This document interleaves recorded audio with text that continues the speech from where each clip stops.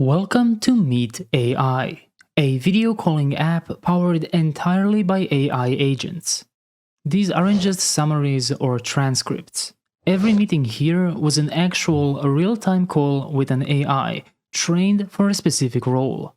Whether it's a language tutor, interview coach, sales assistant, or something completely custom, the AI is there to actively help during the call. To start a new call with an AI agent, I click on the New Meeting button. I'm going to name this one Startup Coaching Call. I'll also create a new agent here called Hustle Coach. And just for fun, in the instructions, I'll tell it to be direct, hype-driven, and a bit over the top, like a founder who just raised a seed round. Once the agent's created, I can select it, and I'm ready to start the meeting. With everything set, I click Create Meeting and land on the new meeting page. Right now, the meeting is scheduled as upcoming, which means I can come back to it later, cancel it, or start the call whenever I'm ready. So I'll go ahead and hit Start. That takes me into a familiar-looking lobby, just like Zoom or Google Meet, where I can check my camera and microphone before joining. Once I enter the call, our new agent, Hustle Coach, shows up right after. This is a live AI, in the meeting with me, responding in real time, powered by Stream Video SDK and OpenAI Real-Time API. Hey Hustle Coach, what makes a good startup idea? All right, listen up. A killer startup idea boils down to three things: massive market potential, a unique value proposition, and scalability. You want a problem that's begging for disruption and a solution that screams innovation. And don't forget, your model needs to scale like wildfire. If you can pitch it in one sentence and it sounds epic, you're onto something hot. Now, go out there and disrupt, disrupt, disrupt. When the call ends, the meeting switches to processing status. Behind the scenes, background jobs kick off automatically, powered by Inngest and Agent Kit. These workflows handle everything: fetching the transcript, summarizing with AI, and saving the results back to the database. When the meeting is done processing, it's marked as completed, and all the content is ready. First, there's the summary, a clean breakdown of what was discussed, organized by topic and timestamp. Next is the transcript. It's fully searchable, and when you search for a word, it highlights every place it appears. The whole call is also recorded and available to replay. And finally, there's a ChatGPT-like interface that actually understands the meeting, powered by Stream Chat SDK. You can ask for specifics, like who asked for advice, and it will give you the answer. Meet AI is a SaaS product, so it runs on a subscription model. Down here, you can see I've hit the limits of the free trial. When I try to create a new meeting, I'm redirected to a page with 3 upgrade options. I'll go ahead and upgrade, and that takes me through a quick checkout powered by Polar. Authentication is powered by BetterAuth, a fully free and open source auth solution built for modern web apps. It handles email login, social providers, session management, and even a seamless integration with Polar, our payment infrastructure. Our app is also fully responsive. Every screen adapts cleanly to mobile.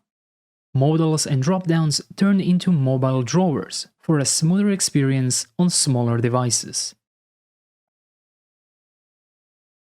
In this course, we won't just write the code. We'll also follow a proper Git workflow throughout the tutorial. Each chapter ends with a new branch and a pull request, reviewed automatically using CodeRabbit AI. Let's quickly go over the tech stack we'll be using. Next.js 15 with React 19 together make our full-stack framework supporting server components and server-side rendering.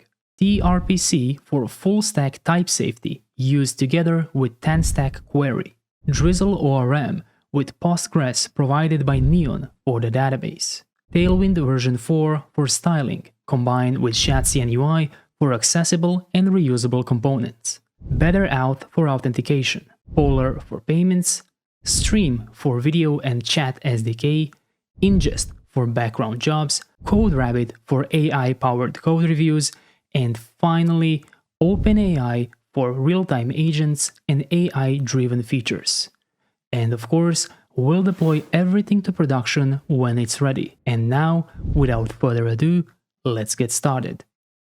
In this chapter, we're going to go ahead and set up our project. This will include configuring Next.js, confirming our environment, installing Shadcn UI, and finally pushing our project to GitHub to introduce some Git workflows. Let's start with Next.js. From their official installation guide, we can find some system requirements. Let's go ahead and confirm that we have the proper Node.js version. Per their instructions, it needs to be at least 18.18 or higher than that. You can go inside of your terminal and run node-v. If you have a lower version or you've gotten an error running this command, you most likely have to reinstall Node.js. You can head to nodejs.org and simply install the latest long-term support version, which is in my case 22.15.1, the exact same I'm using. After that, you can restart your terminal and run the command again to confirm. And while you are there, it's a good idea to also confirm these two commands, npm and npx. These two commands come alongside Node, so you will automatically have them installed, but it's always good to double check. Once you have confirmed those three commands, you are ready to install Next.js. In their automatic installation chapter, they instruct you to use the Create Next app with the latest version. The latest version at the time of me building this tutorial is 15.3.2. So instead of using latest, this is what I'm going to do. npx create next app at 15.3.2. The reason I'm doing this is that you, the viewer, is completely aware of the version that I am using. Because I don't know if you found this video 6 months from now or a year from now. In that case, the latest will be significantly different than the one I am using. So my advice to you, if you want to follow this tutorial exactly as I am, use the exact same versions that I'm using. So I'm going to be using Create Next App at 15.3.2. Let's call our project Meet AI. And now we have to select some options. You can use arrow keys to select between yes or no. For TypeScript, select yes, this is crucial. ESLint is also yes. Tailwind is also yes. Source directory should also be yes. Make sure to change it if no is default. App router, also yes. TurboPack, also yes. And the only option I will leave at no is to customize the import alias. I don't want to customize it, I will leave it the default. Let's wait for the dependencies to install. Once you get the success message, you can go ahead and enter the new directory. Change directory, Meet AI. And inside you can enter ls command, which should list all the files and folders inside. Now that you've done that, before we run the project, let's quickly set up our IDE. In my case, that will be Visual Studio Code. So I'm going to select Open, and I will select the Meet AI repository. If you get a big prompt asking if you want to trust the authors, you can select Yes here. Now let's quickly go inside of package.json and confirm the versions. React 19, Next 15.3.2, TypeScript 5, and Tailwind version 4. Now let's quickly confirm our config files. tsconfig, postcssconfig, nextconfig, and ESLint config. There is no Tailwind config because thanks to Tailwind version 4, we have one less config file, which is absolutely amazing. And also confirm that you have the public folder, confirm that you have the source folder, and inside the app folder with favicon, globals, layout, and page. Once you have confirmed all of that, you are ready to start the app using npm run dev. And you can head to localhost 3000 to see the result.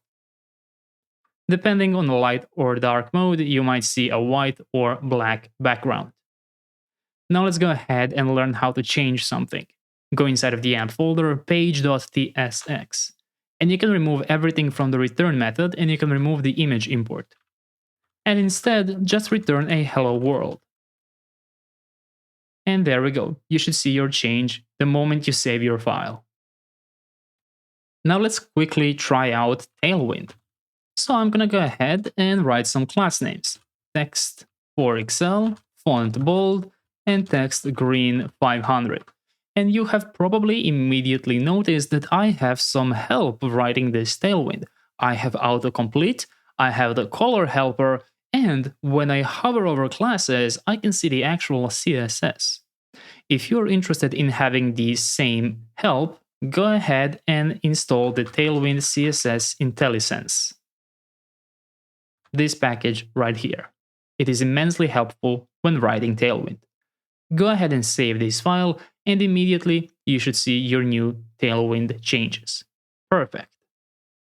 What we have to do next is we have to install Shadcn UI. What is Shadcn UI? So it is a set of beautifully designed, accessible components and a code distribution platform. But it is not a component library. Instead, it is how you build your component library. Let's go ahead and add it to our project to understand a bit better. I'm going to click Installation, Next.js, and instead of using add latest, I'm first going to confirm what is the actual latest version, so you can use the same version as I am. So I will just do -- version here, and there we go, 2.5.0. So npx shadcn add 2.5.0 in it. Make sure you're doing this inside of your project. Go ahead and select neutral for the base color, and go ahead and select -- legacy peer deps as the solution in case some packages fail. Why would any packages fail? Because we are using React 19. React 19 is the latest React version at the time of recording this video, but not all packages have adapted their peer dependencies to support React 19. And while they're still probably working inside of React 19, installing them throws warnings, in some cases errors, which completely break the installation cycle. So you have to override them by using either -- force or -- legacy peer deps.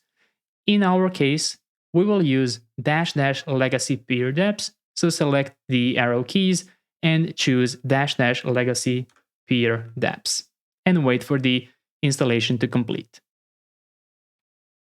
Once the installation is completed, you will be able to go back to your project, and you will notice some new files here. If you're wondering exactly which files are new, you can click in on this little source control icon, and you will see everything that has changed. So some of this was changed by us. For example, this page, which now only displays hello world. So obviously we are not interested in this, but we are interested in the new utils file, which seems to have added a new function called cn, which is actually short for class name or class names, which we will be using to safely merge, combine, and dynamically add Tailwind classes. It's gonna come in very, very handy. So that's one of the files that our Shadcn init command has added. Another thing it has modified is our globals.css.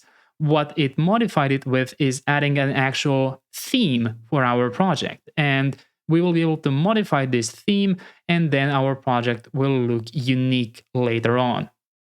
And it also installed a couple of packages like class variance authority, CLSX, Lucid React, Tailwind merge, and I believe one more, Tailwind animate CSS. Everything else was already here, but it might have moved position like next. You can see the next version didn't change, it just moved the position, so don't worry, the next version was not modified.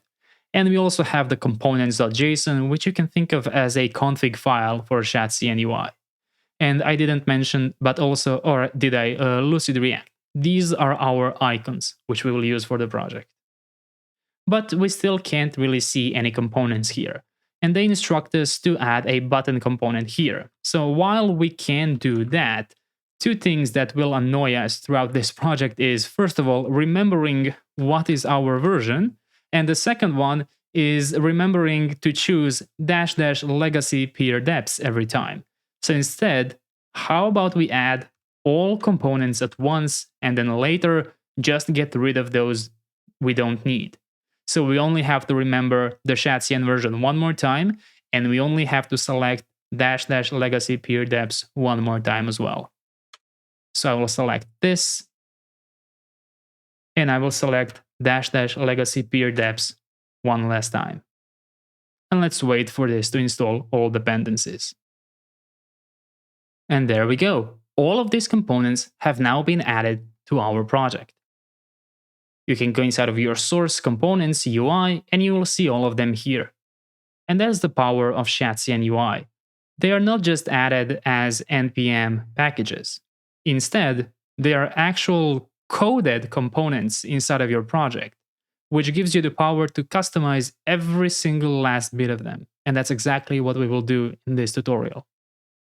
So let's go and try one component out. Let's go inside of the app folder, page. Instead of returning a div, let's return a button from components UI button. In case it's your first time seeing the @ sign, it's basically an alias, which makes it easier for us instead of doing this all the time. So basically the alias sign moves the import to source, if that makes sense. You will see it will make more sense later as we work with the project. And now let's go ahead and add click me inside.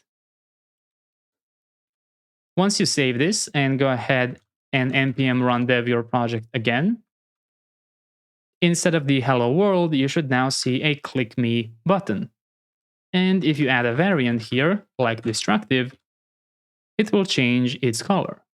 But the cool thing is, if you click Command or Control and click on the button to enter it, or of course manually go inside of source components UI button, you will be able to add or change any variant. For example, after link, make sure you have a comma and add custom.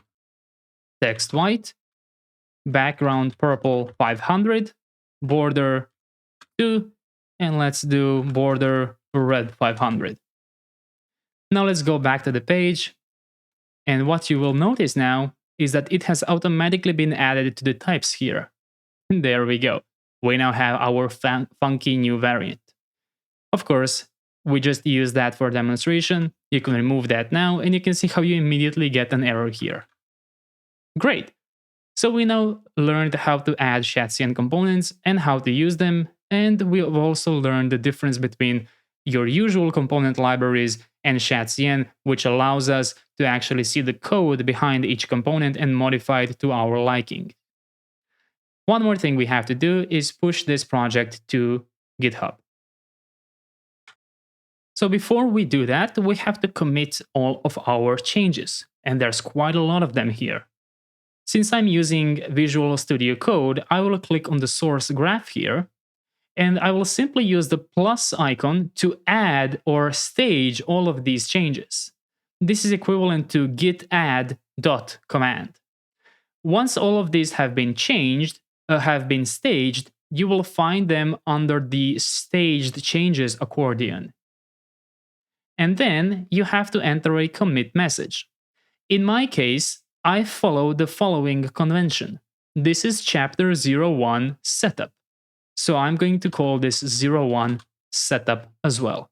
And I will simply click commit. That's it. I'm not going to touch anything else. We still haven't pushed this to GitHub, but now we are ready to do so. So go ahead and click create new repository, and you will see this screen. I'm going to call this Meet AI, and I will select it to private. And I will create a repository. After that, I'm going to go ahead and select the second option, which is push an existing repository from the command line. So just copy these 3 lines here, go inside of your terminal, you can shut down the app. You shouldn't have any numbers here or anything because nor should you have any numbers here. Basically, it should all be committed, and just paste those 3 lines. And once you've done that, refresh, and there we go. Your project is now on GitHub and you're ready to follow the proper Git workflows, and you can create pull requests, branches, everything. Perfect. You can go ahead and check inside of your source, app, page, and inside of here you should have a button with Click Me. Perfect. So I think that wraps up our setup chapter. We have set up Next.js, we confirmed our environment, we installed Shadcn UI, and we pushed our project to GitHub. Amazing job, and see you in the next chapter. In this chapter, we're going to go ahead and set up a database and an ORM for our project. Let's get started and let's obtain a Postgres database using Neon. You can visit neon.tech or you can use the link in the description to let them know you came from this video. Let's go ahead to the Neon homepage and let's quickly create or log in using Google. After you are inside of your dashboard, you will be able to create a new project. I'm going to call this one Meet AI, and I will set the database name to Meet AI as well. Once I create the project, I can click on the Connect button, and this will help me obtain my database URL connection string. Once you've obtained that, go inside of your project and create a new .environment file in the root of your application. Go ahead and create a database URL, and inside of the quotes, simply paste the copied snippet. It goes without saying that you should never share this with anyone. All environment variables that I will be using are for this tutorial, and it will be removed after this tutorial. You, however, should not share this with anyone. Make sure you didn't misspell database URL here, and also do one more thing. Confirm that your .environment file is a little grayed out. That means that it's added to git ignore and that you will not be able to accidentally commit it. Great. After you've added the database URL, it is time for us to set up our Drizzle ORM. So let's go to orm.drizzle.team or use the link in the description to let them know you came from this video. So let's go to Drizzle ORM here. Let's click Get Started, New Database Neon. And now what we're going to do is we're going to install some packages. What I've prepared here is the versions, right? So what we're going to do is we're going to prepare, and without pressing enter, we're just going to go ahead and get the latest versions of each one. Just in case you're watching into the future, you will know what versions I'm using. So Drizzle ORM 0.43.1, Neon Database Serverless is 1.1.1, and my .environment is 16.5.0. And I will also add --legacy -peer -deps. So this is all in one line, and this will basically help me avoid those errors which I was talking about regarding peer dependencies. Please use this line, otherwise you will get an error. If you get an error, no worries, just try again and add --legacy peer deps. After you run this command, you should have 3 new packages. Let's go inside of a package JSON. We can check here as well. Neon Database Serverless, .environment, and Drizzle ORM. There we go. So Neon Database Serverless is version 1.0, .environment 16.5, and Drizzle ORM 0.43.1. Perfect. Now let's add Drizzle Kit and TSX as our dev dependencies. So the Drizzle Kit version I will be using is 0.31.1. 4.1. And the TSX version I will be using is 4.19.4. And let's add legacy peer deps here as well. This will add these two packages right here in the dev dependencies. We now have Drizzle Kit and TSX. Great. Now we can close all of these. I mean, you didn't even have them open, but I will close them. We've already established step 2, adding the connection variable, so we can go immediately to step 3. I'm going to copy this snippet here, and I will go inside of source, database folder, and inside an index ts. Let's paste this inside, and I'm going to change this to double quotes, and I will add an exclamation point here at the end, and I will do export const database. One thing I want you to double check is go inside of your .environment, copy this key, and paste it here, because you would be surprised how easy it is to misspell this. And no errors will be thrown if you, for example, put an I here instead of an L. It just won't work. So what I recommend is just copy it from here and then paste it here. There we go. And add an exclamation point to get rid of the error. Great. Now let's go ahead and do the following thing. So in here, we are okay with using Neon HTTP. If you need a synchronous connection, you can use the Neon database serverless. We have it installed, so if you want to, you can do it like this as well. Great. So now what I want to do is I want to create a table. And we can do this exactly. So I'm just going to copy whatever they did. Source database schema.ts. Let's go inside of schema.ts. There we go. And this really doesn't matter because we will remove it later. But for now, yeah, let's use integer, pg table, and varchar here. And for the ID, it will be generated always as identity here. This will be unique. And these will be integers, and these will be varchars with a fixed length.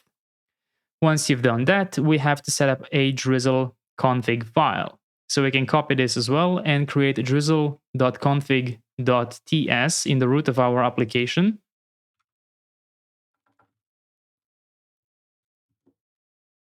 There we go. I'm going to go ahead and just modify these two double quotes. I love using double quotes. There we go. And let's just confirm that this is correct. So my auth will be /drizzle. My schema is at source database schema ts. Let's double check source database schema ts. My dialect is Postgres, and my database credentials are correct. Once again, just double check database URL and just add it here. Make sure you have the Drizzle config outside of any folders here. Great. And now what you have to do is you have to apply the changes to the database. The easiest way to do that is by using npx drizzle kit push. Alternatively, there are more advanced methods such as generating the actual migrations and then applying the migrations. But since we are not working in a team, we are working solo, this is just a tutorial, we're going to keep it simple and we will directly push our changes to the database. So let's go ahead and clear this and let's just do a comparison. So if you go inside of your Neon now and go inside of your tables here, you will see that for the Meet AI, there are 0 tables in the public schema. But if I do npx drizzle kit push right here, you can see that it pulled the schema from the database and it applied the changes. So if I try refreshing now, I have the users. The user has an ID, name, age, and email. There we go. Perfect. So we've added Drizzle ORM, we've added the schema, we pushed the schema, and we verified the changes in Neon. But one thing that we didn't do is verify changes in Drizzle Studio. So let's go ahead and do that now. Using a similar command, npx drizzle-kit, instead of push, you can type studio. And in here, you can click on local.drizzle.studio. So you have two options. You can either locally use the Drizzle Studio like this, or you can use them in the Neon console. There we go. So these are in sync. They are the same studio. Amazing, right? And now what I want to do is create some scripts just to help us in the future. So let's go inside of package.json here. And let's go ahead and add database push. And let's map that to drizzle-kit push. And database studio will be drizzle-kit studio. So now, instead of doing npx, I don't have to do that anymore because Drizzle Kit is a part of our dev dependencies here. So instead, I can do npm run database studio like this. It's going to be more generic. So later on, if for any reason you replace your database, you can keep the command that you can keep the familiarity with your command, right? And we are also not going to have to remember this command anymore, npx drizzle kit studio. We can just use our database push, then database studio, like that. Excellent. So I believe that is it. We have verified the changes in the studio. Now what we have to do is create, review, and merge this pull request. Let's go inside of our source control here. And under the changes, let's click the big plus button. And this will mark them as staged changes. And this is 02 database, I believe it is. So I will press commit. And since we have already connected with GitHub this time, what we can do is we can check out to a new branch. And I'm going to call this 02 database. There we go. So I have committed, but I'm in a new database because I didn't push yet. In case you already pushed, no worries, okay? We are just learning the Git workflow here. You can do the branch process in another chapter. It's completely fine, no worries. But if you didn't push, you can create the new branch using the IDE just like I did, and I will just click Publish Branch. That's it. And now my branch will be published. So I'm going to go inside of GitHub repository and see what happens. Inside of my GitHub repository, you can see that I have a new branch with recent pushes here. So I will click compare and pull request. But just in case you don't have this, you can go inside of pull requests manually, click on new pull request, keep the main as base, and select your new branch here, just in case you want to do it manually, and then click create pull request. And I'm going to now click create pull request.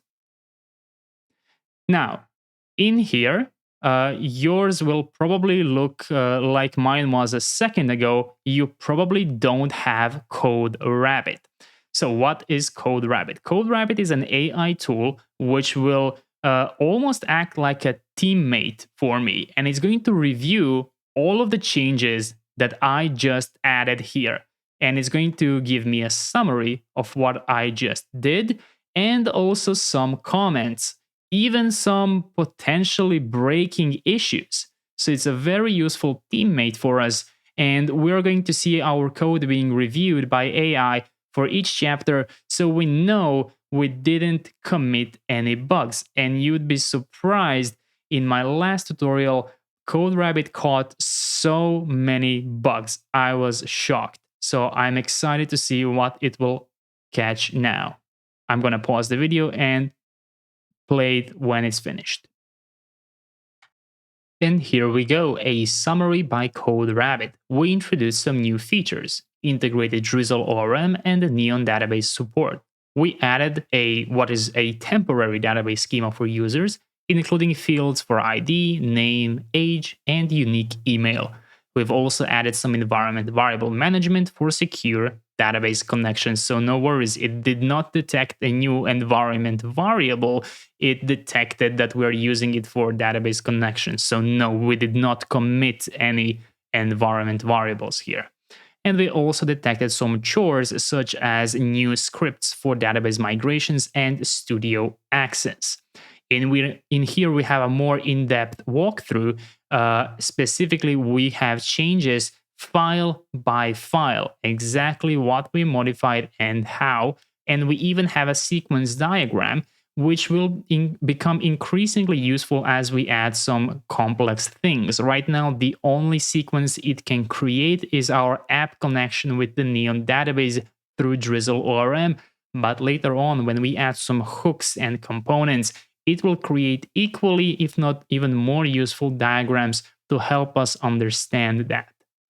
And in here, we have some actionable comments. As you can see here, it recommends adding an environment variable validation for database URL. Basically, inside of our, let me see, index here, we put an exclamation point here because we just know that the database URL will exist. But CodeRabbit recommends doing an if clause and throwing an error if it's not set, and then we can use it without the exclamation point. It also recommends using the Neon database serverless driver. So in our case, I'm fine the way it is. I'm always open to suggestions like this one, but this is how I initially built the project, and I didn't have any problems whatsoever. And I think it's okay because if we are missing the database URL, nothing is going to work either way, so we don't have to put an explicit if clause for that. And as per database, Neon database serverless, well, using the Drizzle, configuration here, we can see it's fine to use Neon HTTP. Serverless is if we want a synchronous connection, more specifically if we want to use WebSockets. But it's completely fine to use Neon HTTP for this tutorial. Let's see what else it gave advice for. So in here, I think it's the same thing. It's recommending an if check for the database URL. Of course, a good suggestion, but as I said, if this is missing, everything will break anyway. And here's an interesting thing. So it actually detected that some issues were opened in Drizzle or Drizzle Kit where they had a mismatch between Drizzle Kit and Drizzle ORM. So our Drizzle Kit version is 0.31 and our Drizzle ORM is 0.43. So it's telling us to be careful here, but it's completely fine. They don't have to match exactly. Perhaps that was an issue previously in some previous versions, but it's completely fine. You can see it's working with no problems whatsoever. Great, so I'm ready to merge my pull request. We got a very good review, and this is how we are going to review our code every time. Great. So once you have merged this, you will see this says merged, and you can now go back to your code and you can change your branch back to main like this, and you can press this and click OK, and it should synchronize your branch with main. And when you look at your graph here, you will see that we had our 01 setup commit, and then we branched out into a new version, into a new branch, and then we merged that pull request back here. So it's important that next to your main branch here, you don't see any numbers. You can click this button as much as you want. It will simply resynchronize. So make sure you don't have any weird numbers here or any numbers here. Make sure your graph looks like this. And that means that you are ready to go on to the next chapter. Amazing. So if you want to have code reviews like this, you can visit coderabbit.ai or use the link in the description if you want to let them know you came from this video. I highly, highly recommend this, especially if you're working solo and have no one to review your code. There we go. So let's go ahead and wrap this up and see you in the next chapter. In this chapter, we're going to go ahead and create our authentication setup. We're going to be doing that using Better Auth. We're going to configure the new auth schema. We're going to push those changes to Neon database, and we will create a very basic temporary UI, which will allow us to create a new user. And we will finally create, review, and merge the pull request for this chapter.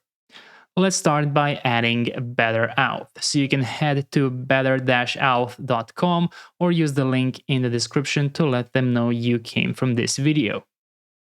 So we're going to go ahead and click Get Started right here. And if you want to read more about Better Auth, you can read it here. It's an absolutely amazing library. I have not seen a library as good as this in a while. So I'm going to go inside of the installation tab here, and we're going to do npm install Better Auth. And just for this project's longevity's sake, I will use an exact version 1.2.8, like this. And let's see, I forgot to add -- legacy peer deps, so of course we get an error. So let's repeat this, but let's add -- legacy peer deps. And let me confirm that this was the correct version, 1.2.8. It is. There we go. So when I add -- legacy peer deps, we have no error whatsoever. Great. Now let's go ahead and let's add the Better Auth secret environment variable here. So I'm going to add this, and you can add whatever you want inside, or you can use the button generate secret here and just copy whatever is here. It really doesn't matter, but it must not be empty. You need to write something inside. For production, obviously, it would be a good idea that it's something the length of this, rather than just, secret.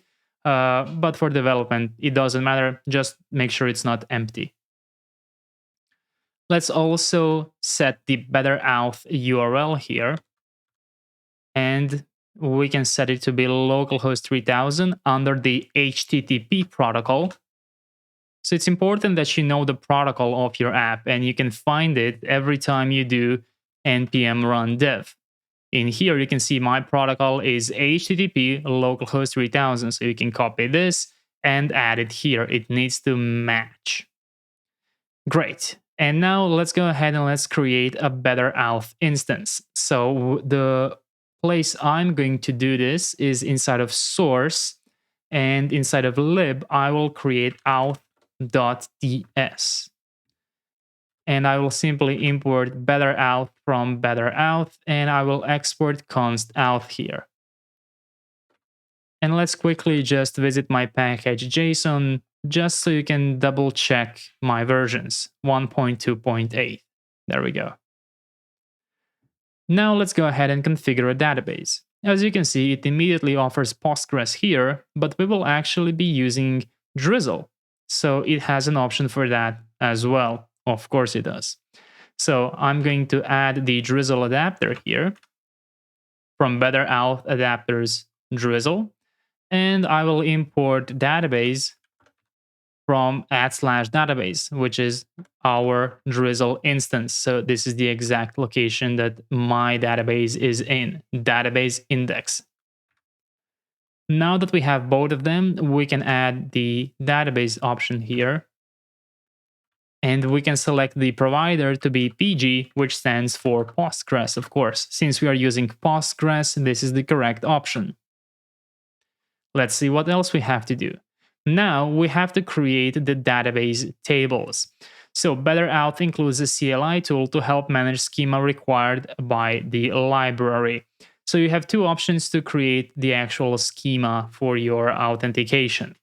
If you want to, you can use npx Better Auth CLI generate, or you can manually create it by going inside of the database section here, and you will see every single database item that we have.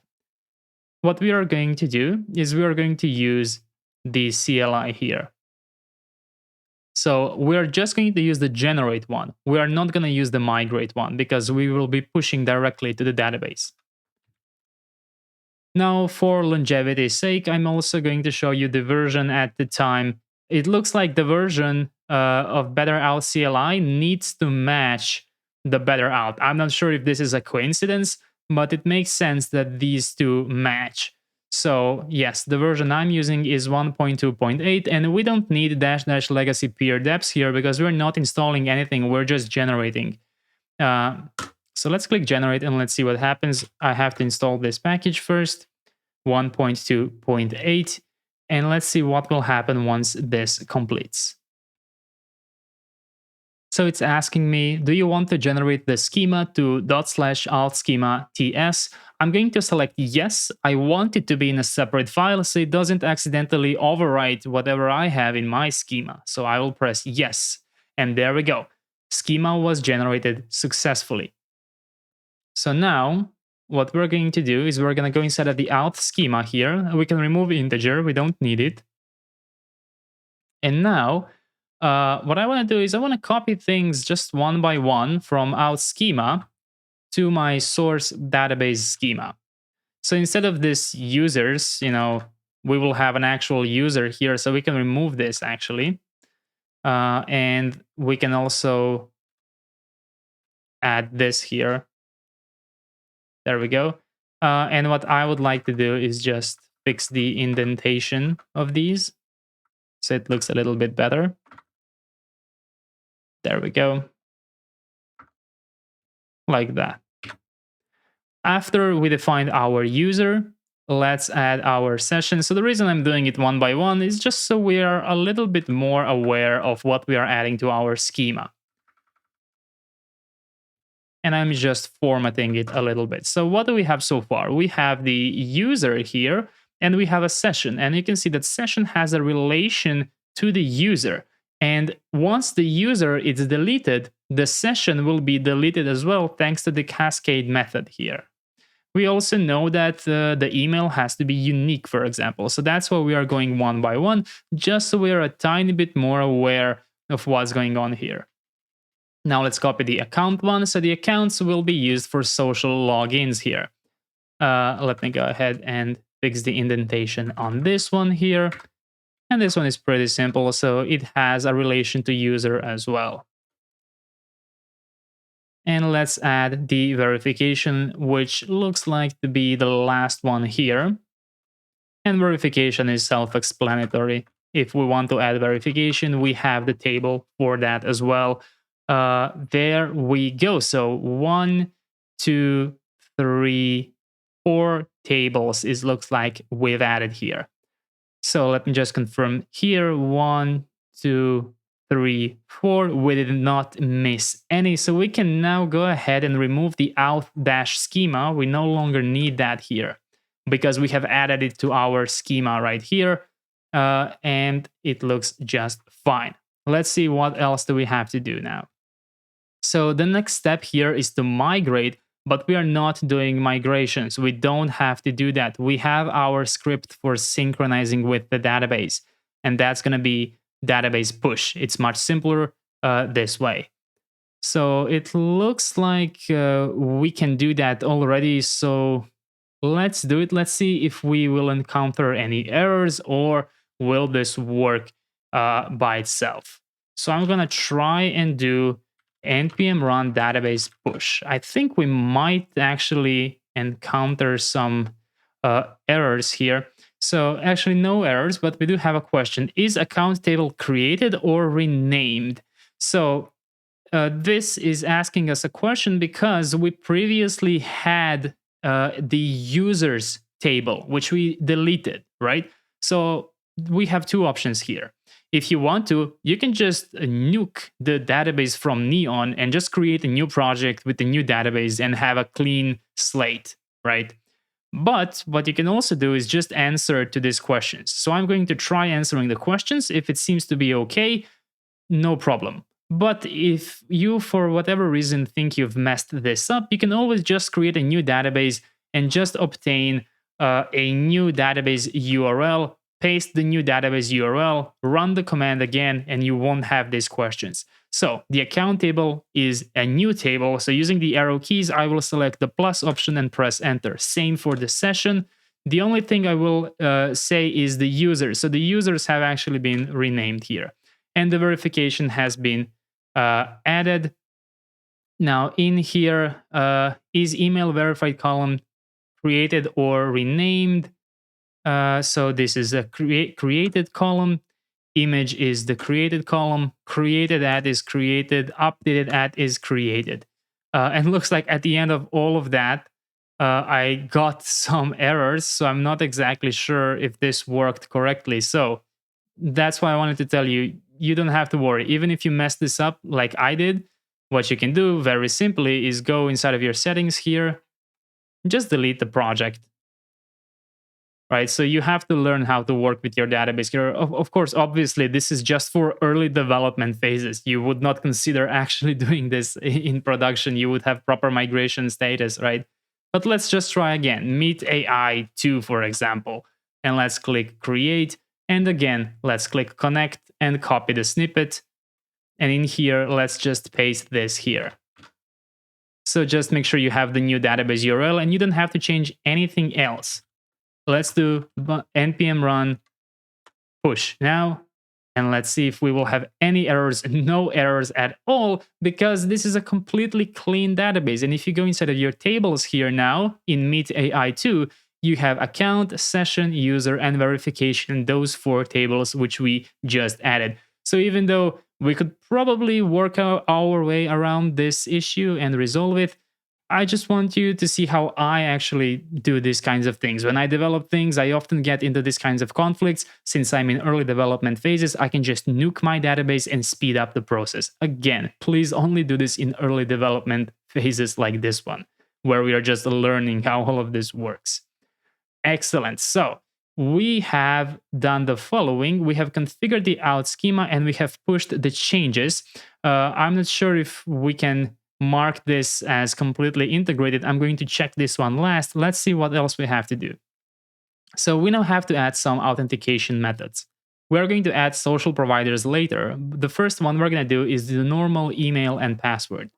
So let's go inside of the auth here, and let's add email and password enabled true. And just like that, we have enabled normal email and password. But besides that, you have passkey, username, magic link. You have so many different ways of authenticating here. And that's only what they provide you with. There's also the community plugins. So it's absolutely insane. Now what we have to do is we have to go inside of app folder, API, auth. So let's quickly go ahead and do that. Source app folder, let's create a new one called API. And inside of square brackets, auth. So we are following instructions exactly as they say, which I've messed up, my apologies. Auth without square brackets. And then inside of square brackets, 3 dots, all. So this is kind of a catch-all route. And then finally inside of that, a reserved file name in Next.js route.ts, which represents an API. So we can then copy this and paste it inside. So we are registering our auth client here to post and get route for our localhost 3000 /API/auth, and then whatever comes after it. This is like a catch-all universal route. Excellent. So now that we have that, we also have to create the client instance. So let's go inside of our lib here. The same way we created auth, we will now do auth-client.ts like this. And we can just copy this entire thing here and paste it. So the base URL of the server, you can see it says optional if you're using the same domain. So you actually don't need this at all, because we are on the same domain. And finally, you now have you can now, my apologies. No, I thought that this was an example, but they are showing you that you can also export individual methods and hooks from create auth client instead of exporting the entire auth client. But I'm fine with this way. And there we go. So that's it. You're now ready to use better auth in your application. Continue to basic usage to learn how to use the auth instance to sign in users. So let's go inside of the basic usage here. And what we're going to do is inside of page.tsx here, we will just create a very simple form here. So I'm going to mark this as use client so I can make it reactive and add some hooks here. And I'm going to add email, set email, use state. And then I will do the same thing for name, set name, and password, set password. Obviously, this is not how we will build forms, but what we are doing now is just a very, very basic confirmation that our better out has been integrated properly. So what I'm going to do here is just a div, and then I'm going to add an input from components UI input, which we have because we added all components from Shadcn UI. I'm going to give this a placeholder of name. This one will be email. This one will be password with a type of password. And I will just go ahead and give this one a value of name, and on change event target value. And I will just copy these and add them down here. There we go. Oops, I completely forgot to actually wrap this. So this will be set name. This will be set email. This will be set password. The value here will be email, and the value here will be password. I will just collapse this so you can see better. Okay, I just collapsed these elements so you can see them better. And let's go ahead and try it out. All we need is a button here, which will say create user.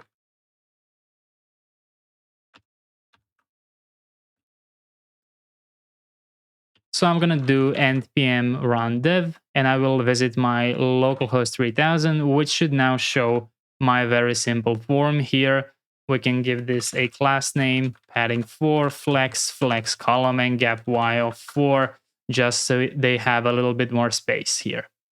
And what I will focus on here is my network tab. I want to see what's going on here as well. So what we want to do now is we want to learn how to use better out here. So let's import out client in here. And let's use the out client in our onSubmit method here. So what I'm going to do is call out client dot sign in. And let's see if is that the correct one. My apologies. It is sign up dot email.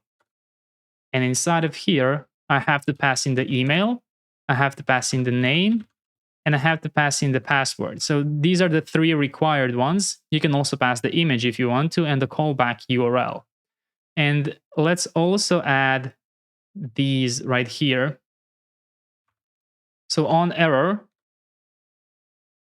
let's do window alert, something went wrong. On success, window alert, success. Just so we are aware of what's going on. Great. So now that we have this, let's go ahead and try submitting. So const on click on submit. So I think by default, we should get an error here just by clicking this. Let me try. There we go. Something went wrong. Obviously, we get an error because we have an invalid email because the email was not passed at all. So I'm going to set my name to be Antonio, my email to be Antonio at demo.com, and let's use the password to be password. One hint, your password needs to be, I think, at least 8 characters. Otherwise, it will throw an error. So if I just do 1, 2, 3 and click create user, again, we have an error here. Password is too short. So try 1, 2, 3, 4, 5, 6, 7, 8. And let's see. Again, something went wrong. Let's see what exactly it is. There we go. So this one wasn't exactly clear from the return here from the network tab.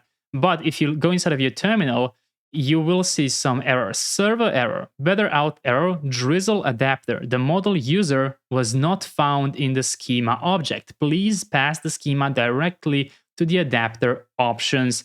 So this is what I was waiting for because I knew that my auth configuration looked a little bit different. So I was waiting for the reason why. And it looks like because we need to add our entire schema. So let's import asterisk as schema here from @database schema.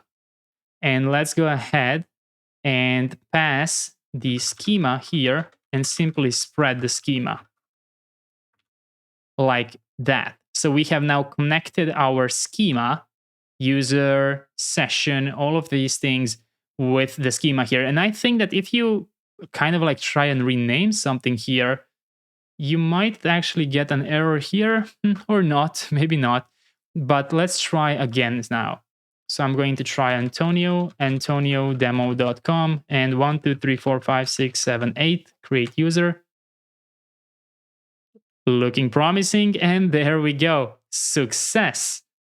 200. And we can now go inside of our Neon console here, refresh this, and go inside of user, and there we go. You can see the actual user. So Antonio demo.com. You can see when we are created. You can see the matching account with the credential provider ID because we didn't use the social login, we used credentials. And you can also see the active session because we are automatically logged in actually. And the verification doesn't exist because we didn't add anything regarding verification. But yes, this is the part that was missing, adding our schema here. And one more thing I want to check here is there a nice way to maybe display that we are logged in? Let's say, can I check? Let's actually try and follow the documentation here. So this is sign in. Okay, that works just fine. Social sign on. How do I actually see the session? That's what I'm using. There we go. The session. So I'm just going to go ahead and add this here from auth client.use session. All that I care about is the data, which remaps to session here. So what I'm going to do is I'm going to check if I have a session. We're going to return a div here with a class name, flex column padding 4 and gap y of 4, and I will add a paragraph logged in as session.user.name like this. And let's add a button here, sign out, on click, and I think we can just do auth client sign out here like this. There we go. You can see that initially it shows the register. That's because this is an actual fetch request, so it's loading for some time. You can of course extract is pending here if you want to handle that, but this is just for demo. And when I click sign out, there we go. And the cool thing now is that if I try registering again, I will get thrown an error because this email is already taken. User already exists. Perfect. So the only thing that's missing here is a way to log in. So let's quickly add this as well. Just for fun, let's do it.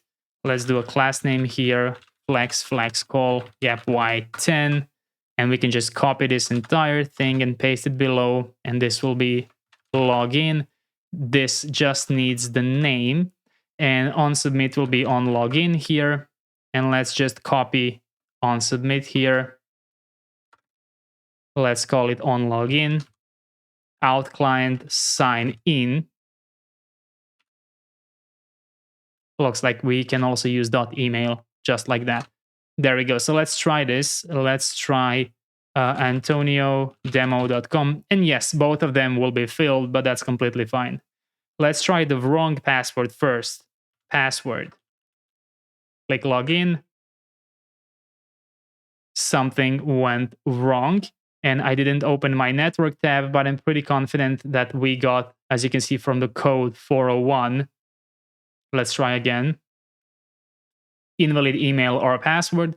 Now let's try actual password here. Actually, 1, 2, 3, 4, 5, 6, 7, 8. Let's try logging in. And success. There we go. Logged in as Antonio.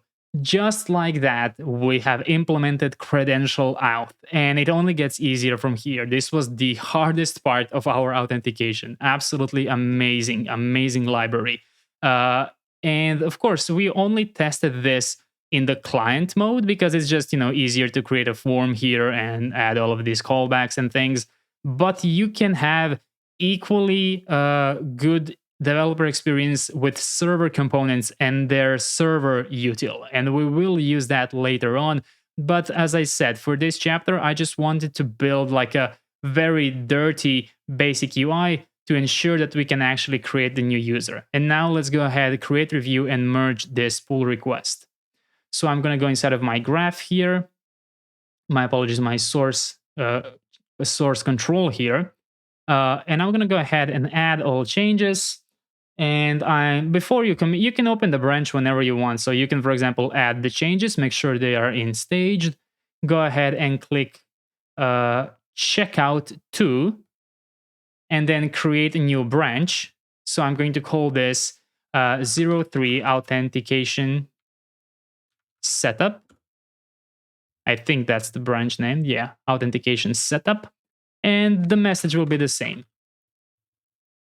You can see your branch is down here. You can click commit here and you can publish your branch, as simple as that. So your branch is now available for review. Let's go ahead and click compare and pull request. And let's create a pull request. And in a couple of seconds, we will see the review by CodeRabbit. And here we have the summary. So, new features. We have introduced a complete authentication system with user sign up, login, and sign out capabilities. We have added a user interface for authentication, including forms for registration and login, as well as conditional rendering based on the authentication status. A new API endpoint to handle authentication requests, and we have expanded the database schema, and of course, the new authentication library dependency. In here, we have a more in-depth walkthrough, as well as file-by-file change, and a sequence diagram explaining how our current form actually works. So you can see here that when we fill up the sign up or sign in form, we call the sign up or login method, which actually reaches the API auth all route, which then handles the auth request. And then using to the database, it validates or stores the user, session, and account entities. And then it equally returns that state back to the user and the UI. Of course, it left a ton of comments in regards to our form, because that is just a temporary form which is missing a ton of things. So naturally, all of these recommendations are correct, but no point in resolving them because we will be deleting that entire component in place of a proper one here. But if you're interested, you can pause and read just to see how this AI bot actually works, because it is quite impressive, as well as the suggestions it gives you. Excellent. And it actually refactors like your entire component, but we will be doing that later, so no need to accept this. In here, it adds some suggestions for our schema. And regardless if this is more correct or not, I don't want to change anything because I want this to be strictly compatible with Better Auth. I don't want to, accidentally mess it up. Great. So in here, it marked a potential issue. Sensitive credentials stored as plain text. I think that is a confusion because this is called text. That doesn't mean that what's stored inside is not encrypted, right? It is just a text type. This is true. It could be a varchar with a token limit, but I think they do exactly that. They encrypt it, but they just store it under a text type from Drizzle. All of these other suggestions are semantic or new syntax here. So I'm going to go ahead and merge this pull request because I am satisfied with this result. Excellent. Once you have merged this, go back to your IDE here and switch to your main branch. So you just have to find the origin main, and then just go ahead and click this and fetch origin here. And that should resynchronize everything here. When you go to your graph, there we go. You can see that We have added the database in the previous one, and in this one, we added the authentication setup and everything regarding authentication. Let me just close package lock so you can see the actual code, like our session and our form, and we just merged that into main. You can, of course, go inside of your app page to confirm that you can see the code in here. Excellent. So that's it. We just merged our code. You can always try this multiple times in case you think it's not synchronized for whatever reason. And that's it. Let's go ahead and mark this as completed. Amazing job, and see you in the next chapter. In this chapter, we're going to develop the UI for our authentication. This will include the auth pages, auth layout, auth module, and finally the auth views or components. Let's go ahead and let's do one thing first. So right now, if you take a look at our package JSON, in here you can see the --turbopack option. And when you run your app, you will see the turbopack here and you will see turbopack right here. What I want you to do is to remove turbopack. That is because I found an issue with the layouts, which is something that we will be learning in this chapter. And that issue simply makes it a bit harder to demonstrate what I want to teach you in this chapter. So for now, go ahead and remove that and save package JSON, and then go ahead and do npm run dev again. If you will know that you've done it correctly when you no longer see turbopack as opposed to seeing it right here. So just go ahead and do that. That is the first thing we have to do. The next thing we are going to do is create our first route. So let's go inside of source app folder and let's do sign-in, and inside a page tsx file. Let's go ahead and do an export default and let's simply return sign-in page. Two things you have to know here. Page is a reserved file name. If you've named it something other than page, Next.js will not recognize this as a route. The second important thing is to always do a default export in that reserved page file name. Otherwise, Next.js will not be able to find the component it needs for routing.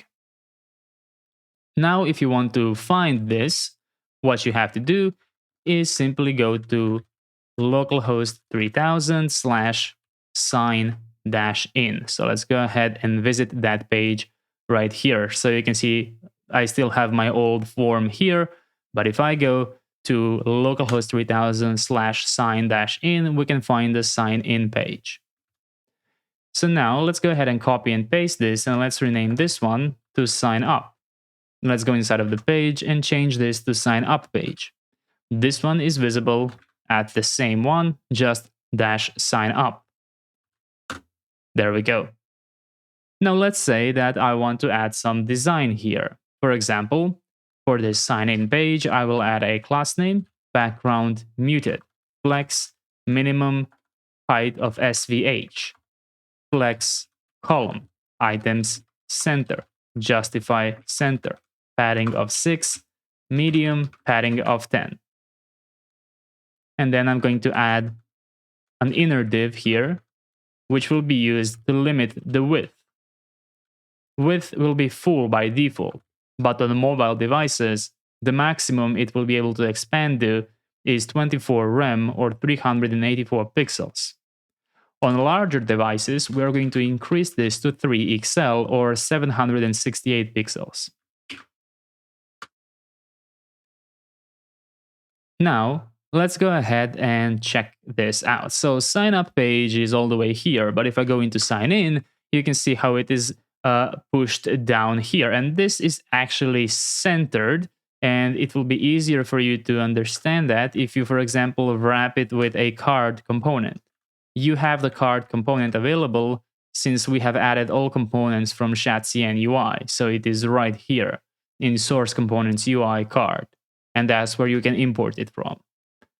So now it makes more sense. This is definitely a centered component. What I want you to do now is go inside of sign up page here and simply add the same card without anything else. So just the card. So now you can see a clear difference between sign in and sign up pages. They have different backgrounds and they have different positions. But since we know that we want the exact same style for both of these routes, there should be a way to reuse this layout, and there is. Let's learn that by creating a new folder called Auth. Let's go ahead and select both sign in and sign up, and let's drag and drop them inside. If you are asked to update the imports, you can select yes. Now, first thing you will notice is that our page has turned into a 404. That's because it is no longer available at /signin. Now it needs auth sign in. That's how you create nested routes. There we go. And same thing is true for sign up. But what we've unlocked now is a parent folder. Parent folder can now have a layout file. Layout is a reserved file name, just like page, and it behaves pretty similar. It needs to have a default export. The name of the component does not matter. But what does matter is that you always return the children from here. Children are a type of React node. Let's go ahead and destructure them from here. And let's render them inside of this empty div. So right now, not much will change. Sign up still looks like this, and sign in still looks like this. But what I want to do is I want to go inside of sign in here, and I want to copy these two divs. And I will instead put it here in the layout. And I will add an additional closing div here, and I will indent the children. And now I'm going to go inside of the sign in page, and I will remove everything besides the card here. So my sign in page and my sign up page now look identical besides the text inside of them. And in my layout, I have now added the class names. And what happens now? The sign in looks exactly the same, and the sign up also looks the same. Sign up has now gotten those styles that it didn't previously have. So that's the power of layout files. Layout files are reusable, layouts that you can use. And this will apply to every route that I create inside of the auth folder. That's why we needed a parent folder. But you are probably wondering, what if you just want to have an organizational folder, right? Because while this is cool, it also extended our URL, right? We now have to visit using /auth here. What if I want to go back to this? Do I have to write the layout file individually in each page as I did before? No, you don't. What you can do is use something called route groups. Go ahead and rename this into auth in parentheses. If it asks you to update the imports, you can select yes. What this will do is it will mark this as an auth, as a route group, which means that your routes are now officially accessible back through its original URL. You can see that the current one is 404, but if I go back to my old ones, there we go. Now I have a much cleaner URL, but I also preserved the ability to create a unique layout file for that group of routes. So this basically tells the Next.js router, do not include this in the URL. That doesn't mean don't include this folder in routing. It simply means this specific folder, it's just a grouping folder, right? This will not be a part of the URL. This will be a part of the URL. And you can nest these kinds of things as deep as you want. They won't stop working, right? Whenever you have something in parentheses inside of the app folder, it will be excluded from the URL. But that does not mean excluded from routing. That's important to understand. Great. So now that we have this set up and we have learned about the layout and how we can use it, how about we go and create the actual module? So let's go inside of the source, make sure you are in the source, and create modules. And inside of here, create the auth module. And in here, I'm going to keep everything auth related. Let's start with our UI. In here, we are going to have views. So modules auth UI views. Go ahead and create sign in view.tsx, just like this. This is a component, so it does not need to have a default export. We can just do sign in view. and return sign in view like this. Or let's be a bit more specific. Let's return a card from components UI card.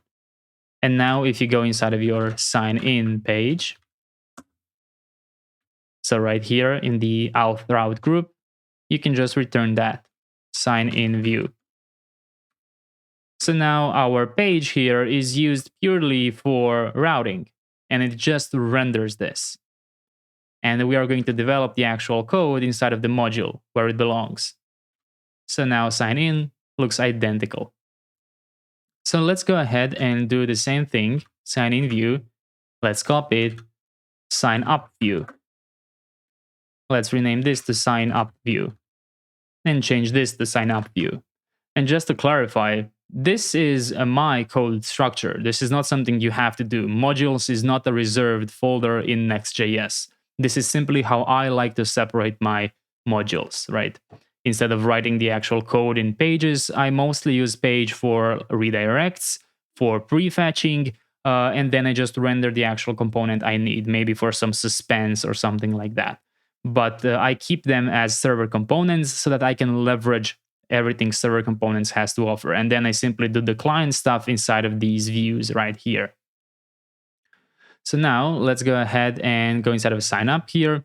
And let's do the same thing here. So sign in view. My apologies, sign up view. Remove the unused imports, and you can remove these comments. We now know how to access these routes, right? And now, before we move on, I just want to go quickly back inside of these views, and into both of them, go ahead and add use client at the top. So sign up view and sign in view. Both of them should have use client at the top. And what I want you to do is add a console log, sign up view, and go inside of sign in and add sign in view. And then go inside of these pages here.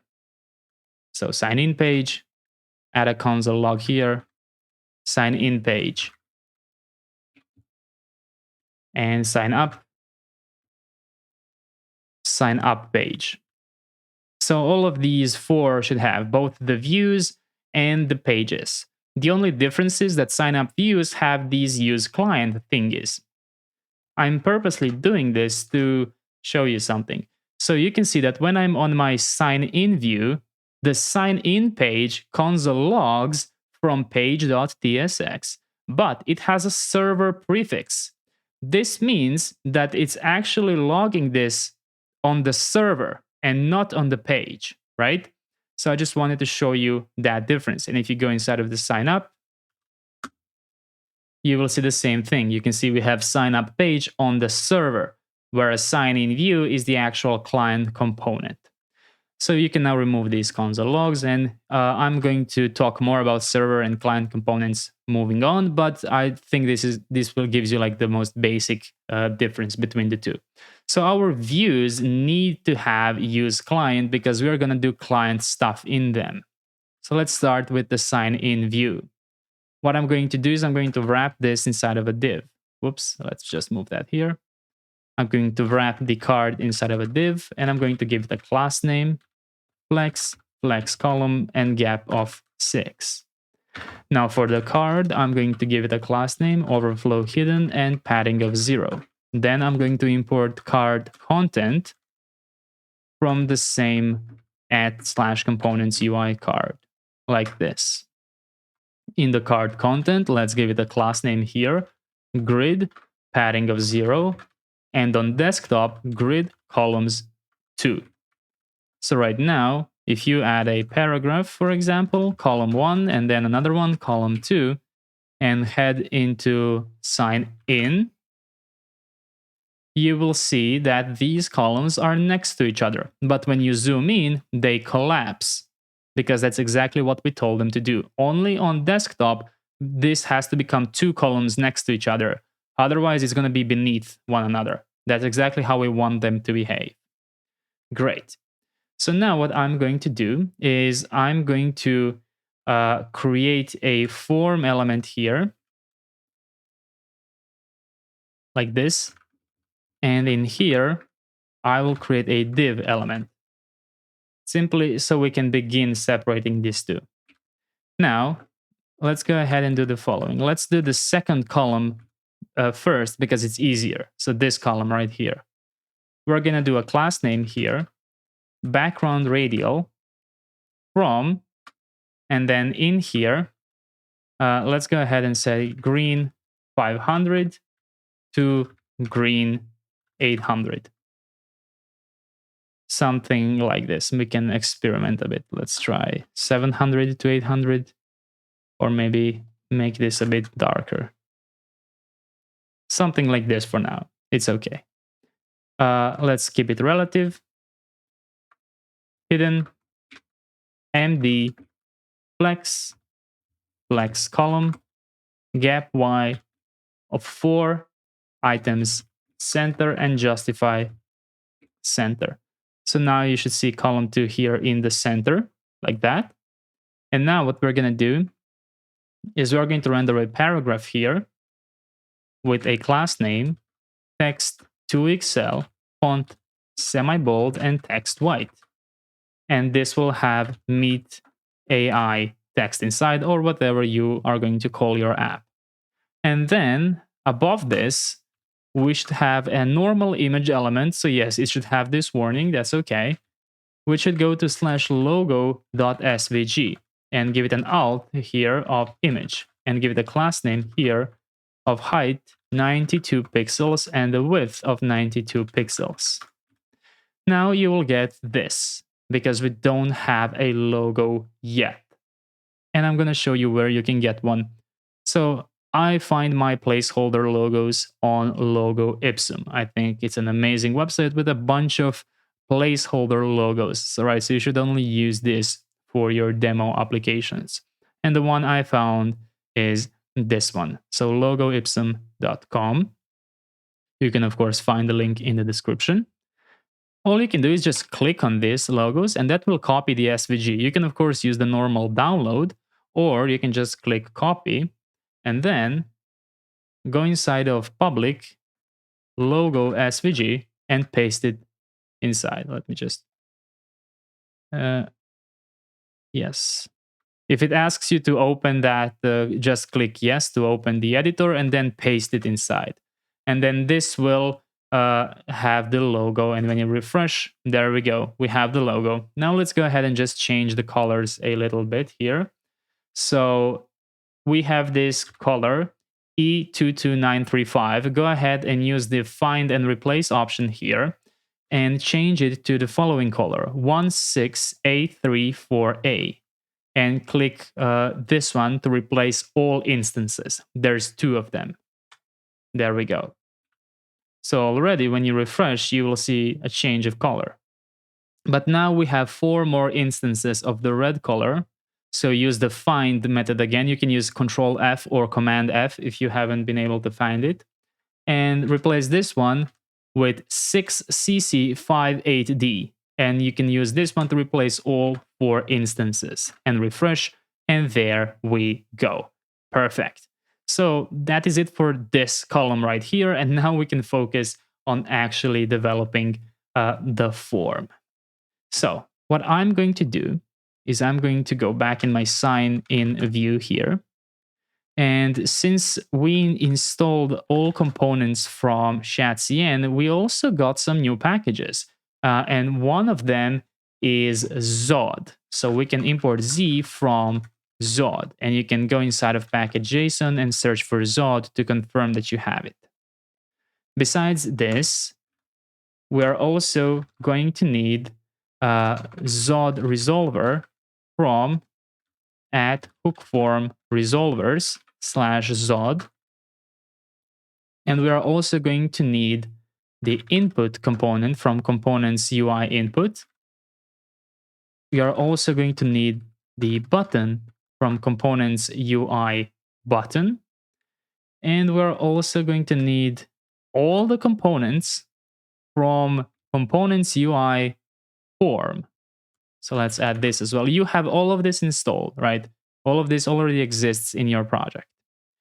don't confuse this @sign with this @sign. So this is the name of the npm package, and this is the name of our alias. That's why I add space between imports to separate my npm imports versus my local imports.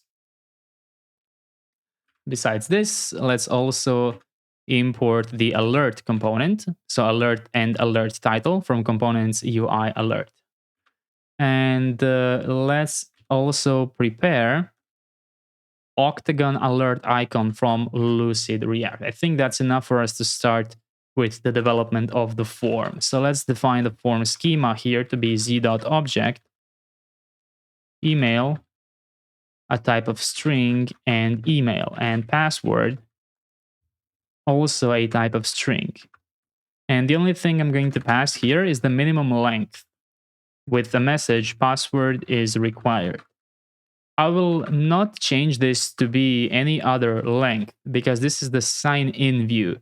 So it really does not matter what length I put here, right? The length matters for the registration, but I don't think you should ever enforce the length on the sign-in view because what if you change your requirement later on and you have a bunch of users who no longer meet the requirement? You will prevent them from logging in. So it only makes sense to enforce that on registration.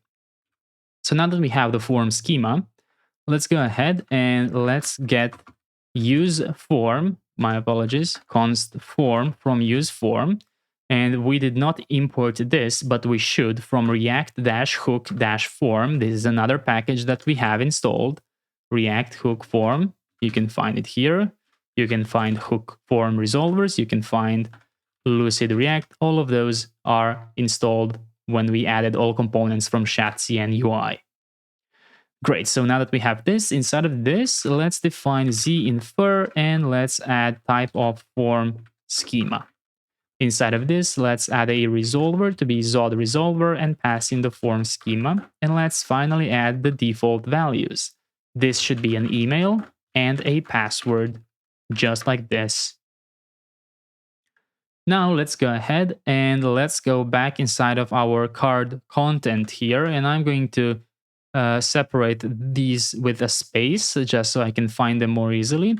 And let's actually add our form with a capital F to wrap our native form element. So this form with a capital F is the import from Shadcn UI.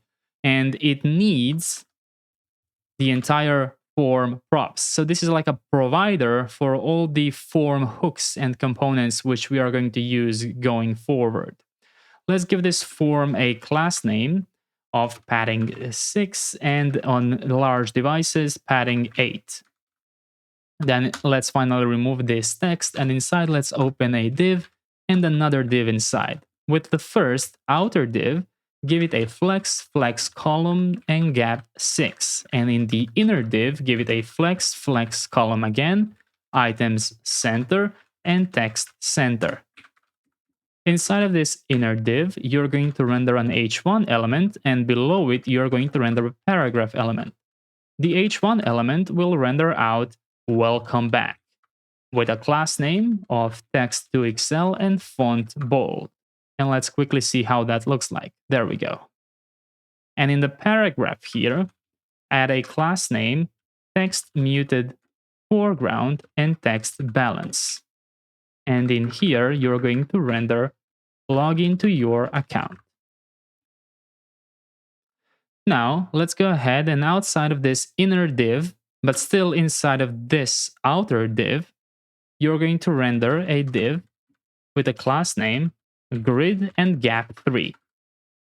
And inside, you're going to render the form field, which is a self-closing tag, pass the control prop, which is form.control, name, which is email, render, which will destructure our field, and go ahead and then inside render form item.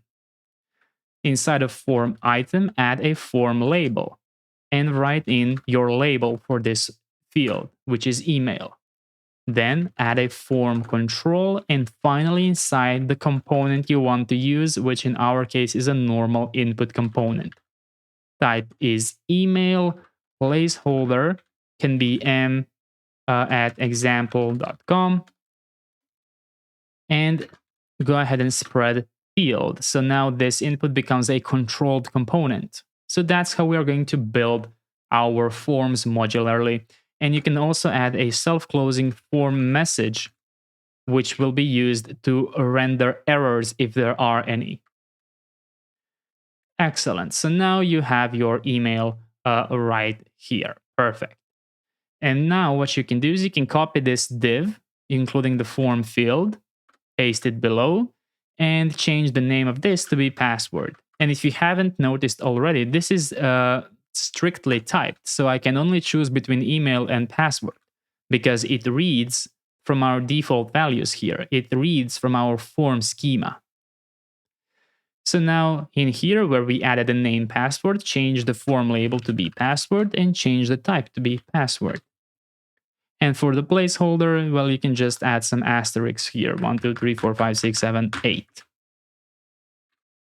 There we go. So now let's go ahead below this. And outside of this div, we are going to do the following. Let's do true. So literally hard code the word true and render the alert component. And inside, render the octagon alert icon and close it. And then add an alert title and render error.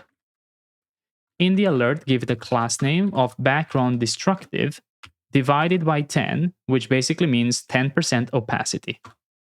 Then let's go ahead and add border-none. And for the octagon alert icon, give it a class name height 4, width 4, and add an exclamation point text destructive. This marks as important. Exclamation point important. So now you have an error here. So this is where we are going to display our server errors because we don't know what field exactly caused an error, but maybe our connection went out, maybe the database is down. This is where we are going to display server errors. That's why I've hard-coded it to true. Later, this will be an actual Boolean value. Below this, add a button and sign in text. Go ahead and give it a type of submit and a class name with pool. Like this. There we go. And now let's go ahead and do the following here. Below this button, add a div with a class name after border-border, a relative, text center, text small, after absolute, after inset 0, after top 1.5, after z index of 0, after flex, after items center, and after border top. Add a span element here or continue with, and give this a class name, background color of card, text muted foreground, relative, z-index of 10, and px of 2. So now you have this cool looking line crossing text.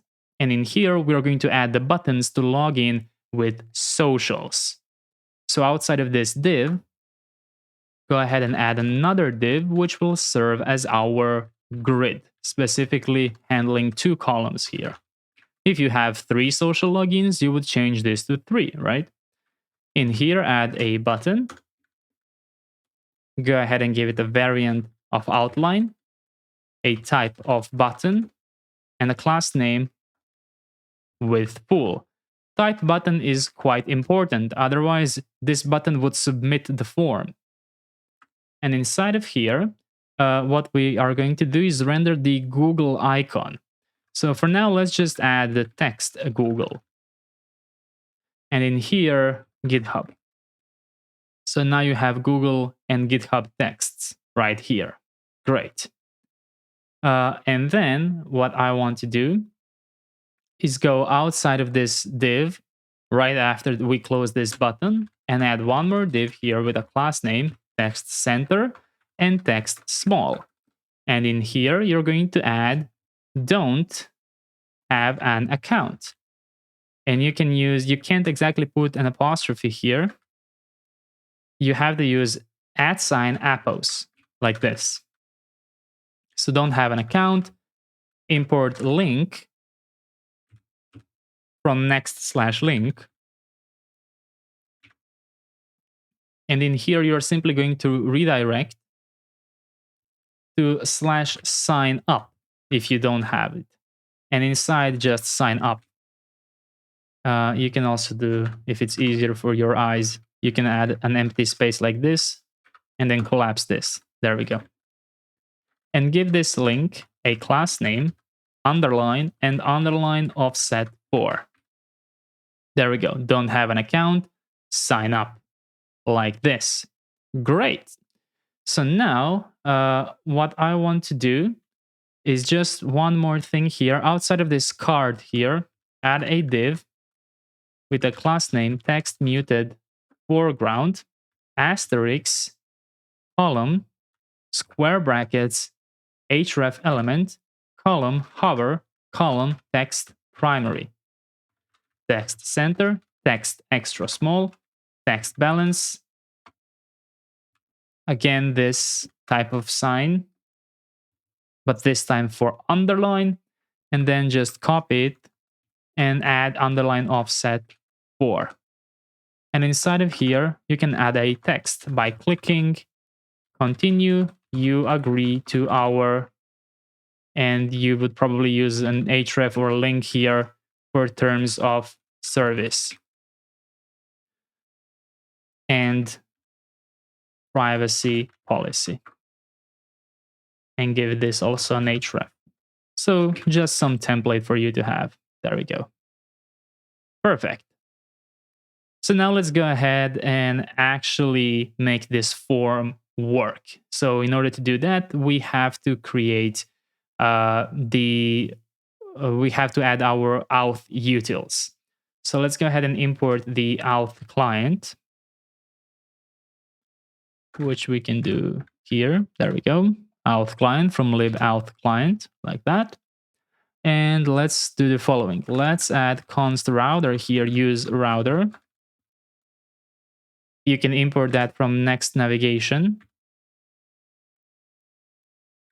like that. And then let's also add error, set error to be use state from React. By default, set it to null and give it a type of string or null. You can import use state, of course, from React.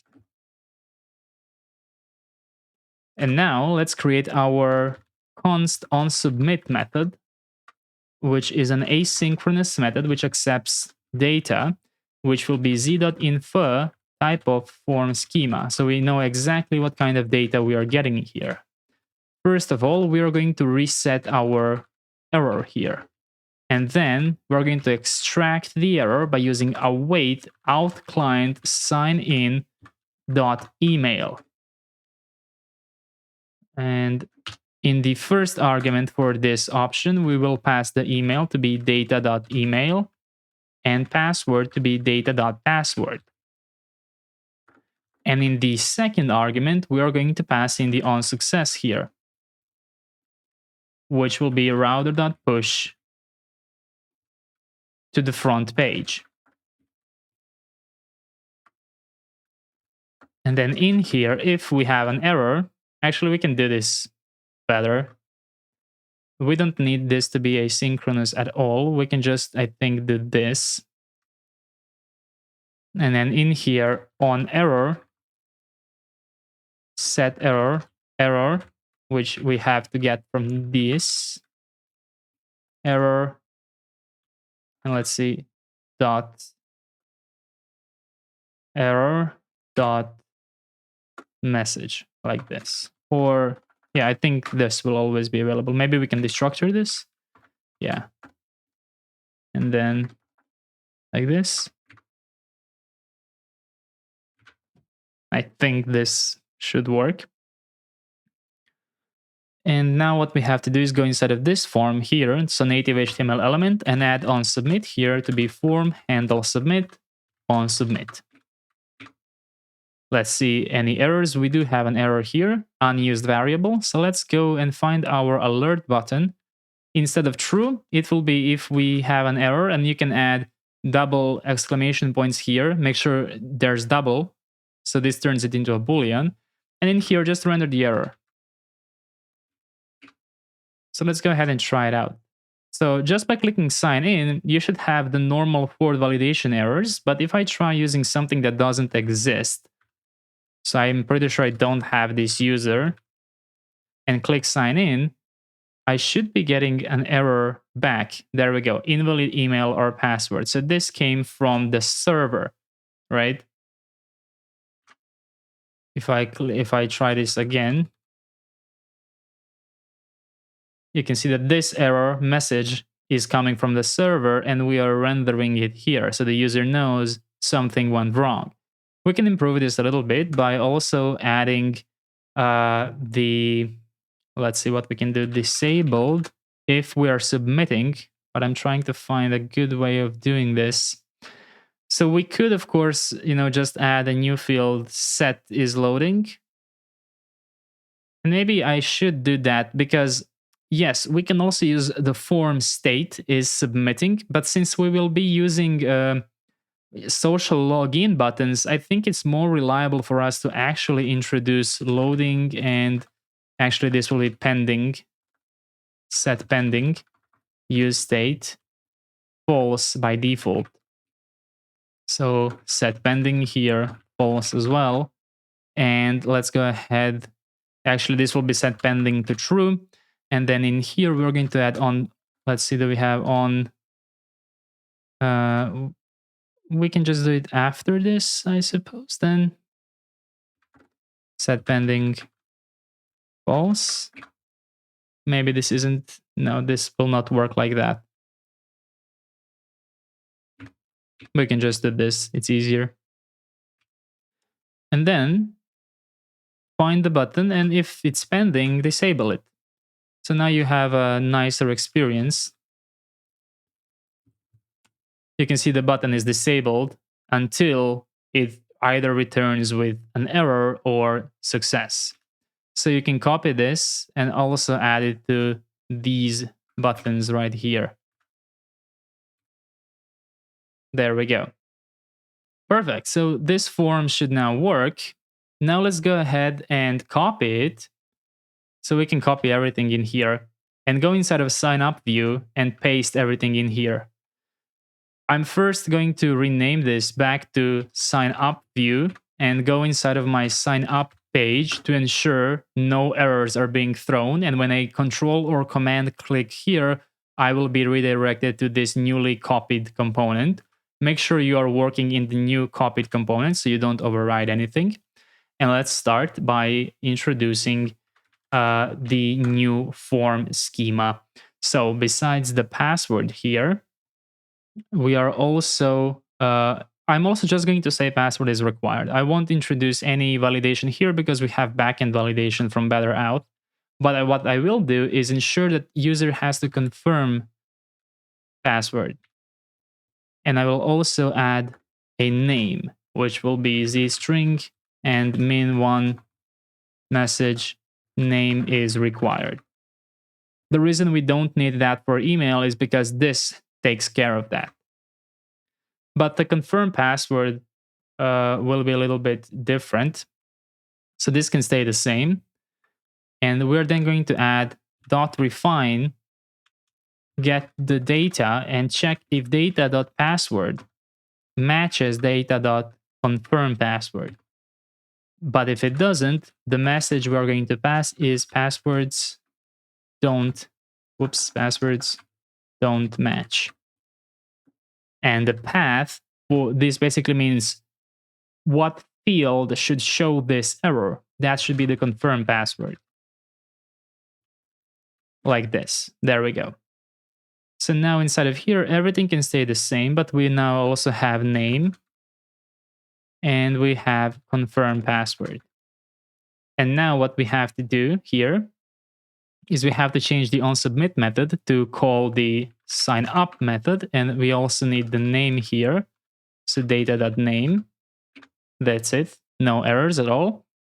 And now in here, we're going to change, instead of welcome back, this will be and let's use @appos. So let's get started. And this will be create your account.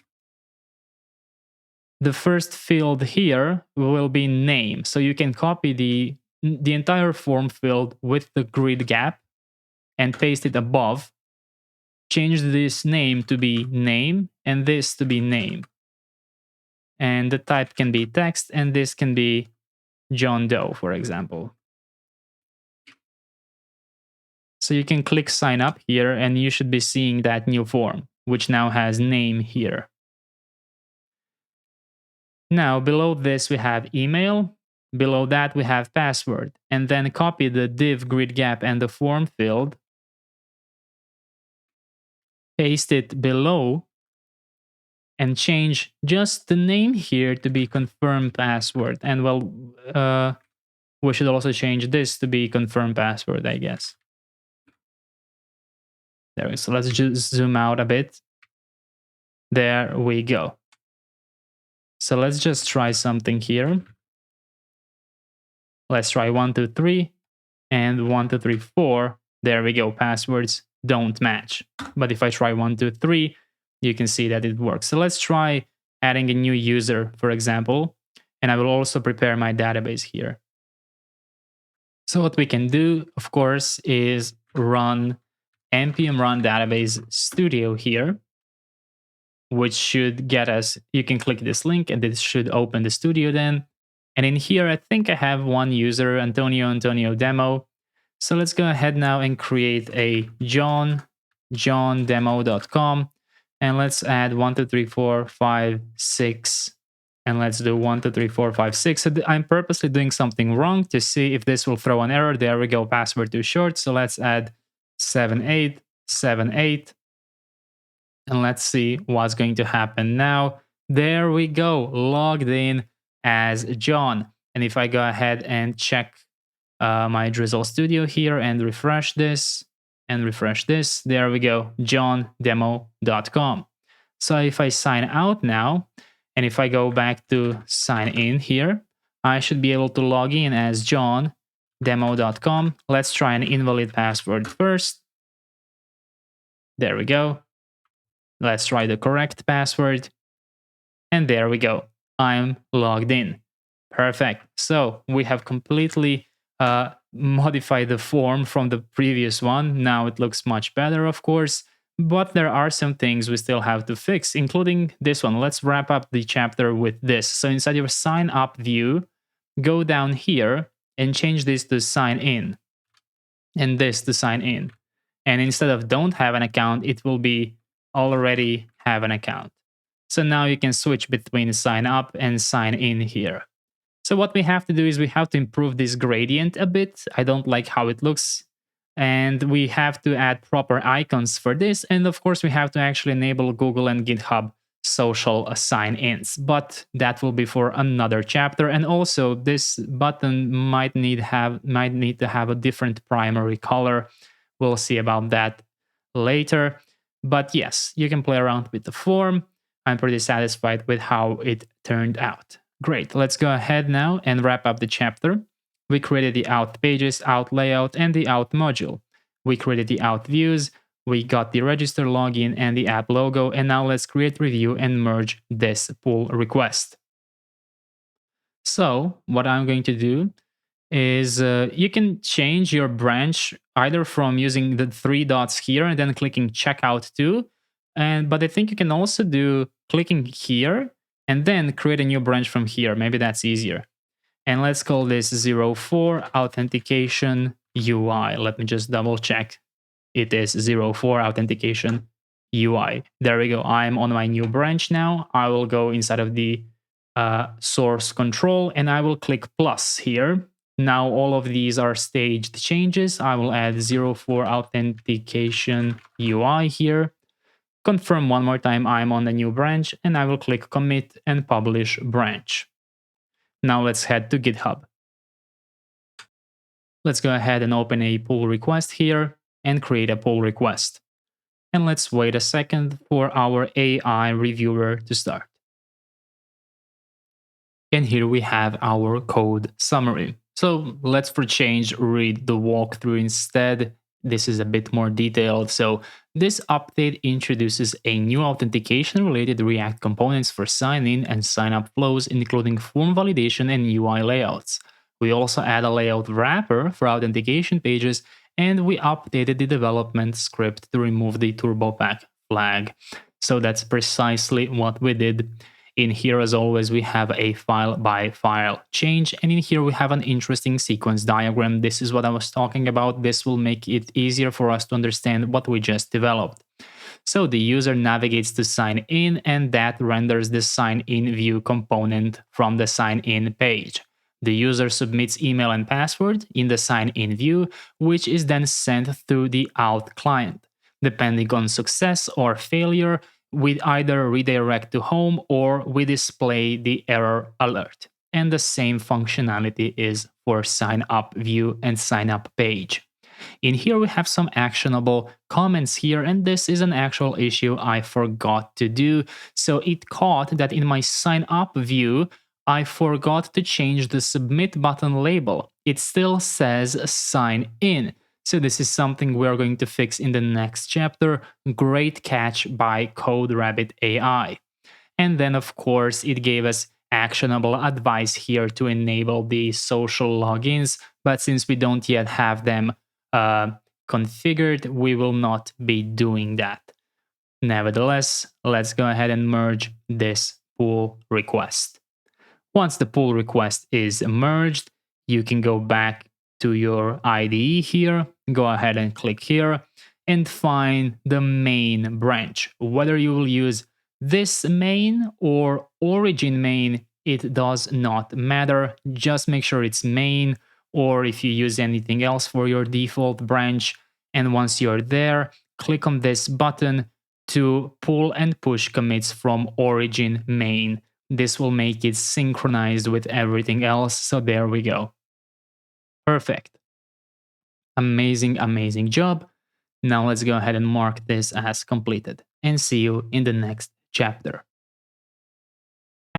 In this chapter, we're going to go ahead and implement social provider login for GitHub and Google. We're also going to learn how to protect our non-auth pages. Let's go ahead and check if you're running your app. So npm run dev. After that, go to localhost 3000/sign-in so you're viewing the same form as I am. After that, let's go to Better Auth. I would highly suggest that you follow the documentation alongside with me. Go inside of the documentation, authentication, and find GitHub. The reason I told you to follow alongside is so you can copy the code snippets, but also use the very useful links they have added. So in here, they have prepared the redirect URL for us. So go ahead and copy this. Click on GitHub Developer Portal. It's located in your settings, developer settings. Click New OAuth app. Let's call it Meet AI. And authorization callback URL is the redirect URL. For the homepage URL, you can just set the localhost 3000. If you are unsure if the protocol or the port are correct, you can double check here. When you run npm run dev, you can see your local URL. If it's anything different, for example, HTTPS or 3001, no problem, just modify it here and here. After you are ready, go ahead and click Register Application. This will allow you to copy the client ID. So go to .environment and add GitHub client ID. And prepare GitHub secret. My apologies, GitHub client secret. Go ahead and click Generate a new client secret and copy it. Go ahead and paste it here. And that's all you need. Now, what we have to do is configure the provider. So let's go ahead and copy the social providers here. Now, let's go inside of source, lib, auth. and go ahead and add the social providers here.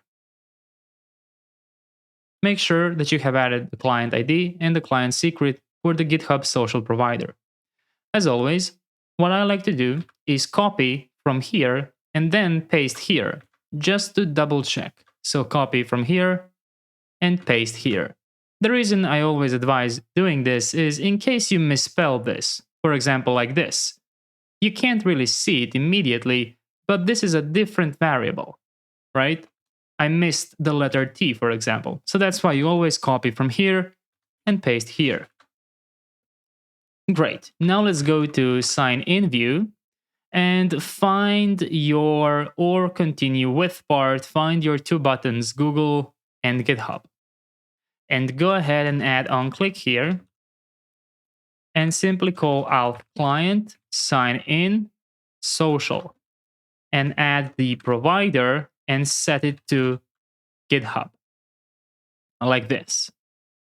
So now, if you go to your sign in view here and click on GitHub, regardless if you are trying to register or log in, OAuth works the same way. If the user doesn't exist, it will create it. If it does exist, it will just log in. So it does not matter that we are doing this from the sign in page. Also, double check that you didn't accidentally register with your existing GitHub email. If you have, go ahead and remove that user from your database. You can visit Drizzle Studio or Neon Tables. So let's click GitHub here, and in a few seconds, we should see the authorization screen. Let's authorize, and I should now be redirected back to the homepage here. If you, for whatever reason, were not redirected, you can manually go to localhost 3000 here, wait a second, and you will see your GitHub username right here. Great. Now let's go ahead and let's sign out. Let's go back to sign in here. So what I want to do now is I want to copy this here, and I want to go to sign up view, find the GitHub button here, and add the on click here. So now both from the sign up and from the sign in, GitHub should work. What we have to do now is the Google login. Let's go ahead and click on Google here, and let's go inside of the Google Cloud Console. So before you do anything here, what you have to do is create a new project. Using your navbar, you can select your current project, and in here you can click New Project. I'm going to go ahead and call this Meet AI. You don't have to select any organization, and go ahead and click Create. And now just wait for your project to be created. It should be done in a second, and click Select Project. Now, you will see your project name here in the project picker. And if you try clicking on these credentials or OAuth consent screens, you will probably at one point be redirected to this Google Auth platform. That's because I've noticed that Google is in some kind of migration phase where they are introducing this Google Auth platform. So to make this easier for you to follow, let's follow from the actual Better Auth documentation. So let's together click on Google Cloud Console. That seems to take us to APIs and services here. And usually what you would do is you would go and create the credentials. But in here, I have this warning. Remember to configure the OAuth screen before we create the credentials. So usually you would click here, right? And as you can see, that takes me to Google Auth platform and tells me that the Google Auth platform is not configured yet. So basically, you need to find a way to configure the Auth platform. I just showed you one way of getting to here. And then click Get Started here. And that basically takes you to the overview. So let's call this app Meet AI. Let's use whatever you have for the user support email and click Next. For your audience, select External so that anyone can test the app. Go ahead and click Next and enter your contact email address here. And click Next, agree to the terms and service, and continue. And click Create. And this will set up the Google Auth platform right here. So what I would suggest you do now is click on branding just to see everything's okay. So the app name is Meet AI. This is the support email. And here's an advice. Do not add a logo. If you add a logo, you will need to submit your app for verification, which can take some time. So don't add any logos. You don't have to add anything here. I'm just checking that the name is correct. Now let's click through audience here. And this is important. Before you create the credential, click on the publish app, push to production.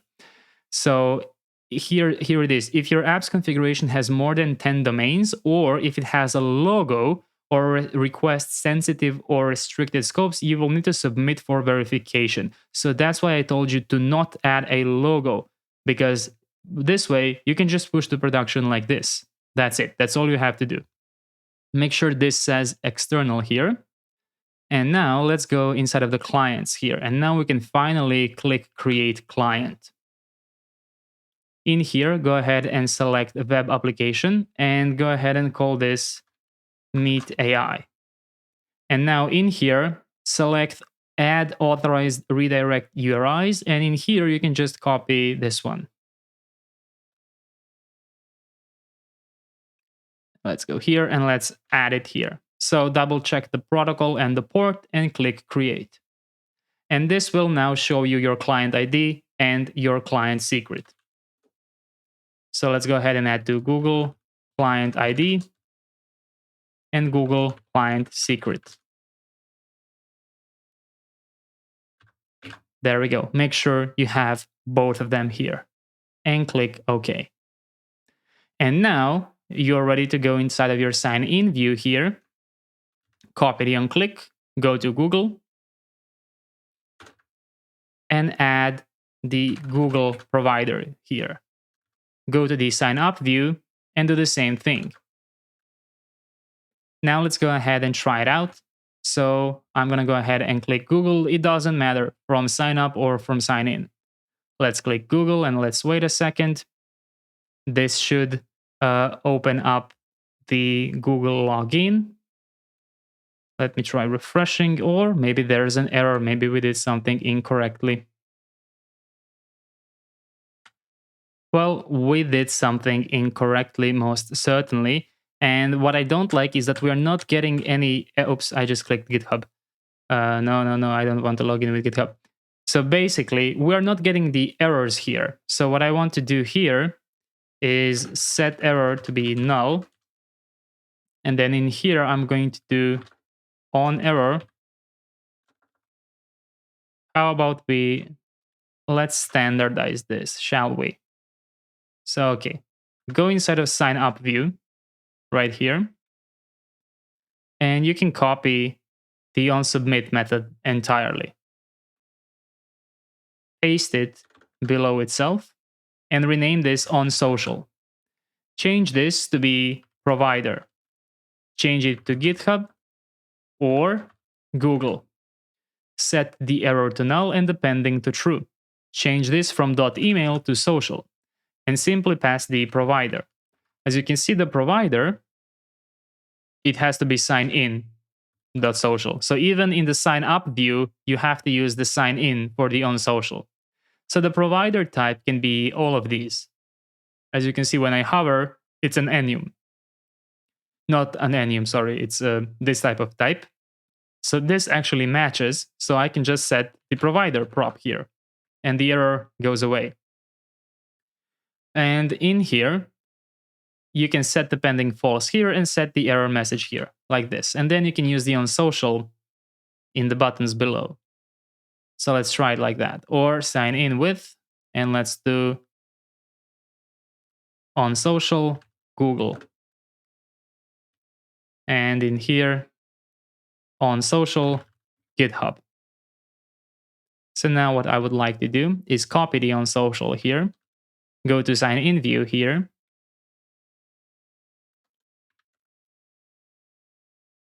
and keep it like this. And then just change these as well. So onSocial Google, and in here onSocial GitHub. So now the reason I did this is because when you click on Google, it should now say provider not found. That's because we actually forgot to add the provider here. So let's quickly do that. Let's add Google to our auth.ts where we just added GitHub. So let's just add Google below this. And as always, let's double check this. So Google client ID. Whoops. So copy this, paste it here, copy this, paste it here. And now let's go ahead and try again. Google. There we go. Let's click on this one. Let's click continue. And I should now be logged in as John Doe. There we go. So what I want to do now is, I don't know if you've noticed, but even before I selected my account, I already got redirected to the root page. That's probably because of the way this on social here handles the on success. So I think on success here might be just successfully making the OAuth request. So it already pushes me here, which is not good because at this point the user would not be logged in. So what we can do here is add a callback URL like this. And I just want to confirm. Let me just check inside of Better Auth. Can I search for callback URL? As you can see, we can also do it like this. I'm trying to find the callback URL. Okay, so we can use relative imports, relative URL. I was wondering if I need to do the whole localhost or not. And then I'm going to remove the router.push from here. So that's in the sign in view. Let's do the same thing for the sign up view. So remove router.push here and add callback URL to /. And how about we do the same thing for sign up with email? So we can add callback URL. So we don't have to do router.push, which means we don't have to use router, which means we don't need the next navigation import. And do the same thing in the sign in view. So in the on submit sign in with email, remove router.push and add a callback URL to be a /. Remove use router and remove next navigation. So let's go ahead back to /signin now. And let's try logging it with GitHub. So I should now only be redirected in the callback. There we go. Perfect. So I think that now we can officially mark this as completed. Now let's learn how to protect our non-auth pages here. So I think we can finally now go inside of source app folder page and remove this entire thing. Div home page. We can remove all of these imports. The only thing I would actually like to leave here, yeah, let me just revert it a bit. Sorry for telling you to remove it. I mean, I'm just using it so I can copy these two things. This is the only thing I care about.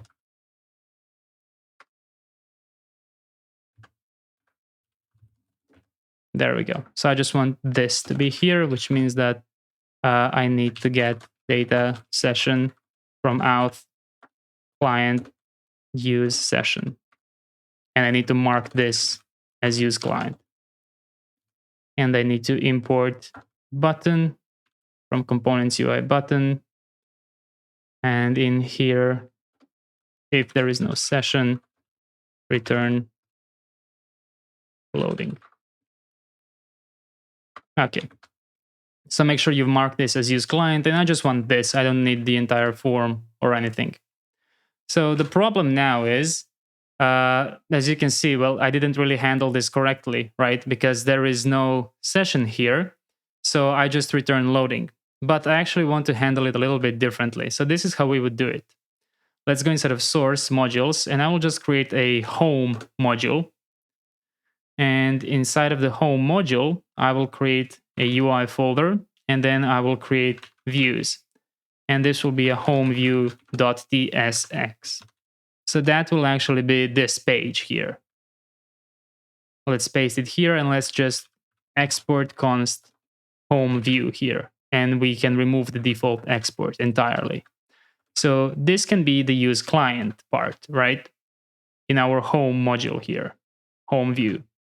So now we are free to use our server component here as an actual server component. So we can remove everything here and just use it as a server component. So inside of here, what we would do is we would return home view like this.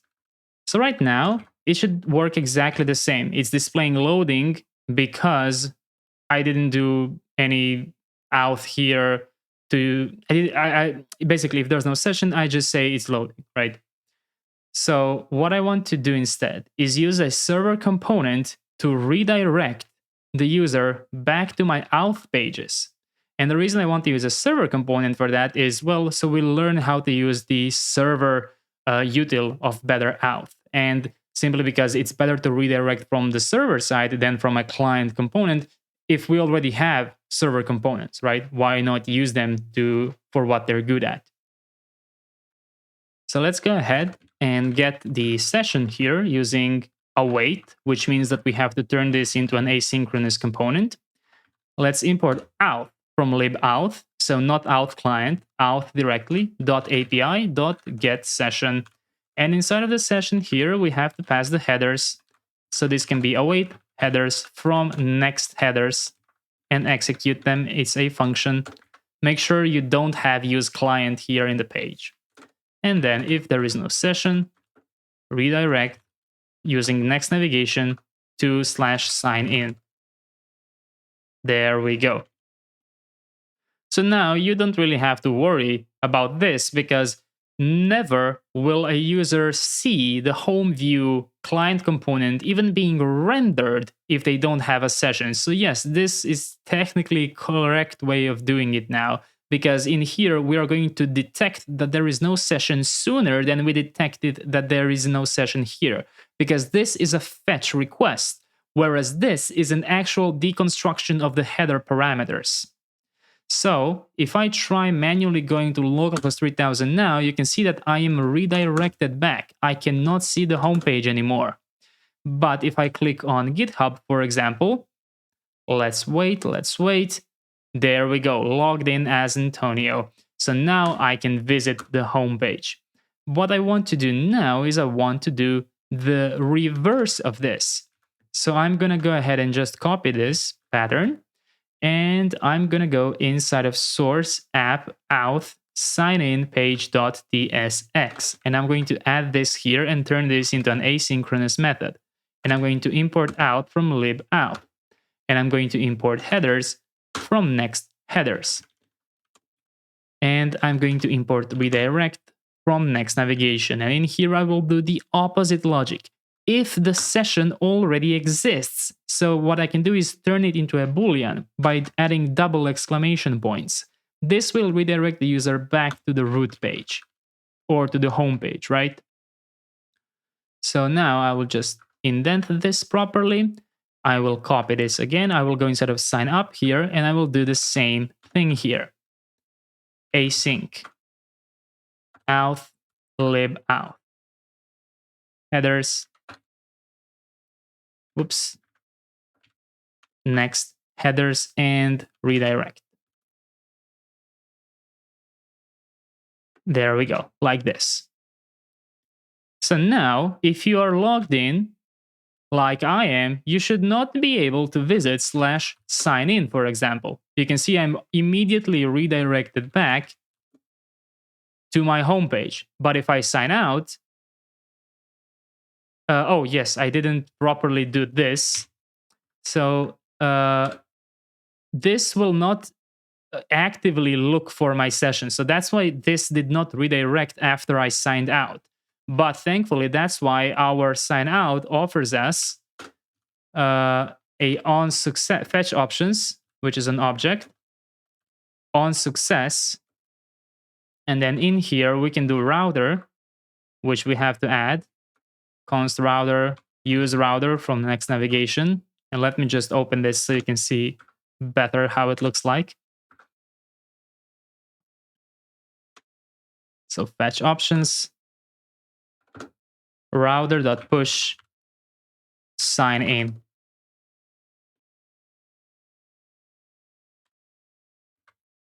Like this. So let's try this again. So I can now visit sign up and visit sign in, but I cannot visit the homepage. I immediately get redirected back here. But if I log in, I should get redirected back to the homepage. When I am logged in, I cannot visit sign in and I cannot visit sign up. Both of them are protected. But if I sign out, I should now get redirected. There we go. So that's how we're going to use this onSuccess method here.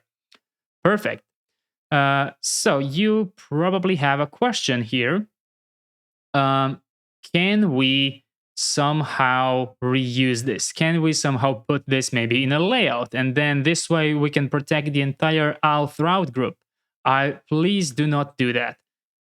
It is much safer to explicitly protect routes rather than use the middleware or try and find a way to protect multiple things at once. It's always better to have explicit protection. There's been a number of issues in the middleware, in the layout, and those were security issues. So basically, people were able to bypass middlewares and bypass the layout protection.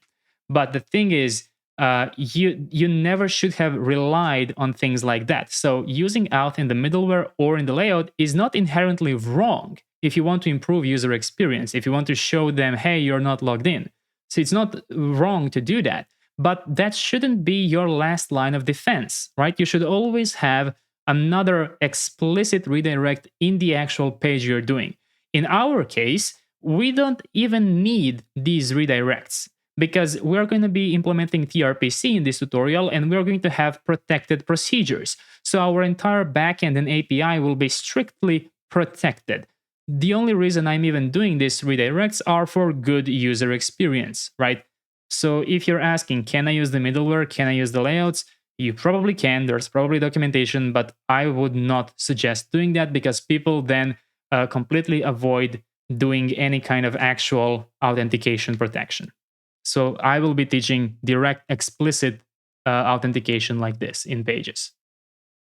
Great. So now that we have that ready, what I just want to do is add the icons here. And also, I want to check if my actual normal registration is working. So let's try johndemo.com, password. I want to see if these things are working or not. Let's see. So it looks like I was registered, but it did not redirect me. Only once I refresh did it redirect me. That's interesting. Okay. So looks like that this is why it's always good to test.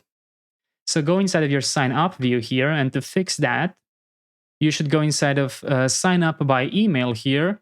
You can leave the callback URL to be this, but looks like we are going to need the router, which we removed. So const router, use router from Next navigation. Let's go ahead and add it here. And simply on success, after set is pending, router.push to the root page, like this. And you don't need to add it for the social login because that seems to be working correctly. Perfect. So that will now work. Go inside of sign in, and you have to do the same thing.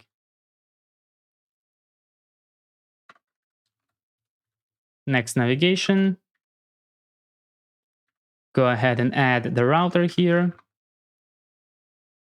Oops. And in the normal on submit here, do router push and go here, like this. So I think that now this should be working. So if I sign out here, and if I go into johndemo.com and password and sign in, I should get redirected, and I am perfect. If I go inside of sign up here and try a new one,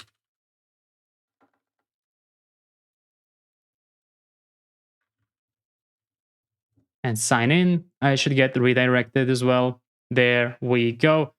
Looks like everything is working nicely. GitHub will use the callback, and my social and my credential will use the router push. This seems to be working just fine. Perfect. all that's left to do is to add the icons, and we can close this chapter. So go ahead and do npm install react icons -- legacy peer depths. The reason I'm adding these icons is simply because they have Google and GitHub icons. If you're wondering about the version of this package, it is 5.5.0. Let's go inside of the sign in view, and let's import FA GitHub and FA Google from React icons. Copy this immediately inside of the sign up view.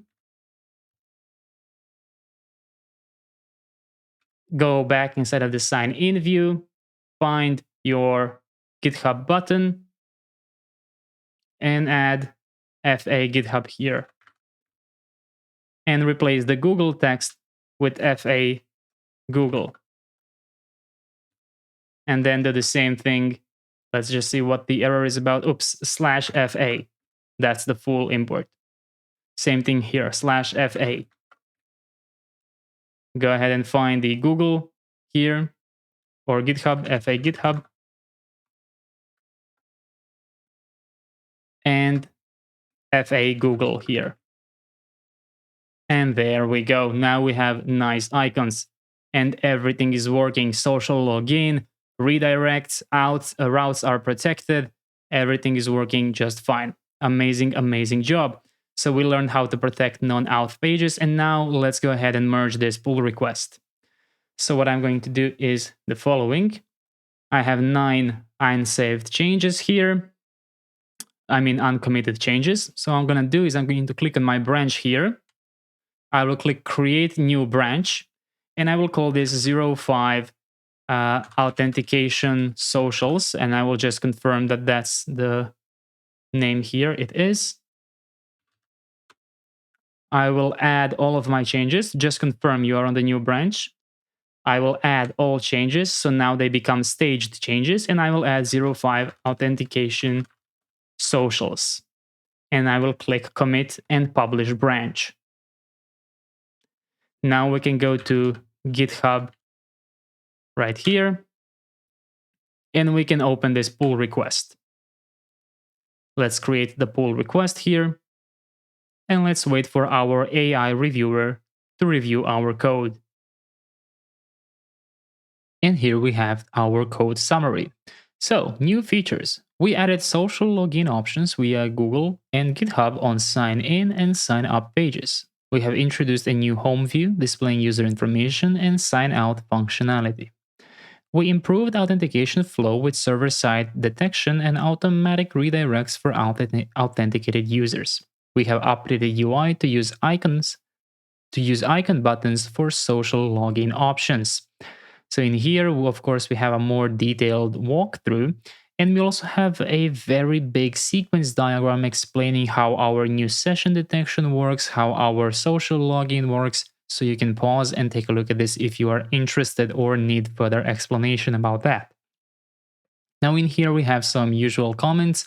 CodeRabbit, very intelligently suggests that we should add a runtime validation for required environment variables. So if you want to, you can go ahead and implement this kind of get environment variable function, which will check if it doesn't exist and then throw an error on time. But I'm pretty confident in doing it this way. I don't think there's anything we need to change here. At least not for development here. In here, I'm not exactly sure that we use invalid fetch options on success. Maybe this was in the previous versions of Better Auth, but in the newer versions of Better Auth, I'm pretty sure that sign out here offers fetch options on success. So we are definitely doing a proper redirect here. So that's fine. So I will resolve this conversation. Now in here, it is telling us that on social, success handle should redirect. And this is a completely valid thing to comment on. I'm pretty sure a human reviewer would notice that that's missing here as well. That's because we noticed that when using social, it is smarter to rely on the callback URL rather than the router.push in the onSuccess, because the onSuccess with the social sign in is you have successfully sent a OAuth request, but you were not actually authenticated just yet. That's why it's better to use callback URL. So this is also fine. I will resolve this. And in here, I don't think it has the new API. Headers are now asynchronous. This was a recent change in Next.js, so that is okay as well. But still, very, very smart suggestions. It's good to have a sanity check on our changes here. So I will just resolve everything. There we go. Let's go ahead and merge this. Confirm merge. And then let's go back here. Let's go inside of main. Again, you can use main or you can use origin main. It won't matter because you will click on this little button here and you will push and pull commits from origin main. And this way, if you go ahead and look at your graph, you will see that you have just merged 05 authentication socials into your main branch here. And of course, you can check it yourself. For example, go inside of app page, and in here we have the redirect, which we just developed in that branch. Amazing, amazing job. That marks the end of this chapter, and see you in the next one. In this chapter, we're going to go ahead and develop the dashboard sidebar. This will include creating the layout, module, the actual sidebar component, modifying the globals CSS to obtain our theme, and then using those new themes to fix the gradient colors in our authentication views. So our sidebar will look something like this: a logo at the top, meetings and agents items here, and then an upgrade item here. Down here, we're going to have the currently logged in user and the drop down for the user to log out. Later, this dashboard sidebar will also have the free trial status, but it doesn't make sense to develop it now because we don't have any data to work with. So let's start with creating the actual dashboard layout. So as always, just make sure you have your app running, npm run dev, and let's go ahead and check out how our app currently works. So right now, go ahead and log in using either a social provider or email and password credentials. And you need to be on your dashboard page. So basically this page with the big sign out button, which tells you logged in as whoever you're logged in with. So that is currently displayed on this route right here. Localhost 3000, just the root page, and it's this page right here, the home view, right? So what we have to do now is the following. Inside of your app folder, we are going to create a route group called dashboard. And since you've already learned, whenever you create a new folder in parentheses inside of the Next.js app folder, that means this is not a part of the URL. It is simply a grouping folder. And what you can do is you can actually drag and drop your main root page TSX and put it inside of here, like this. If you're being asked to update the imports, you can select yes. If you still end up with one unsaved file, it's most likely the .next types app file. You can just go inside and click save and close it. And then make sure you close the .next folder so you don't accidentally continue developing here. The .next folder restarts and rebuilds every time you do npm run dev, so no worries. Even if you've messed something up, you can just delete this folder if you want to, and just restart your server, and it's going to be rebuilt. It's not going to affect the actual production of the app. So what we've done now is we moved our page.tsx from the app folder into the dashboard route group. So what changes now? Well, absolutely nothing. But what we can now do is we can create a layout which is specific for this dashboard route group. So we don't have to use this global layout here, right? Because this is the root layout. This is something else. We don't want to add the sidebar here because I don't want to have my sidebar active at all times. I only want it active for sites or routes which belong in the dashboard route group. So that's why we did this decision. Let's go inside of here and let's quickly create a layout. Inside of here, simply pass the children. And now let's go ahead and create the interface props, children, React node. Go ahead inside of here and destructure the children. And still, nothing should change because we don't add any new styles to this layout. But you should still test it just to confirm you didn't break anything.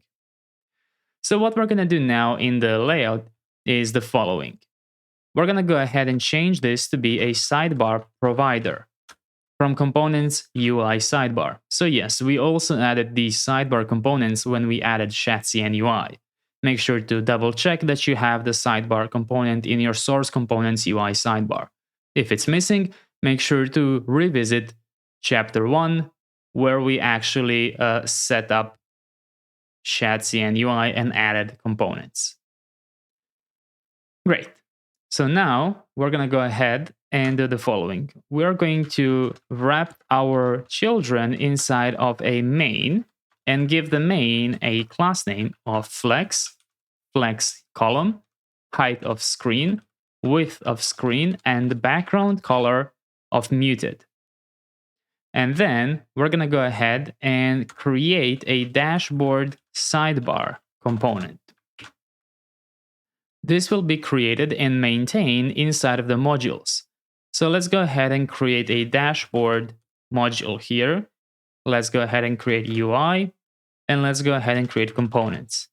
And inside of here, dashboard-sidebar.tsx, like this. Go ahead and mark this as use client.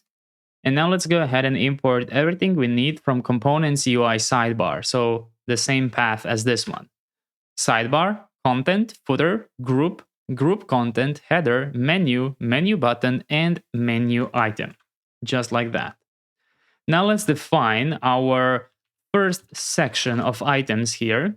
So it's going to be an array of items which have an icon, video icon, a label, which will say meetings, and an href, which will be the actual path, /meetings.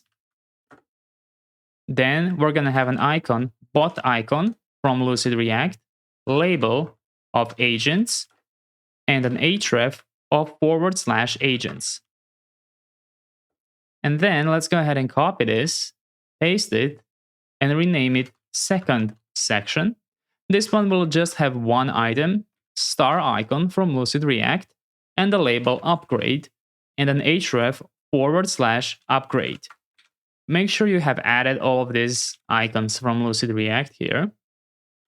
And now we're going to go ahead and render them so that they display just like this.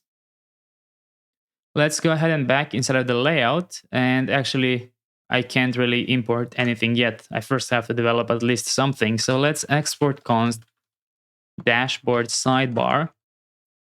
And let's go ahead and return a sidebar component. Then a sidebar header. And give the sidebar header a class name.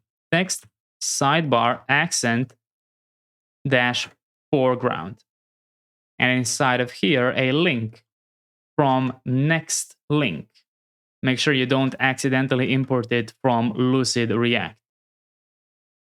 Give this link an href of a / and give it a class name of flex items center, gap 2, px2, and padding top of 2. Inside of the link, render an image from next / image and give it an href of /logo svg. Basically the same thing that we do in our sign up and sign in views. Logo svg. In here we used a normal image element because we needed to position it and style it a certain way, but in here we can use the optimized image component from Next.js. Now go ahead and give it a height of 36 and a width of 36 and an alt of logo or meet AI, whatever you want. And let me just see, it's not href, it's a source, okay? And now we can already import this in the layout, so let's add that so we have one less error. And you should already start seeing the development here. Make sure you're not zoomed in too much, as it will probably collapse on mobile. So make sure you are in the desktop view. Great, so we now have that. And let's add a paragraph here, meet AI, or the name of your app. And add a class name here, text to Excel and font semi-bold. There we go, we have our text here now. Perfect. Now, let's go below this and add a class name, div with a class name, px4 and py of 2. And inside a separator. There is a sidebar separator component as well, like this. But I had some problems with it. Maybe it's something the way I'm using it. It always overflew here for some reason. So that's why I'm not using it, in case you were wondering. And let's go ahead and give the text, the separator, a class name, opacity 10,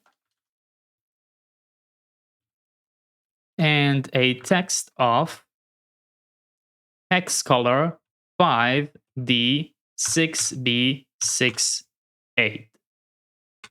After you've done that, go ahead and save. And I'm not even sure if you will see this because it's extremely, extremely thin. I can barely see it, but just for your sanity, you can add black. Can you do that? Text black. Or maybe let's see. I'm trying to make sure this is actually visible. Let me just see, opacity 10. How about I add opacity 100? There we go. Okay, so yeah, it's definitely here. Bring it back to what we wrote here. The reason I'm doing it like this, or it's barely visible, is because later we are going to obviously inverse these colors. So this is how it's going to be visible. Obviously, on a white background, you can barely see it, but later when we inverse the colors, it will have more sense. Great. So now let's add a sidebar content, sidebar group content, and sidebar menu here. Inside of here, map the first section of our items. So get the individual item and go ahead and render sidebar menu item here. Go ahead and give it a key of item href. And inside, render a sidebar menu button. And inside of here, we are going to add a link component.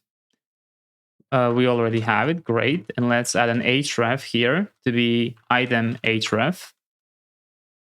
And then what we can do is add a span here, item label, and give this a class name, text small, font medium, and tracking tight. Let me just indent this. And now you should see meetings and agents text here. And when you click on them, they should lead you to 404 because we don't have them yet. But if you take a look at your URLs, they should be correct. So what's missing is to render the actual icon here. So let's go ahead and do the following.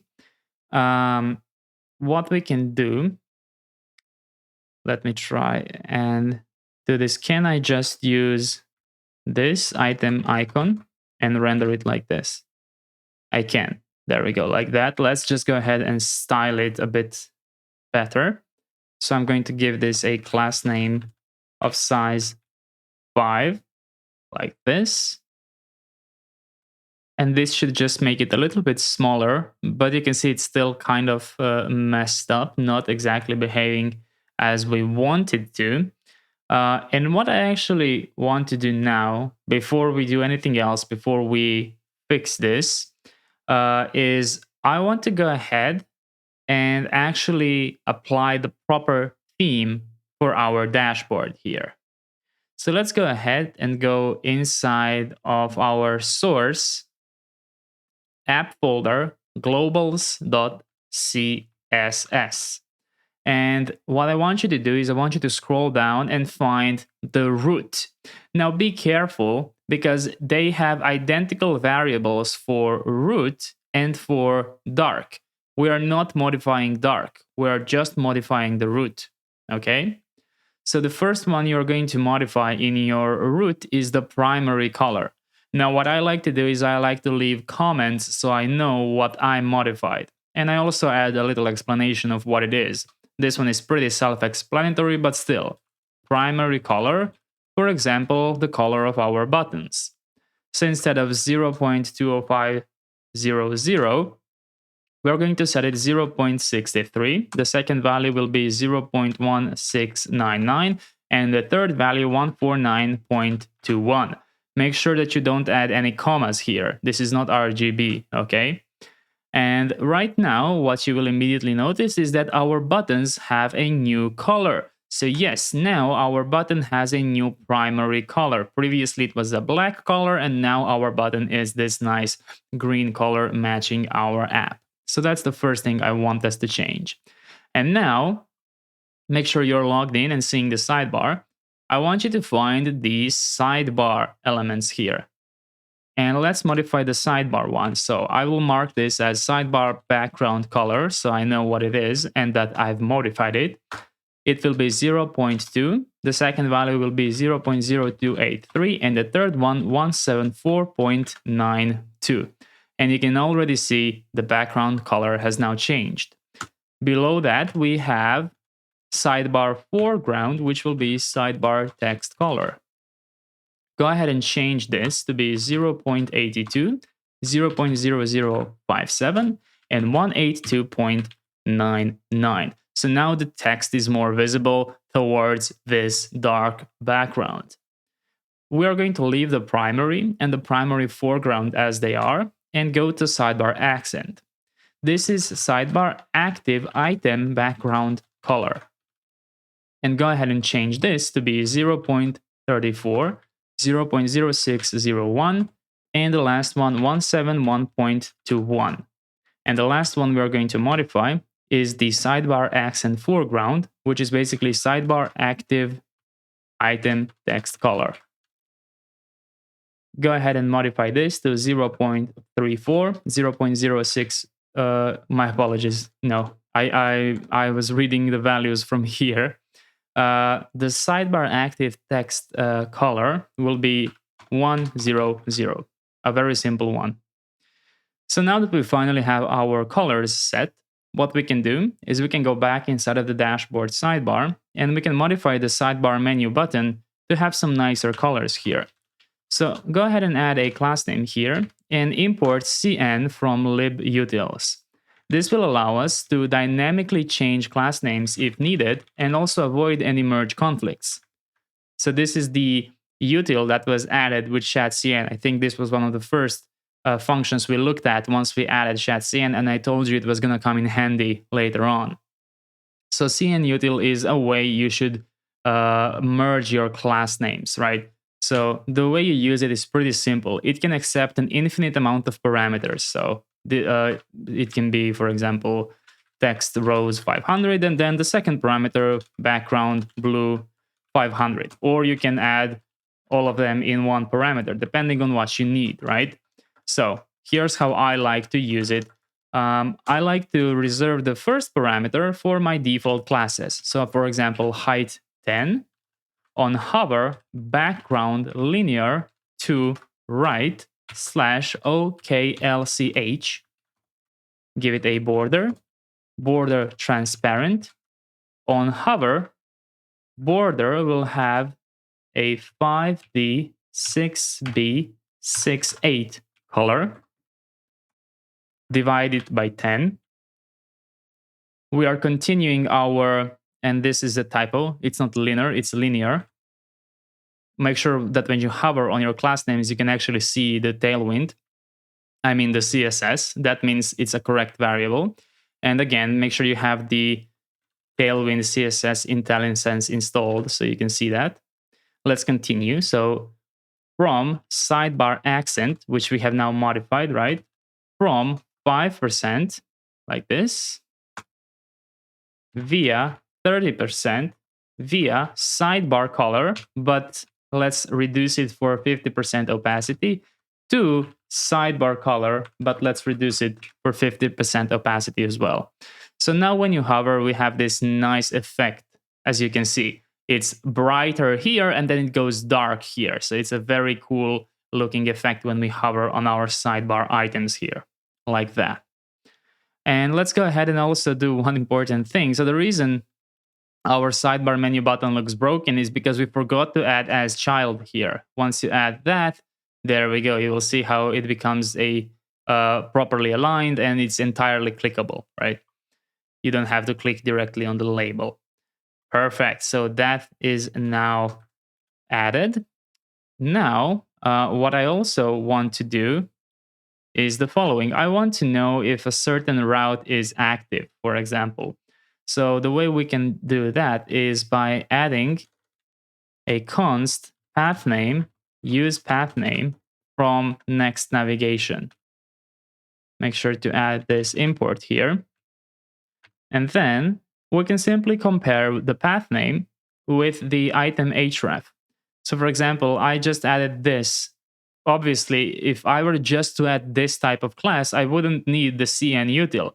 But since now I'm going to add a comma here and add a dynamic one, it makes sense. So if path name is identical to the item href for this specific item that we are iterating upon, we can simply add a different color.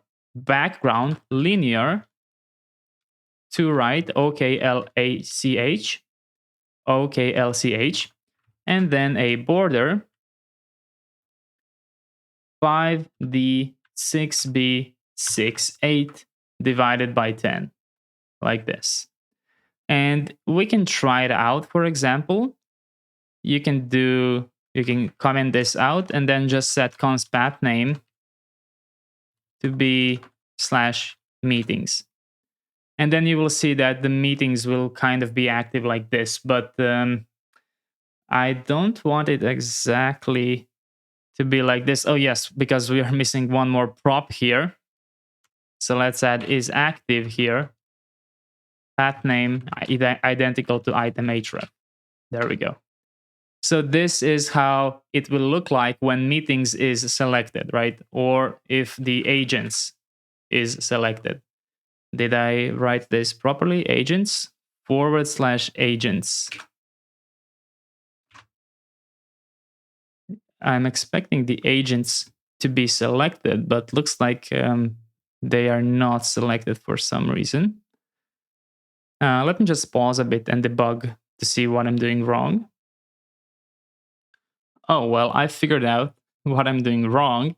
I'm using path name to be like identical string, but it's not identical. It's missing it has an extra space here. So that's not the same string. Yeah, there we go. Now it's working.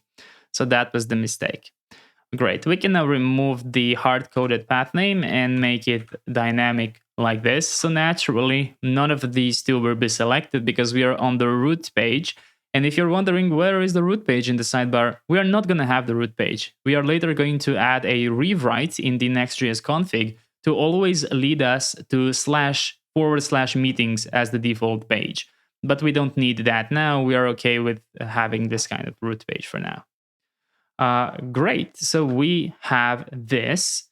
Now what I want to do is I want to add the second section. And we can do this quite easily here. So what we need is we need to copy the entire sidebar group.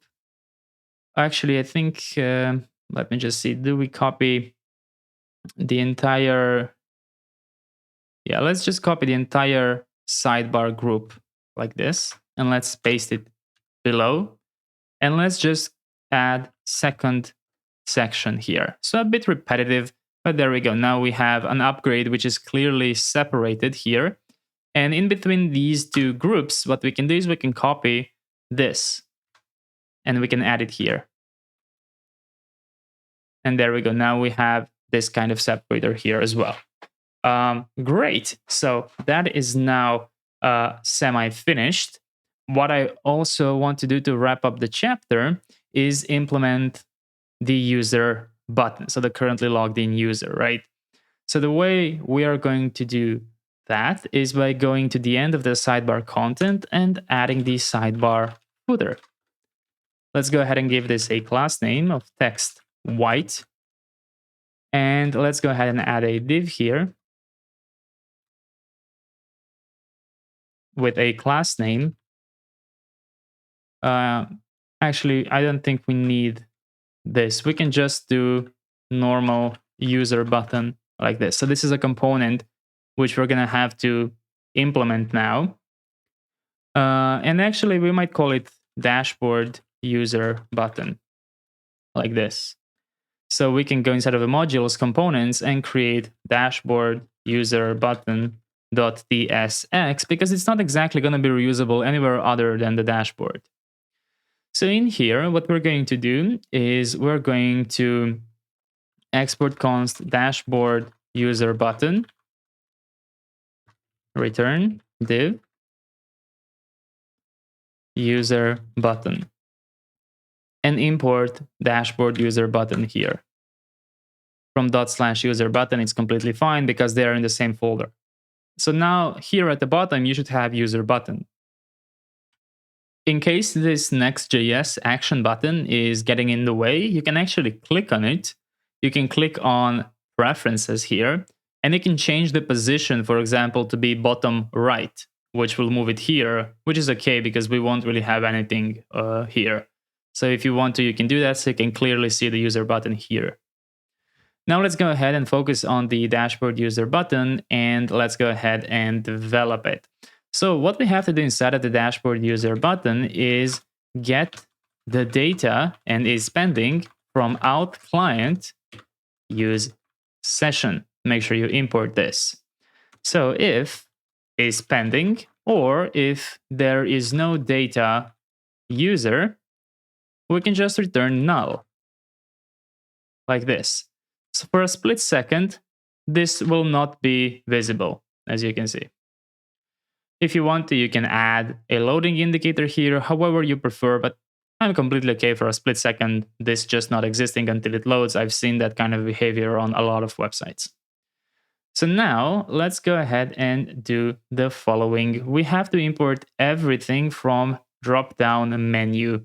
So let's add all of these things. Drop-down menu, content, item, label, separator, and the trigger from components UI drop-down menu. So I'm going to encapsulate this inside of the drop-down menu here. I will add a drop-down menu trigger component here, and I will give it a class name.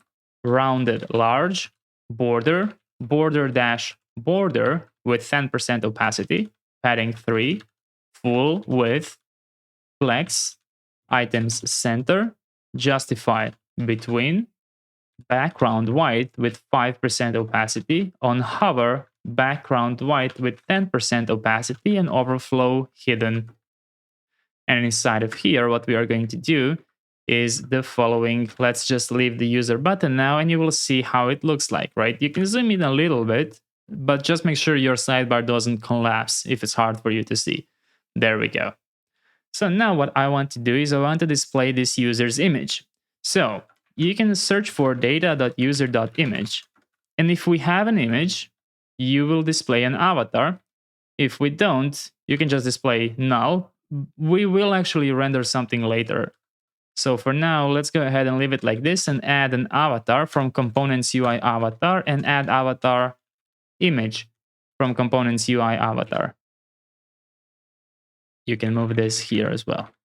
You also have this installed when you added Shadcn UI. And the image will be source data user image, like this. So since I've logged in with my GitHub, you can see that I have an image here. If you logged in using credentials, you will most likely not have an image here. So that's completely normal, don't worry. What I want us to do now is implement a little component which will be useful for us to create placeholder images. It will be useful for two reasons: for users who don't have an avatar, and second, for our agents, right? Our agents will be given some kind of personality with a generated avatar. So let's go ahead and go inside of components and create a new file called generated-avatar.tsx. So you don't have to put this in the UI folder. I like to keep Shadcn only stuff inside of here. Instead of the generated avatar here, we're going to have to install two packages. So the first one will be at dicebar-core, my apologies, /core. And the second one will be at dicebar, so it's dicebar, not bar, /collection. Make sure to correct the dicebar if you haven't. And I'm pretty sure we need to add -- legacy peer depths to avoid any errors. I will, of course, show you the exact versions that have been added to my package JSON here. So let's go inside of package JSON and let's go inside of, there we go, dicebar. So 922.922, like this. So now we can go back inside of our generated avatar here and we can import, create avatar from dicebar core. And we are going to import two collections from dicebar collection. The first one will be bots neutral and the second one will be initials. So basically dicebar is an amazing library which you can either use it with their JS API, their React API. They have a bunch of solutions. They even have an HTTP REST API, right? But this one is cool because it actually generates the SVG without needing an internet connection. So it's not going to generate any fetch requests in our network to display these avatars. And there's a bunch of collections you can explore. You can see there's a ton of them. The ones I've chosen here have a license which is free for personal and commercial use. So those are the initials and bots neutral created by Pablo Stanley. So amazing, amazing libraries. So after you've added this, let's go ahead and import cn from libutils, and let's import avatar, avatar fallback, and avatar image from add/components UI avatar. And in here, create an interface generated avatar props. Seed will be a string, class name will be an optional string, and the variant will either be, well, you can just copy, bots neutral or initials, like this. And then export const generated avatar here. Go ahead and destructure the props here. So that will be seed, class name, and variant, just like that. And then define the avatar here. So let avatar, if variant is equal to bots neutral, avatar will become create avatar, bots neutral, and simply pass in the seed. Else, avatar will be create avatar, initials. Pass in the seed, pass in the font weight, and pass in font size, like this. Now that you have the avatar, what you can do is you can return avatar, avatar image, and avatar fallback here. Give the image a source of avatar to data URI and an alt of avatar. And for the fallback, we can just use seed.character at first one to uppercase. And give the avatar a class name of cn and pass in the class name inside. So we can modify it from the outside. So now we have a component we can use whenever we need a generated avatar. So let's go back to our dashboard user button here. And what the alternative here will be instead of null is the generated avatar component. And pass in the seed to be data username, and the variant will be initials. And class name will be size 9 and MR of 3. Initials, like this. So now nothing really changes for me. But if I, for example, sign out, and if I go ahead and create a new user, for example, so markdemo.com,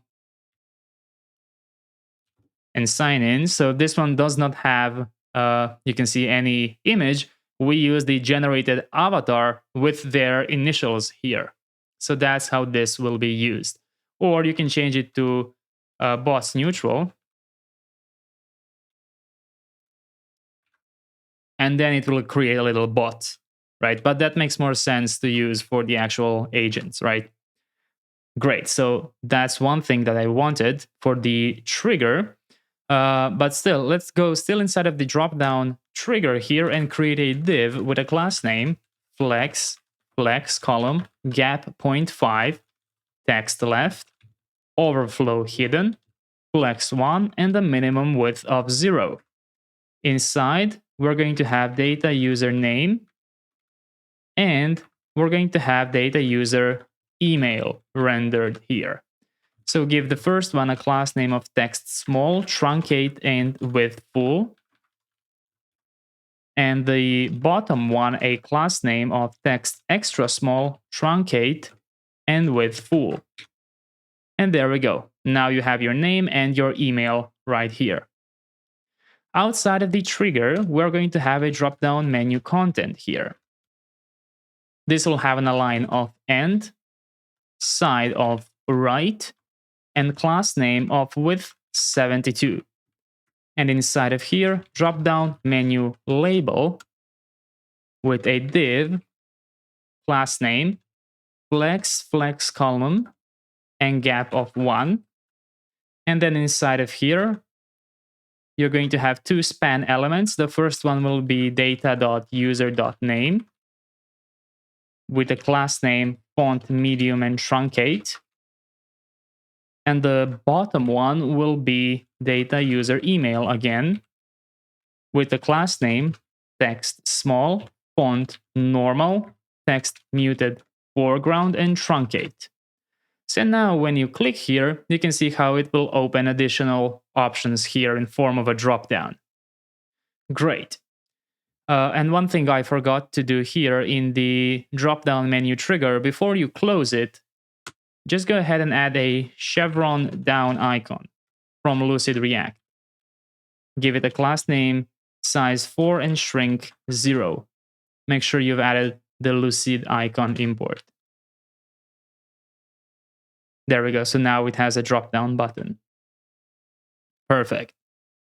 So now let's go ahead and continue developing the drop-down menu content here. So after we finish with our label, add a drop-down menu separator, a self-closing tag, and then a drop-down menu item.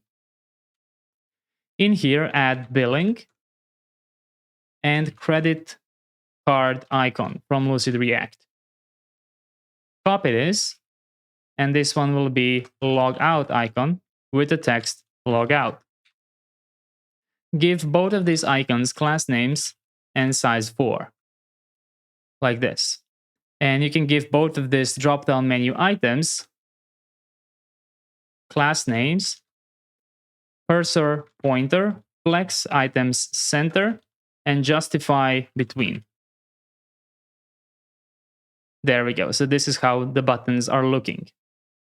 And we can't really develop the billing one, but we can develop the onLogout one. So above the return here, add const onLogout, asynchronous method, await out client, sign out, fetch options, on success. And we also have to add the router here from use router, next navigation, like this. And let's do router push / sign in. And this actually does not have to be asynchronous. We don't have to wait it at all. Let's use onLogout and let's add it to the onClick here.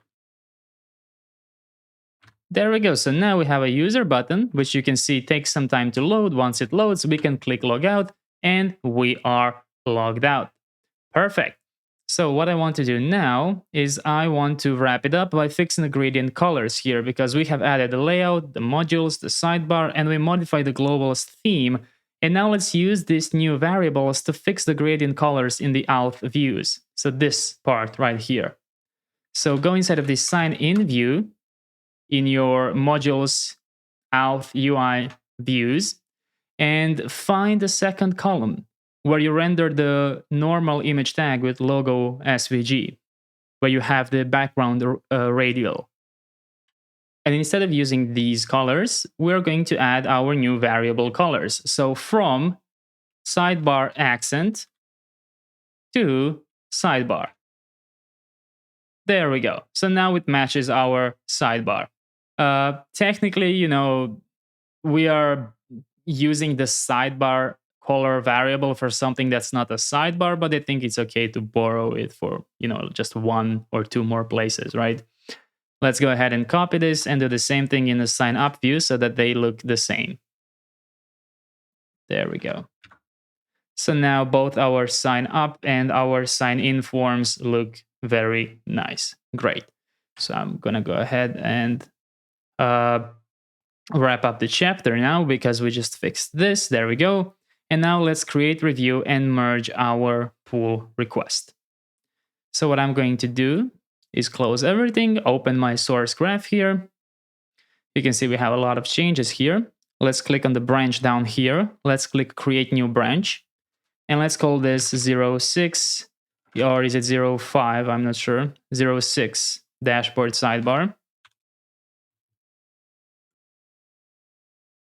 Let's add all changes so they are staged. And let's do 06 dashboard sidebar. Make sure you are in your new branch here. Click commit and publish branch. There we go. Now let's go to GitHub. Let's open a pull request. And let's wait for our reviewer to finish looking at our code.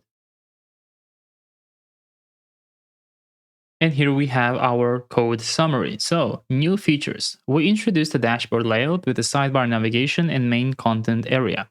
We have added a sidebar component featuring navigation links, section grouping, and active route highlighting.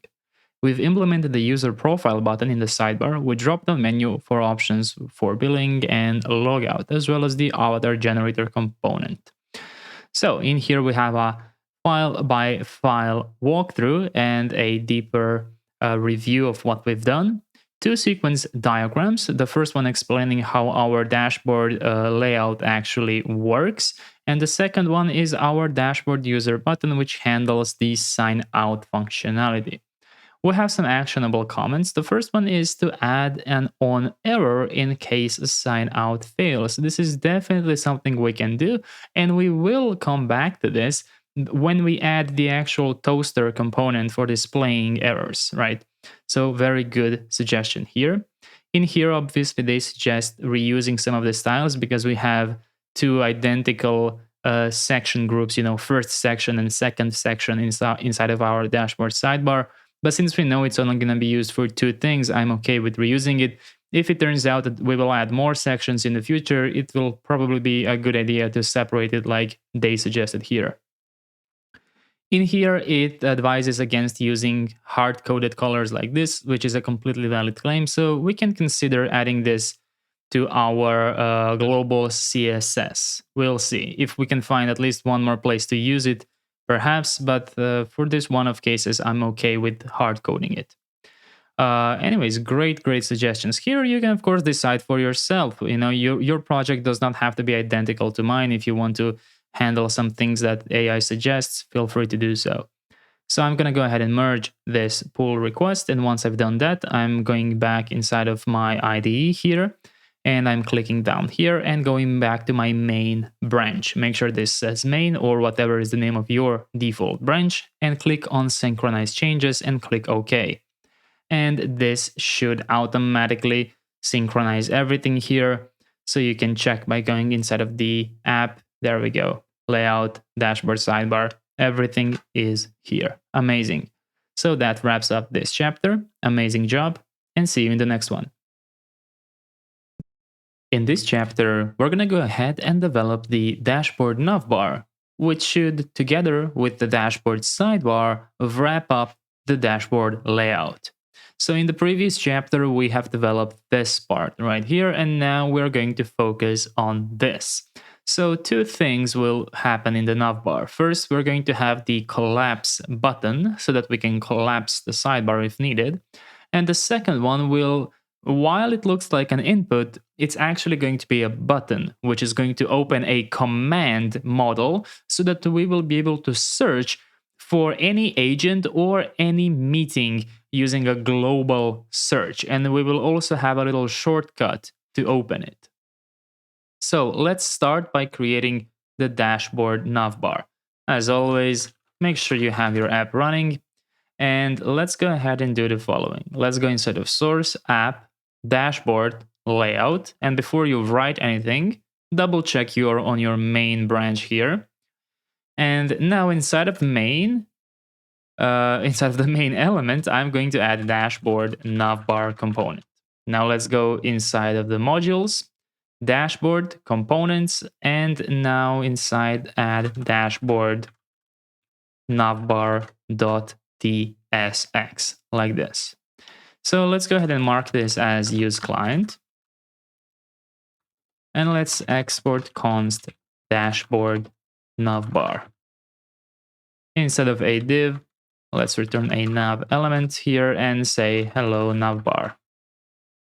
Let's go back to the layout and let's import the dashboard navbar from modules.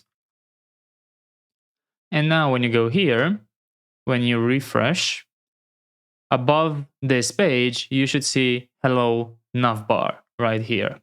So now we're going to continue developing that. I'm going to give this nav element a class name, flex, ex of 4, gap x of 2, items center, py3, border bottom, and bg of background. There we go. So already looks much better. And I just can't help but notice that we are missing a little gap here in the user button between the avatar and the info. So let's quickly go inside of dashboard user button here. And let's find that. So in here we have drop down menu trigger here, and looks like we are missing the gap here. So let's just add gap x2. And there we go. That keeps it separated like that. So let's continue going back inside of the dashboard navbar here. And let's add a button component from components UI button. And in here, I'm going to render a panel left icon from Lucid React. And I'm going to give this a class name of size 9 and a variant of outline like this. So now I have this button here. Right now, when I click on it, it doesn't do much. But what I can do, since I've wrapped my entire dashboard inside of a sidebar provider, I can now access use sidebar in any of its children from components UI sidebar. And in here, I can get the current state of the sidebar. I can get to toggle it, and I can also extract is mobile. So what I'm going to do is the following. I'm going to add onClick here to be toggle sidebar. So now when a user clicks, it opens and closes. And now what I'm going to do is dynamically render this. So let's just encapsulate this and let's check. In parentheses, if state is collapsed or if is mobile, which means it's automatically collapsed, we are rendering the panel left icon. Otherwise, render panel left close icon from Lucid React. Now let me just collapse these so they are easier to look at. And now let's go ahead and just add a little class name here, size 4 inside. So now you can see that we have actual different icons representing different actions, right? But if you enter mobile mode, you will see how it will behave. exactly the same. Perfect. So now that we've established that, let's go ahead and handle the button next to it, which is the search button. So in here, I'm going to give this button a variant of outline, a size of small, and on click for now, just an empty arrow function. And in here, I'm going to add a class name, height 9, width of 240 pixels, justify start, font normal, text muted foreground, hover, text muted foreground. Basically, I'm doing this to override the usual effect where the color of the text changes on hover. That's why I'm writing the same color on hover. And that will be it. And inside of here, I'm going to add a search icon from Lucid React. And you can already see how this looks like. So it's very clearly a button. We're just going to mask it as an input. There we go, like this. And what I want to do here is add a KBD element, which will basically just be a shortcut representation. Because besides clicking on this button, you will also be able to do a keyboard shortcut to open the global search. So inside of here, add a span element and go ahead and write the following. And hashtag 8984 and then a colon like this. And this will render a command icon, right? So obviously, depending on Windows or Mac, this will be the control icon. But it's basically the meta key, right? You can, of course, change it if you want to detect users' operating system and then display control. But most people understand what this means. So now let's go ahead and style this just a bit better. So first of all, I want to give this span a class name of text extra small, and I want to give this one a class name ML auto, so that will push it to the end here. Pointer events none, inline flex, height 5, select none, items center, gap 1, rounded, border,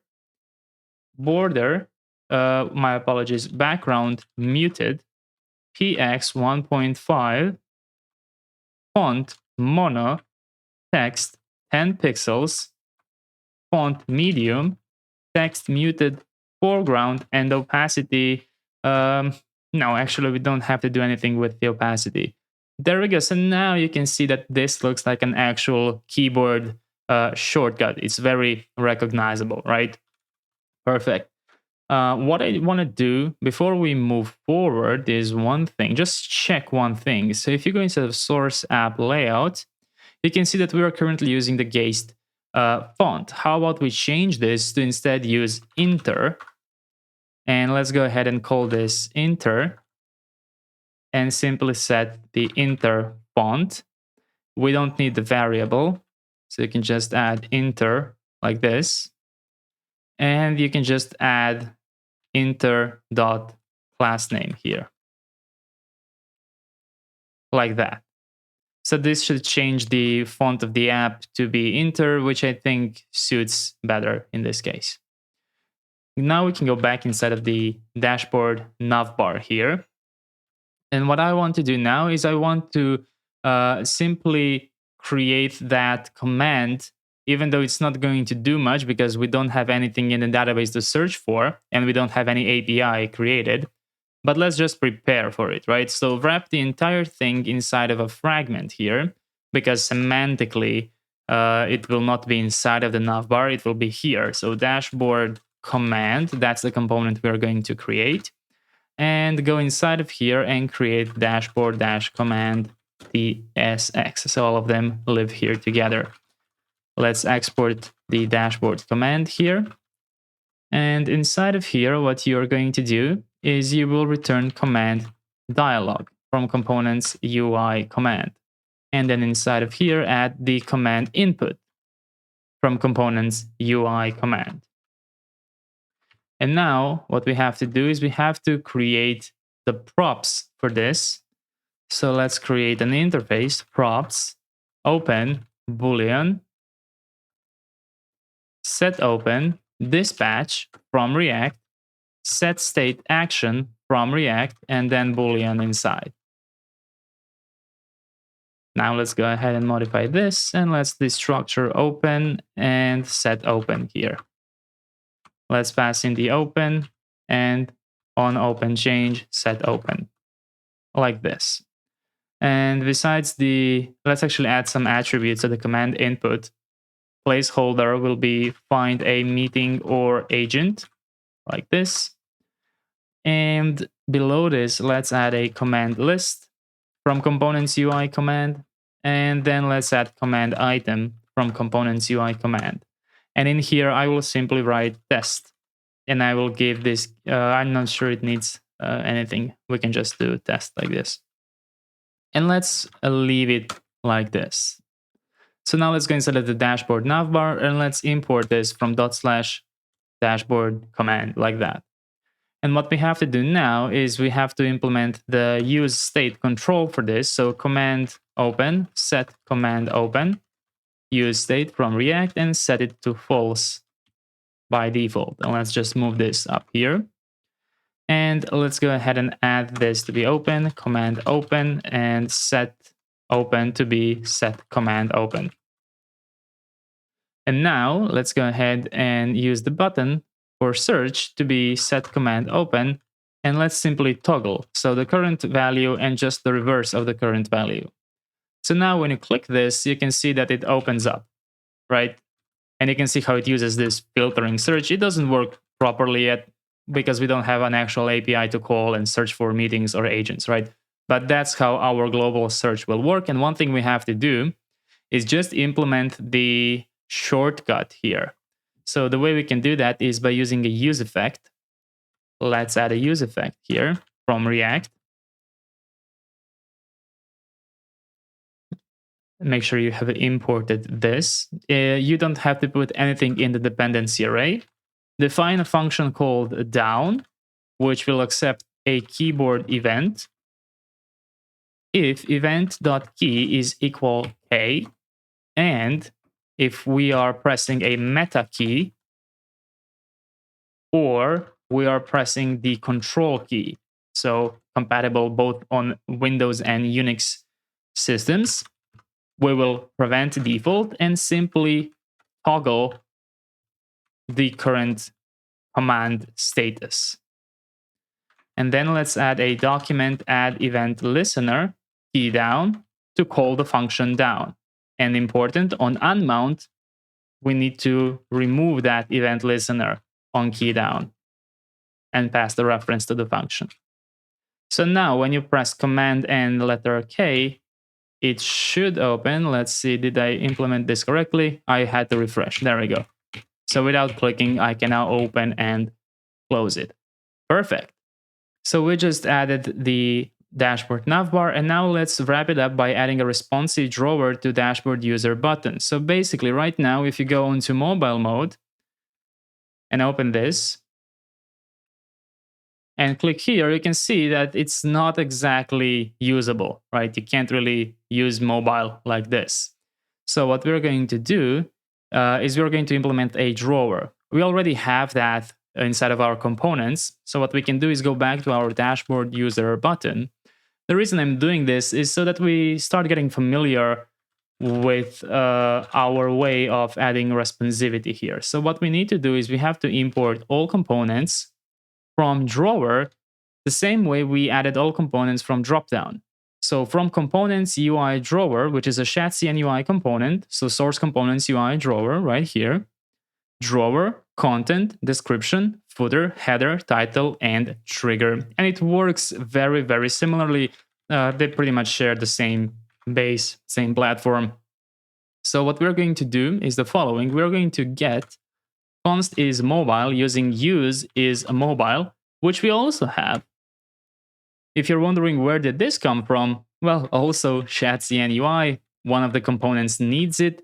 In case you are using some different version and you don't have it, you can pause the screen and just write the hook yourself. It is pretty simple. It's not really that complicated. but there is probably, maybe it doesn't use it. Oh, use isMobile. There we go. The sidebar component uses it, right? So that's why we have it in our project, in case you were wondering. So now we're going to use it in the dashboard user button. And what we're going to do is the following. After this, we're going to do if is mobile. We're going to do an early return. And similarly to this, we will open a drawer here and then a drawer trigger, which will have an as child option. And in here, what we can do, actually, I think we can just copy this thing like that. And then literally just copy what's inside of this drop-down menu trigger. So all the way to here. And add it here. This will ensure that the trigger button looks the same on mobile. But that's just the trigger. Because now what we have to do is we have to add drawer content, and in here a drawer header and a drawer title with data user name, and in here data user email. This will be drawer description, and make sure to change the closing tag as well. Outside of the drawer header, open up the drawer footer, and in here we are simply going to add the two buttons. So let's add a button from components UI button, variant of outline, on click, empty function, because this is the credit card icon and billing option. Give it a class name of size 4 and text black. Go ahead and copy and paste this and change this one to be our on logout method. Log out icon and log out. Just like that. So now, when you go ahead and click on mobile, you will see that you have a much nicer experience. You have a proper drawer. When switching to desktop, it will open in a normal drop-down menu. So that's how we're going to handle responsivity in this project. And the buttons should work normally. Let's see, log out. There we go. Perfect responsivity. Great, amazing job. I think that wraps it up. So we added the responsivity. And now let's go ahead and just merge the pull request here. So I have opened this. I have some changes. I'm going to go inside of here, clicking on my branch, creating a new branch, 07. This is Dashboard Navbar, I believe. Correct. Ensure that you can see the new branch here. Go ahead and click the plus to add to stage all changes. 07 Dashboard Navbar, commit, and publish the branch. There we go. Now let's go ahead and open the pull request on GitHub. And let's see the review from CodeRabbit. And here we have the summary. We introduced the navigation bar, the dashboard layout for improved navigation. We added a command palette interface for the dashboard for quick searching or selecting items. We updated the user menu to provide a mobile-friendly drawer experience, improving the usability on mobile devices, and we simplified and updated the app's font to use Inter for a cleaner appearance. That's exactly what we did. This was a pretty short chapter. In here we have a sequence diagram. If you need further or visual explanation of how our drawer works, for example, detecting the mobile or detecting the desktop, as well as the dashboard command visualization here. Perfect. And may I say, no big comments, some nitpick comments here, as you can see, but no large comments that need any action. Great. So let's go ahead and merge this pull request. And once the pull request is merged, let's go back here, select the branch name, go back to main or origin main, and go ahead and click this to synchronize the changes and click OK. And then when you click on your source control here and go inside of the graph, you will see that we just merged 07 Dashboard Navbar.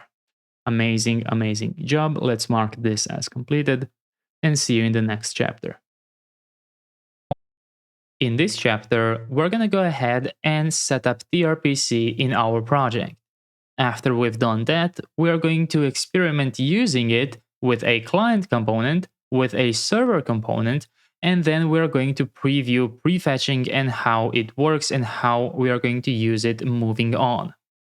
So first things first, ensure that you're on your default branch here. Ensure that you have synchronized all changes. You shouldn't have any numbers in the source control here. Everything should be up to date. And then you can also shut down your app, simply because in the beginning, all we're going to do is install a bunch of packages. So head to tRPC.io or use the link in the description, and let me show you how you can find the documentation that will tell us what we need to do in Next.js. So you can click on the quick start, which will take you to the documentation. And in here, you will have some options like backend usage and client usage. And in here, you will notice that you have Next.js integration. That's because they still support explaining how to set it up with the pages router. This is not what we are looking for. What we need is one of these, either the 10-stacked React query or React query. So I previously used this type of integration, but nowadays they have this complete new rewrite of how you use 10-stack query with tRPC, and honestly, it makes so much more sense and it's actually simpler to use. And it's the recommended way of going forward. So this is what you have to find. Go inside of tRPC documentation, client usage, 10-stack React query, and not in the setup. If you want to, you can go in the setup and, but you can see that you're missing some things like the server router, like where does this come from? So that's why I recommend that you go inside of server components first. And in here, you will read how to set up tRPC with 10-stack React query using their new integration, using server components, which basically can be translated to Next.js app router. So basically, they are doing a separation of server components and client components. That's why, while the documentation might be a little bit confusing, in here, you can find everything you need for the Next.js integration. So let's go ahead and start with installing the dependencies. So I'm just going to copy this entire thing here and paste it, but I will also show you the versions that I am using. So my tRPC server here is 11.1.2. My tRPC client, very importantly, will match that version, and my tRPC 10-stack React query will also match that version. Now, for 10-stack React query, not tRPC 10-stack React query, the actual 10-stack React query, they use latest, but I will prefer using the exact version just for this tutorial's sake, right? Obviously, if you were developing this on your own, it's completely fine to use the latest versions, but for this tutorial, I want to ensure longevity, and the Zod version will be 3.25.7. Client only and server only. It doesn't really matter. These versions don't change too much, and I don't think anything will be breaking here. But of course, I will show you which versions I got installed. So why am I adding versions for these things, and why am I adding versions for Zod, right? So the reason I'm adding versions for all of these is because you can see that if one of them is 11.1.2, the others need to be that version as well. The other reason is you can see, for example, 10-stack React query has a warning. The package is currently in beta as we stabilize the API. We might do breaking changes without respecting Semver. So what does this sentence mean? It means that usually you would expect a breaking change in a major version change. But since they are in beta, the breaking change might come in 11.1.3, right? That's why I'm telling you that for this tutorial, it might be safer and it might save you some headaches to simply use the same versions that I'm using. And I'm also pinning the 10-stack React query version simply because I know that this version is compatible with this. And why do I pin Zod version? Well, that's because Zod is also in some kind of transitioning phase where they are introducing version 4. So depending on when you watch this video, version 4 might become, the default to use, but this is the current highest version that I have been able to find, and we'll see how compatible it is with these other ones. But this is the reason why I'm doing that, because there's a lot of moving versions here, a lot of beta things, a lot of breaking changes, and I just want to make it easier for you to follow along. And go ahead and add --legacy peer deps and wait for a second for this to install. There we go. So no need to start anything immediately. We can just go back here and let's create the tRPC router. So we're going to go inside of source, create a new folder, tRPC, and inside let's create init.ts. And go ahead and click on this view sample backend. Now, just a small note, in case this documentation changes and you can no longer find these code snippets, don't worry. So this is how I'm going to do it. I'm going to copy it, I'm going to paste it here, and I'm just going to, slowly scroll so that you can see exactly what's inside. It's not a very big code snippet. In case the documentation no longer shows it, you will have no problem writing it yourself. There we go. So just add this in the init file. Now what we have to do is we have to create our app router, which will handle all of our procedures and different routers, right? So we're doing that inside of tRPC routers _app.ts. So inside of the tRPC folder, go ahead and create routers, and inside create _app.ts and paste this inside.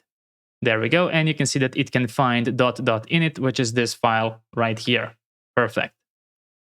After you have added that, let's go ahead and let's add to our app folder API tRPC dynamic tRPC route.ts. So we can copy this, and we will have to modify this snippet a bit because you can see they're using a different type of alias here.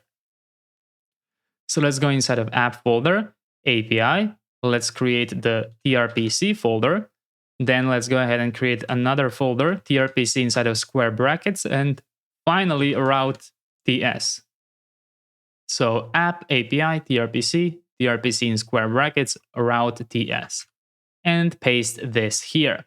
And we are now going to modify these two to not use this squiggly line, but instead the @ sign, because that is our default alias. So this leads the import to source folder, and then we can access tRPC from there. There we go. So I think that's all we need for the setup. So let's leave it like this for now. And often when I go through this documentation, I forgot to do something. So I'm trying to be as careful as possible that that does not happen.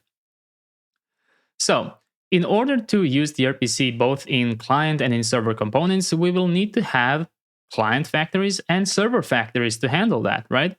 So let's go ahead and create a query client factory. So I'm going to copy this and create query-client.ts. So let's close this. Let's go inside of tRPC and query-client.ts, and let's paste it here. And I will now slowly go over this. So in here, we have the import. In here, we have the super JSON import, which we can comment out because A, we don't have the package installed, and B, we are not using it yet. And after that, we simply export a function make query client. This is basically the 10-stack query setup. That's it. We will later enable the serialization. I just want to finish following through with the setup. Great, so that's the query client. And now, let's go ahead and see what else we have. If you want to read more about it, you can pause the screen or go to the documentation here. Now, let's go ahead and create a tRPC client for client components. So I'm going to copy this and I'm going to create inside of the tRPC folder client.tsx like this. Let me close everything else. Client.tsx, and let's paste that inside of here. So in here, we mark it as use client. We do all of these imports right here. And then we add our make query client from this, which we've just added previously, right? Make query client. And we import the app router type from our routers here, because this is where we are going to add all of our different routers. So in here, it will have the app router to give the context and the type interference for all of them. So I'm just going over this slowly in case you cannot find that code snippet and want to type it yourself. So in here we define the function getQueryClient, which I suppose is doing it so it's compatible during server-side rendering here. Even though this is a client, even though this is a provider for the client component usage, we still have to handle server-side rendering. That's different from a server component. So that's why it's doing this. And after that, we have this get URL, which I definitely want to modify. I think is a bit unnecessarily complicated, and it's optimized for Vercel. But what if you're not deploying on Vercel, right? So how about we do this? So find get URL method, or if you're in the middle of typing it, go ahead and stop here. And instead, let's go to our .environment here, and let's add next public app URL. And in here, we're basically just going, we can copy the better auth URL because it's exactly the same. It's basically where we have our app running. If you are unsure, you can do npm run dev and you will see exactly where it's running, like this. And just add it here. Be mindful of the protocol and of the port. So this will be much easier to do because you can see that Vercel URL does not include the protocol, so then they have to attach it to the protocol. It's just a mess to work with. Instead, what we can just do is remove these two lines and just do return process.environment next public app URL. Please copy and paste so you don't accidentally misspell. That's it. And what's important here is that you have actually defined the tRPC folder in the /API/tRPC. So be mindful of that. API, tRPC. Make sure you didn't misspell it. And finally, we have the tRPC React provider, which combines the query client with the tRPC. We are later going to enable the super JSON transformer. And finally, it adds all the necessary providers using the 10-stack query and the tRPC. And now we can wrap our application into that. Great. So I hope that kind of explained it. I will once again go through this slowly in case you're typing it out line by line. So now let's go ahead and let's mount the provider in the root of our application. So I'm going to go inside of layout right here. So this root layout in the app folder. And I'm going to go ahead and import tRPC React provider. So be mindful here not to import the wrong thing.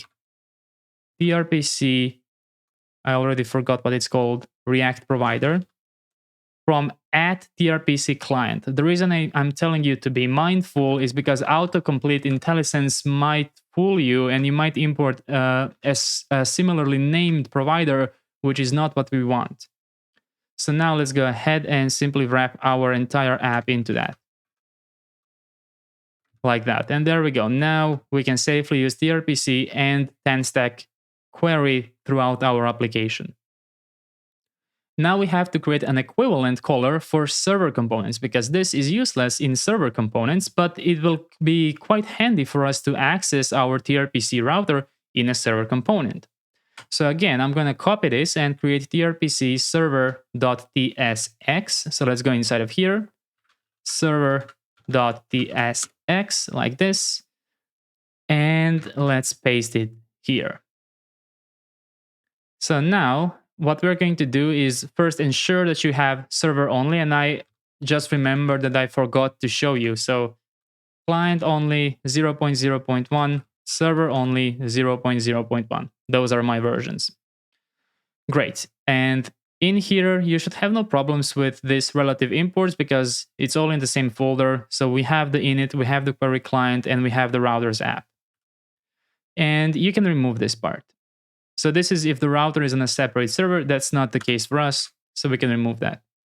And this is the cool thing. So usually, if you were attempt to fetch your data in a server component using some kind of abstraction like Hono RPC, what it would do is it would actually do a fetch request on your server, which is unnecessary overhead. But that isn't the biggest issue. It's not slowing anything down too much. The issue is if you're doing a fetch request in a server component, you're losing authentication there. You need to fill that fetch request with cookies and headers. Well, this kind of server module for tRPC will allow us to natively call tRPC procedures in server components, preserving the auth state. That's why this is so good. So there is no fetch request happening here. It will directly call the tRPC procedures. You will see more of this in action later on. Great. So in here, they immediately show you the prefetching example, which I think is a bit complicated if you've never seen this before. But basically, prefetching allows us to combine the best of both worlds. When Next.js page loads, the first thing it loads is a server component. And in here, we have the option to prefetch a query. For example, we just loaded a meeting with meeting ID 123. So what we're going to do in the server component is we're going to start the prefetch. We're going to say, okay, start prefetching this immediately. And then we're going to wrap this into the hydration boundary. And then in the client component, we're going to use the client tRPC integration. And in here, we will be able to load a already loaded data, right? Because the server component will already put the data into cache. So our client component will be ready to immediately use it, right? And we are also going to be able to use suspense query with that. And then we are going to have an even better developer experience for us. I know it's all a bit too much overwhelming at the moment, but you're going to see when we start doing this how helpful it really is. But how about we go ahead and actually try a very simple example? So what I'm trying to do here is the following. Let's go inside of our tRPC routers, and in here we can see hello base procedure. So a pretty simple procedure. How about we go inside of our modules home view, because this is a client component. Make sure you have your app running here. And this is what we're going to do now. So we no longer need to display anything auth related. We have that in the sidebar now. But what we can do is the following. We can learn how to use tRPC here. So let's first add tRPC hook. So const tRPC is use tRPC from tRPC client. And then in here, we would have the data, which would be use query from TanStack query. And then in here, usually what you would do is you would create your fetcher and then pass the body. What they have done is they have separated the API from tRPC and use query. So you use query and you learn use query independently, right? You're not learning tRPC. You're learning TanStack query. That's the cool thing about this new integration they've done. Usually what you would do is tRPC dot your procedure dot use query. But that would require you to learn this whole new syntax. Whereas with this one, you already know use query most likely, right? So all you have to do is pass hello and query options inside. And let's pass in, is it name? Let's just see. Hello, text. Okay. Let's pass in text to be Antonio. And then in here, simply render data.greeting with a question mark here. So now when you go to localhost 3000 and refresh this, this should no longer exist. And instead, it should say, hello, Antonio. There we go. Hello, Antonio. So it loaded for a second and then it said, hello, Antonio. So that's how you would use it in a client component. Quite normal, nothing too unusual, right? But we can also use it in a server component if we need to. So let's just do that before we wrap up the chapter. So getting data in a server component. You will almost never need this, right? But if you really, really need data in a server component, you can, right? So what we're going to do is let's just go inside of app folder, dashboard page. And what I'm going to do here is I'm going to fetch the greeting the same way. So const greeting will be await. And let's see, what do we need to import? A caller function. And I'm not even sure if I have it. Yes, they are telling me that I need to export it because we will never use this, but just to demonstrate to you that you can still do it. Let's go inside of tRPC server. If it's easy enough to do, we will do it. If it's complicated, we will just skip. Let's see. Okay, all I need is the caller. export const caller, app router, create caller, and pass in this. Perfect. Let's import the caller from tRPC server. So caller, hello, text, Antonio, server. And then in here, we're just going to return a paragraph greeting.greeting. So this would technically be data and then data.greeting. So now I'm overriding that client component and you can see hello Antonio server. So I just wanted to demonstrate to you that it's possible to do this as well, but we won't be doing that. We'll be doing the third option, which is the prefetching, leveraging both the speed of server components and the knowledge and the I'm not sure what's the correct term to use, a familiarity of the client components, right? Because we're used to this, we know how to work with this, right? But it would be nice to leverage the speed of the server components, which load sooner than the client components. So you're going to see us combine all of that in one. Great, but we just tested both, so we know that both the client and the server iteration of these are working, and we're going to learn more about tRPC as we go forward. So we've done this, and this, and I forgot to do one more step, which is to merge the pull requests. So let's go ahead and do that. So I have 11 uncommitted changes here. Let's go ahead and change the branch first. New branch, this will be 08 tRPC setup. Great. Let's confirm I'm on the new branch, and let's click the plus icon to stage all of our changes here. And let's do 08 tRPC setup, and let's commit, and let's publish the branch. There we go. And let's go ahead and open a pull request to see what CodeRabbit has to say about this, though I won't change it much simply because this is the official documentation. So I'm just going to follow how they've done it, but still, let's see what AI has to say about this.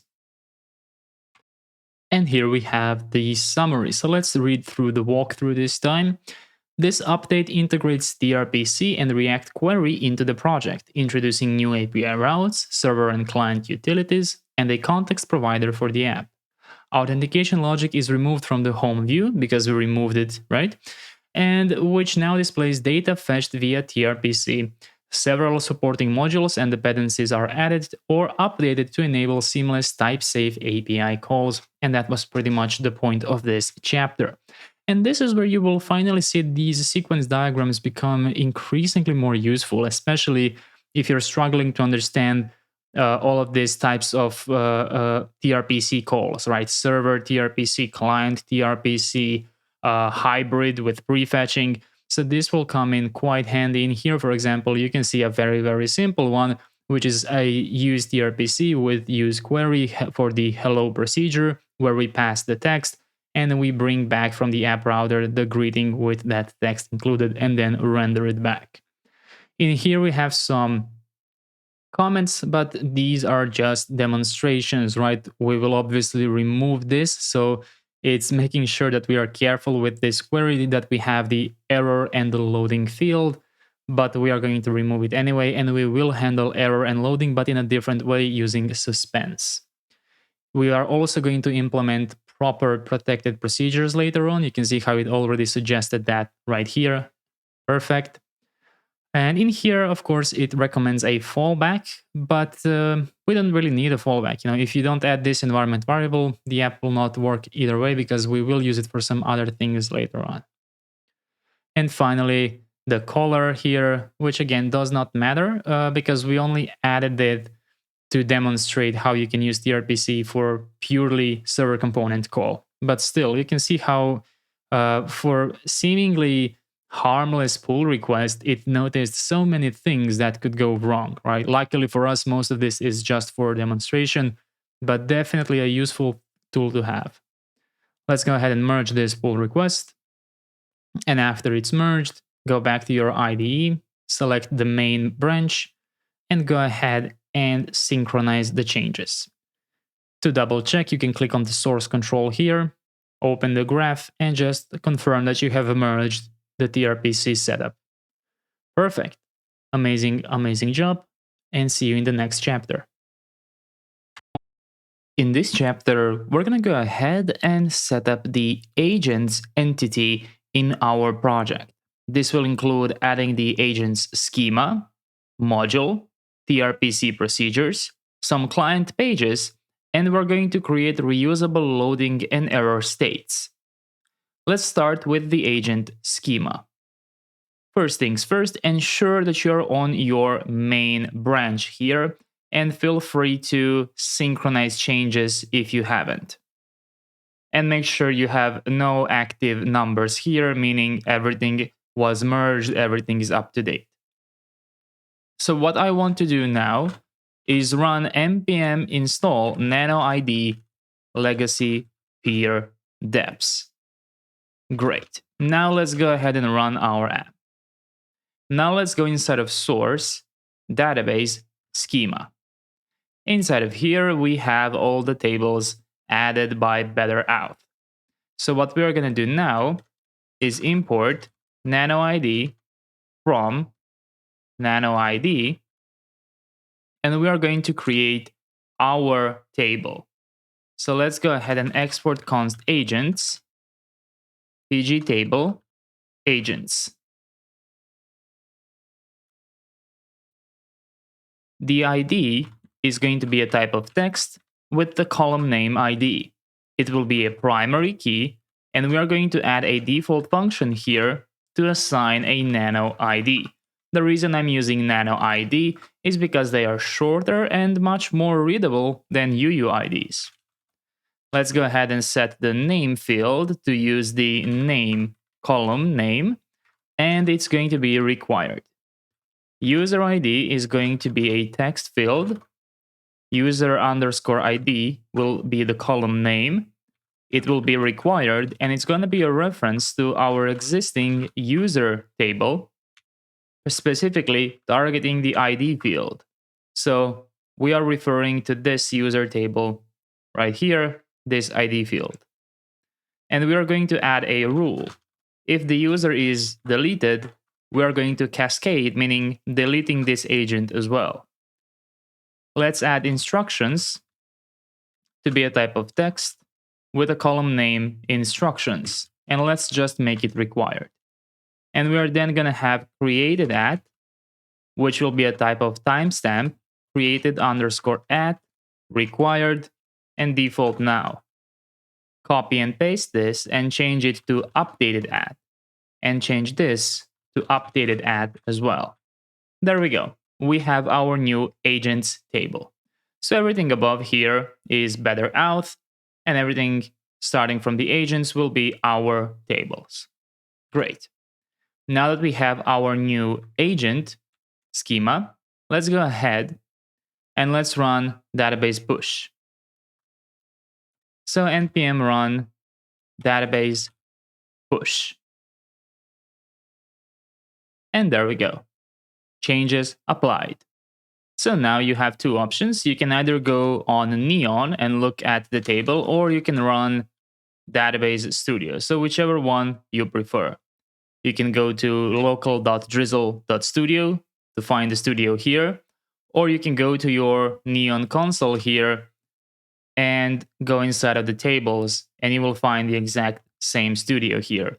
So now you have the agents, and in here you have ID, name, user ID, instructions, created at, and updated at. And the last one is a repeated user, which is basically just the relation which will be loaded once we add the user ID. Perfect. So we added the agent's schema. Now what I want to do is I want to add the agent's module. So let's go ahead and close everything. Let's go inside of source, modules, and let's add agents here. And then inside of here, let's add a server folder, and let's add procedures.ts.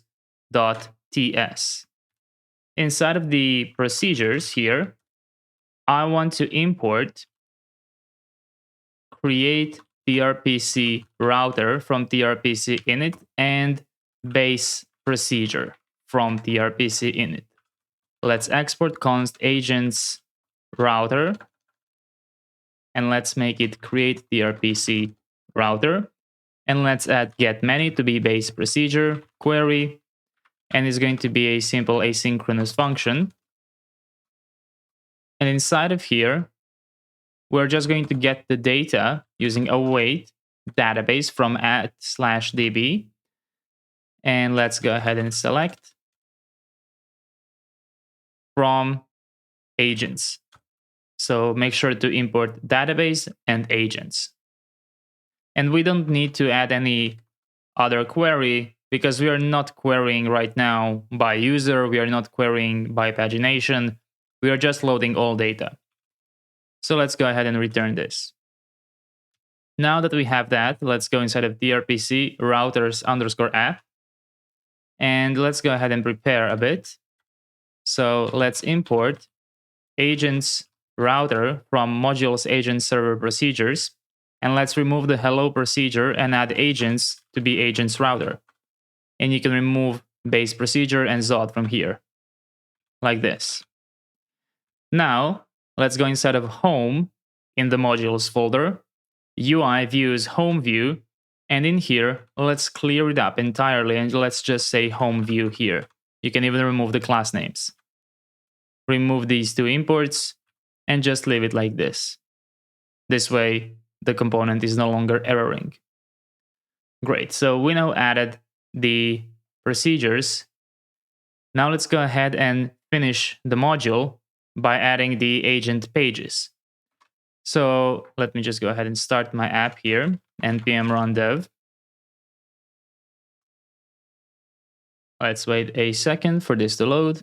There we go, so we just have home view here. And now let's go ahead and actually run this. Let me just move this here, bottom right. There we go, so it doesn't cause any issues. And now let's go ahead and develop the agents page. So we're going to go inside of source, app folder, dashboard, and we're going to create the agents folder. Then inside of here, page tsx. Then let's go ahead and simply do a default export here and write agents like this. So now when you go ahead and click on agents here, you will see the text agents. Now let's go ahead, go inside of modules, agents, and create the UI folder inside, and create a views folder inside of UI. And finally in here, create agents-view tsx. Mark it as use client, import use tRPC from tRPC client, import use query from TanStack React query. Now let's export const agents view here. Let's go ahead and prepare tRPC using use query. My apologies, use tRPC. And let's get the data by using use query here. tRPC agents get many query options like this. Let's go ahead and return a div, JSON stringify data, null, and 2. So null and 2 is basically used to format the JSON stringification in a nice way, so it's easier to read. And let's also do the following, is loading. If is loading, let's go ahead and return a div, loading. And if is error, let's return a div error like this. And I just have to wrap this in parentheses because I can't look at it like that. Okay, great. So now let's go to the page here inside of our dashboard agents page. And let's go ahead and directly return the agents view like this. And there we go. You're now able to click at agents, right? And you will just see an empty array. So what you can do is you can go inside of your either Neon console or Drizzle Studio, whatever you have up and running, go inside of agents and click add record. For ID, you can just go ahead and type whatever you want because it's a type of text. But before you do this, let's just discard this. Go to your users and just pick at least one user here. Just pick an ID for the user. Copy it. Go inside of agents, click add record. write whatever you want for the ID for the agent. The name can be first agent, and then user ID, paste the ID that you've added. In the instructions, add you are an agent. It really doesn't matter. And created and updated at our default. So you can click save one change. And there we go. That will create an agent with a relation to the user. In case you fail at doing this, no problem at all. I'm literally just adding one record simply so we can see something being loaded here, right? That's the only reason why I'm doing this. If you're failing at doing it, don't worry. Great. So now that we have this, let's go ahead and spice it up a little bit, right? So let's go inside of the agents view here. Let's go inside of get many. And how about I go here and I purposely make it slower by using await, new, promise, resolve, set timeout, resolve, 5,000. So I'm purposely adding 5 seconds here. So let's refresh this. And now you can see our loading state being active here for 5 seconds before it loads. Now let's comment this out, and instead let's throw new tRPC error here with the code bad request, for example. Let's refresh this as well.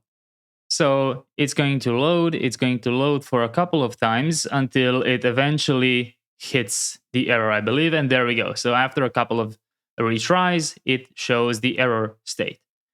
Perfect. So we now have little shortcuts to do both of them. So what I want to do now is the following. I want to build our error state and our loading state, which we are going to reuse throughout the project. So let's go inside of source components and create loading state tsx and do the following. Import loader to icon from Lucid React. Create an interface props with a title of string and description of string. Export loading state like this. Destructure the props here so you can obtain the title and the description. And inside of here, return a div. The div will have a class name, py4, px8, flex, flex1, items center, and justify center. The div will have a class name of flex, flex call, items center, justify center, gap, y6, bg, background, rounded, large, padding of 10, and shadow sm. Inside of here, add a loader to icon, which we have imported above, and give it a class name of size 6 and animate spin. And let's also give it a text primary. Let me just fix the typo in my animate spin class name here. Below this, open up a div with a class name flex, flex column, gap y2, and text center. Inside of this div, you will have a heading 6, which will render the title, and below it a paragraph, which will render the description. Go ahead and give the heading a class name of text large and font medium, and give the paragraph a class name text small. There we go. Now let's head back inside of our agents view, inside of modules, agents, UI, views, agents view. Instead of returning this, we are now going to return our loading state, like that. Let's go ahead and give this a title of loading agents and a description of this may take a few seconds, like this. So now let's go back inside of our procedures and let's enable our 5-second timeout. And there we go. Now we have a nice loading state, which we can reuse throughout our project. Perfect. So now what I want to do is the following. I want to copy the loading state, paste it here, and rename it error state. Inside of here, I will import the alert Let me just see which one is the proper alert circle icon. Let's use this one. And this will be called error state. And it's simply going to load the alert circle icon. It will remove animate spin, and it will use a color text red 500, like that. Go back inside of the agents view, and in here use the error state. Give it a title of failed to load agents, and a description of something went wrong. Or maybe let's do please try again later, and let's do error loading agents. And in here, we can remove these 3 dots like this. So now how about we enable the error and remove this so it errors faster. So let's refresh now. So it's loading, and it will eventually hit the error state, displaying the error. There we go. So what you've just learned is how to use tRPC with useQuery in the most normal way everyone is used to using it. And if you want to, you can complete the entire project like this. There is absolutely nothing wrong with doing it like this. If you prefer having your error states here, your loading states here, that's perfectly fine. But what I'm going to show you now is how to do it by leveraging server components. Because right now we're using this agents view as the fetcher, right? But we have this dashboard agents page, which is a server component, which has closer access to the database than this, which is essentially a fetch API call, right? So what if we could already fetch the data in the server component and then immediately provide it to the cache here? What if we could do that? Well, good news is we can do exactly that. So let's turn this into an asynchronous component like this. And let's go ahead and define the following: const query client, and let's do get query client from tRPC server. So you already know that we are going to be using the server utils for this one. So we get the query client here, and then what we do is void query client prefetch query, and inside we do tRPC, which you can also import from the server. It's important that you import both from tRPC server, not from anywhere else. And in here, do .agents get many, and simply do query options here, just like that. So what we've done now is we used a server components to prefetch the agents get many, but we are still not done. What we have to do now is we have to wrap this agents view component in a hydration boundary from 10-stack React query. So let's do this, and let's pass in the state here to be dehydrate from 10-stack React query and pass in the query client like this. So what we have done now is the following flow.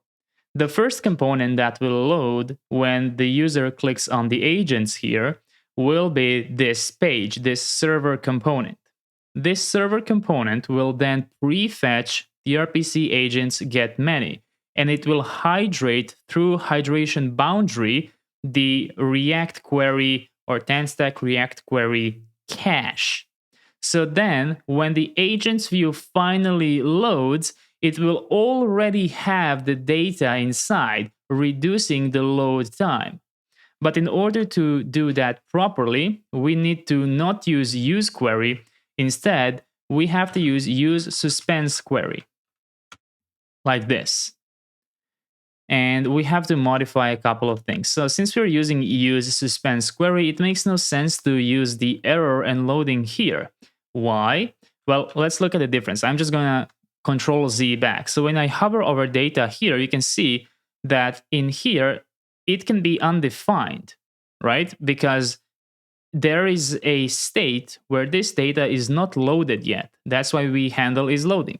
But when you switch to use suspense query and hover over the data, it will never be undefined because use suspense query has already fetched data inside of it, already resolved data. So that's why it doesn't make sense to use these here at all. So you can remove them and you can completely rely on the data here. Instead, what we're going to do is the following.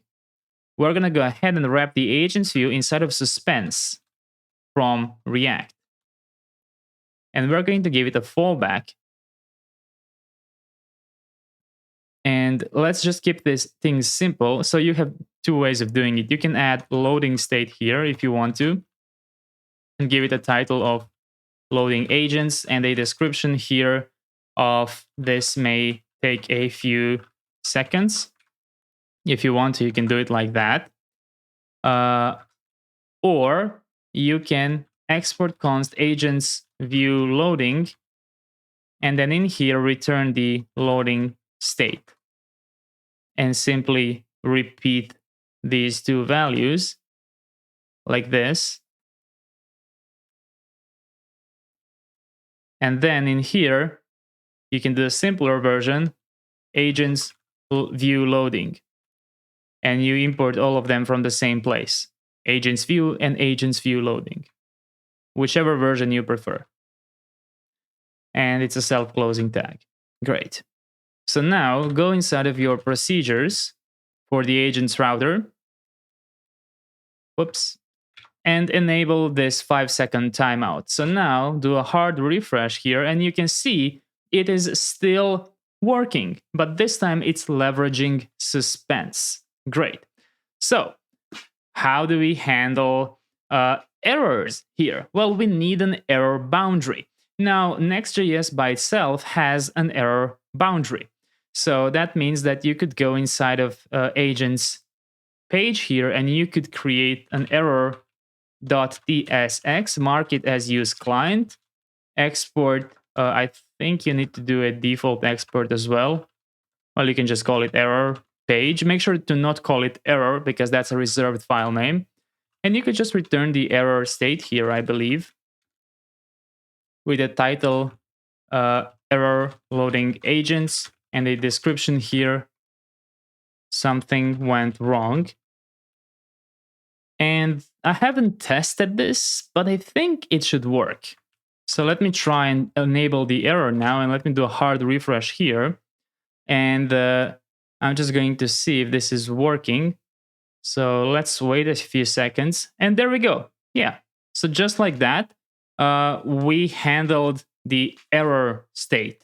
If you want to, you can handle error states like that because Next.js offers this native error boundary, the same way it actually offers a loading boundary. But there is another way of doing it, and that is by using React error boundary -- legacy peer deps like this. So in here, what you can do is inside of suspense, add error boundary. Make sure to not import it yet. And what you can do is copy this error state from here, go to agents view, export const agents view error, return the error state here, import the error state like this, keep them all together, go here in the page. You will import error boundary from React error boundary like this, and give it a fallback of agents view error. So now you have all three components from the same place like this. And if you're wondering why would I do this over native Next.js ones, well, that's because native Next.js error boundary works on an entire page level, which in this specific case makes sense. But imagine you just wanted it on a very small component in that page. That's where having this kind of error boundary makes more sense. So you can now remove this error.tsx, and you can do a hard refresh here. And let me just see. So yeah, there is one issue that might occasionally happen, right? I don't know if you've noticed it. So it eventually showed this error, but it's very hard to reproduce. For some of you, it might happen. For some of you, it might not happen. But keep your inspect element open and make sure. There we go. You can see what's happening. So this is an infinite loop that it was caught in. And the only time I've noticed it happen is either completely randomly or when you throw an error, right? So I'm not sure if it happens with the native error boundary from Next.js, but what I do know, okay, let me just do a hard refresh here again.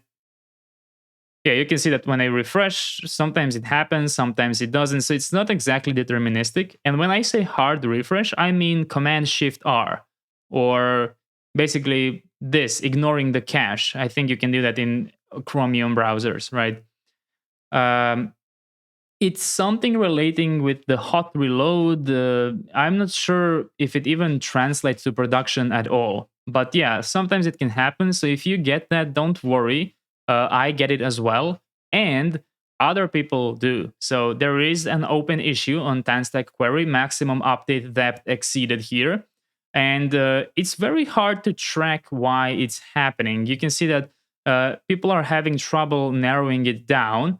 There is a specific version they found. So if you want to completely get rid of it, you could technically go inside of the package JSON, find the Tanstack query,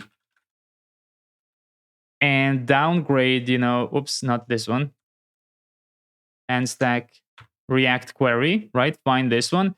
And you could technically, downgrade it to this version. And apparently the issue does not happen there. Because that's the last place they did some. Actually, it would be 0.3. This would be the version without any issues with infinite hydration error loops, right? If just for your information, because that's where they introduce some hydration changes, and then you can see a bunch of discussion here. I think that even I left a comment here, as you can see that I encountered this issue as well. And when I use 5.66.3, the error actually goes away. The good news is they seem to be getting to the bottom of it. As you can see, just yesterday, at least of the time I'm recording this video, they seem to be having a fix. So if you want to, you can also follow this discussion. So just please don't spam anything here, right? They are doing their best to fix this. It doesn't help anyone by commenting, I have the same problem, right? Unless you have something of insight, no need to spam the issue. They are obviously fixing it. So if you want to, you can follow this issue along. Maximum update depth exceeded in Tanstack query. And in here, you can find the preview pre-release packages, which apparently fix the issue. I have not tested it yet to confirm. So what you could do is do npm install this, add -- legacy peer depths, and then you would have this type of version inside. It's going to look like this. So that's like a pre-release. But basically, I'm just trying to tell you, yeah, I'm having that maximum update depth error as well. But I did not experience it breaking my app in any way, right? It doesn't seem to freeze the entire app. It seems to be somehow controlled. Another thing you can keep an eye on is this issue simply to see if it's closed. If it's closed, it probably means that it might be a good idea to check for a newer version of React query. Maybe that will be 0.2, right? So go ahead and do a little bit of research if you're interested, and maybe they will fix it in the next version. But nevertheless, I developed with this version and I did not find any big problems. It happened very rarely, mostly because we don't really throw that many errors, right? You can see that sometimes it happens, sometimes not. But eventually, this maximum update loop ends and it shows the error. So yeah, not sure exactly what's going on here, but just to take some your mind off ease, it's, let's say, quote unquote normal, right? At least they are on it, they know it's happening. So you can now remove these two. You can remove this. And you can do a hard refresh just to prove that it's still working. And I'm not sure if you noticed, but it is significantly faster now. The loading is much, much quicker than it was when we used the use query, right? So a big important thing here is if you're planning on using use suspense query in this way, you need to make sure that in your server component, in your parent server component, you are doing the proper prefetching here with the proper hydration boundary. Because if you forget to do these things, you will end up with some cryptic errors. So right now it is working. The reason it's working here is because if use suspense query detects no data, right, meaning nothing was prefetched, what will happen is it will simply fall back to use query. But this will become a problem with protected routes. And you're going to see that later when we actually implement some protected routes. So I just showed you a bunch of options you can fetch data in your project, a bunch of ways you can show loading states, you can show error states. We even use the native Next.js error boundary. So I hope that gave you a lot of new options and the idea of how this works. And as I said, if you have a preference for just using, use query and then handling a loading and error here, sure, no problem at all in doing that. This is just an optimized way of fetching your data. It doesn't have that much effect here because we just have this simple data. But later, when you have actual data, it will definitely, you will see that it's faster.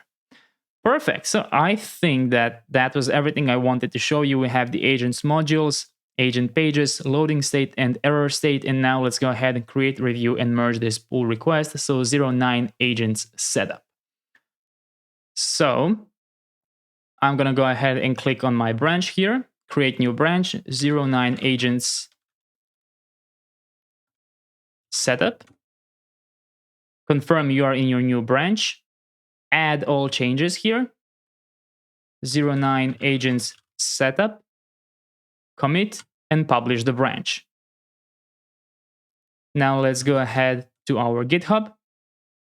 Let's open the pull request. Let's create it.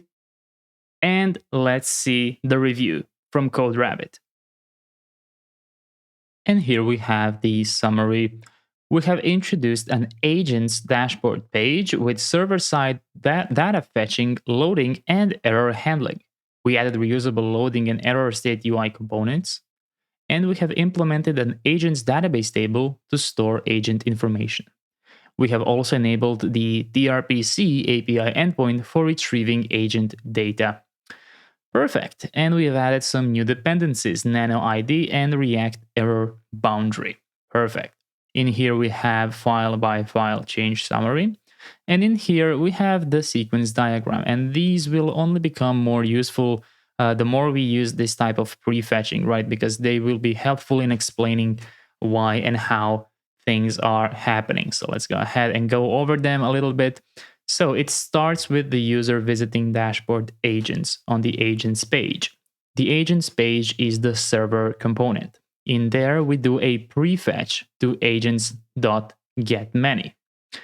That in turn calls the tRPC server, which fetches all agents from the database. It returns the agent list to the tRPC server, which we then return to the tRPC client, which finally hydrates the agents page view with the agent data. And then we can render that data finally. Here is the agent view. My apologies. There we go. Perfect. So it clearly shows how we are prefetching through the parent server component. And as per the comments here, it only has comments regarding the fact that this query is obviously not something you would use in production. And that's completely fair comment here. But we will do that later when we actually implement protected procedures so that we can query by a specific user and when we add pagination here.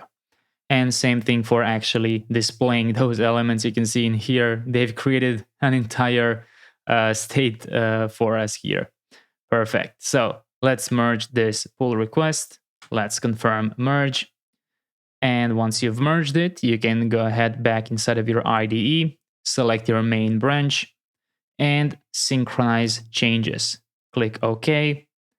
Go inside of your source control here, open the graph, and confirm that you have just merged 09 agents setup. There we go. Perfect. Amazing, amazing job, and see you in the next chapter. In this chapter, I want to develop the responsive dialog component simply so we save some time in the next chapter where we are actually going to focus on developing the new agent form. And for that, we're going to need a responsive dialog. So I want to do a separate chapter on that to also add a responsive command dialog while we are here. So as always, ensure that you're on your main branch and ensure that you have your changes synchronized. Also ensure that you have no active numbers here in the source control. Perfect. So let's go ahead inside of the components here and let's create the responsive dialog .tsx like this. In here, we are going to import everything from components UI dialog and everything from components UI drawer. We're also going to import everything from, one thing from use is mobile, from use mobile hooks. And let's mark this as use client here. Now let's go ahead and let's write out the interface. Responsive dialog props. Title, which is a required string. Description, which is a required string. Children, which are React node. Open, which is a boolean, and on-open change, which is a toggle for that boolean. Let's export const responsive dialog here. Let's go ahead and use these props. And let's go ahead and let's destructure all of them. So title, description, children, open, and on-open change. Let's define is mobile, use is mobile. If is a mobile, we're going to go ahead and return the drawer component. Otherwise, we're going to return the dialog component. So let's go ahead and do the following thing. Let's add two of the same props to it. Open will be open, and on open change will be on open change prop, like this. And now for the drawer, let's add drawer content here.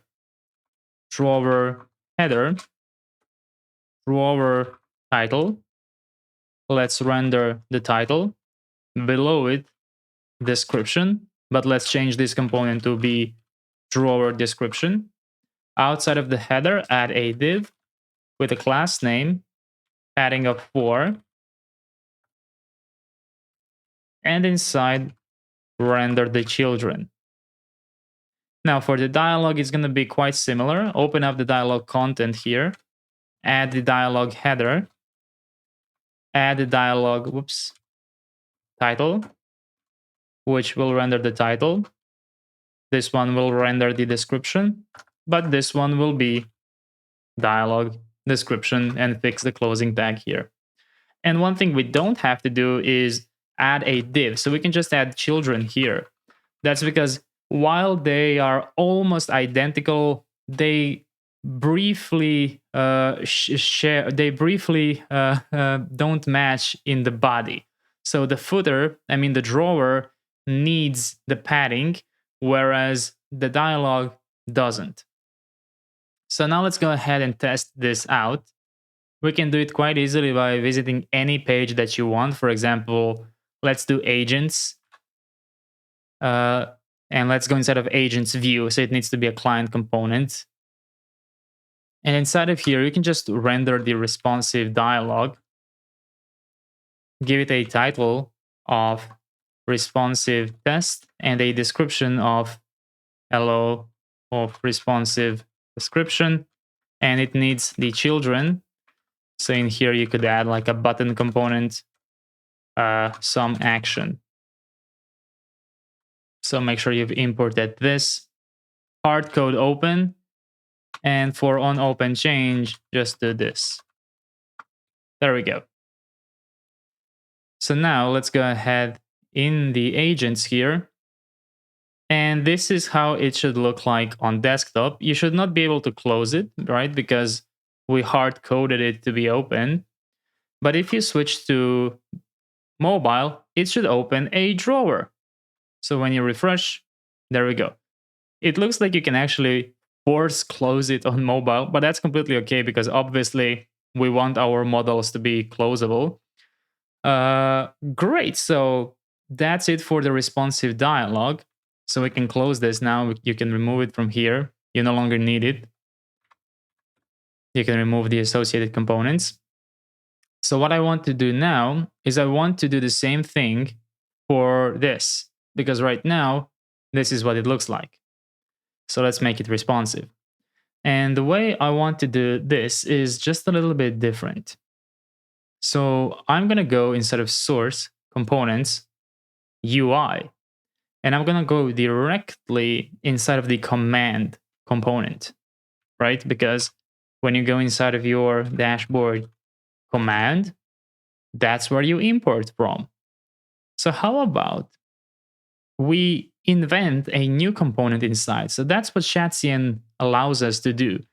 We should not be afraid of modifying these components. They are not maintained by some other author in your node module. They are in your project. You can go inside, you can change the code and make it to your liking. So let's do exactly that. Go inside of the command here and find the command dialog like this. And let's go ahead and copy it entirely and let's paste it below like this. And let's rename it to command responsive dialog. The title can stay the same and the description can stay the same as well. And then what we're going to do is the following. We're going to add const is mobile, use is mobile. From hooks use mobile, right? And then if is mobile, we are going to render, you guessed it, the drawer. In order to do that, we need to import everything from the drawer. So let's just add this. And let me just move the hook up here. There we go. Let's go to our command responsive dialog. Like that. So let's go ahead and render the drawer component. And in here, simply spread all props, the same way you're doing for the dialog. Now let's add the drawer content. And let's give it a class name, overflow hidden, and padding of 0. Inside of here, let's add a drawer header. And let's give it a class name, SR only, which means screen reader only. Let's add a title here and render the title. So this is only for accessibility, right? This will not be visible. Let's add a description here. And let's just fix this by using the proper drawer description component. And then in here, what you will do is you will copy the command and all of its classes. Just like this. There we go. And let's see. Now we have command responsive dialog and we have to export it. So go all the way down here and export it like this. And then when you go inside of your dashboard command, replace the import to use command responsive dialog. And instead of using command dialog, use command responsive dialog. As simple as that. So now, when you try opening this up, let me try and zooming in a little bit. When you try opening this up, it should render in a drawer. Looks like it's not rendering in a drawer. Let's see why. So I have set it to be a command responsive dialog. I have set this to be is mobile. Oh, because I'm not using the return. My apologies, return. That's why it never returned. The reason you don't see any errors for these kinds of things is because it's technically correct syntax. You don't have to return, right? It's just never what you want, right? And there we go. Now it's a nice drawer. So that's exactly what I wanted. So it's easier to use this global search on mobile. Perfect. And on desktop, it stays a dialog. Amazing. So there will be, we will be coming back to this component later on when we actually implement the functionality of this, because maybe you've already guessed, but the way this works right now is by using filters, right? So it's not actually doing any API calls here. It's simply filtering whatever we put inside, right? So for example, if I do test2 here, and if I type 2, it only filters test2. That's not what we want, because what we want is to do an API request on each keystroke, right? But we will worry about that later. Perfect. So I think this is a great smaller chapter. So we fixed some of those things. And just one more thing that I kind of want to bring to your attention. You might have noticed that any of my buttons, which are not links, don't have the cursor pointer. Instead, they look not exactly clickable. So that's a change in Tailwind version 4, right? Only links have the cursor pointer, but buttons don't have it. If you want to change that, there is a small snippet you can do. So what you have to do is go inside of your app folder, globals, and go all the way down here and simply add this, another layer base. And basically you will find all elements which are either buttons which are not disabled, or are any other elements which have a role of button and are not disabled. And for them, add a cursor pointer. So just don't forget this little comma here if you are writing this out. I found this snippet from the actual Tailwind version 4 documentation. So this is what they suggest if you want to reverse that effect. So now buttons are clickable again, if you prefer it that way. If for whatever reason you don't want it that way, just remove this. But you can see that now this clearly indicates, hey, I can click on this, right? And I can click on this and click on this and on this. I prefer it this way. Great. So I think that wraps it up. We added the responsive dialog and responsive command dialog. Perfect. So now let's create, review, and merge this pull request. So I'm going to go ahead and go inside of my source control just to review. Okay, so I have 4 files changed. I'm going to create a new branch, 10 responsive dialog. I'm going to stage all of my changes. There we go. Add a commit message, 10 responsive dialog. And let's commit and publish the branch. There we go. Let's go to our GitHub.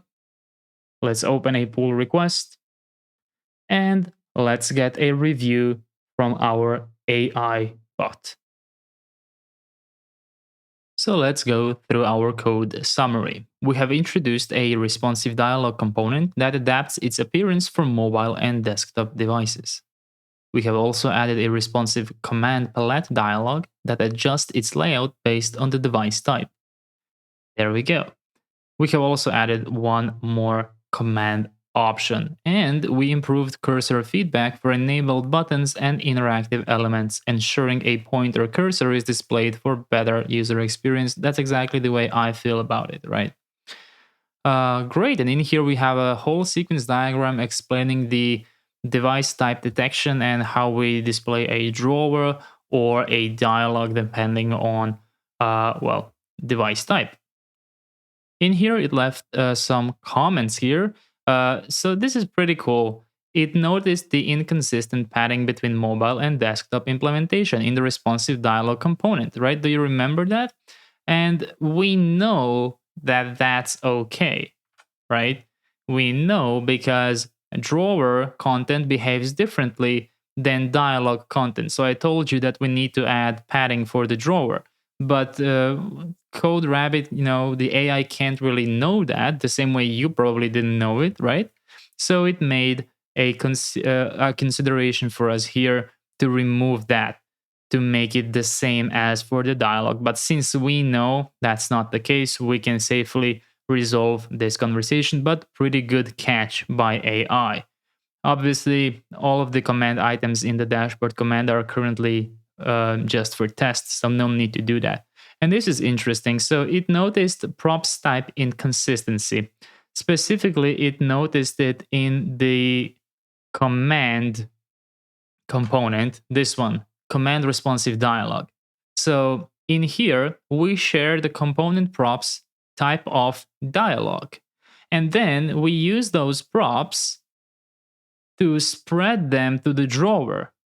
So yeah, this is a pretty good catch because nothing is really ensuring to us that these props will be compatible, or at least compatible forever. But in this case, the drawer, you already noticed that the drawer component and the dialog component behave pretty much the same, and I'm pretty sure have the exact same API. So that's open, default open, on open change, and model. All of those are supported in the drawer, so we don't have to add any explicit props here. So it's very good that it noticed that, because I definitely didn't even think of that. Right, so you can see the kinds of things it suggests you to refactor. So yeah, in case you're using some newer version of Shadcn and you're having problems here, it might be because of that. It might be because the dialog and the drawer components API have diverged and they are no longer in sync. But in my version of Shadcn, these components are exactly the same. These props have the exact same API. So I will resolve this conversation as well, and I'm going to merge this pull request. There we go. Once we've done that, we can go ahead back inside of our main branch, and we can click this little button here to synchronize the changes. Let's click OK. And that should bring back everything. There we go. Amazing, amazing job. Confirm with your source control graph here that everything's okay. We just merged number 10, responsive dialog. Amazing. See you in the next chapter. In this chapter, we're going to go ahead and develop the agents form. This will include creating a list header component, which is going to render the My Agents text and the New Agent button. Once we press on that button, we're going to use previously created responsive dialog and render the agent form inside.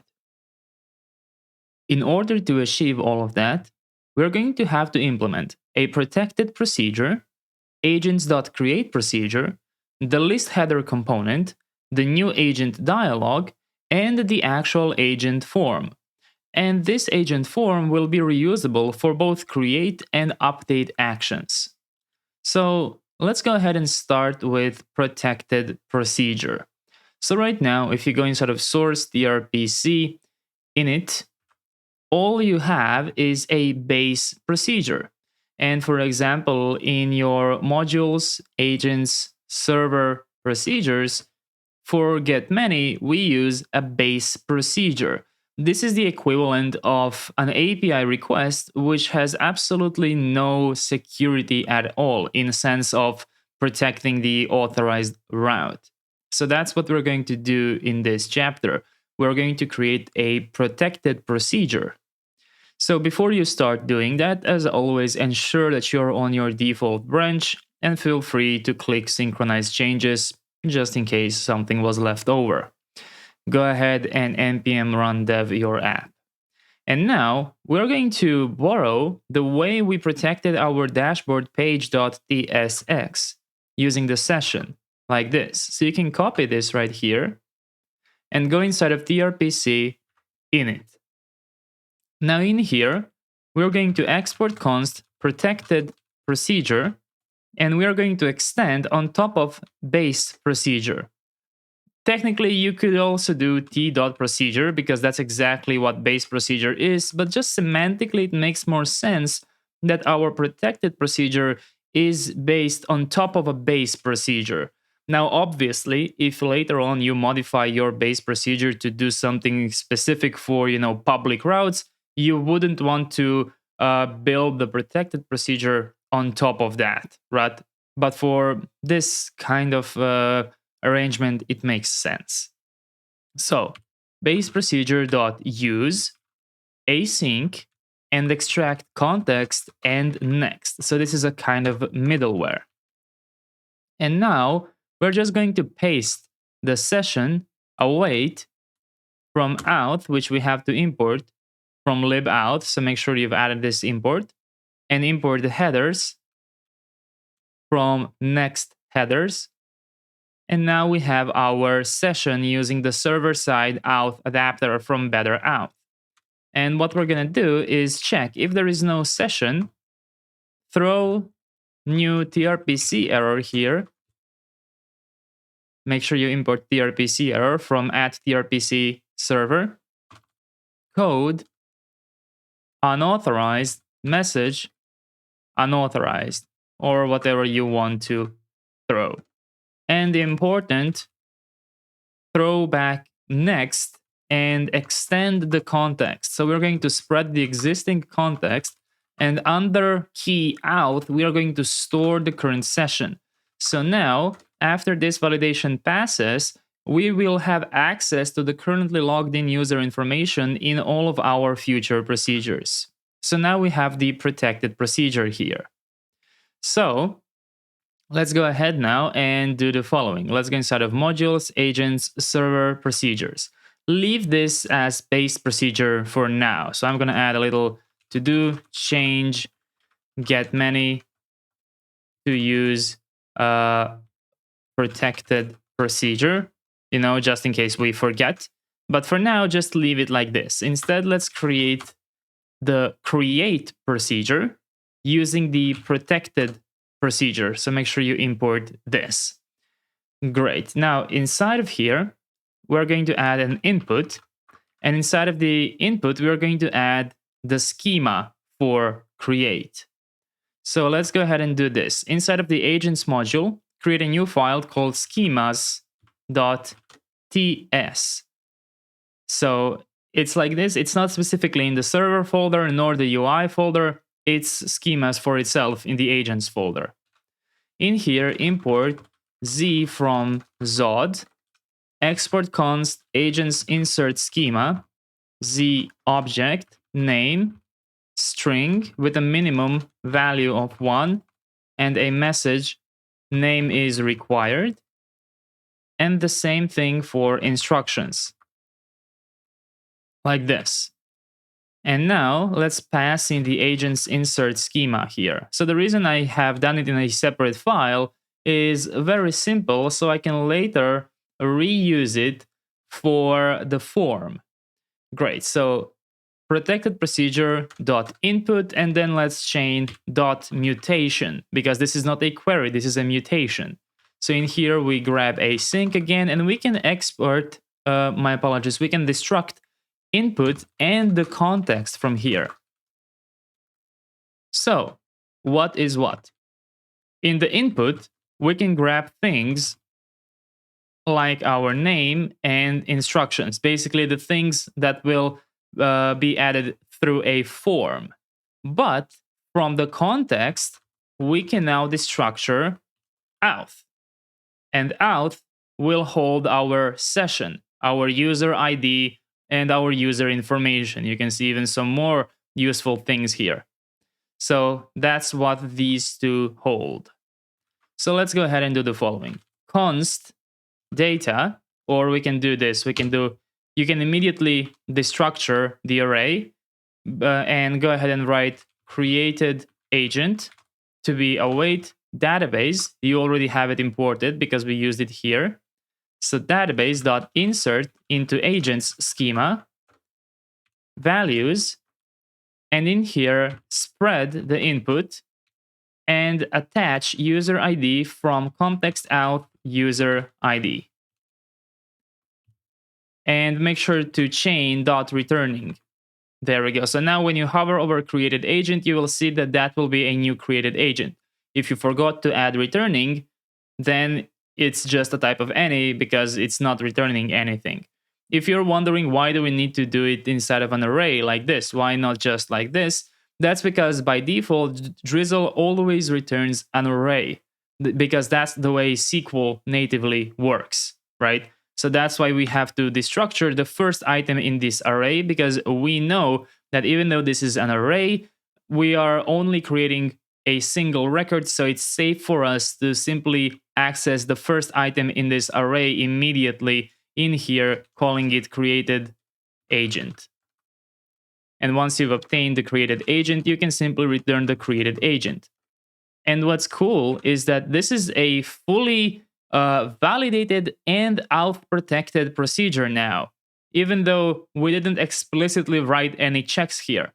So if the user forgets to pass instructions or the name for the agent, this will cause the procedure to fail. And if the user is not logged in, this, the protected procedure, will cause it to fail. So that's how we have abstracted that into our safe API, safe procedure. Perfect. Now let's go ahead and create our list header component. So let me just go to our app here. Make sure you have your app running, of course. And let's go inside of agents. So we are on the same page here. And in here, let's go inside of source, app folder, dashboard, agents page. And now what we're going to do is the following. So you might think that we will put the list header component, which is this, the text my agents and the new agent button, inside of the agents view, right? Maybe add it above this. We are not going to do that because it makes no sense for that part to be shown an error or for that part to be loading. That part never needs to load. It's static, right? We are not loading the agent name. It's just a hard-coded text, my agents. So what we can do is inside of this server component, we can simply render some things outside of this hydration boundary here. For example, list header, like this.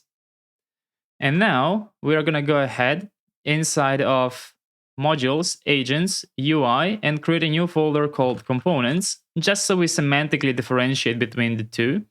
And let's call this one list header.tsx. If you want to, you can call it agents list header if you want to be more specific.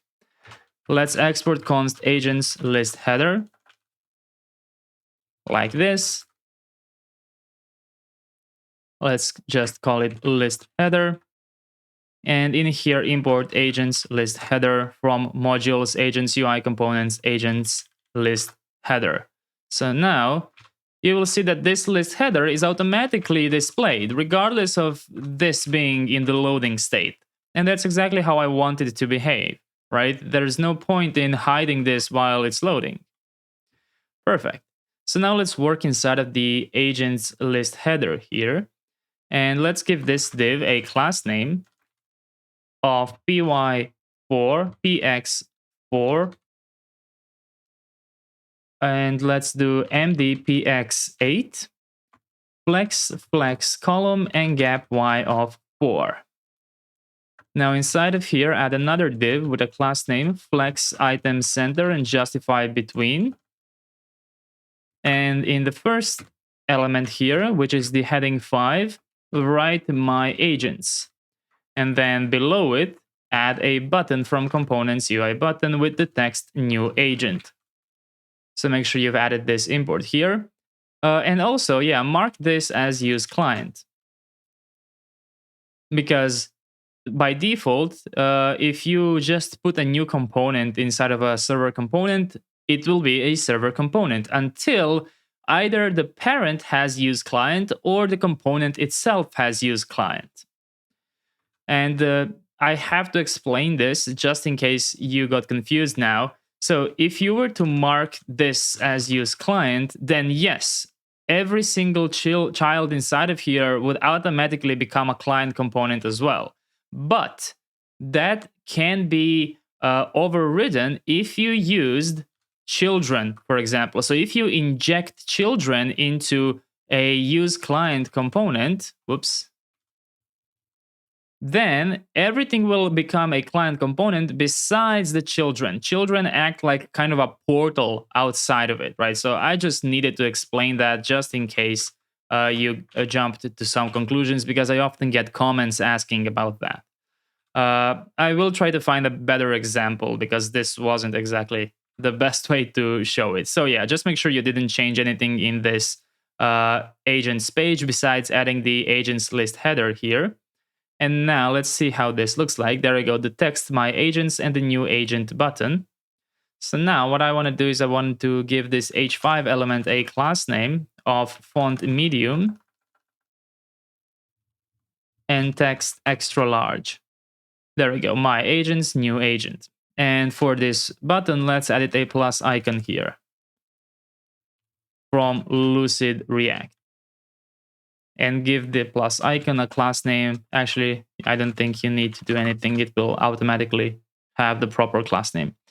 There we go, great. So now what we have to do is we have to enable a dialog to open when we click on the new agent.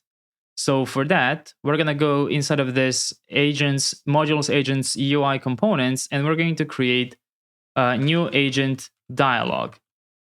.tsx, and in here import our previously created responsive dialog from components responsive dialog, create an interface, new dialog, new agent dialog props, open boolean on open change,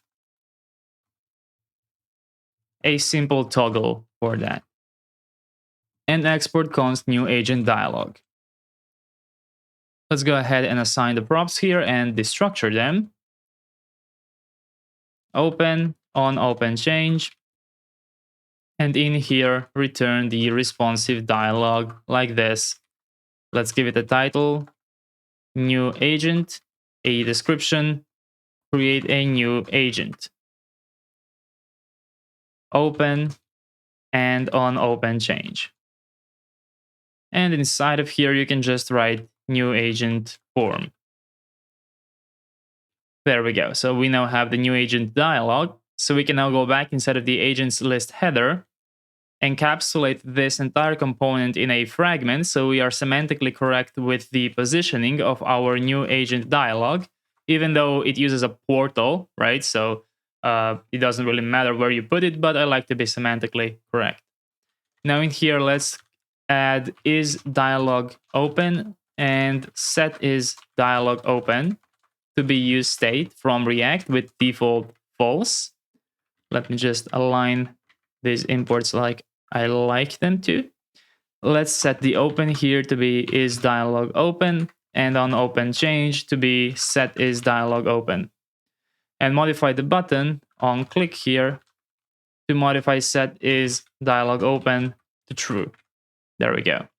So now when you click new agent, you get the new agent dialog. And in case you are on mobile, you will get a drawer. So exactly as we've developed in the previous chapter. Perfect. So what we have to do now is develop the actual new agent form, which will be compatible both for updating and for creating the agents. So let's go inside of the components here. So modules agents UI components, agent dash form.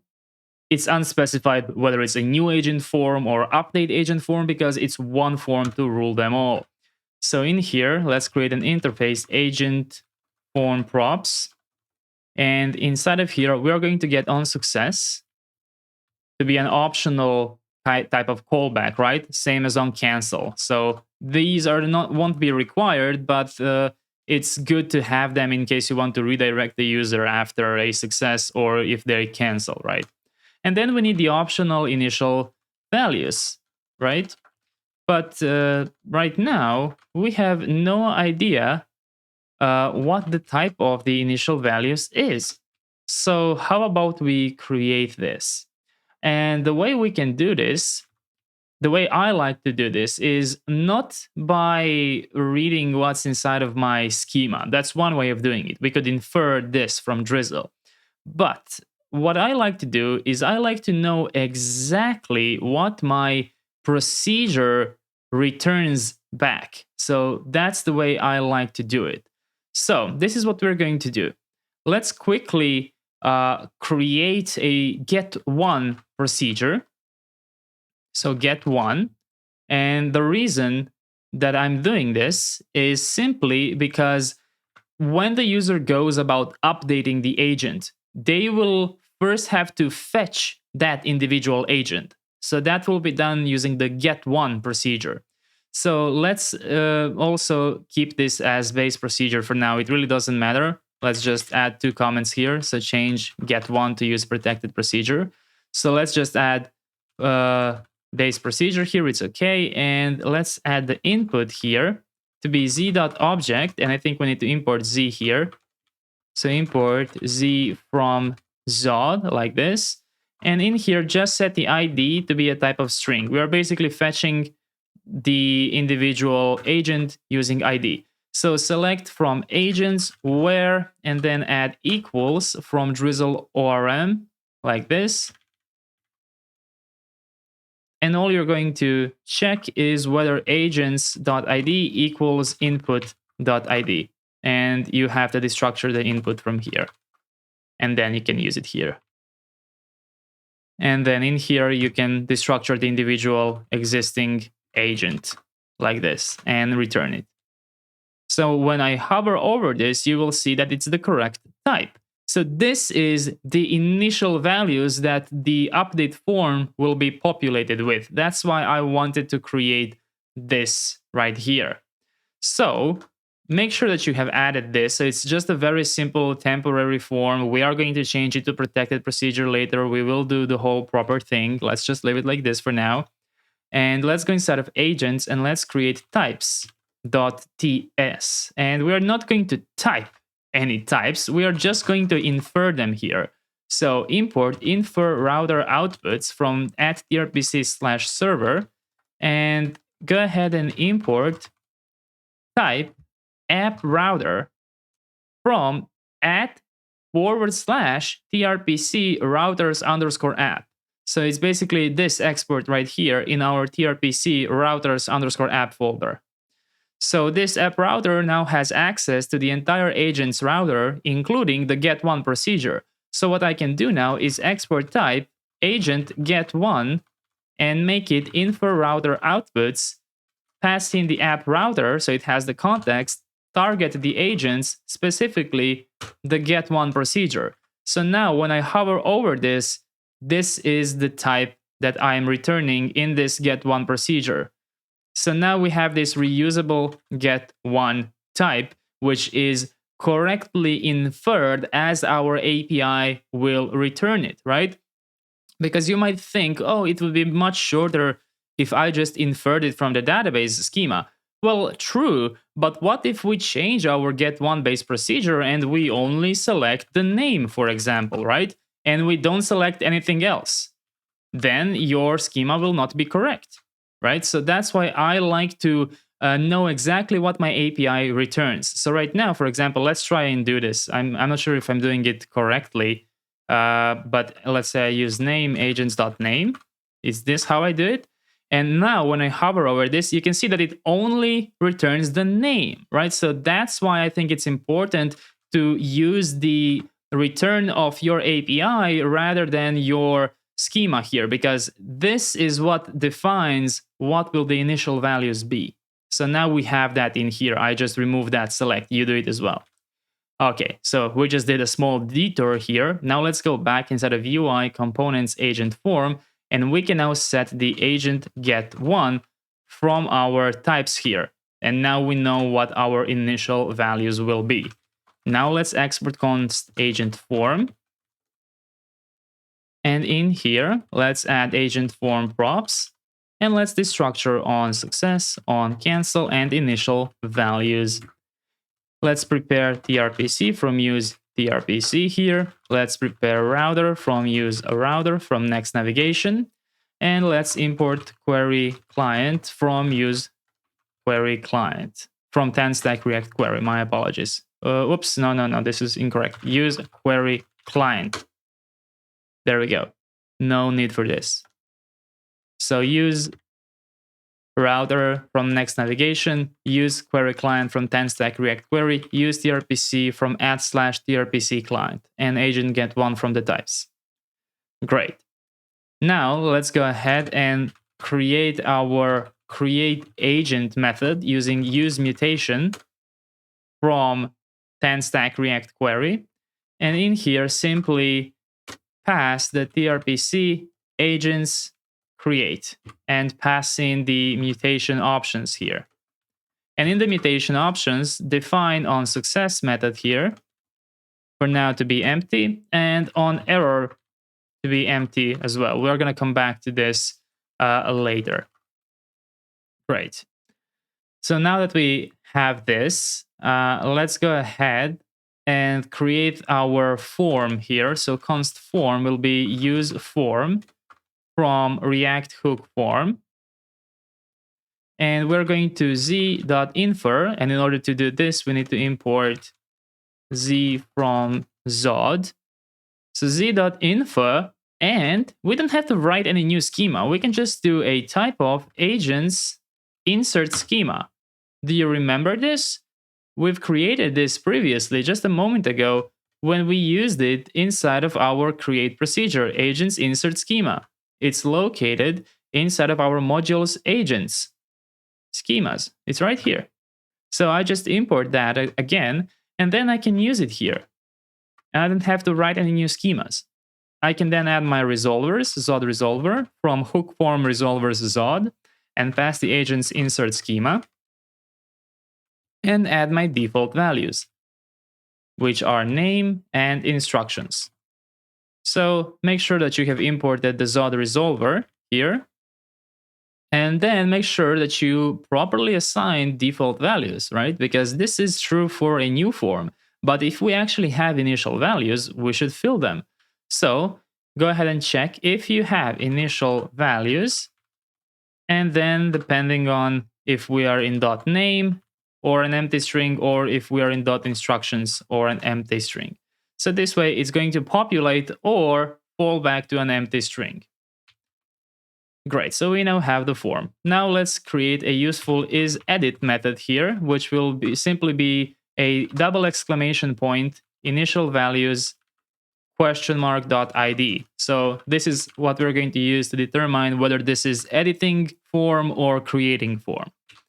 And let's define const is pending here to be create agent is pending. The reason I'm adding it in a separate variable is because later we're going to have update agent is pending. So right now this does not exist, so that's why it's an error. But let's already be prepared for this to be extended later on. Perfect.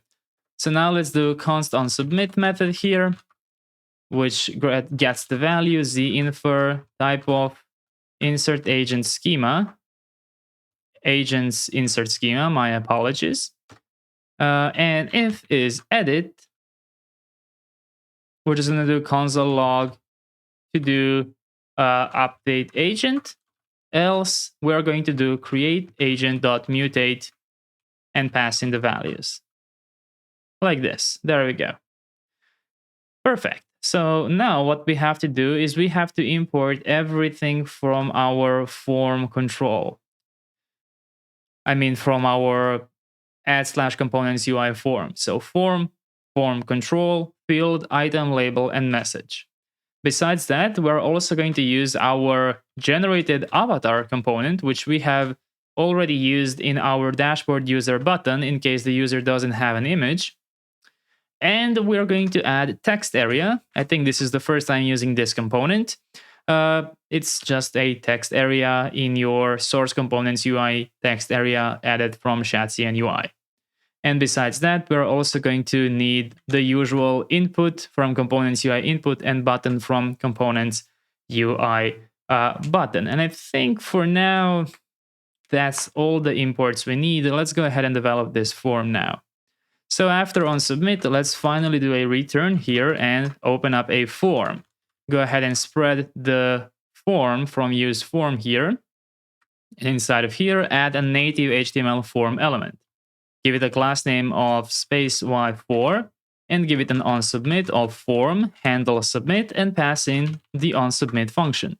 In case you're wondering why am I doing a function inside of a function, form.handleSubmit basically ensures that we didn't do anything wrong in regards to the schema, right? So this part will prevent this from being called, which is the actual submit method, if the form is not correct, if it's too short, right? If there are any HTML errors being thrown. So now inside of here, let's add a generated avatar component here. And we're going to give the seed to be form.watch name. So every time you change the name of this agent, a new avatar will be generated according to that name. The variant will be bots neutral. Let me just select it. There we go. And class name will be border and size 16. There we go. Now let's add a form field, which is a self-closing tag. Let's give it a name of name. And let's give it a control of form.control. And then finally a render method. In here, we can immediately destructure the field. Let's add form item here. Form label, which will be the name. Let's add form control here. And let's render the input. And let's simply spread the field here. So let's go ahead and check it out. Let me just say, okay, these errors are fine. These are just unused values. I think what I have to do now is go inside of my new agent dialog right here and actually render the agent form from /agent form. Now in here, what I want to pass is on success, on open change false, and on cancel too. So basically, once we complete the form and once we, or if we cancel the form, just close the responsive dialog. So that's what we want in the callback. So now if you click here, you should see this, right? How you name your agent will depend on the avatar that will be generated. And I think that's pretty cool because this way we have consistent avatars for an agent, right? If you name it John, it will have this avatar everywhere because we're always going to use the agent name as the seed. Perfect. So now let's go ahead and let me just see one thing. Yeah, this doesn't have a placeholder. So if you want to, you can add a placeholder here. For example, John, right? Or I don't know, maybe something like math tutor, right? Now what we're going to do is we're going to copy this entire form field and we're going to use a instructions here. This will be instructions. And instead of using the input, we will use a text area, right? And in the placeholder here, you can add, you know, whatever you want to explain to your users what it is. So for example, it can be, let me just paste it. You are a helpful, let's do math assistant that can answer questions and help with assignments. Like this, right? Whatever you want to add inside. There we go. Perfect. And then what we need is after, still inside of the form, right? But after the form control here, add a div. And inside, check if we have on cancel. If we do, render a button and the text cancel. Give it a variant of ghost, disabled of is pending, and type of button. This is very important, otherwise it will submit the form because it's still inside of the form here. And on click here will be a very simple on cancel. And then you can add another button here. Loading actually disabled here will be is pending as well. and give it a type of submit. Check if it's edit and then render update, otherwise render create. There we go. Perfect. So now you have cancel and create here, and let's just use this div to give it a flex justify between and gap x of 2. There we go. So now when I click cancel here, I can close this. And the reason I can close it because in here I have added a callback here to close it, right? Perfect. So now, I think that I forgot to do one thing here. For the name, also add form message here outside of the form control and do the same thing here. Great, right? So now if you try submit this, you will see the errors.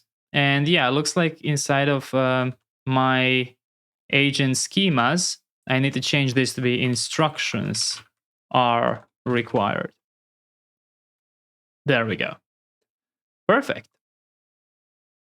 So now, let's just see what's being unused here. So this is what we're going to do now. In the on success, let's do the following. Let's use query client to invalidate queries tRPC.agents.getMany and pass in the query options like this. And later on, I'm going to add a to-do here. Invalidate individual. Oh, actually, we can do it. Yes, my apologies. We can already do if initial values has the ID. We can also invalidate another thing called tRPC agents, what we just created, get one. Because in here, we need to pass the ID. And in this case, that is the initial values ID. So what's going on here? Basically, when on success happens, when we create the agent and we successfully do it, we are going to invalidate the get many so that this right here refreshes. So we are going to add a new agent and we want to immediately show that new agent in the table. So that's why we need to invalidate those queries, right? And this is where you actually see the power of using prefetching in server components and handling the rest in the client components. Because the fact that in the page.tsx of our, page.tsx, in our agents, we do the prefetching, it does not prevent us from continuing to refetch this through invalidation or any other method, right? So that's why I prefer using this way. You could have done the same thing, of course, if you used just normal use query here. But if you used, if you actually load the data in the server component and then passed it as a prop, you would not be able to revalidate it like this, right? That's why I really like this way of doing it. And also, this invalidated queries, I think that they are a promise. So if you want to, you can mark this as async and then you can await them. Like this. I'm not sure if you have to await. Not exactly sure. I mean, they definitely still work, but you know. And let's also add on success here. But since it's optional, do it like this. And 2 S's. There we go. So this will then close it, right? Why do I say it will close it? Well, because we added that to happen here. Great. So now let's go ahead and go inside of the on error here. And what we have to do here is the following. So in here, we have to first go inside of our root layout. So in the app folder layout and add a toaster from components UI Sonar. So it's not a wrapper. It is just a component to be added like this. And then inside of the agent form, you're going to get the error here. And you're going to do toast.error here, error.message. And you can import toast from Sonar like this. And I will just add a to-do comment here. Let me just go here. To do, check if error code is forbidden, redirect to /upgrade. So we don't yet have this, but we will have this in the future.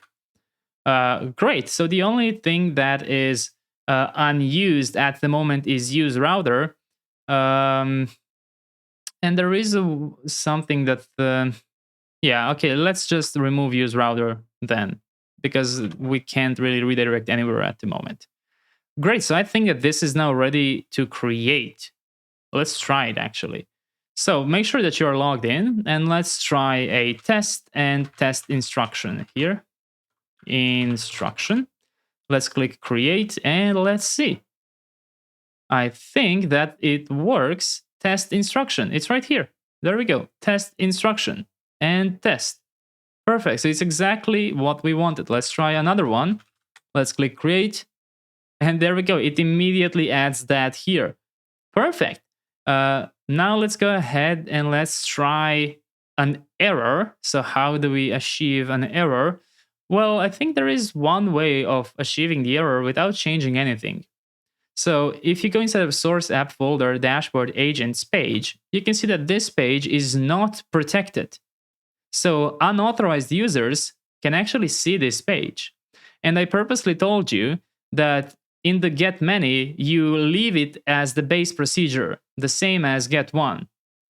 The reason I told you is so I can demonstrate this. So I'm going to copy this URL and I'm going to log out. And then I will go back here in the agents. As you can see, I can access this page even though I'm logged out. So this would be a very bad thing, right? But what happens when a logged out user actually tries to create something? You get back what I now notice is a typo, unauthorized. Let me just quickly fix that inside of my tRPC init. Unauthorized, right? So even if you forget to do a redirect in the server page, right? Because in my dashboard page, I do this session and I do the redirect. So even if you forget to do that somewhere, you don't have to worry because that is our last line of defense. Our first line of defense are going to be the protected APIs. So now what I want you to do is the following. I want you to go inside of your agents procedures, so modules, agent, server procedures, and now change this to protected procedure. And you can remove this comment. And same thing for get one, protected procedure. And you can remove the base procedure input. And now when you do a refresh here, you will see that logged out users cannot even see the data. So even if you forget to protect your page and redirect the user away, you don't have to be afraid because our APIs are completely protected. As you can see here, we have this unfortunate maximum update depth, which I talked about previously, but you can see that eventually it stops and it will just show the user an error. And if they even try to create something, they also get the unauthorized error. So there's absolutely nothing they can do. But let's just wrap it up with doing proper redirect here as well. So we can just copy this from the dashboard, this entire thing here. There we go. And we can do it before we even add these, like that. So import auth from libout. Let me just move it here. Import headers from next headers. And import redirect from next navigation. So now, even if you refresh, you can no longer access that. So I just told you the worst case scenario, which is you forget to redirect from the server component, nothing dangerous will happen. That's because this is our last line of defense, right? This is not what's actually protecting our app. tRPC and the proper use of procedures are protecting our app. That's what's handling the errors, and that's what's protecting the actual data. Perfect. So I think we've learned a lot in this agents form. So we have successfully created the protected procedure, agents create procedure, list header, new agent dialog, and the agent form, which is reusable for both create, which we demonstrated, but we can't yet demonstrate the update. And now let's go ahead and merge these changes. So I'm going to go ahead and click on my branch here, create a new branch. This is 11 agents form. So 11 agents form. Let's stage all of these changes by clicking on the plus. So they are now all staged. 11 agents form, commit, and publish the branch. Now let's go ahead and open this pull request. And let's wait for the review from CodeRabbit. And here we have the summary. So we have added a global toast notification for improved user feedback, which is our toaster. We introduced a new My Agents page header with a new agent button. We added a modal dialog for creating new agents with form validation and avatar preview. We implemented an agent creation form supporting both creation and editing workflows. Perfect. So in here, of course, we have a more in-depth walkthrough. As you can see, it noticed that we added a tRPC, a protected tRPC middleware for securing the endpoints, right? And in here, we have a whole sequence diagram explaining the state of our app right now. But this part right here, we've already covered this in the previous pull requests. What we are interested now is in this part. When user clicks on new agent, and in here, it clicks it here in the agent list header, which opens a dialog, new agent dialog, which finally renders the agent form. So the user then submits the form in the agent form, which then calls the create, which is the protected procedure. So that's calling the tRPC server, right? The tRPC server is a protected middleware in this case, because it's a protected procedure. So it calls the session. If it has no session, it fails. But if it has a session, it inserts the new agent right here in the database, and the database returns back the created agent to the tRPC server, which then on success handles the rest of the events. So as I said, these sequence diagrams will become more and more useful as we go on. In here we have some comments, of course. We left a to-do here, so it recommended adding the update agent in case we forgot, but we did not forget. We actually don't have it yet. We just developed ahead of time. In here, it gave us the proper advice of handling non-existent agents. So yes, when we actually go and develop this get1 method, which we are going to have to advance a bit further than this, we will also have to handle this, throwing an error if the agent is not found. So yes, this is a good suggestion, and we will add that later when we develop the actual agent get1 page. So we can resolve this. And in here, in the get many, it tells us to actually protect this procedure even further by only loading the agents from that user. That is exactly what we are going to do in the next chapter when we load this in the actual table, right? Because right now we just JSON stringify the agents. So in the next chapter, we're going to develop the actual table for that, and that will include this fix as well. So all great suggestions, exactly what I plan to do in the following chapters. So let's go ahead and merge this now. Perfect. And once you've merged it, go back to main and click synchronize changes and click OK here. And you should be all good. Let's go ahead and check our graph here.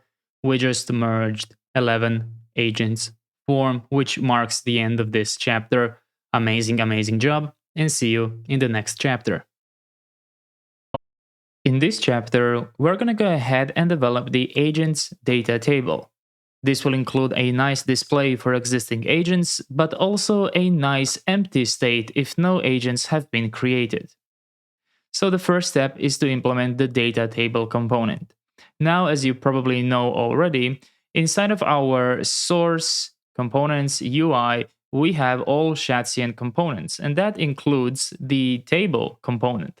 But what we are looking for is not the table component. We are looking for a data table component. So in order to implement that, we have to go back to Shadcn UI documentation and find data table. Now, we can skip the first step of the installation here because we already have the table component. Instead, we can immediately go to step 2, adding 10-stack React table. So make sure that you are on your main branch here and make sure you have synchronized all changes. Once you've done that, go ahead and install TanStack React Table, and you can add a legacy peer depths to avoid any peer dependency errors. Great. Once you have added that, you can go ahead and run your app. I will now open my package.json just to show you the new package version, 8.21.3. You don't have to strictly use the same version. I don't think this package often introduces breaking changes. Great. So now let's go ahead and build this. So we're going to start by adding columns. Let's go ahead and do that. I'm going to go inside of source, modules, agents, UI, components. And inside of here, I'm going to define columns.tsx like that. And I'm going to copy this snippet. Now, in case you're having trouble finding this documentation page or it changed a lot by the time you found this video, no worries. We're going to go line by line and see what's going on here. So it's not too big of a file. Don't worry. So first of all, make sure it's marked as use client. Make sure you added TSX extension and import column def from your newly installed package. In here, we just defined a very simple payment type with ID, amount, status, and email. And then what we do is we return an array of column definitions according to the payment type. So we render the status, the email, and the amount using the accessor key and the header keys.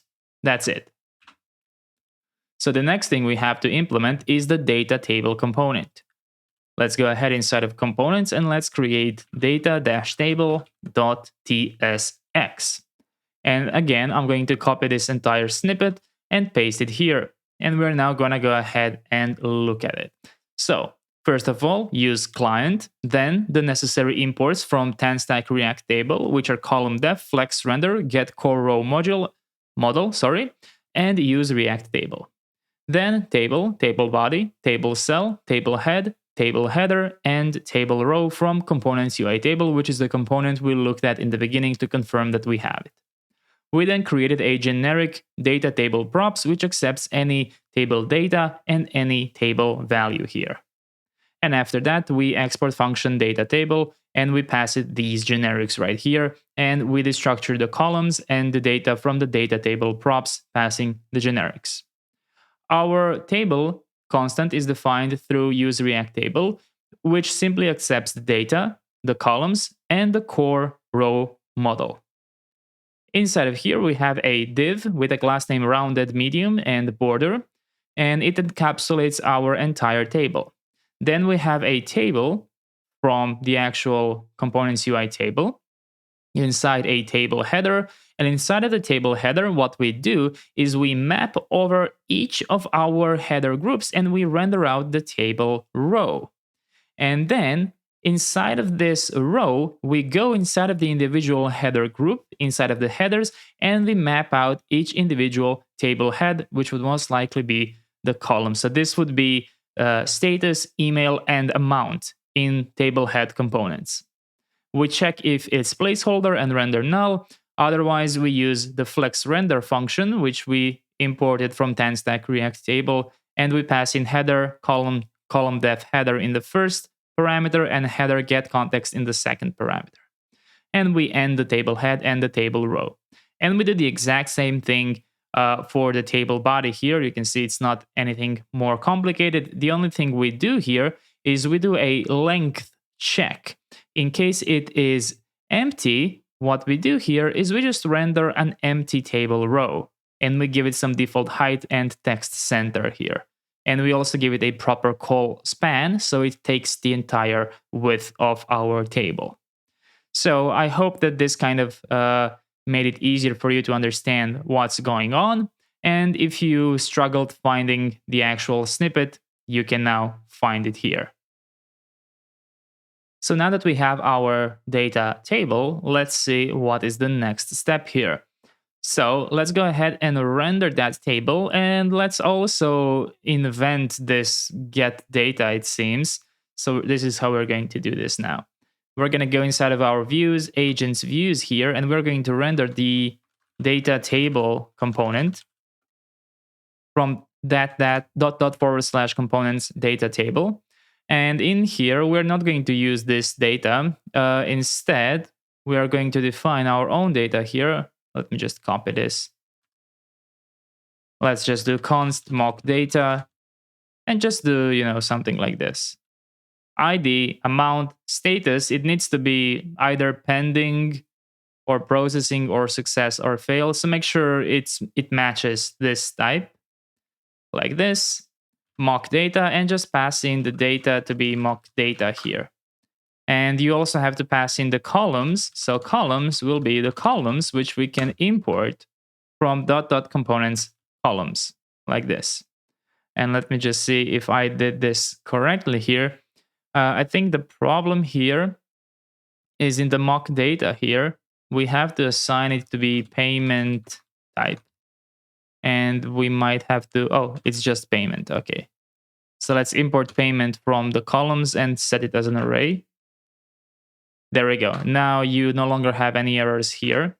And now if you visit this and refresh the agents page, you should see your data table here. Let's wait, and there we go. This is our data table with our mock data. And this is actually enough for us to no longer need to follow this. If you want to, you can take a look to see exactly how you would add some more things here, but we are going to take it from here and develop our own version. So the first thing I want to do is go back inside of the data table and modify it just a bit. So I'm going to go ahead and give this div. Besides, I'm going to change rounded medium to rounded large. I'm going to leave the border, and I'm going to set the BG to be background and overflow to be hidden. So that's the first thing I'm going to do. Then what I'm going to do is I'm going to delete the table header entirely, like that. So I only want the table body to render. And in the table body, I'm going to go ahead and do the following. I'm going to give this one a class name of cursor pointer, like that. So when I hover over, it looks clickable. And I'm going to introduce a new prop here after the data on row click, like this, to accept the row, which is a type of tData, and return a void. So I can now destructure on row click here. And I will simply add it to the table row. So on click, arrow function, on row click, question mark dot, and then execute and pass in the row dot original inside. So it's optional. So make sure you added the question mark here. Great. Now what I want to do is I want to modify the table cell here by giving it a class name, text small, and padding of 4. And in the table row here, I want to change this to be height 19 and also add text muted foreground and change this. This can be no results. That's fine. Yeah. And remove table head and table header from here. There we go. Just like that.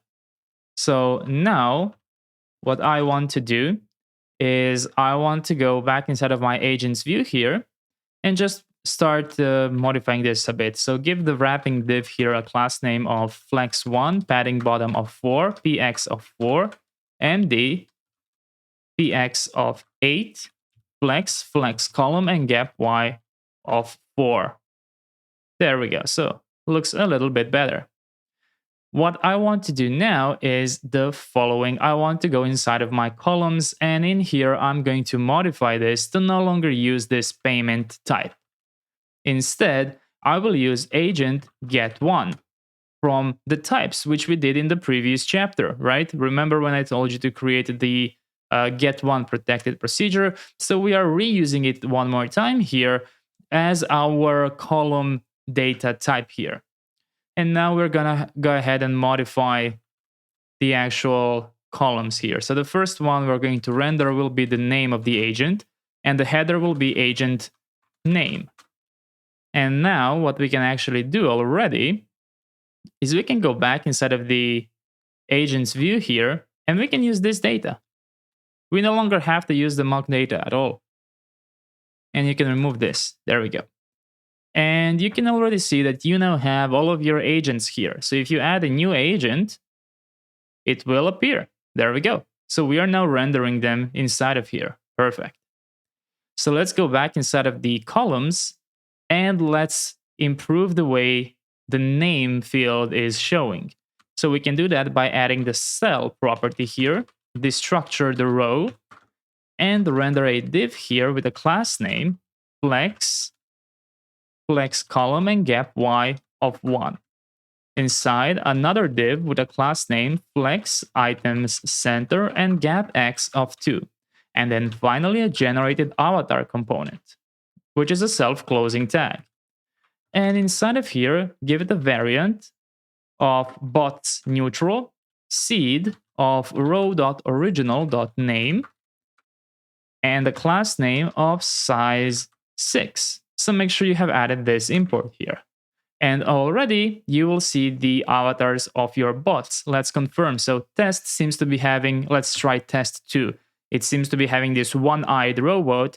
When I click create, it has the exact same face. Perfect. So now that we have added that, below the avatar, add a span element rendering row original name here. And give the span a class name, font, semi-bold, capitalize. There we go. And now outside of this div, open up a new div with a class name of flex items center gap x of 2.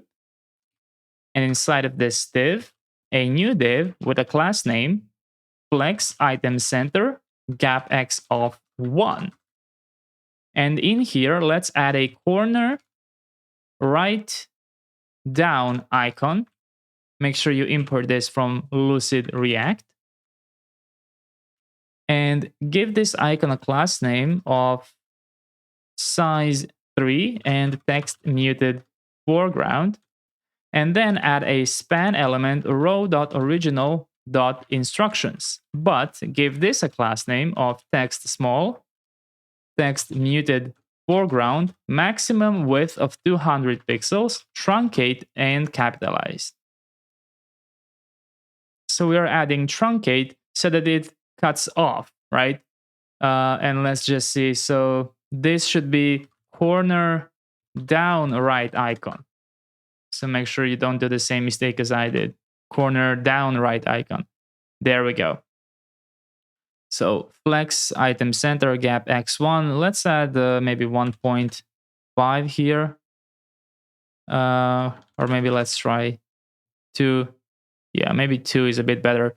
And now that I'm looking at it, we don't even need the outer div here. So you can just remove the outer div. I think it's exactly the same. Yeah, it is. Perfect. So yeah, you can choose gap x1 or gap x2. I think maybe 2 gives it a little bit more breathing room. Maybe 1.5 as the perfect middle. I don't know. Sometimes I can't decide. Okay. Great. So we can now render our avatars here nicely, our agents. And now let's also add another key here. Accessor key, meeting count. And header will be meetings. And cell here will be a row like this. Add a badge from components UI badge. So you already have this component installed instead of source components UI badge. And in here, what we're going to do is simply render a video icon from Lucid React and give it a class name, text blue 700, like this. And then add row original dot meeting count, which will throw you an error because it does not exist yet. And then after it, check if row original meeting count is equal to 1, and then add meeting or meetings. And give the badge a variant of outline and a class name, flex items center gap x2. And in order to modify the SVG size, we have to target it like this and then add size -4.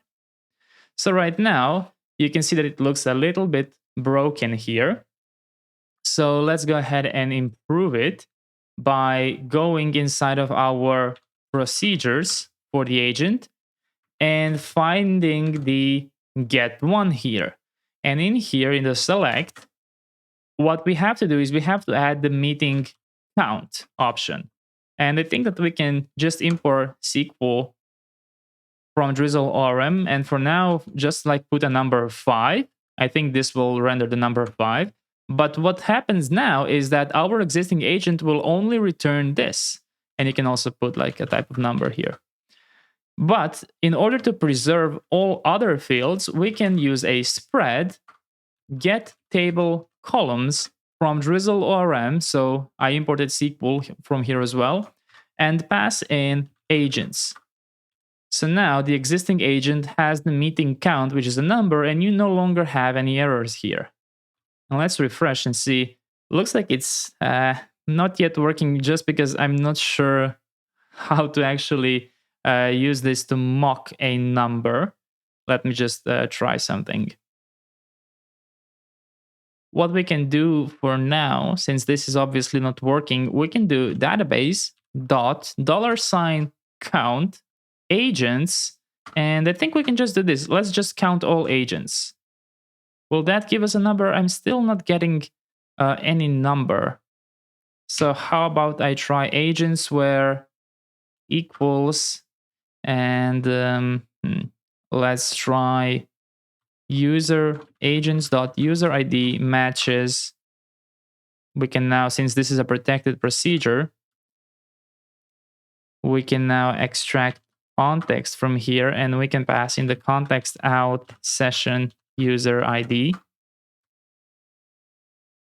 Let's try now.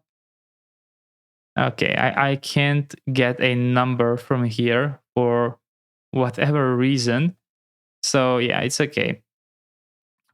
Let's remove the meeting count from now. Let's remove this. Sorry for making you do all this. It's because we are missing the meetings schema, right? I'm trying to mock a number here.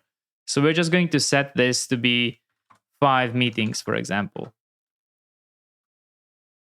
Like this. And you do add a meetings count here. And just use the SQL 5 with the type of number and import SQL from Drizzle ORM. And you can add a little to do change to actual count. There we go. So this is how it's going to look like. Besides everything regarding the first agent here, we are also going to actually count the number of meetings it has. So we need the meeting count property to exist here, because otherwise the accessor key gets confused. So that's why I'm trying to mock the number. Later, what we're going to do is we're going to actually count the number of meetings associated with our agent, or our agent associated with the number of meetings.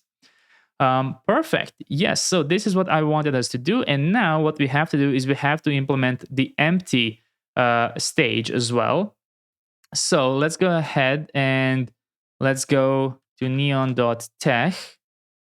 So we can go inside of our project here, tables, or you can use the Drizzle Studio. It's the same thing, right?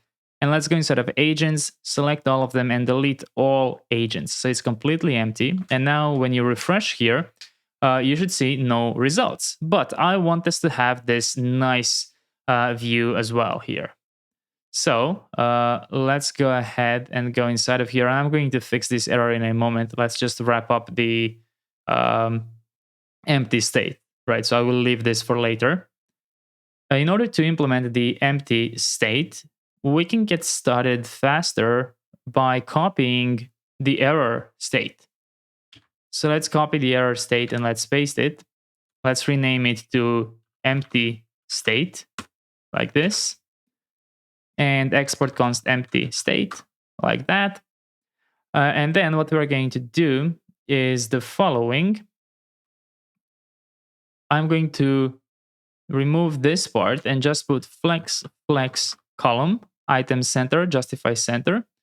And then I'm going to remove this div entirely, like that. And then in here, I will not render the alert. I will render an image from next/image. And in here for now, I will set the source to be logo SVG. Alt will be empty. width will be 240 and height will be 240 as well. And then in here, this will be flex call. Let's set gap y 6 here. Let's set maximum width to be medium, mx to be auto. And let's put text center here. And this will also have a text muted foreground. There we go, like that. So now that we have the empty state, let's go ahead and render it. So inside of agents view here, where we have this error, let's go below it and let's do the following. If data.length is equal to 0, go ahead and render the empty state like this. So I will just move it here with the error state here. And the title will be create your first agent. And the description will be create an agent to join your meetings. Each agent will follow your instructions and can interact with participants during the call. And let me just fix this. Join. There we go. So now you should see your big logo here and the text create your first agent. So what we have to do now is do a proper image here. What I've prepared for you is a link you can visit, or you can use the link in the description if this URL stops working. So cwantonia.com/meet-assets. And when you visit that, you will get redirected to this public GitHub with all of the images and assets for this project. Or if you have access to the source code, you can just go directly into my public folder where I will add them. So let's go ahead and add empty.svg. Since it's an SVG, you have multiple ways of downloading it. You can download it, or you can click code and just copy the entire code here. And then just go inside of your public folder, add empty.svg, click this, open file using VS Code standard text binary, right? And just paste the code inside, and there you go. You now have the empty placeholder. Perfect.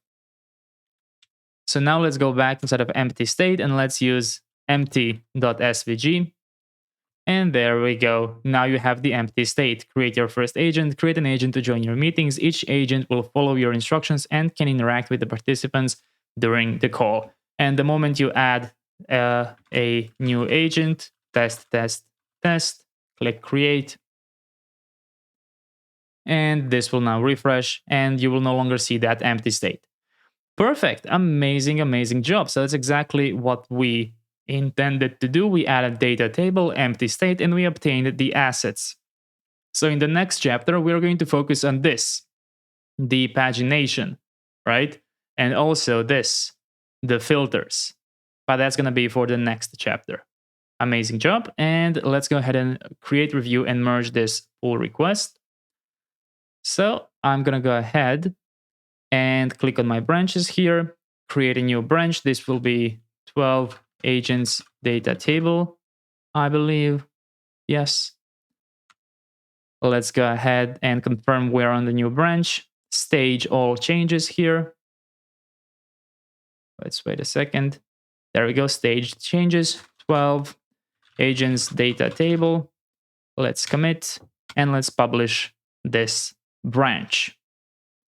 There we go. Let's go to our GitHub here. Let's open a pull request. There we go. And I already remembered something that I will have to do. Yeah, so let's let's open this pull request, and I'm going to let the reviewer do its thing here. But let's go back inside of, so it's completely fine to stay inside of this branch, right? We can work in it. Let's go inside of our agent view here, UI views, agents view. And I just want to see why am I getting this error here. So something's wrong with the columns. Agent get one, meeting count. So something is not matching here. Let's go inside of our columns to see. Accessor key is name. meeting count. What if I comment this out? Nothing, okay.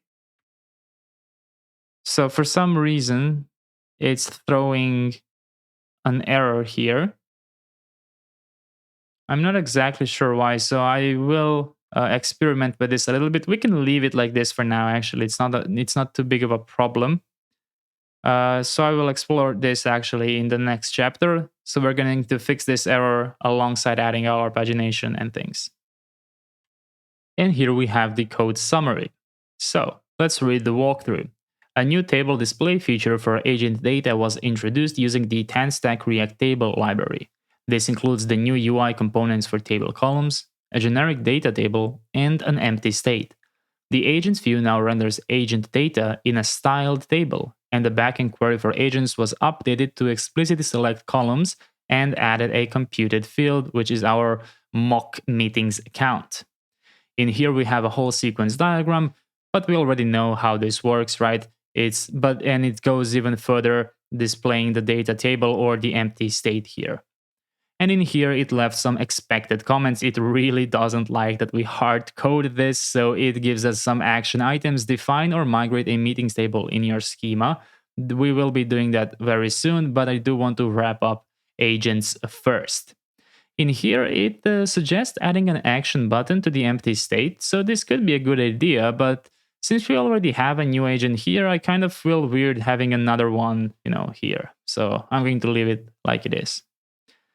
And in here, of course, it doesn't like that this is hard-coded. We will change that later when we actually have this value here. And in here, it noticed that we removed the table header. So very good that it noticed that, but we did it on purpose. Great. So let's go ahead and merge this pull request. So in the next chapter, what we're going to have to do is work on these filters here and fix this issue, even though I'm 99% sure these types are confused simply because of, the types are confused. Oh, I just realized that all this time I've been adding the meeting count to get one. I also have to add it to get many. That's why it's so confused here. Okay, so we know how to fix it, but we don't have to do it now since we just merged this pull request, right? Let's not change anything in this branch anymore. And instead, let's go and change this to main, and let's synchronize our changes here. There we go. Let's click on our source control, click on the graph, and confirm that you just merged commit 12 inside of here and added all of these things.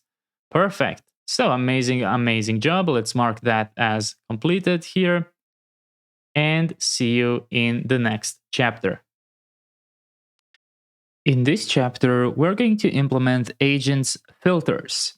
So the reason I didn't put any screenshots here is because the filters were already featured in our chapter 12. So it's going to be this search bar and the pagination right here. We're going to start by modifying our agents.getMany procedure. We are then going to add a package called Nux.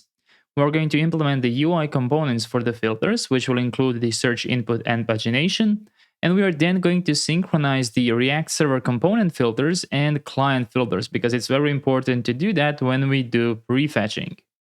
Let's start with modifying the agents getMany procedure. And before we actually do anything, well, as always, confirm you're on your default branch and confirm that you have synchronized your changes here.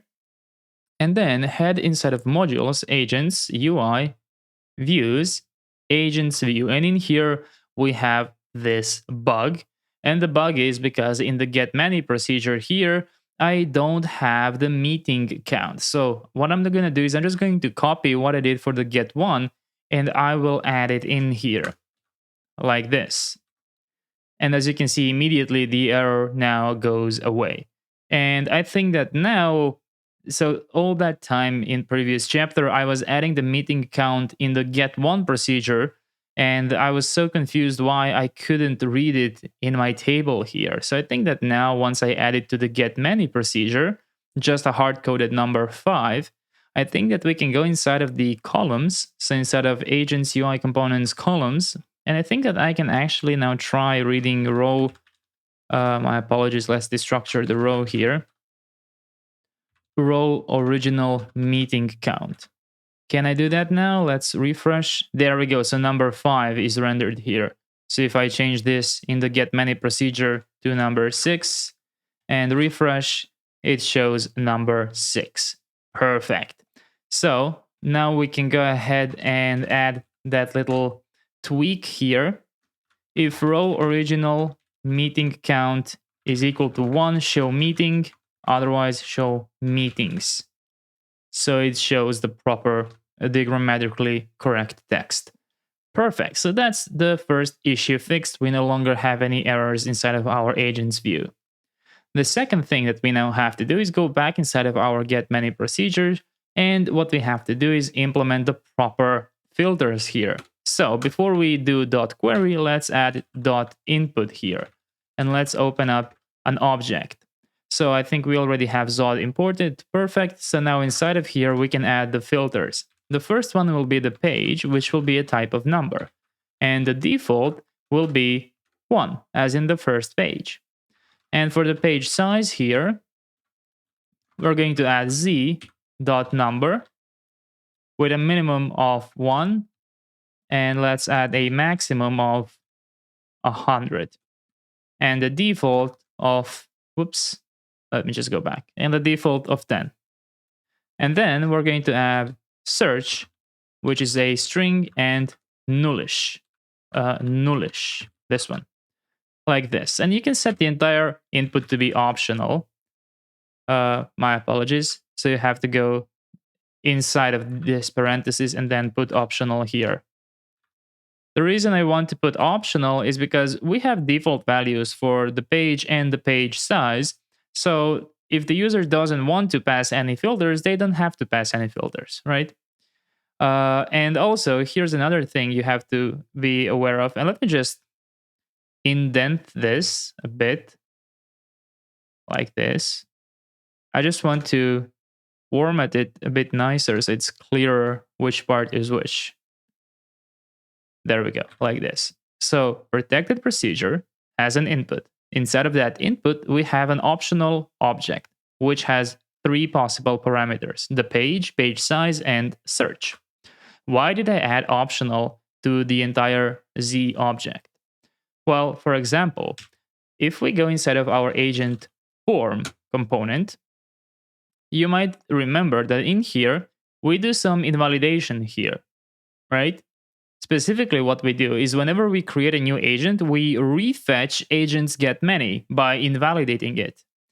Now, if I were to change this to not be optional, you can see that I immediately get an error here because this expects the object inside for the options. But since I am invalidating this, I don't really know what to pass here except just an empty object. So it kind of looks weird, right? And not only that, but for example, in my agent's view here, I also have a problem. Even though I just want to use the default options, I now have to just pass an empty object inside, right? So that's why I prefer to add .optional to the input here. To the Z object here. And instead, just make sure that I have some defaults. For example, the search doesn't need to have a default, but pagination needs to have some defaults. And if I handle the defaults inside, I can safely put the entire object to be optional. And guess what? I don't have to modify the rest of my existing queries here, right? I don't have any errors. Great. So now I don't like magic numbers in my code. So what I'm going to do is I'm going to go inside of a source folder and create constants.ts. And inside of the constants file, I'm just going to export the default page to be number 1, default page size to be 10, maximum page size to be 100, and the minimum page size to be 1. So just these 4 constants here. Let's export them. And the reason I put them in the constants folder file in source is because I will use the exact same defaults and constants for all of my get many procedures. if you want to have different, per module, you can then put it inside of the agents module and use them. But since I know that all of them are going to be the same, I will just use them in the source folder. Great. So now let's go ahead and replace the page default with default page from the constants, right? Let's import it. Then the minimum here will be minimum page size from the constant, maximum page size, and default page size. Make sure to use default page size and not default page here. So you should have all of these imports here. There we go. Perfect. So now that we have added that, we can work with those inputs here. Let's destructure the context and the input from here. And the first thing I want to do is the following. I want to add a where here. And inside of here, since I already know that I will have multiple equals, I will add and from Drizzle ORM. So make sure you import and from Drizzle ORM.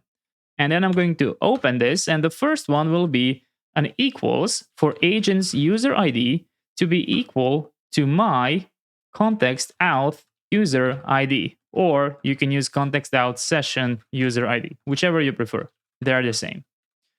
So that's the first thing that I want to load. I only want to load agents that this user created, because in the create procedure, we set the user ID to the currently logged in user.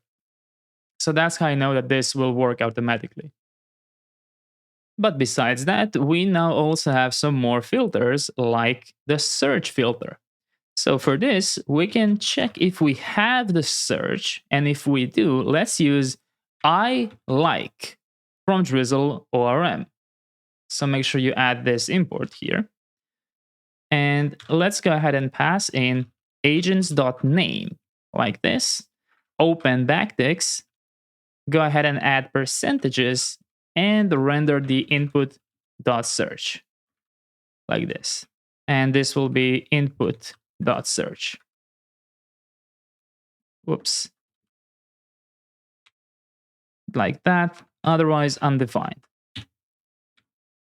Perfect. So now that we have that, let's go ahead and, now that I'm thinking, I kind of don't like this. I don't like that the input has to be accessed through a question mark here. I have a feeling this might complicate things, because even though we've set these things to default, the input is, as you can see, it's possible for it to be undefined. So I'm going to revert my decision. I know I told you to put this to optional, but I would rather we don't do that. So remove optional from here. And you can see immediately I have errors here. I would rather we handle those errors than have unsafe access to the variables inside my input. Because what I can do now, for example, is I can extract search page and page size from the input safely, right?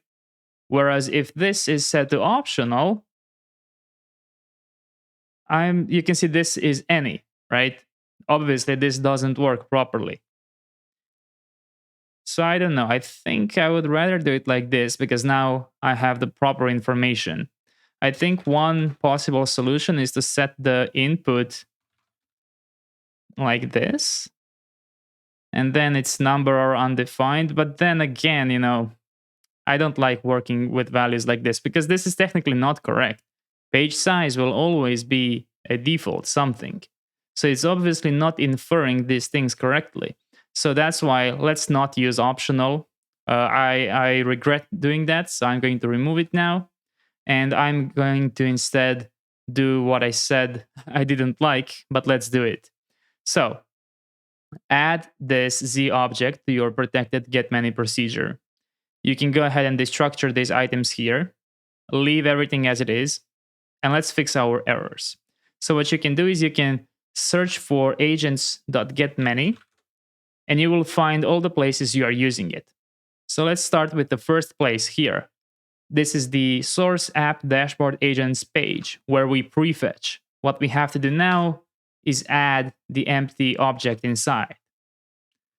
Let's go ahead and do it again. Agents get many.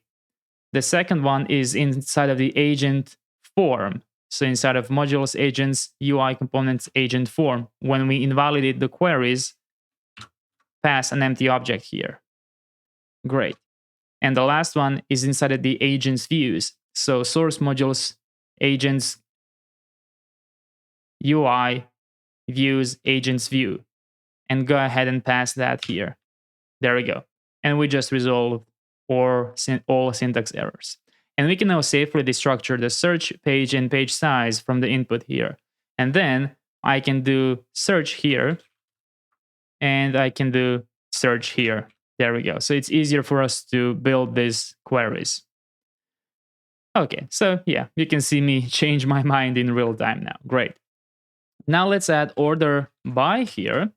And let's add descending from Drizzle ORM.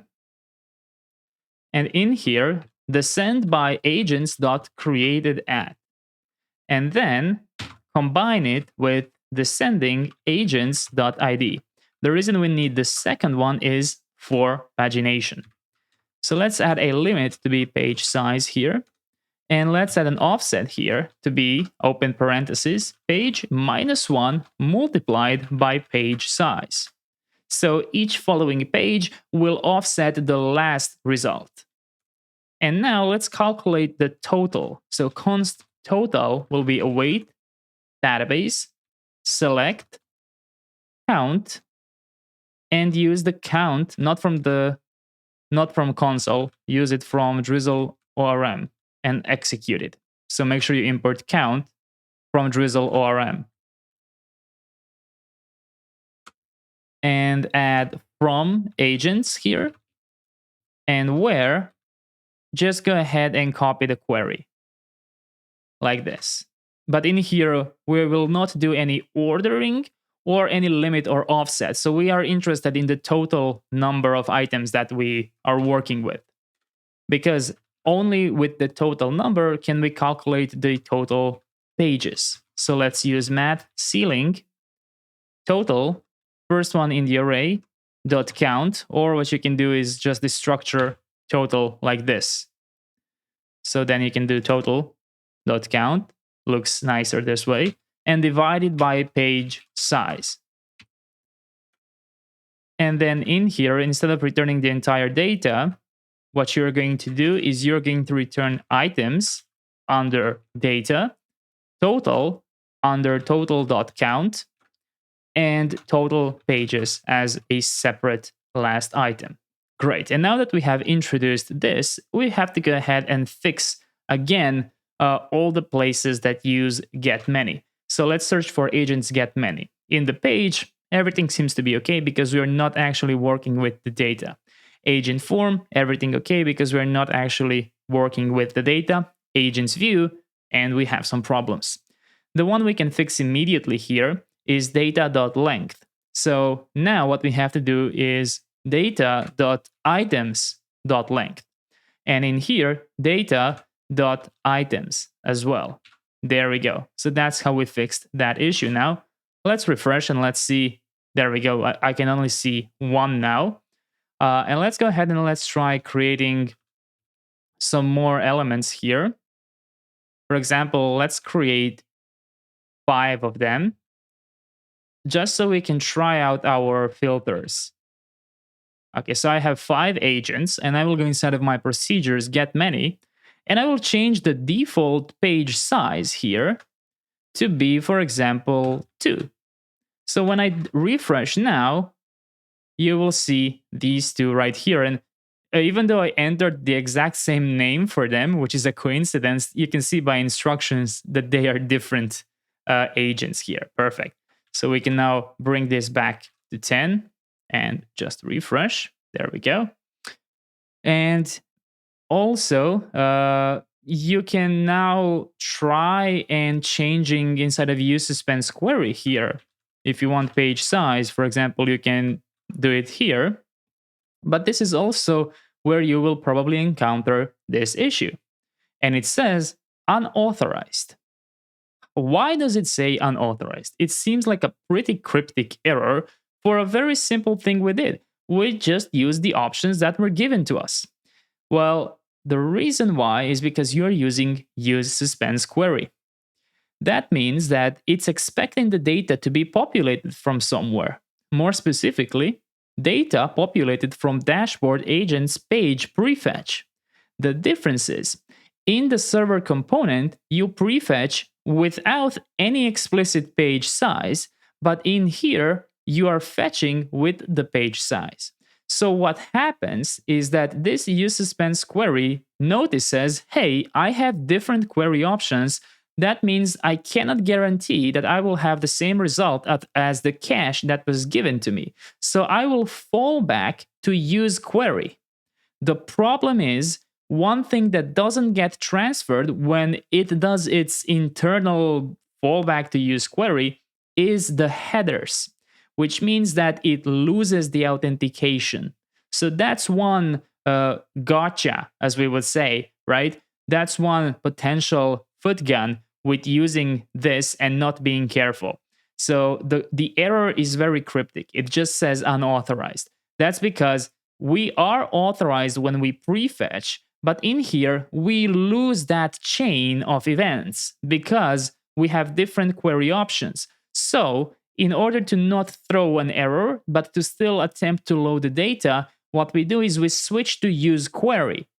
And then we load with our new query options. And somewhere in between, we lose those headers and we fail to call that procedure because that procedure is protected.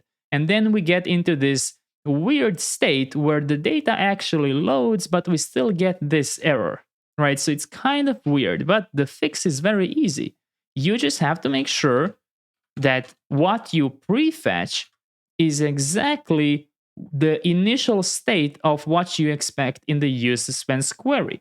You can later, of course, change this to be page size 10, right? You can modify this later, but the initial load needs to be exact. Once you do this and refresh, no more errors, right? But if one of these doesn't match, you will start getting that unauthorized error because the queries don't match. So now go ahead and clean this entirely, make it an empty object and make it an empty object here. Perfect. What we're going to do now is we're going to add nukes. So let's go ahead and do npm install nukes --legacy peer deps, and I will show you my nukes version just in case. Whoops. Package JSON nukes.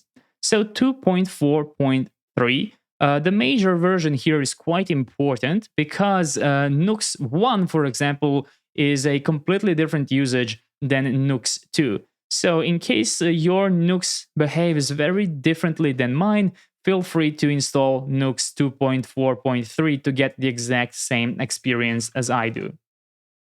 Now let's go ahead to our root layout application. So source app folder layout. And in here, import nukes adapter from nukes adapters next. And go ahead and wrap the entire app inside of the nukes adapter.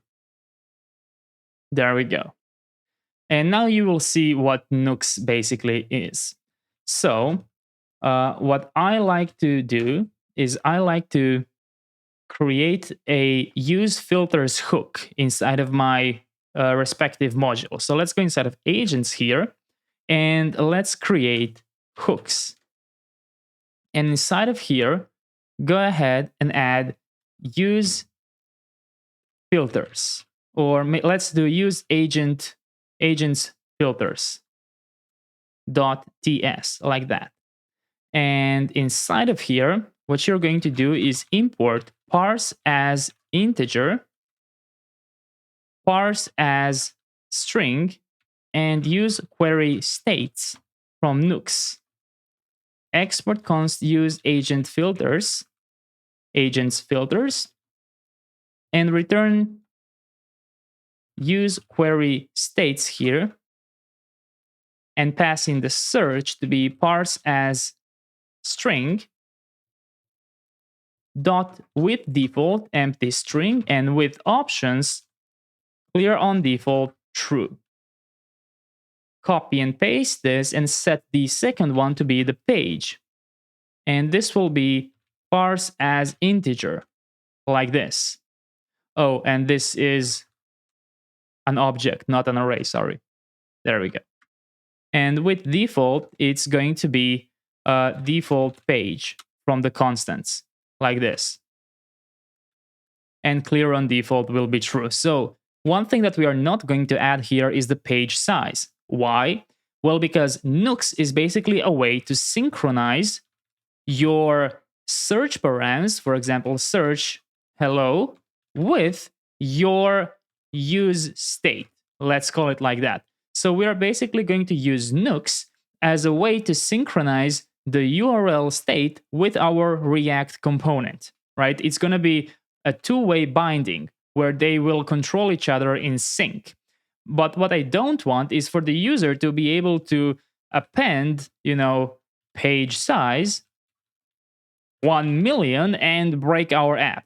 That's why I won't allow the user to change page size from the URL. Great, so that is use agents filters here. And now that we have that, we have to go ahead and actually, use them. So this is what we're going to do.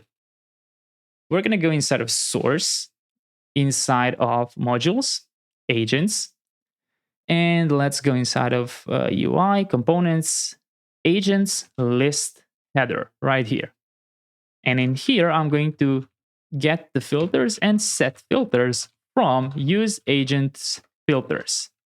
So you can see that it behaves exactly like use state. So you get a very familiar API and a very powerful feature. So now let's go ahead and create the search filter. So I'm going to go ahead and go for the search filter. Let's do it inside of the component here. Let's call it agents search filter.tsx. Import the search icon from Lucid React.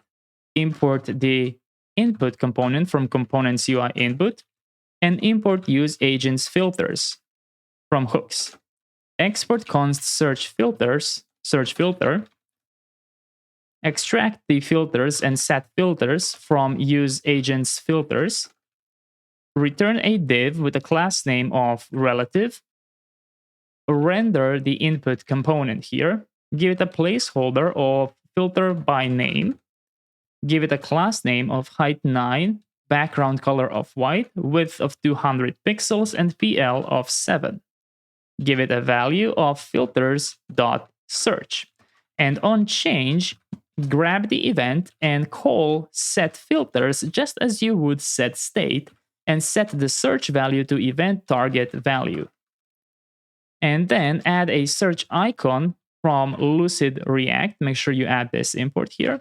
And add a class name size for absolute left 2 top 1.5 minus translate on the y-axis 1.5 and text muted foreground.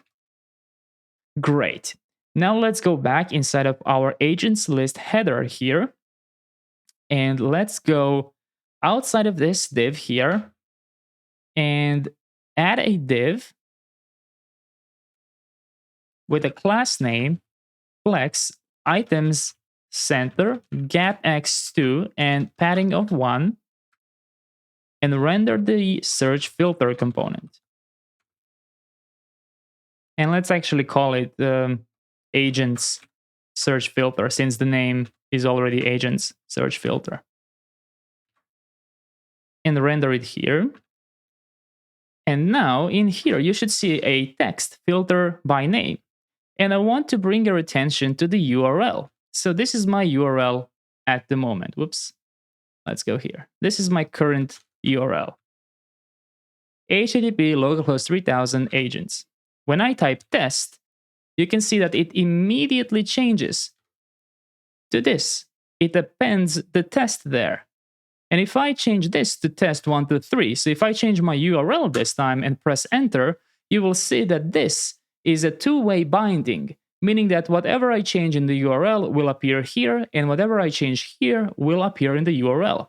And you're probably wondering, what does the with default and clear on default do? Well, this is simply to improve user experience. So the default search is an empty string. And in here, we are telling it, if you get an empty string, simply remove this from the URL. So we don't want a scenario where this is the URL. It just looks weird. Why not just remove it? So that's exactly what will happen if I clear this. You can see that now my URL is back to the original. So that's what the with default and clear on default options do. Perfect. So now that we have that, what we can do here is go back inside of the agents list header. And now let's do this. Const is any filter modified, and simply do double exclamation points and look for search. Then open a new function on clear filters and call set filters here, search to be an empty string, and page to be 1. Or we can use default page from the constants, just so we avoid any magic numbers. There we go. And now we're after agents search filter, open is any filter modified here, and render a button component with an X circle icon from Lucid React and a clear text. Give the icon a size 4. Actually, no, you don't have to. It automatically gets size 4 if it's inside of a button. Make sure you have imported the button and X circle icon here. And instead, give the button a variant of outline, size of small, and on click on clear filters. So now if you type something, you can clear it with this. Great. What we have to do now is we have to connect this with our actual agents view here and pass the search as an option here. And we can do that quite easily by adding our filters hook. So filters use agents filters like this, and simply go ahead and spread the filters. We don't have to even individually add search and then filters.search, right? We can simply spread all of them because we know that both search and page exist in the options. So now, by default, it will use an empty string for the search and number 1 for the page. But if you try this right now, so go ahead and clear this, and if you refresh, you will get an error, right? Unauthorized. But if you try searching, you will most likely be able to query. The only problem is that when you refresh, when this is like the initial state, you will get this unauthorized error. That's because I explained previously, you need to match your initial load with your server component, right? So now we have to do the same thing here. But how do we do that when we cannot access a hook here? Well, they thought of that too. What we're going to do now is we're going to go back inside of our modules, agents, and let's go ahead and add a new file called params.ts, like this. Let's close all of this. So just add params.ts here. And I want you to go inside of hooks, use agent filters. And I want you to copy this, keep both of them open actually. Go back inside of the params, paste it here, but add a /server import here. Go ahead and import the default page from constants here and export const filters search params page and simply copy everything that you had here. So you can just copy these two like this. There we go. So search parse as string and this parse as integer, and no need for use query states actually from the Nux server, only these two. There we go. And then export const load search params. Create loader from Nux server and pass the filters search params. So now we have the equivalent for a server component. Now, you probably have a question on your mind. Could we find a way to reuse this? Like, can we copy this somewhere and then use it here and use it here in the same time? You probably can. The problem is you would have to import everything from Nuxt server. And I just haven't found proof that you can do that safely. If you research yourself, go to the Nuxt documentation page, maybe you will quite easily find an example where they show you that you can use Nuxt server in client components. But I just don't want to teach you anything incorrectly. So that's why I'm repeating myself twice, once for the client and once for the server, just to keep it safe. So yeah, make sure to just copy these properly so there isn't any mismatch, because mismatch will continue to cause the unauthorized error, right? Great. So now that you have the params here, go back to your, not the view, but go inside of the app dashboard agents page here, create an interface here. And what you have to do is add search params, a type of promise, and search params from Nuxt. And you can import it as a type. Let's move it here. And then go ahead and destructure the props here. Grab the search params, and then simply get the params from await load search params from modules agents params and pass in search params. And then you finally have your params here, or you can call them filters, for example. So you use the same keyword as on the client and simply spread the filters. And now you have officially synchronized the server component and the client component. You can see no more errors. It now simply has the exact same state on the client and the front end. No matter what I do, I can properly query this. No matter how I refresh, no matter if I manually add search and do something and press enter, no errors, because the server component and the client component are synchronized by their initial query, which is exactly what we wanted to achieve. Perfect.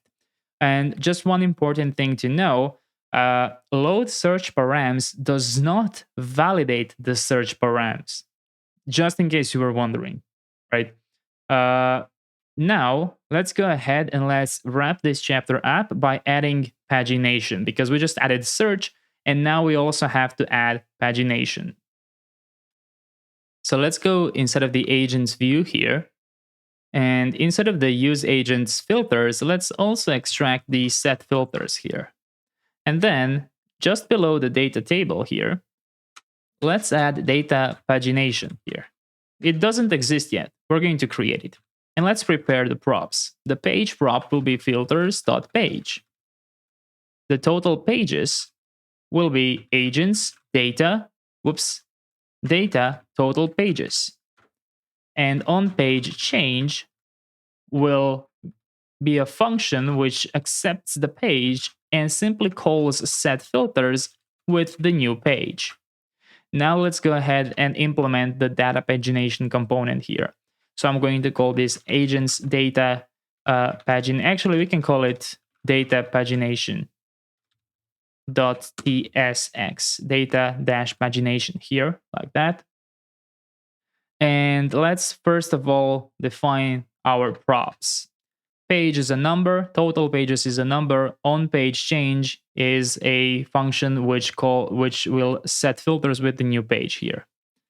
And let's also import button from @/components UI button. Let's export const data pagination here. And let's destructure the props, page, total pages, and on page change here. And let's return a div with a class name, flex items center and justify between. Then in here, a div with a class name, flex1, text small and text muted foreground, and simply write page, then the number of the page of total pages. But in case total pages is 0, that will technically mean for the user page 1. Internally on our server, if there is no data at all, then the total pages are 0. There are no pages to be made. But for the user, it's weird to show them page 0. That's still technically page 1 for them. So that's why if we get 0, we're just going to display the number 1 for the user. And below this, let's add a new div with flex items center, justify end, and gap, and space x2 and py of 4. In here, let's add a button with the text previews and another button with the text next. And now what we have to do is just assign some props to them. Let's set the disabled here to be page 1 for the previous, and for this one, if page is equal to total pages, or if total pages is equal to 0, like this. The next one will be the variant, which is the same for both of them, outline, size, small, and then we're going to have the onClick. The first one, or the previous one, will have on-page change, math max 1, or page -1. So we are basically ensuring that we cannot go into negative page requests, right? The lowest one we can go to is page 1. And for this one, on-page change, math min, total pages, otherwise page +1. This will basically ensure that we cannot go above the total pages. I mean, we cannot make a request above total pages. And that's it. That's our pagination. And now let's go back to the agents view and let's import this from components data pagination. And there we go. You can now see page 1 of 1 here and the previous and next buttons which are disabled. In order to see the pagination in action, the best way is to go inside of the constants and simply change the default page size to be 1 or 2. And then you will see that you have the next page active. So when you click next, you will see the next set of results. And take a look at your URL. It should be showing page 2. So if I manually change this to page 3, it should load the page 3. And I can go back previously. And you can see when I do a refresh, it stays on page 2. And there are no errors because we properly synchronized the client and the React server component. So you can now bring this back to 10, just to show the normal amount of data. You can always reduce it if you want to test your pagination. Amazing, amazing job. So you created a lot of components now, which we are going to easily reuse for our meetings. So we won't have to build all of this all over again. Specifically, some components we are going to copy, but some we're going to actually reuse. That's why some of them in here have generic names like data pagination and data table. So we are later going to move these two into global components because they will be reusable. But these ones aren't exactly reusable, but we will be able to copy their code and then just build faster, right? If you want to, you can make them reusable, but sometimes I think too abstraction is not too good of a thing to do. Great. So now that we've had this done, let's just review. We have modified agents get many procedure. We added nukes. We added UI for filters, including the search input and pagination. And we synchronized the React server component filters and the client filters. And now let's merge this. So I'm going to go ahead and change to a new branch here, 13 agents filters. Once I confirm I am on a new branch, I'm going to stage all of these changes. 13 agents filters as my commit message. I will press commit and I will publish the branch. There we go. And let's go to GitHub. Let's create a pull request here. And let's see what CodeRabbit has to say. And here we have our code summary. Let's go through the walkthrough. This update introduces pagination and search filtering for agents, leveraging the new Nux dependency for query state management. It adds constants for pagination, new hooks and components for filters in pagination UI, and modifies the agent's query to support paginated and filtered results. And the root layout now wraps providers with a new Nux adapter. In here, we have a detailed file-by-file change summary. In here, we have a sequence diagram explaining our new filters here, combined with the actual Nux use agents filters. So again, if something is not clear regarding this chapter, these kinds of diagrams come in very handy, as you can see exactly what's going on. So the user loads the page with search params. The agent's view components gets the filter state, search, and page using the use agents filters here. We fetch the agents with those filters. The agent's server procedure then returns that in form of items, total, and total pages, and then we render the page. By clicking on the next or previous, we update the page in query params, and that triggers a data refetch with the new filters.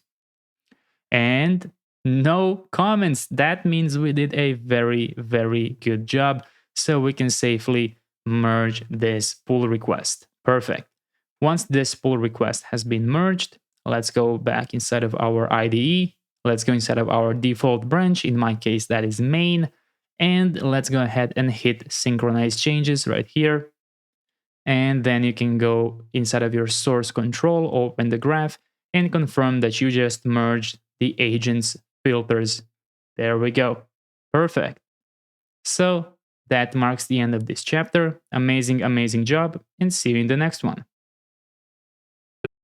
In this chapter, we're going to implement the individual agent page.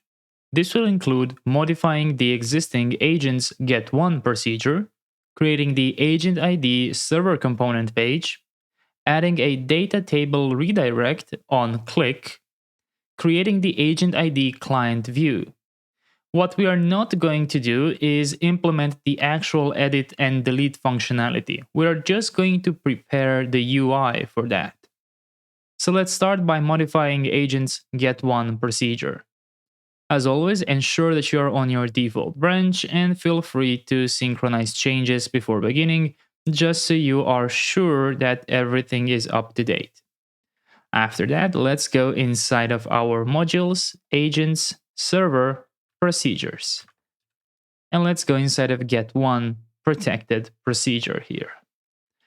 We can leave the input as it is. The only thing that we are going to modify is the following. In the where, we're going to add and.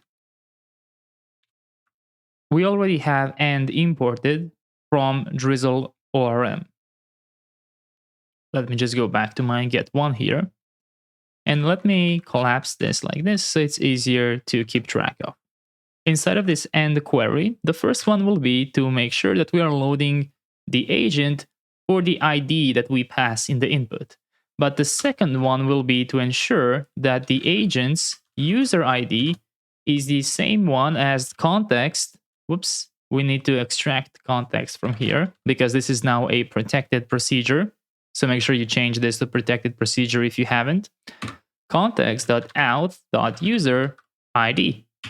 So besides loading by the agent ID, we're also going to confirm that this user has access to see that user ID.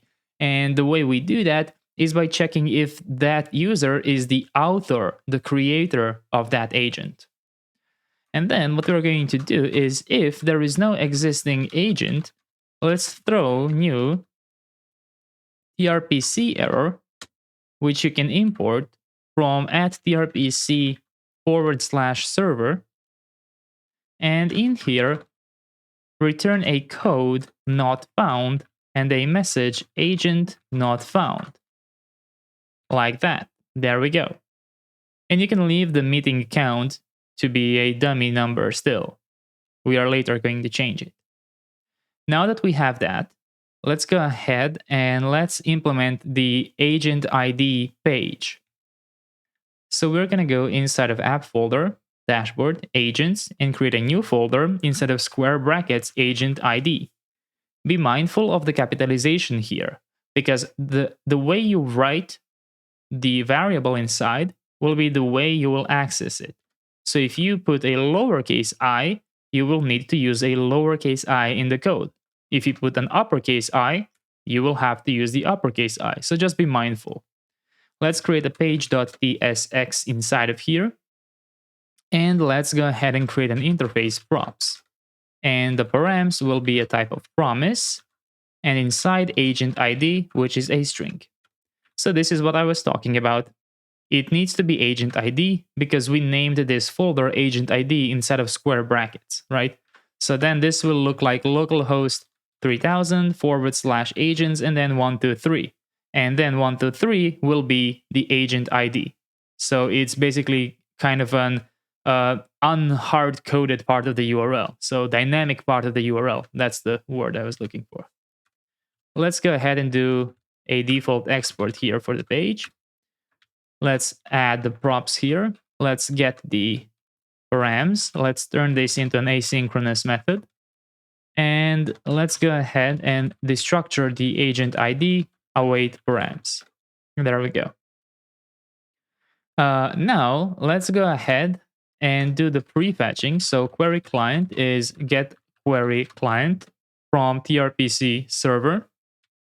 Add tRPC from here as well. And then just do void query client, prefetch query like that. And inside add tRPC agents, get one, query options, and inside ID, pass the agent ID. There we go. We have now prefetched this agent. Now inside of here, let's render our hydration boundary, which you can import from TanStack React query, and also add the hydrate from here. Pass in the state here to be the hydrate query client. Just like that. Now inside of here, go ahead and add suspense from React and error boundary from React error boundary. So make sure to add these two. Now let me just properly align these. For both of these, give them a fallback. And for now, you can just write a paragraph loading error. And then in here, render the agent ID view and pass in the agent ID prop to be agent ID. Like this. Now let's go ahead inside of our modules, agents, UI, views, and create the new agent-id-view.tsx. In here, create a props, accepting already destructured agent ID. So in here, it's a promise in the params, but in here, we are passing it directly. So we have it like this. Let's export const agent ID view here. Let's use the props here. And let's get the agent ID. And inside of here, let's prepare the tRPC from use tRPC. And let's prepare, I think that's it for now. So let's just leave it like this. And let's get our data using use suspense query from TanStack React query here. And pass in tRPC agents get one, query options, and pass in the agent ID as the ID, like this. There we go. So now our use suspense query matches our hydration because this is the only prop we are sending. Perfect. Now that we have this, we can go ahead and render out some information here. So inside of here, return a div with a class name of flex1, py of 4, px of 4, md px of 8, flex column, and gap y of 4. And you can just JSON stringify data null and 2. So now make sure to mark this as use client as well. Go inside of the page and render the agent ID view from modules. There we go. So now you still don't really have a way of accessing this because clicking on this does nothing. So we created the agent ID page, and now we have to add data table redirect on the click here. So let's go ahead inside of our modules, agents view. Go ahead and add a router from use router from next navigation here. And then in the data table, besides having data and besides having the columns, also add on row click here. You will get the access to row information and do router.push here, open backticks / agents, and then row ID. So now when you click on an individual agent, let's just do a hard refresh and click here, you will get redirected to the following URL. Agents and then the agent ID. So I can double check that. Let me just refresh my neon tables here. If I go inside of my agents here, let's just wait for them to load. This is the agent that I clicked on, F9VIZ, and you can see that's exactly what's inside of my URL. So your URL should look exactly like this because that is the exact structure we have defined in here. Agents, agent ID, right? So agents, agent ID. And in here we have the JSON information about our agent. Now let's go ahead and let's build the proper loading and error states. So let's go back inside of our agents module, UI, agent ID view, and we can actually borrow the agents view states here. So copy these two exports, the loading and the error, go inside of agent ID view here, paste them, and let's rename this. So this is agent ID view loading, and this is agent ID view error. Import the loading state from components loading state and import the error state from components error state. This will be loading agent, and this will be error loading individual agent, like this. Make sure you've imported the loading and the error state.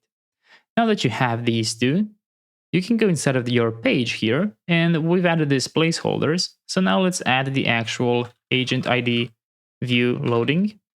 And in here, let's add agent ID view error components. So all of them from the same import. The agent ID view error, and the loading state. So now when you do a refresh here, you will see how it looks like. And if you try and change the ID to something gibberish, you will get the proper error state. You might run into that infinite loading error, but it's going to resolve itself in a few seconds, and it will show error loading agent. Perfect. Oops, so let's go to the agents here.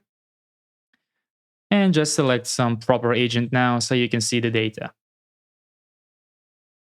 Now let's go back inside of the agent ID view component. So inside of our modules, agents, UI view, agent ID view, the client component here, where we stringify the data. And instead, let's render the agent ID view header component. Let's go ahead and pass in the agent ID here to be agent ID. Let's pass in the agent name to be data.name. And let's pass in on edit here to be an empty arrow function, and on remove here to be an empty arrow function as well. Now let's go ahead inside of the components and let's create agent ID view header.tsx. There we go. And inside of here, let's prepare our props. Agent ID, agent name, on edit, and on remove. Now let's go ahead and export const agent ID view header. Let's go ahead and destructure these props here. So that's agent ID, agent name, on edit, and on remove. Inside of here, we are going to return a div with a class name, flex, items center, and justify between. And now inside of here, we're going to add the breadcrumbs. So this is a component that we already have. So you can go ahead here and import all of these from components UI breadcrumb. The breadcrumb itself, item, link, list, and the separator. So this is a Shadcn component, and it exists inside of source components UI breadcrumb. Now let's go ahead and use it to render out our header. And we can actually import agent ID view header here, simply so you can see what you're doing, right? So right now, nothing is visible, and now we're slowly going to add some more information here. So open up the breadcrumb. Inside, open up the breadcrumb list. Inside of it, a breadcrumb item. And finally, the breadcrumb link. Give the link as child prop and a class name, font medium, and text extra large. Inside, use an actual link from Next link, like this. Give this an href of /agents. And in here, write my agents, like this.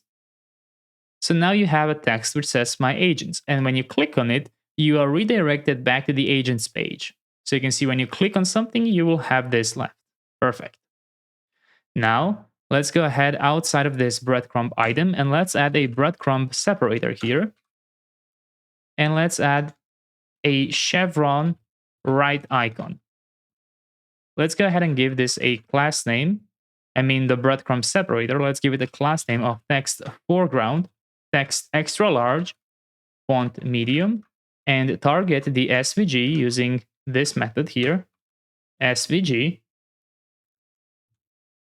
size 4, like this. Make sure you have imported the chevron right icon from Lucid React. Then after the separator here, you can copy the breadcrumb item like this and the link inside. And change this to have a text of foreground, like that. And the href will be open curly brackets. Replace these with backticks. And you will go to agents, agent ID. And inside you will render the agent name, like this. So when you click on it, you are already in here, but I think it's semantically correct to do it this way, right? So you can now go back to your agents and you can see the name of the current agent you are on. There we go. Perfect. So now let's go ahead and import our drop-down menu. From components UI drop-down menu, import drop-down menu, trigger, drop-down menu item, and drop-down menu content. And also import button from components UI button. Also import trash icon and pencil icon and more vertical icon, all from Lucid React. Now let's go ahead. After our breadcrumb ends, let's open a drop-down menu. And this is important. Give it a model false. Without model false, the dialog that this dropdown opens causes the website to get stuck, or maybe precisely unclickable, right? So that's why we need model false, because our dropdown menu will open modals, the edit model and the delete module. So that's why we have to not do double modal, otherwise the website will be in this weird hanging state. So let's add drop-down menu trigger here. Button. Mark this as child. Give this a variant of ghost. Inside more vertical icon. And Outside of the trigger, add a content, give it an align of end. Inside, drop-down menu item, on click, on edit, and a pencil icon with a class name of size 4 and text black, and the text of edit. Duplicate this, change the on click to be on remove. This will be delete and trash icon. So the reason I'm typing text delete but using remove keyword is simply because delete is a reserved syntax in JavaScript. So that's why I'm using remove internally, but delete on the user side. So now in here, as you can see, you have a nice dropdown for editing and deleting. Currently, they do nothing. We're going to implement that later. Perfect. Now we can go back inside of the agent ID view here, and below the header, open up a new div with a class name, background white, rounded large, and border. Inside of here, open a new div with a class name, px4, py5, gap y of 5, flex column, and call span of 5.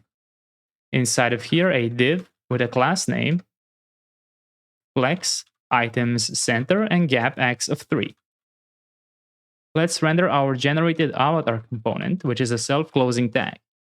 Make sure you have imported it from components generated avatar. Go ahead and give it a variant of bots neutral and a seed of data name and a class name of size 10. Below it, an h2 element rendering the data name. Give the h2 element a class name, text 2XL and font medium, like this. And outside of this div, render a badge from components UI badge. So make sure you import it from here and not from Lucid React, because sometimes IntelliSense imports it from there. Give this badge here a variant of outline and the class name of flex item center, gap x2, target the SVG and give it a size of 4 inside. Render the video icon. Make sure you have it from Lucid React. And go ahead and render data meeting count. So inside of our procedures, get one, we added meeting count in the select with a mock number 5. So later we're going to change it to the actual meeting count, but I'm just showing you this in case you don't have it. You need to add it so that you can access it here in the agent ID view. So now that you have the meeting count here, go ahead and check if data meeting count is equal to 1, render meeting, otherwise meetings, like this. There we go. Outside of this, render a div with a class name, flex column, gap y of 4, and 2 paragraphs.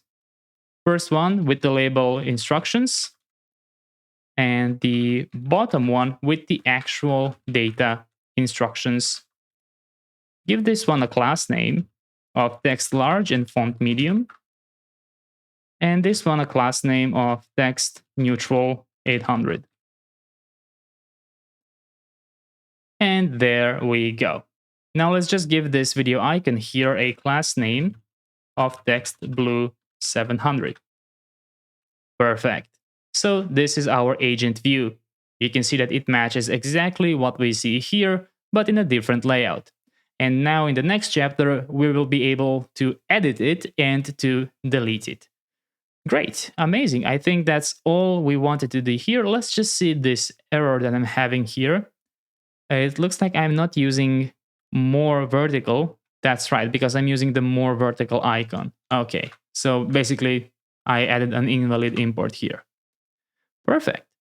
So I think that's it for this chapter. Everything seems to be working just fine. And obviously this is not in sync now. This shows 6 and this shows 5. So I'm going to change that later when we actually do the proper calculation.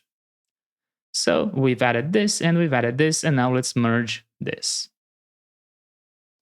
So I'm going to go ahead and create a new branch with the name 14 agent page.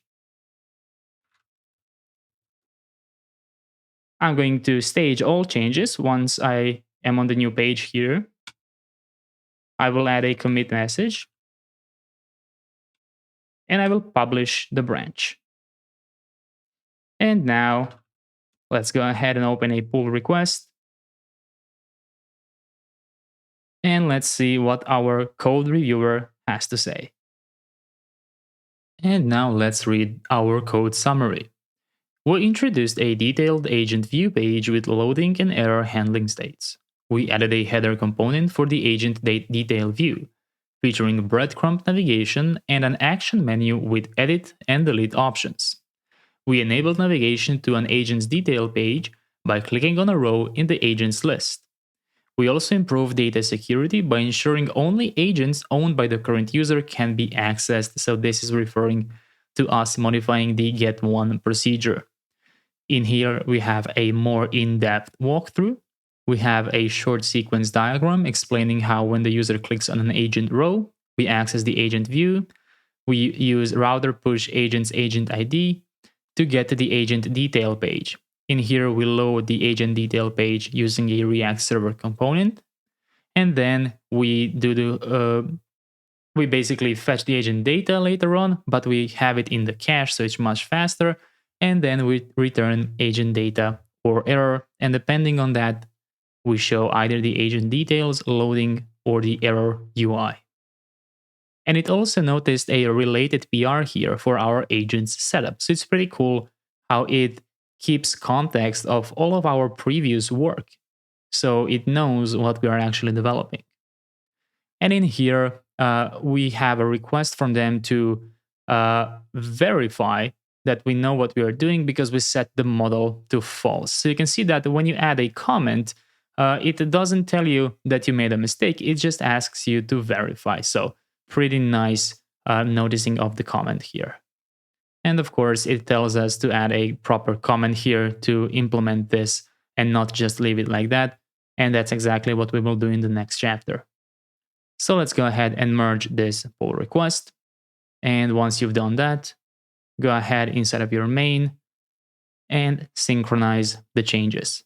After that, go inside of your source control, open the graph, and confirm that you have just merged 14 agent page. Perfect. Amazing, amazing job, and see you in the next chapter. In this chapter, we're going to implement update and delete functionality for an individual agent.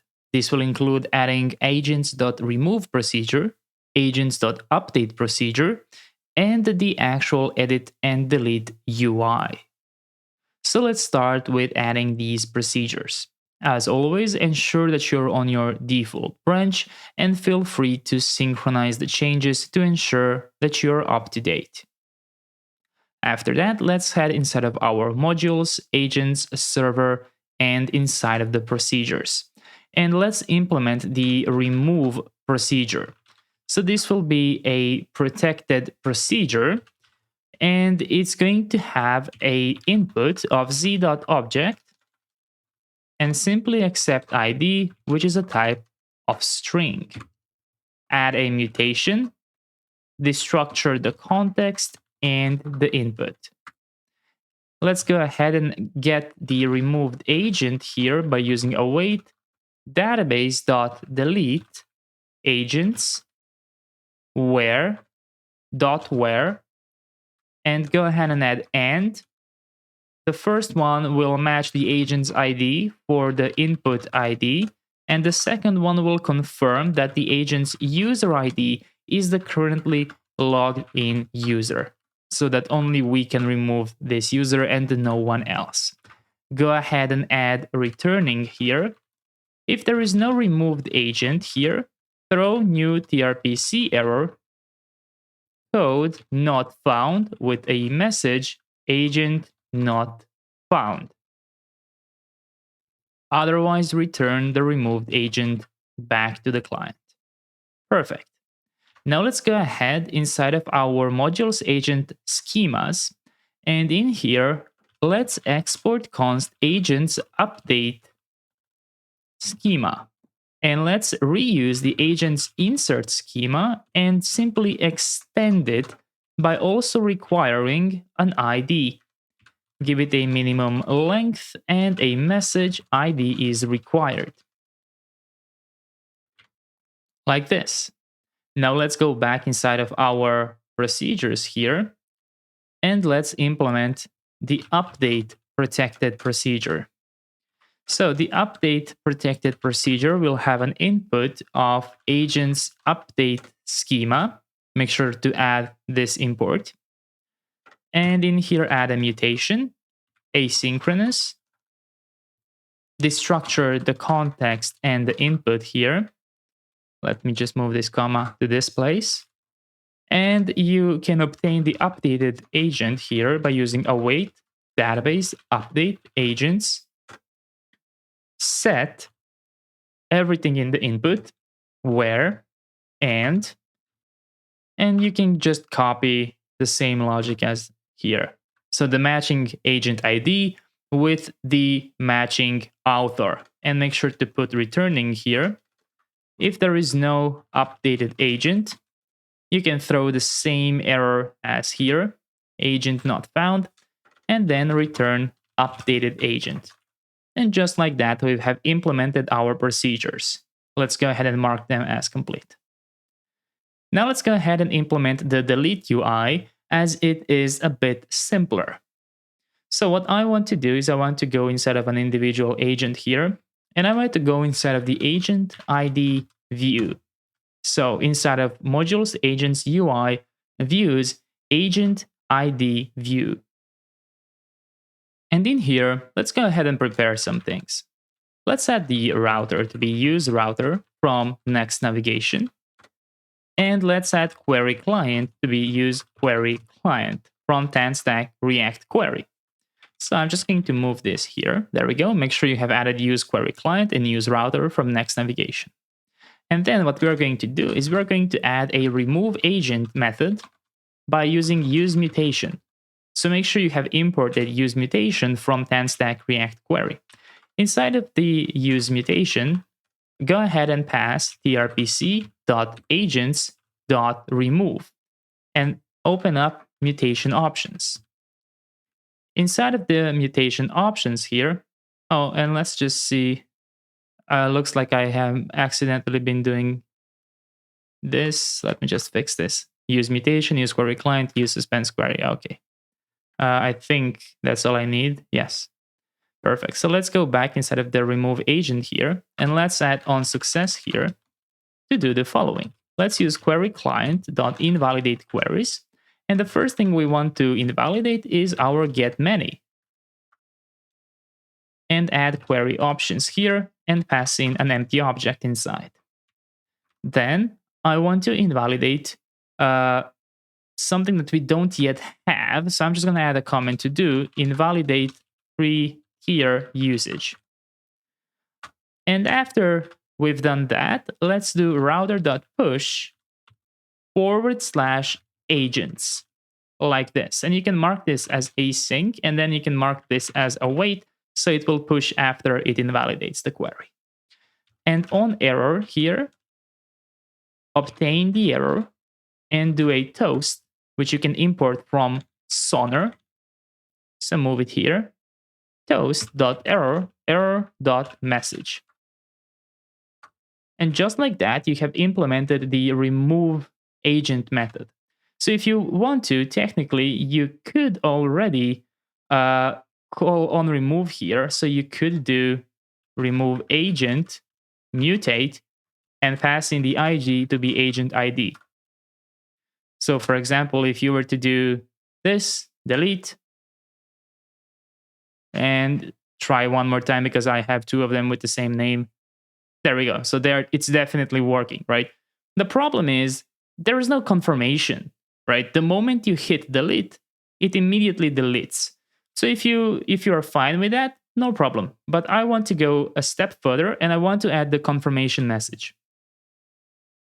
So let's go ahead inside of source hooks and create use-confirm .ts, actually .tsx. It's important to be tsx. Import JSX and useState from React. Import button from components UI button. And import responsive dialog. Let's export const use confirm. And let's define the props here. We will accept a title, which is a type of string, and a description, which is a type of string. And we are going to return the following: a JSX.element and a promise unknown. Let's go ahead and return that now. First of all, let's set the promise and set promise to be useState here. And let's set it to null by default. Let's give the useState a following value. Open an object and write resolve, a function which accepts the value, which is a boolean, and returns a void. So it can either be that instead of an object, or it can be null. There we go. So that's our promise state. Now let's add the confirm method. In here, very simply, return new promise. Grab the resolve from here and set promise to resolve, like this. Then do const handle close. In here, set promise to be null. Create a const handle confirm. In here, check if the promise exists and resolve it with true. And do a handle close. And finally, let's do const handle cancel, which is an explicit no. So let's resolve this, with false. And handle close. So we are basically creating a system where the user can answer yes or no for a specific action. And then a developer will be able to await the result from this hook and get either true or false. And depending on that, we can call the delete method, or we can close the modal, for example. So it's going to be a highly reusable hook for asking the user for confirmation. And let's now do a const confirmation dialog here. And let's actually render this. So responsive dialog, like this.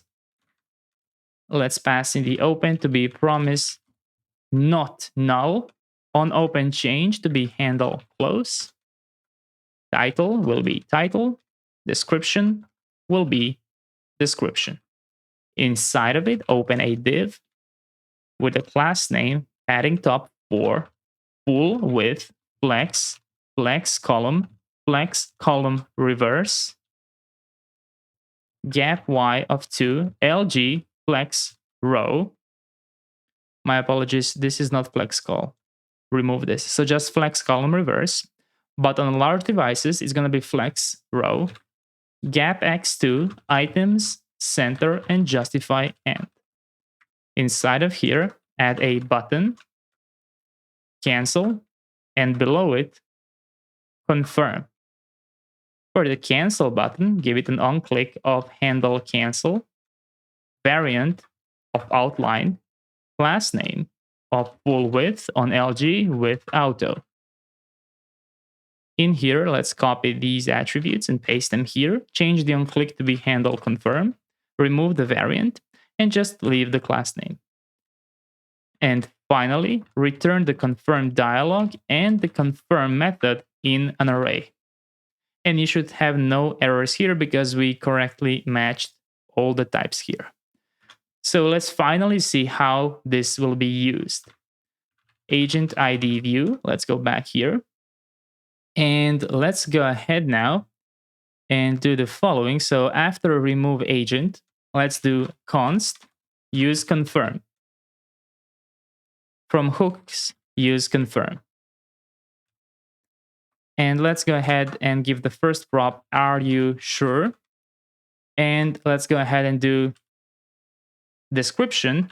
The following action will remove, and let's do data.meeting count associated meetings. So when you remove an agent, we're also going to remove all meetings associated with that agent. So we want to let the user know that. In here, grab the remove confirmation and confirm remove method. And then create const handle remove agent method. Grab it, make it an asynchronous method. And then you will get the OK from await confirm remove. And this confirm remove will open the remove confirmation. And only if the user pressed OK are we going to continue forward. So if not OK, break the method. Otherwise, call await, remove agent, mutate async, and pass in ID agent ID. And then go ahead and put this here and wrap the entire thing inside of square, the entire thing inside of a fragment and render the remove confirmation here. And you should have no errors now. And now let's go ahead and click on an agent and let's try and remove it. Only if you click confirm, and you will see it says 5 associated meetings because that's what we currently mock. So if I click cancel, nothing happens. But if I click confirm, it deletes the agent. Exactly what we wanted. Now let's implement the update agent dialog.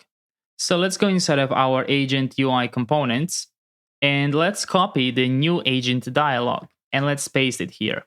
And let's rename it update-agent-dialog. Before you edit it, just double check that you are inside of it, that you're not accidentally inside of new agent dialog. Close that and go inside of update agent dialog. The good news is we made our agent form editable.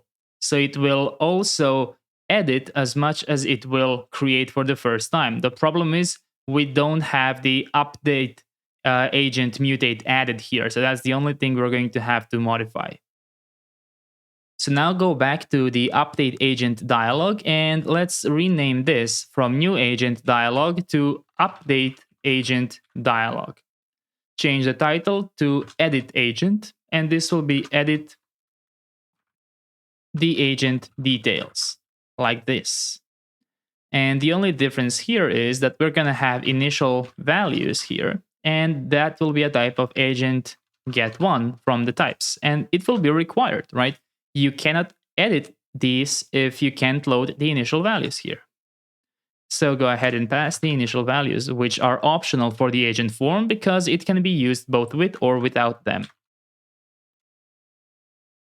So let's pass them here. Now, let's go inside of the agent form and let's copy the create agent here. And let's paste it here. Let's rename it update agent and let's use tRPC agents.update. And let's see what we have to do on success here. So we have to invalidate queries, get many, that's true. And then we have to invalidate the get1 because we just updated that individual one. And in here, this is also true. So if the error code is forbidden, we redirect to upgrade. I'm going to leave this purposely on to do because if we implement it now, sure, it's going to work, but I want us to wait until we actually implement upgrades so it all makes more sense when it happens, right? Great, so that's our update agent. And now that I look at it, our create agent actually does not need to invalidate get1 because at this point, it will never exist in the cache. So our create agent doesn't need to do that. But let's add a to-do, invalidate free tier usage in the future when we have it. We don't have it yet, but we're going to have to do this for the free tier tRPC route. We now have the update agent, which means that we can now go inside of is pending and add it here. So update agent is pending. And in here, instead of a console log, we can now do update agent.mutate here, spread the values, and also add ID from the initial values.id. There we go. And I think that's all we need, right? Because I think this will already show update. So now we have to go back to the agent ID view here, and we have to add a state. So let's import use state from React.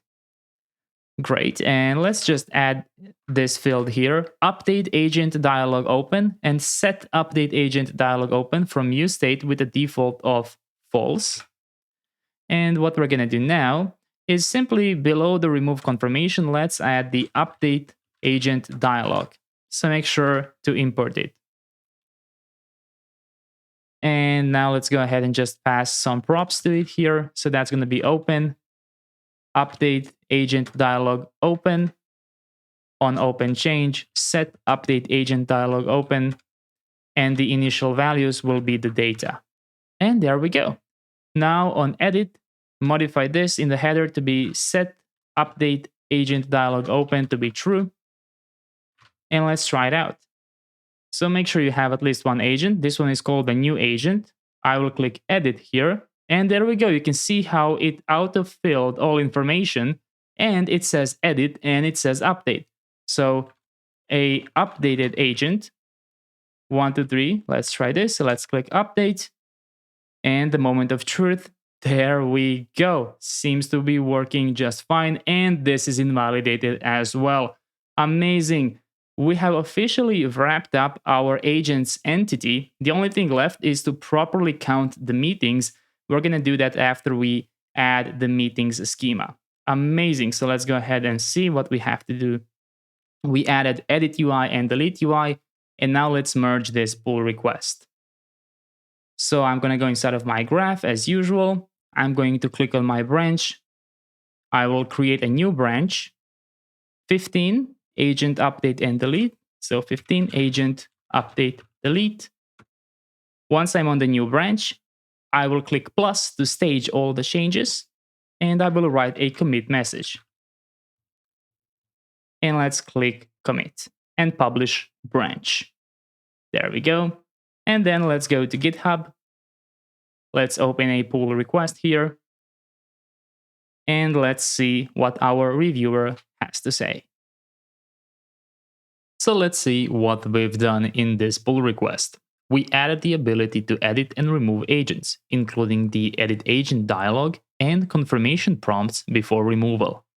We introduced a reusable confirmation dialog for asynchronous user confirmations. This was exactly the goal with the use confirm hook. We had some improvements like enhancing the agent form to handle both creation and updating of the agents with improved success and error handling. Perfect. In here we have a more in-depth walkthrough. And in here we have a sequence diagram explaining our editing dialogues and our confirmation removal dialog right here, in case you are interested. And in here, we also have a related PR agent page from our chapter 14. And we do have some comments here. So this one recommends checking if the promise exists and resolving it, but we don't have to do that because we do that using a different method. We do it using onCancel. So close by itself should not resolve the promise. That's why it's okay to do it this way. So I'm just going to resolve this. And in here, it simply tells us to track and resolve those to-dos in a future pull request. And we definitely will. Perfect. So that's it for the comments. And let's merge this pull request.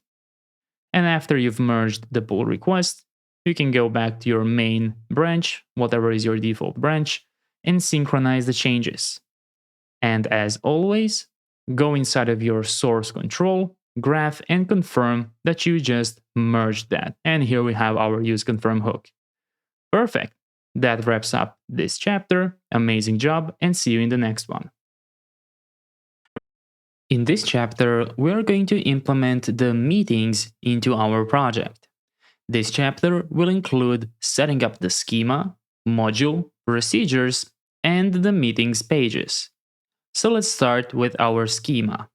As always, ensure that you're on your main default branch and go ahead and synchronize changes just to make sure everything is up to date. After that, go inside of database schema. And in here, to make things easier, let's copy our agents schema. Let's paste it. Let's rename this to meetings. let's rename the actual table name to meetings here. The ID field stays exactly the same, the name as well. User ID reference exactly the same.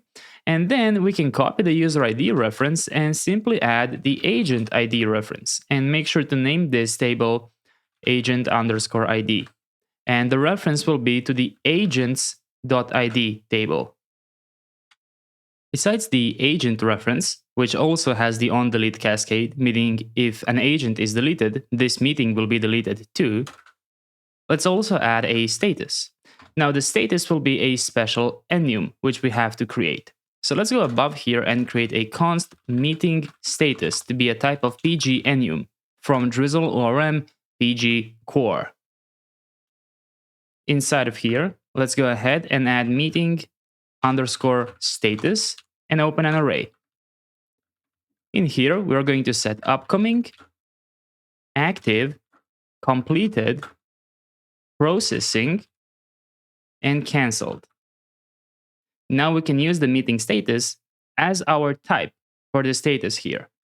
Meeting status, column name status, required, and default upcoming, like this. We are not going to have instructions, but what we will have, is the started at and ended at timestamps. So make sure to fix this. This will be started at, this will be ended at, and they will not be required, and we're not going to default them. So just timestamps like this.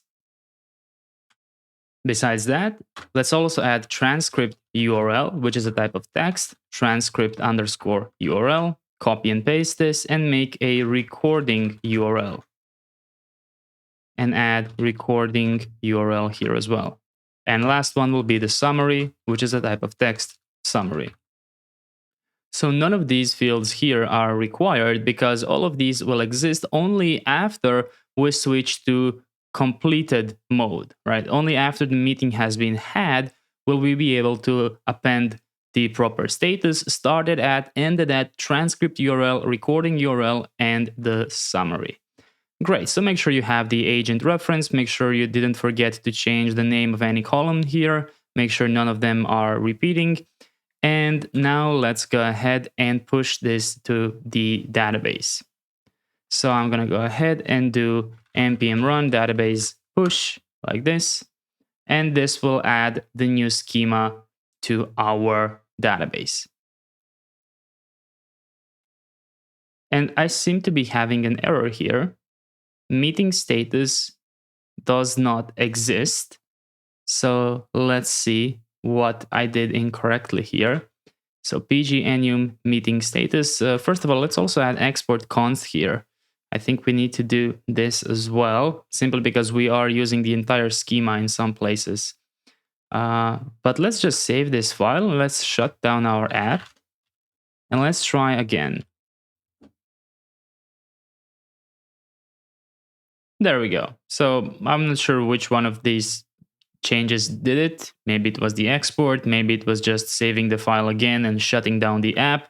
But yeah, just try one of those and try npm run database push again, and no reason at all for this to fail. Great, so now we have added our meetings schema. Now let's go ahead and let's add the meetings pages and the meetings module. So I'm gonna go inside of source app folder dashboard, and I'm going to add meetings here. And inside a page.tsx page div meetings page, just like this. And inside of here, let's add individual meeting ID, page tsx, another page here, and a div meeting ID page. There we go. So now that we have added this, we can go ahead and do npm run dev on our app again. And we can go to localhost 3000 here, wait for it to load. And we can now click on the meetings and we will see the meetings page. And if I manually change my URL to /meetings/123, I will see the meeting ID page. So let's go back to the meetings page. And now let's implement our module so that we can actually see the JSON of our data. So let's go inside of modules here. Let's create meetings. And inside of here, let's create the server module. And inside procedures.ts. Let's keep our agents server procedures open so we can copy and paste and speed things up. So let's start by copying everything and pasting in the new meetings procedures here. And let's rename this to be meetings router. And for now, let's remove update and let's remove basically all except get one and except get many. So that's the only thing we're interested in. We are later going to adapt the create, update, remove, and similar ones. There we go. So meetings router. Now let's go ahead and improve the get one procedure here. So get one is a protected procedure. It's looking for ID. Instead of existing agent, it will be existing meeting here. And it's not going to have a meeting count. So you can remove that and you can leave this as it is. And it will be from meetings. So you have to change meetings in all instances here. The easiest way to do that is to simply remove the agents imports. You will have errors and you will know all the places you have to fix things. There we go. So everything's exactly the same. Existing meeting, and meeting not found. For the get many, similar. Let's go ahead and remove this. Leave this to be meetings. From meetings, meetings user ID, meetings name equals to search, order by meetings created at meetings ID, and the total is counting the meetings with the same query here. So luckily the fields are exactly the same, so we don't have any issues here whatsoever. And we can remove the SQL import here. There we go. So we have that simple get many and get one procedures here. Now what we have to do is we have to go inside of tRPC routers and we have to add meetings router from modules meetings server procedures and call this meetings like this. Now let's go to our page.tsx inside of our meetings here. And in here, let's return meetings view. Let's build the meetings view quickly by going inside of our modules, meetings, and let's create the UI folder. Let's create the views folder, and let's create meetings-view tsx. Mark it as use client, export const meetings view, like this. And inside of here, go ahead and do the following. Prepare tRPC from use tRPC from the client. Prepare data from use query. From 10 stack react query, pass in the tRPC, meetings, get many, query options, and simply pass an empty object here. And in here, do JSON stringify data ? dot items. Like this. Or you can actually stringify the whole data, right? It doesn't matter. Now let's go to the page and let's import meetings view from modules meetings UI views meetings view. So now when you hit the meetings page, you will see the empty state right here. Now let's go ahead and just add some data here. So you can either visit the Neon console or you can visit the Drizzle studio here. So we can go inside of our project here, go inside of the tables, and let's just add something. Again, if for whatever reason you can't do this, no worries, because we're going to create the form for creating meetings in the next chapter. So go inside of meetings, add record. Yeah, you would now need to, let's discard the changes. So you need to have at least one agent and just, paste the ID here, grab a user, for example, whoever you are logged in with, right? And just paste that user ID here, and then go inside of your meetings and add a new record. For the ID, you can just write demo. For the name, this can be first meeting. And then for the user ID, you will copy your user ID and add it here. For the agent ID, copy it and add it here as well. And for the status, you can use the default, and I don't think you have to fill anything else here, so just click Save Change. There we go. And now we have proper relations with that user, and with that agent. Again, if you fail at doing this, no problem at all. We will create it in the next chapter, the actual form for doing this. But there we go. You can see that it works. We can now see our data here. Perfect. So what I want to do now is I also want to enable the prefetching here, just so we don't have to do it later. So let's go ahead and do the following. Inside of our meetings page, let's go ahead and let's grab the query client using get query client like this. Let's execute it. And let's do void query client dot prefetch query, and inside pass in tRPC from tRPC server, meetings, get many, and pass in an empty object for the query options like this. So now we are prefetching that. Now let's go ahead and let's add our hydration boundary from TanStack React query in here. Let's add the state to be dehydrate from TanStack React query and pass in the query client like that. There we go. Now our page is hydrated and prefetched. So what's missing is the suspense here from React. And besides suspense, the error boundary from React error boundary. Now let's go inside of the meetings view here and let's borrow from our agents module, UI, views, agents view. Let's copy agents view loading and agents view error, and let's paste it inside of our new meetings view. So let's rename both of these, well, all of these instances to meetings. So meetings view loading, loading meetings, meetings view error, error loading meetings. And import the loading state and import the error state like this. There we go. And now in here, we can use a fallback, meetings view loading. And in here, we can use meetings view error. There we go. So I'm just going to align all of my imports here. There we go. Move this here. So you need the meetings view error, and the meetings view loading. There we go. Which means that now in the actual meetings view, instead of using use query, you can use suspense query. And that will trigger the suspense. There we go. So now when you refresh here, you will see loading meetings.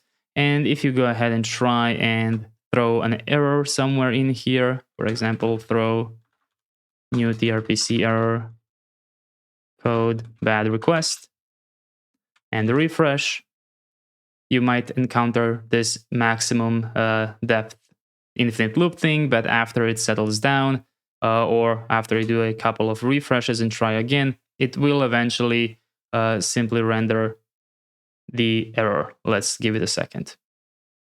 There we go. Perfect. So I think that's exactly what we wanted to do in this chapter, simply introduce our meetings and prepare the basics, and we did it quite faster than the agents, simply because we had a lot of things to copy from. So now let's go ahead and let's create a branch from this and let's merge it. So I'm going to create a new branch here, and I'm going to call it 16 meetings setup. Let me just confirm that is our topic. It is. Perfect. Let's go ahead and stage all changes. And let's write our commit message, meetings setup. Let's click commit and let's publish the branch. Perfect. Now let's go to our GitHub. Let's open up a pull request and let's see what CodeRabbit has to say about our code. And here we have our summary. We introduced a meetings dashboard page with loading, error, and data display states. We added a dedicated page for viewing individual meeting details. Meetings data is now fetched and displayed, including support for pagination and search, simply because we copied the getMany from the agent's procedures. Perfect. So in here we have a more in-depth walkthrough. And in here we have a sequence diagram, which is identical to the one for the agents, so we don't have to go through it because we didn't really add anything new. Later, when we actually add some new filters, it will be interesting to look at how it handles that here. Perfect. And in here, it has some comments. Obviously, we didn't do anything for the meeting ID page. We will have a chapter for that, but you can see how it knows exactly how it's supposed to look like. So it even knows the new tRPC syntax. This is very impressive because it actually reads from our code, because this new tRPC syntax is not something that AI completion models actually know. Perfect. In here, it tells us to add pagination parameters. We will add that later when we add the data table and all the filters. And in here, of course, it tells us to add the actual data table. We will do that in the next chapter. And in here, it tells us to add UID validation for get1. This is interesting, but it's actually not correct because we are using nano ID. If you go inside of the schema here, we are using nano ID. So using UUID for the validation would be incorrect in this case. Perfect. And in here, it adds some additional validation, but I'm okay with the way we are using it right now. Perfect. So let's go ahead and merge this pull request right here. And let's go ahead and go back to our main branch here. And let's click synchronize changes here. And there we go. That adds the meetings here. Go inside of your source control, graph, and confirm that you just merged chapter 16 meetings. Amazing, amazing job. Let's mark this as completed and see you in the next chapter. In this chapter, we're going to develop the meetings form. So this will include creating the meeting list header, which will use the text My Meetings and the new meeting button, and also the actual form where we will be able to select an existing agent. Let's start by creating the meetings create procedure. As always, ensure that you're on your default branch and that you have no unstaged changes. Now let's go ahead and copy agents server create procedure, simply so we speed things up. So I'm going to copy the entire procedure here, and then I'm going to go inside of my meetings server procedures. And then at the top here, right above the get1, I'm going to paste the create procedure. So now let's go ahead and let's actually create the meetings insert schema. So we can also help ourselves by copying the agent schemas and pasting it inside of meetings. Let's rename the agents insert schema to be meetings insert schema here. And it will be a name and agent ID. And this will be agent is required.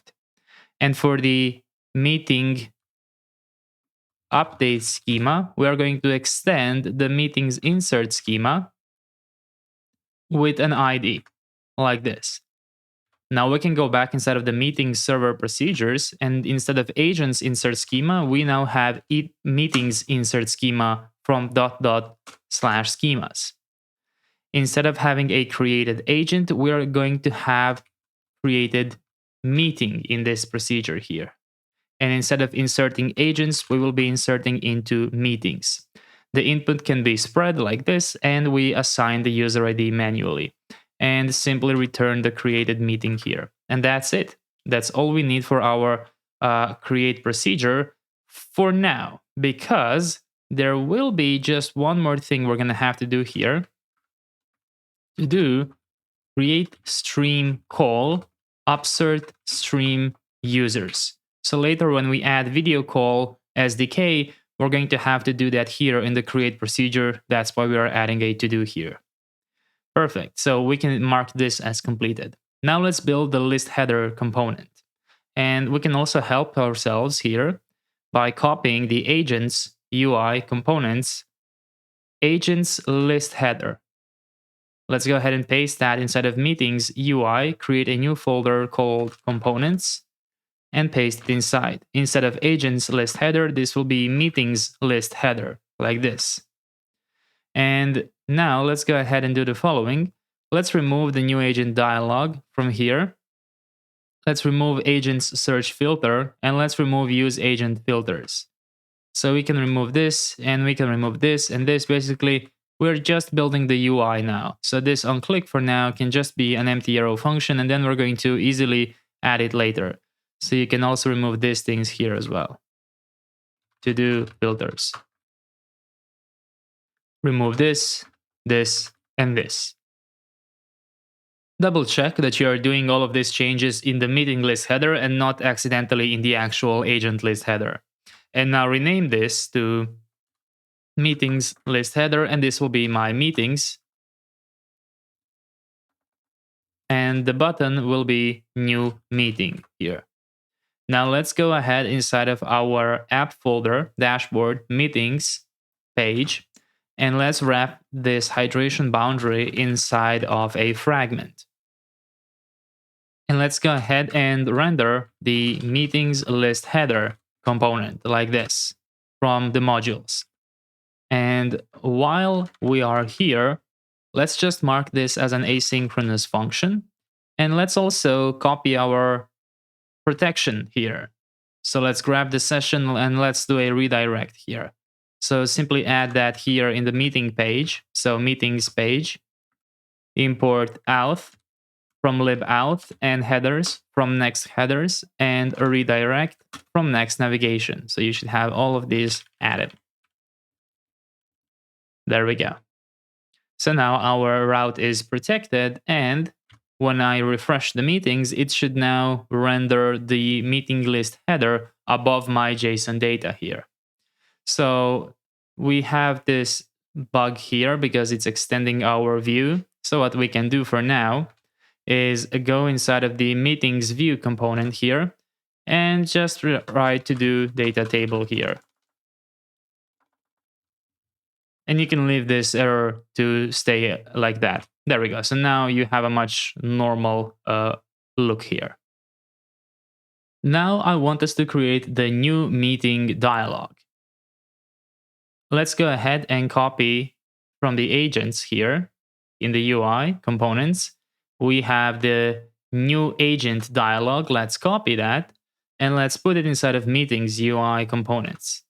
Let's go ahead and rename this from new agent dialog to new meeting dialog. Let's go ahead and rename the instances of agent to meeting. So new meeting dialog. You can remove the form import from now, and in here you can add to do meeting form. Change the title to be new meeting, and this will be create a new meeting. There we go. Now let's go back inside of our meetings list header here, and let's actually render the new meeting dialog component from /new meeting dialog, because they are in the same components folder in the meetings module. And now we have to add back our use state here. Is dialog open, set is dialog open from use state from React with a default value of false. And then in here, give it an open of is dialog open and an open change of set is dialog open. And in here, simply set is dialog open to true. So now when you click on a new meeting, you will see new meeting pop up. And on a mobile, this will be a drawer. There we go. Now we have to implement the meeting form. In order to do that, I also want to add the update procedure already, simply because it's simple to do and we will able to complete the form both for update and for create status. So let's go ahead inside of modules, agents, server, procedures, find the update procedure, and let's go ahead and copy it because it's going to be quite similar. So now let's go inside of our meetings server procedures, and above our create, let's now add our copied update protected procedure. So we can now import the meetings update schema, which we created a moment ago by extending the meetings insert schema here. Instead of updated agent, it will be updated meeting, and we are updating the meetings, which means that in the where clause, we are looking for a matching meeting ID and a matching meetings user ID. If we were unable to find the updated meeting, that means that meeting does not exist for this specific query. Maybe the user doesn't have access to it. We're just going to throw all of that under not found. And let's return back updated meeting. As simple as that. Make sure you're using update and set here. Perfect. So now we have the update procedure as well, which means that we can now go inside of the agents module, UI, components, and we can now copy the agent form. So let's copy the agent form, go inside of meetings, UI, components, paste it here, and let's rename this to meeting form.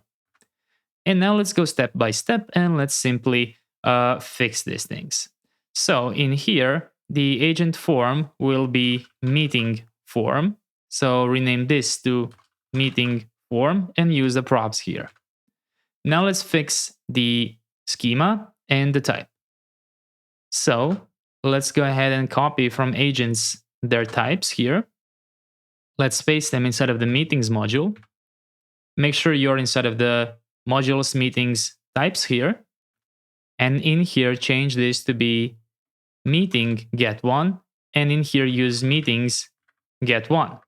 So make sure that you have implemented inside of our meetings router get one protected procedure, which is something we did in the meetings setup chapter alongside get many.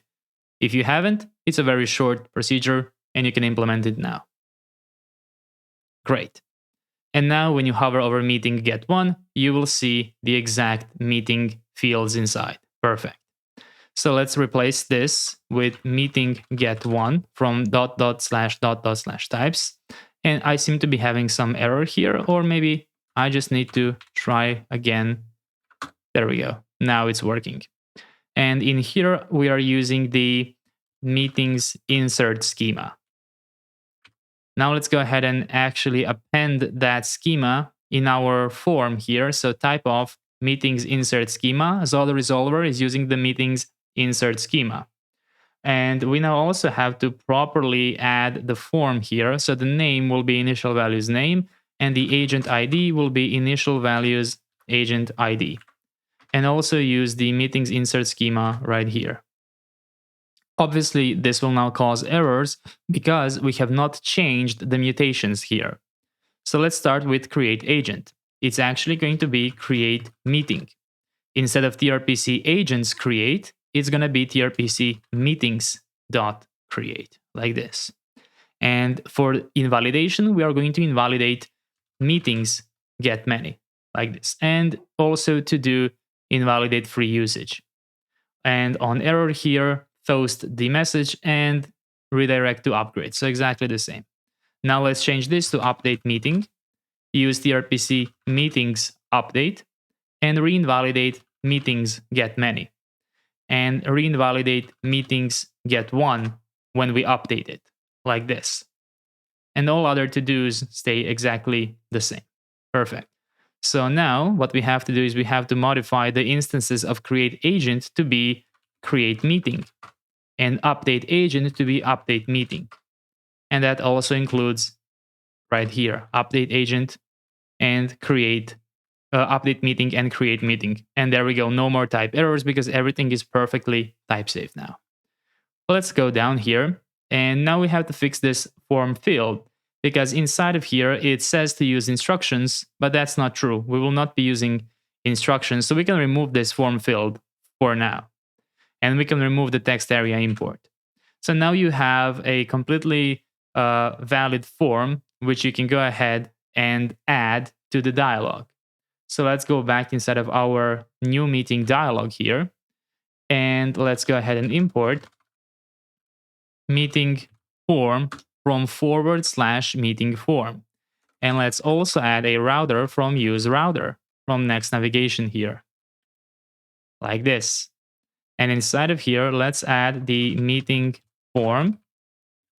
And let's go ahead and add on success here to accept an ID, call on open change to false, and do a router push to /meetings and then that meeting that we just created. So we immediately open it up in case the user immediately wants to start it.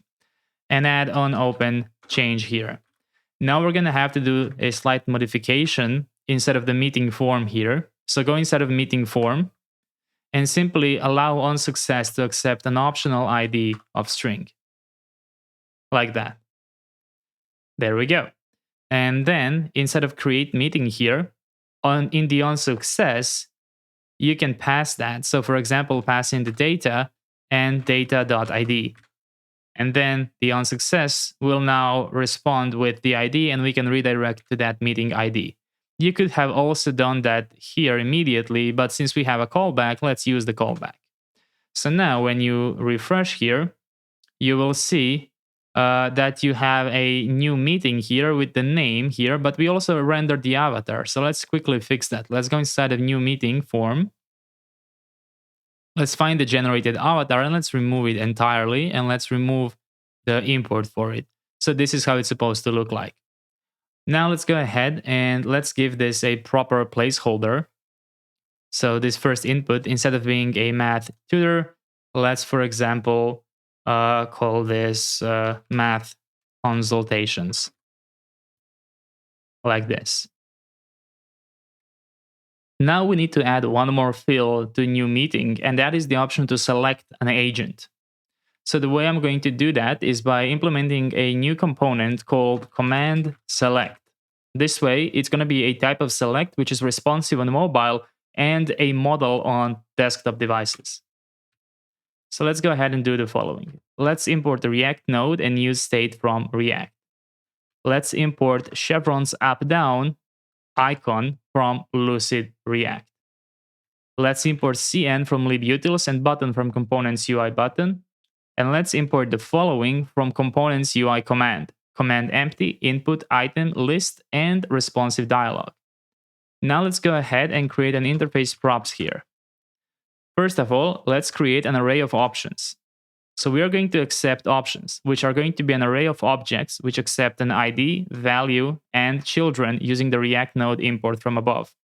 Besides the options, we're going to have two functions.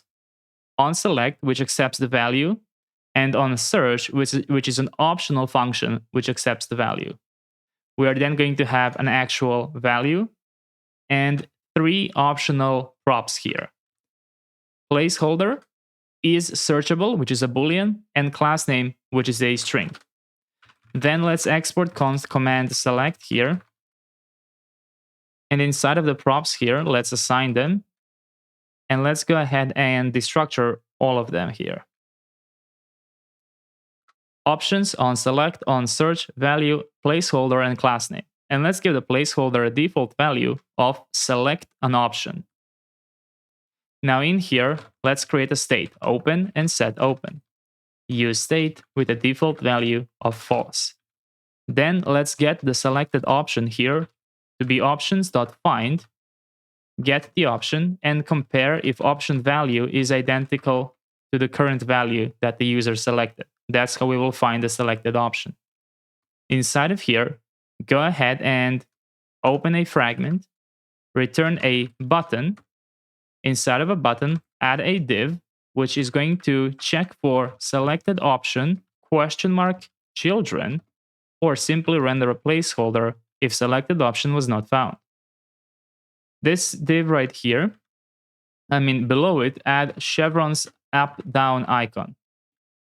For the button itself, give it a type of button, so it can safely be used inside of a form.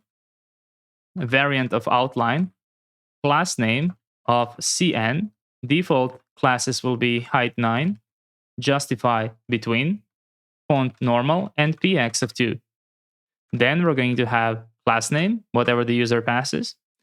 And actually above that, let's add, if there is no selected option, so make sure you put a question mark before it.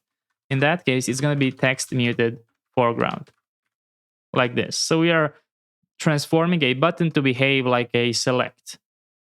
And then what we're going to do, outside of the button, we're going to render the command responsive dialog component. Inside of here, let's add open to be open.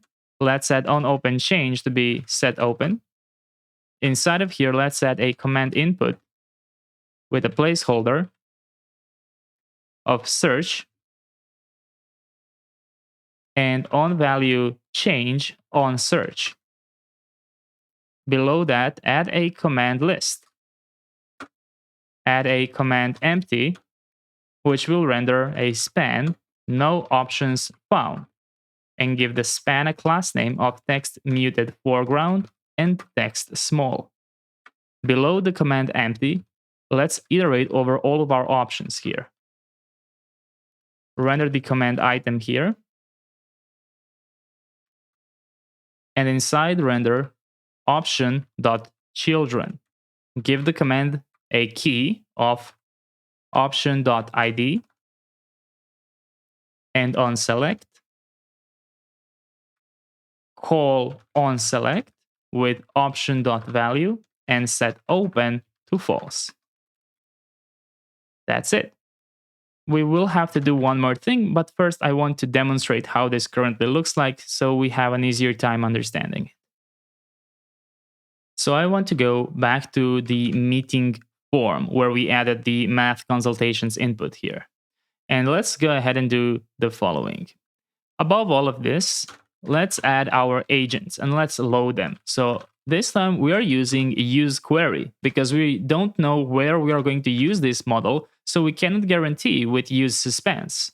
So we're just going to use the good old use query here.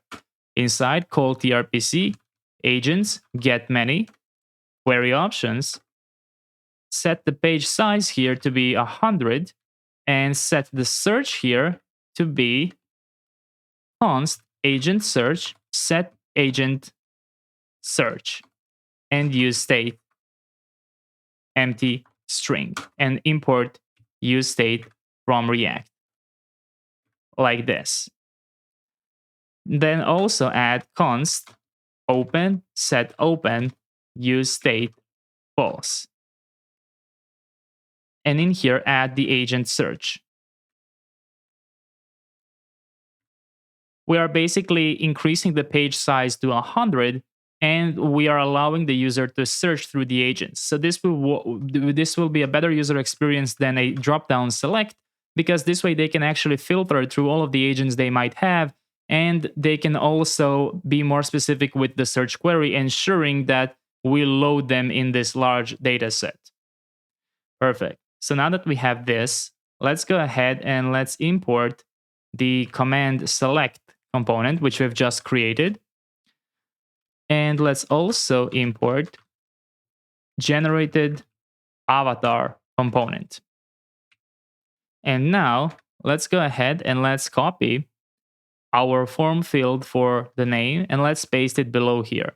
Let's change it to be agent ID and change the form label to be agent. And inside of the form control, you're going to do the following. You will render the command select option. You will pass in the options here, open parentheses, agents, data, question mark, items, or fallback to an empty array, dot map. Get the individual agent here and immediately return an object.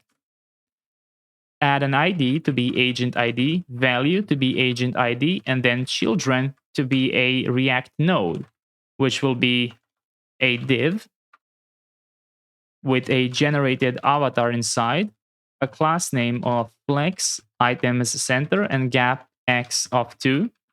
Give the generated avatar a seed of agent name, variant of bots neutral, class name of border, and size 6. And below that, a span rendering the agent name like this. And then let's add some more options to command select, which will be on select to be field on change. On search will be set agent search. So basically it's going to be controlling this state here, which will then re-trigger this call every time it changes. And value field dot value, and the placeholder will be select an agent. So the only thing we have left unused is the open and set open. We're going to use that in a moment. But now, when you click on this, it should open the command, but looks like we did something incorrect. So let's go back instead of the command select here, and let's see what we did incorrectly. In the button, let's add on click here, set open, set to true. So this is referring to the internal set open of the command select, not to this is open. So now when you click here, you will see a list of your agents and you will be able to select them. So if you go inside of your agents here, for example, and create a new agent, click create, go back to your meetings, click new meeting, you will find it here. And if you search for new, you will be able, oh yeah, so right now it's not working because we didn't properly implement the filtering inside of the command, but it's quite easy to do that. What we actually have to do is we have to turn off the way command component filters by itself. So in order to do that, we're going to pass the prop should filter to be the opposite of our on search value. So if we have on search, in that case, it's going to be false. But if we don't have it, it's going to be true. But we are getting an error for it, which means we have to go inside of the command responsive dialog, inside of source components UI command, find function command responsive dialog, and simply add a new prop here, should filter, and set it by default to be true. Go ahead and map it here. So should filter is an optional boolean like this, and simply go ahead and in isMobile, add it to this command. So should filter, you can see the prop exists and pass it here. And make sure to also do it in here. There we go. So now our command select will not use the internal filtering. Instead, it will use React query search. So when I try this again and write new, you can see how it loads that new agent, right? So it's actually doing an API call in the background here, or updated at. There we go. When I click here, I can select the agent. Amazing, amazing job. So now, when I click test here and click create, we should be able to create a new meeting. And I'm redirected to that meeting ID page immediately. So this is my URL right now. There we go. Perfect. So if you want to, you can enable inside of your meetings view the data JSON stringify data. Let's just give it a class name, overflow x scroll, so it doesn't move our content too much. Well, it still moves it, but you can see our items total says 2. If I go ahead and create a new one right here, go back to the meetings, now it says total 3. So we are successfully creating new ones, right? Just make sure to scroll here in case your button is disappearing. And you can now, comment it out so you can see it here normally. One more thing we have to add here is a text if the user never created an agent, so they have a quick way to create it, and we already have the dialog for that. So inside of the new meeting form, let's change this to be a bit more precise. So open agent dialog, open new agent dialog, and set open new agent dialog. So we are specific about what this is. And then we're going to go ahead and find our agent ID form field. And after form control, let's add form description here. And make sure to import this from components UI form. Inside of here, we're going to ask, not found what appos, my apologies. Not found what, like this, you are looking for. You can add a space like this, go to new line, and render a normal button here, create new agent. Give this normal button a type of button. This is very important.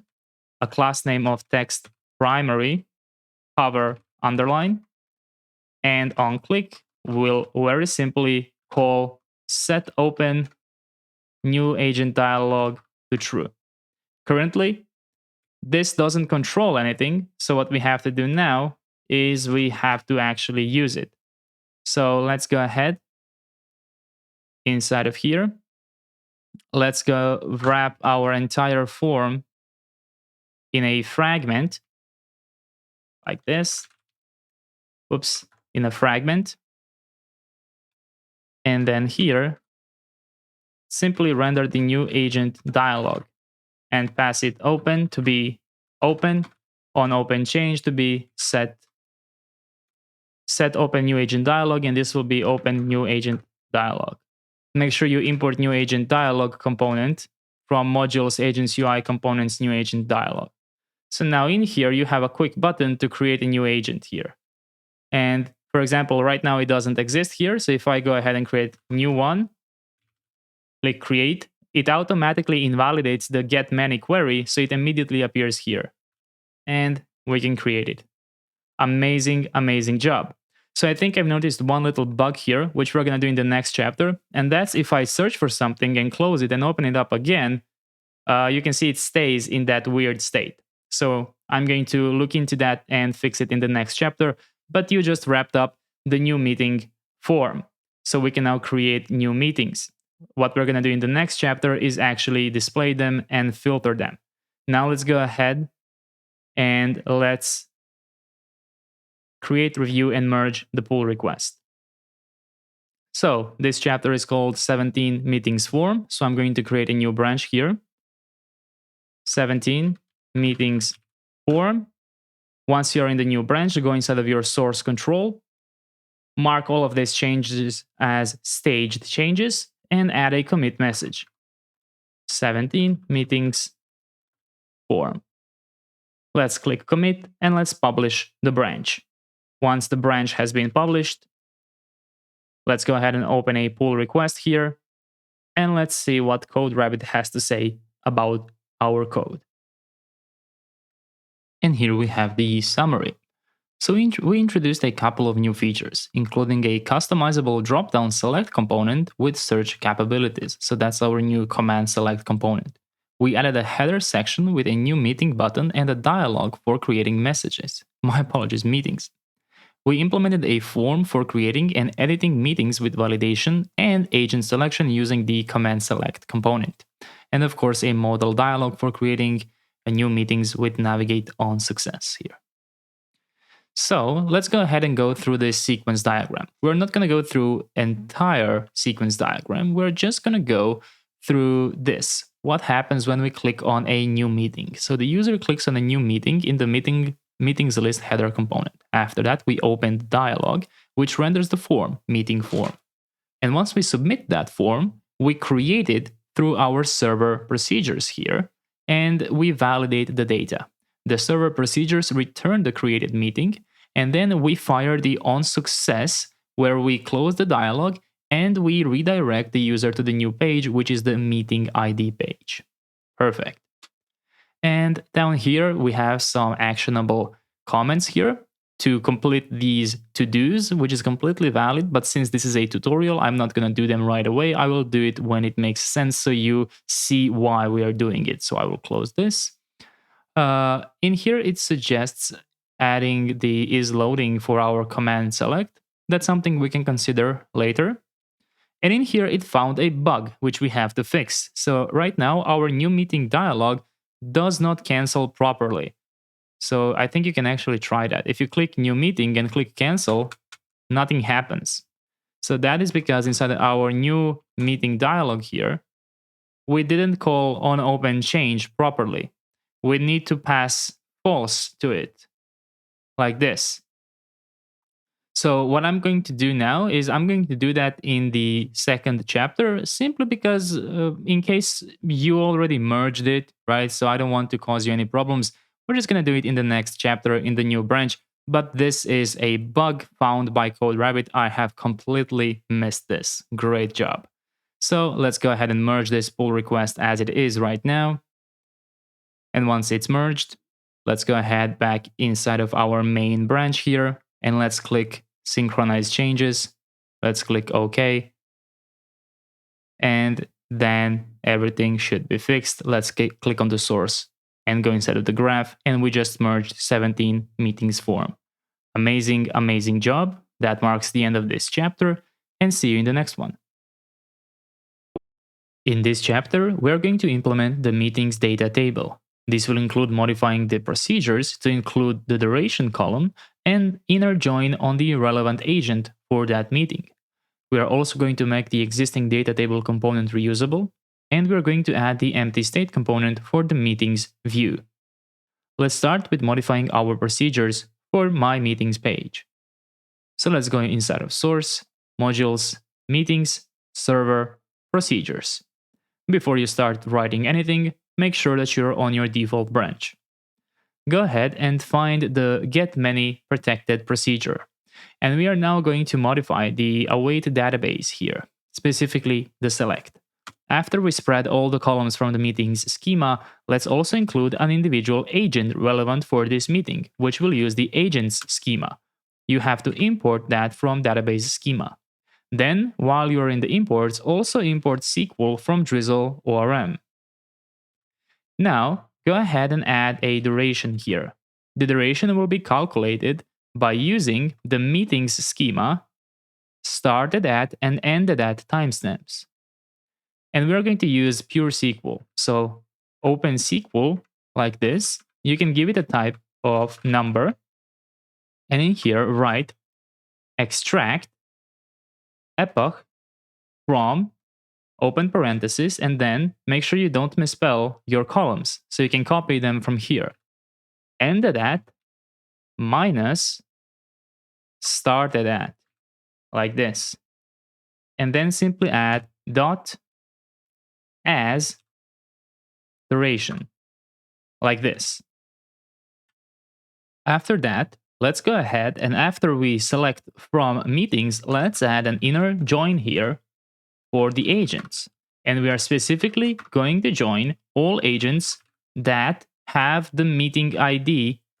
My apologies, all agents that were used in our meetings. So meetings.agentID, agents.id. That's what we are matching. So for each meeting that will be iterated here in the select, we're going to find its relevant meeting ID, and we are going to search for an existing agent ID. And we are only going to render the meetings which were successfully matched with their agent. That's why we're using an inner join. If we were to use a left join, then we would be okay with an agent being null. But that's not the case for us because the agent is always required. So inner join is the correct usage for this. Great. And now I think we should also add this to our total simply so it is 100% accurate about the amount of data that we are working with here. Great. So now we have successfully modified our procedures, and we can go ahead and render that inside of a data table. So let's go ahead and let's copy the data table component from modules, agents, UI components. And let's copy the data table and let's actually add it to our global components right here. Because it is different enough, it is generic enough that it can be used multiple times. So now that we have pasted it inside of here, we can go inside of source, modules, meetings, UI, views, meetings view, and we can now use it here, data table, from components data table. The only thing that's missing here is the actual, well, columns, right? So let's just pass in the items here, and now we have to develop the columns. So let's go ahead and let's copy the existing columns from agents here. So in UI components, we have the columns here. And let's paste them inside of our meetings UI components. So now we have columns here as well. So what I want to do now is I want to go inside of my meetings types, and I will copy meeting get one, and I will replace it with meeting get many. And let's use meetings get many here as well. So now, inside of my columns, I will be a bit more specific. So make sure you are inside of your newly copied columns in the meetings. And import meeting get many, and then in here, specify number. So actually, let's go ahead and do type meeting get many number, like this. Or maybe I'm doing something wrong here. Oh yes, so get many here should be items. My apologies. And yes, then you can use the number here, and then this number will just be a single one of these values here. The reason I'm using meeting get many and not meeting get one is because these columns will be loaded using the get many procedures, right? And inside of this get many procedures, we just modified the select. The select here is different than the one from get one. The get one doesn't have it, so it will be an incorrect column data. So that's why I'm instead using meeting get many, and simply specifying a single item from there by using the number operator here. Great, so now that we have this, let's go ahead and let's add everything that we will need from here. Let's start by adding npm install datefns, like this. Once you have added datefns, just go ahead and include it here. Let's also add npm install humanize duration with legacy period depths as well. Let's import that here. There we go. Then we're going to need a lot of icons from Lucid React besides these here. So let's go ahead and add the following icons: circle check icon, circle X icon, circle arrow up icon, clock fading icon, and corner down right icon, and lastly, loader icon, like this. We're going to need the cn libutil from here, and that's gonna be it. So now let's go ahead, and before we start the columns, let's implement a function format duration here, seconds number, and return humanize duration here. Multiply the seconds by 1,000. Largest will be 1, round will be true, and units here will be hours, minutes, and seconds. You're going to see how we're going to use this function in a second. Great. Now let's go ahead and let's define a const status icon map. So depending on what status the meeting is in, we're going to display a different icon. If it's in upcoming, it will be clock arrow up icon. Active, this one. Completed, this one. Processing, this one. And canceled, this one. It is very important that you don't misspell these ones. And if you aren't sure, you can go inside of your schema here and find the meeting status. So you can copy them from here. Make sure you don't misspell them. And now what you're going to do is create another map called status color map. So depending on upcoming, active, completed, processing, or canceled, you will have specific colors. An easy way to tell you've done it correctly without typos is to click on one of them and the other one will highlight, meaning that it's exactly the same. There we go. So let's go ahead and do the upcoming one first. So it's going to have a BG yellow with 20% opacity. It's going to have a text of yellow, a text yellow 800, and it's going to have border yellow 800 with 5% opacity. And the other ones will be very similar, just different colors. So the active will be background blue with 520% opacity, text blue 800, and border blue 800 divided by 5. For the completed one, same thing, but using the emerald. For the canceled one, my apologies, for the processing, it's going to be rose and the exact same values as the ones above. The only one that will be slightly different is the processing one. My apologies. So I have reversed these two. So instead of processing here, this will be cancel, like this. Canceled one will be using the rose color, and then change the last one to be processing, like that. This one will use gray 300 with 20% opacity, and the rest will be the same. So you can pause and copy. And now we are ready to build our columns. Let's start with the accessor key name, which will now be meeting name. The flex call gap y1 will be the same. And then inside of here, let's immediately add a span here, which will render the row.original.name with the class name, font semi-bold and capitalize, like this. Now go ahead and remove this div here, so we can immediately work on this one, flex item center and gap x2, rendering the corner down right icon. Inside of this flex item center gap x2, add a new div with a class name, flex items center gap x1, like this, and simply encapsulate the corner down right icon and the span. And this will render the agent.name. And then, outside of this div, add a generated avatar component. This will use a variant of bots neutral, seed, row original, agent.name and the class name of size 4. And after that, add a span element here, row.original.started@. If we have it, we're going to format that exact field. So started at using MMM and D format. Otherwise, an empty string. And give this a class name of text small and text muted foreground. Now let's go to the second cell, which will be the status, and a header will be status. And inside of here, let's go ahead and do the following. Let's remove the cell function like this, and let's open the curly brackets. And first, let's grab our icon, which will be status icon map row original.status as key of type of status icon map. And then let's go ahead and let's return a badge element here. And inside, we are going to render that icon. Let's go ahead and append some props here. So variant will be outline. Class name here will be CN. Capitalize. Go ahead and target an SVG here. Give it a size of 4 and text muted foreground.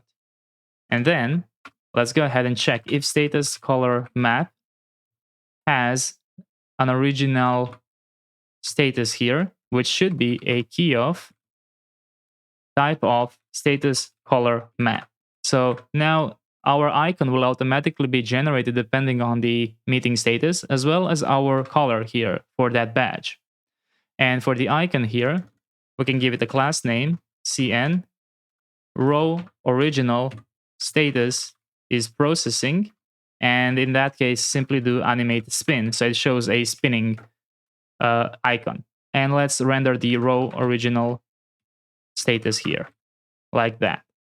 And now let's go ahead and do the last column here with accessor key duration.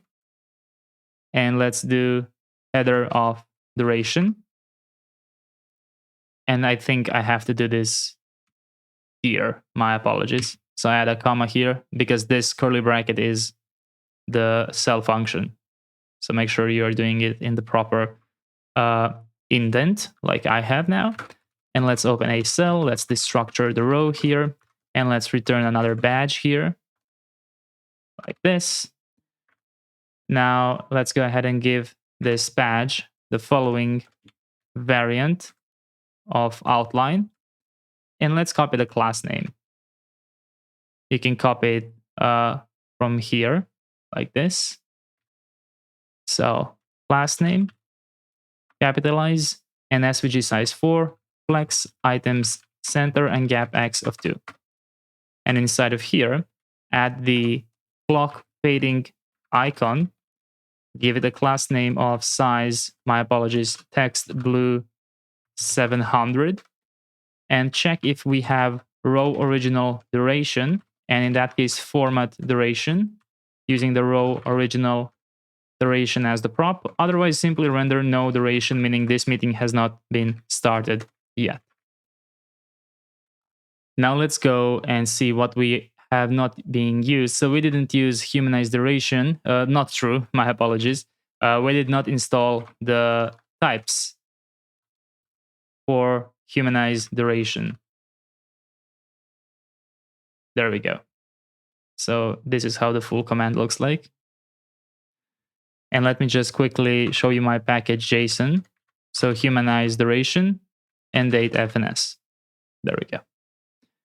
Perfect. So now we can go back inside of the meetings view and we can pass the columns here to be columns from /columns. And now when you try to load the meetings, it should have a complete new look. What we have to do now is add some padding, and it seems like something's wrong with the colors here. So let's just quickly go inside of here and let's see what's going on. So status color map, upcoming, we definitely have that. And this is the status of upcoming. Status color map here. Let's just see, is there something we're doing incorrectly here? I think everything's okay with our code because the icon is rendered correctly, right? This is the correct icon we assigned. So this line of code should work just fine. So I'm going to debug this in the next chapter. It could be because of the just-in-time compiler for Tailwind, maybe. I'm going to explore a bit. But anyway, let's go ahead and focus on wrapping this chapter up by going back inside of the meetings view here and give this div a proper class name of flex1, padding bottom of 4, px of 4, medium px of 8, flex column, and gap y of 4. There we go. Perfect. So in the next chapter, we're going to add the filters, and you can go ahead and try something here and click create. And there we go. You can see our agent right here. Perfect. So now it looks very similar to our agents field. Let's just wait a second for this to load. And the style is matching, the theme is matching, and our data table looks the same. I just want to change one thing, and that is to make data table component reusable here. And also we have to add the empty state component. Yes, I forgot about that. So let's go ahead and do the following. Inside of source modules agents, inside of UI views agents view, let's go ahead and let's import the data table, not from components data table, local ones, but instead from the global ones, right? Using add components data table. So it's reusable, which means that we can now go inside of the modules agents UI components and we can delete the data table from here. We no longer need it.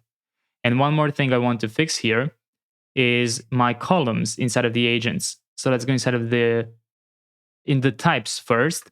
And let's go ahead and prepare agent get many, agents get many, agents get many, items like this. Then go inside of UI components columns. And in here, when you use agents get one, use agents get many number. And nothing should change. The agents view should work perfectly fine, but we are now using the proper get many inference. And now we also have to add the empty state. So we can copy this from the agents view right here. And let's go inside of meetings, UI views meetings view. And let's just add that right here. Import empty state from components empty state. And now we just have to change this to create your first meeting like this. And let's add a description. So the description I will use is the following: schedule a meeting to connect with others. Each meeting lets you collaborate, share ideas, and interact with participants in real time. Perfect. So if you want to see that in action, go inside of your meetings here and go inside of your Neon console or Drizzle Studio and simply delete all meetings. And then do a refresh here. And you should see this, create your first meeting. Amazing. That's it. Let's go ahead and merge this pull request. So meetings data table. I'm going to create a new branch. 18 meetings data table. I'm going to stage all changes. There we go. I will write a commit message. And I will click commit and publish branch. And once the branch has been published, let's go ahead and review the pull request. And here we have this chapter's summary. We introduced a new table view for meetings, displaying meeting name, status, agent details, and human readable duration. We added empty state messaging to guide users when no meetings are present. We enhanced meeting data by including related agent information and computed duration for each meeting.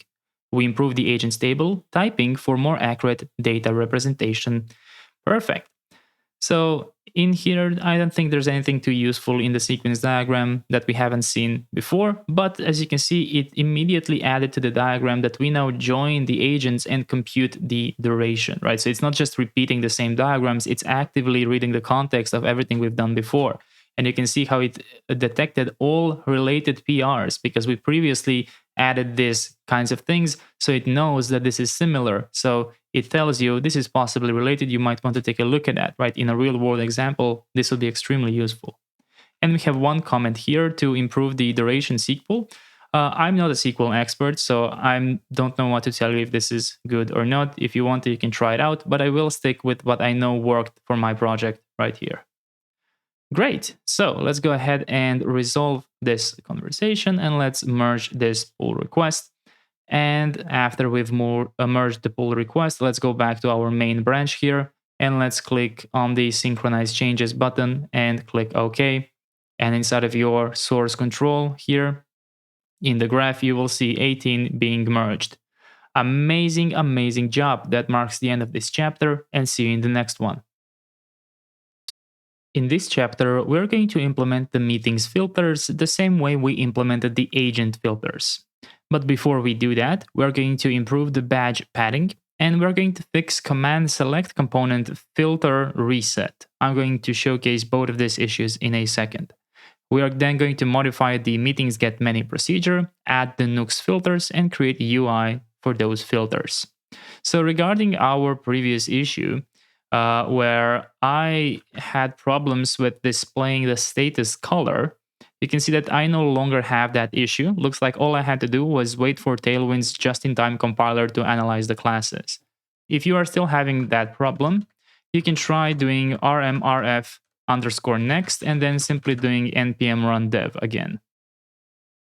This should clear up the cache and perhaps restart the just-in-time compiler from Tailwind. Now let's go ahead inside of source components UI badge. And before you write anything, just a reminder, make sure you are on your default main branch here. And change the py to 1 instead of 0.5. So I just want to make my badges a little bit taller. Great. Now the second problem we have is when selecting something from here and typing, for example, new, and closing it and opening it again, it only displays those two. So what we have to do is go inside of source components command select and go ahead and implement const on close, or let's call it handle close, like this. And actually, let's call it handle open change. Value is a boolean, like this. And then what you're going to do is call the onSearch, but only if it exists, like this. And in here, simply pass an empty string to reset the query. And then set open set to value. And then use the handle open change for command responsive dialog on open change. So on open change, as you can see, will give you the open boolean here. So to make it clearer, you could call this open, like that. So when you try it now, click on new meeting, this still works as usual. And if you search for new, and it loads these two, and then you close it and open again, it reset the query back to an empty search. Great, so that's two problems that we had resolved. Now let's modify the meetings get many procedure. So let's go inside of the meetings server procedures. Specifically, let's go inside of the get many procedure here. Alongside search, let's add agent ID, z string, and nullish as well. And then let's go ahead inside of the meeting types here, and let's go ahead and create export type, export enum meeting status. And in here, go ahead and add the following statuses: upcoming, active, completed, processing, and canceled.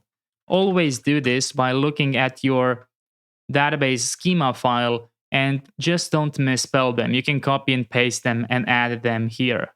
So this value is what matters. This can be named whatever, but this inside of the strings needs to match this exactly, including the casing as well. So now that you have that, let's go ahead inside of the procedures here, and let's add status, and let's make that z.enum. And inside of here, you're going to import meeting status from /types like this, and very simply add .upcoming as one of the options, and then simply continue adding active, completed, processing, and canceled, all of them. And chain nullish to the status enum as well. Now let's go inside of the query here, and after page size, extract the status, search, and the agent ID. You can remove the search as we already have it here. So just status and the agent ID. And then inside of the where, let's go ahead and add some new things. So after search, check if you have a status that user requested, and then use equals meetings.status with the status, otherwise undefined. Confirm that you have equals imported from Drizzle ORM. Perfect. And now that you've added that, also add agent ID in the same way using the equals and agent ID value. Make sure you're using the proper values here. Like that, otherwise undefined. Perfect. And then I want to copy these two and add them to the total query as well. So I get the proper total amount here. Great, and that's it. That's all we need for our get many procedure. So we have added that. Now let's add our Nux filters. Let's go inside of our meetings, and let's also open the agents. And I think that we can borrow the hooks here. So copy the hooks folder and paste it inside of the meetings here. So you will now have use agents filters. Go ahead and rename it to use meetings filters. Make sure you're doing that inside of the meetings module. Go ahead and return use meetings filters here. So the search and the page are exactly the same. So now let's go ahead and add parse as string enum here. And let's import meeting status from .. types. So now you can go ahead and add status to be parse as string enum and open object.values meeting status. So these are the possible options for the status in the URL. And lastly, add agent ID, which is just a normal string with clear on default here. And no need for any clear on default for the status. So leave that as is. Now let's go ahead and let's go inside of the agents and let's copy the params and let's paste them in the meetings. And now we're just going to modify the new meetings params with the new things we added in the use meetings filters. So import parse string as enum from Nux server. Make sure you're working in the params we just copied and put in the meetings module. And you also have to import meeting status from types. This one. Great. So now let's go ahead and just add these two to the params like this, and that's it. Now let's go ahead and let's add the UI for these filters. So I want to prepare from the agents UI components. In here we have agents search filter. So let's go ahead and copy this, and let's go inside of meetings UI components and paste it here. Let's go ahead and rename this to be meetings search filter, and let's rename this to meetings search filter. And inside of the meetings search filter, we are going to use from our hooks use meetings filters, and this will be use meetings filters. And everything else can stay exactly the same.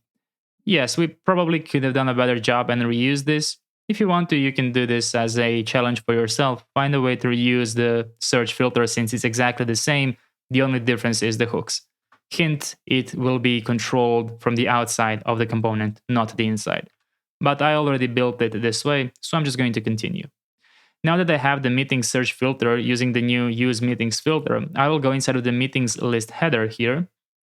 And I'm going to add it. So in the to-do filters here, let's add search filter from / meetings search filter.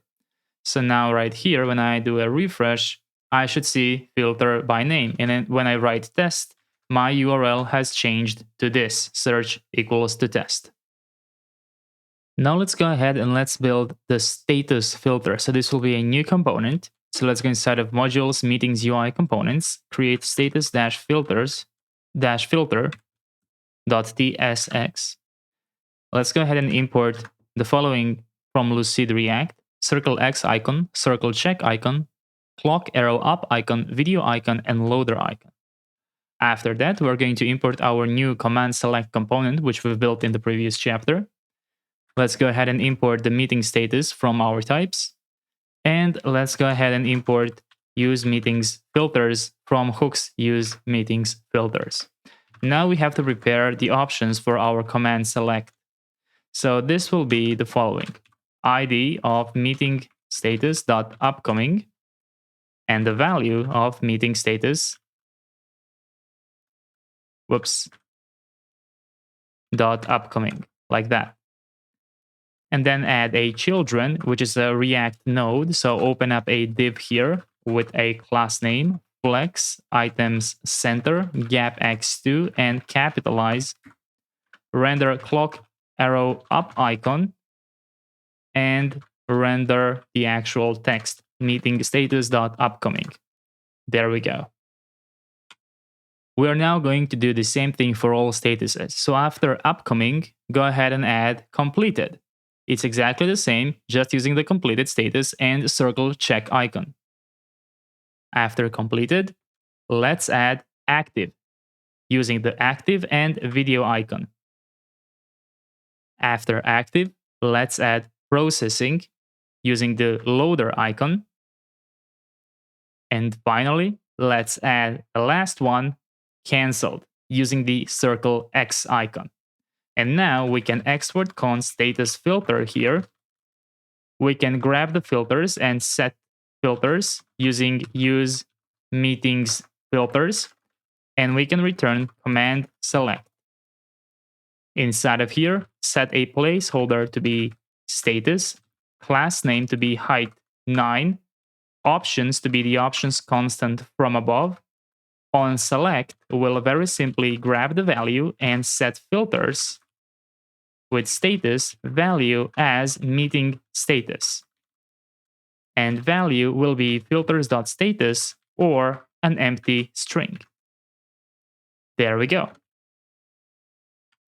We can now go back to the meetings list header and we can import the status filter here from /status filter.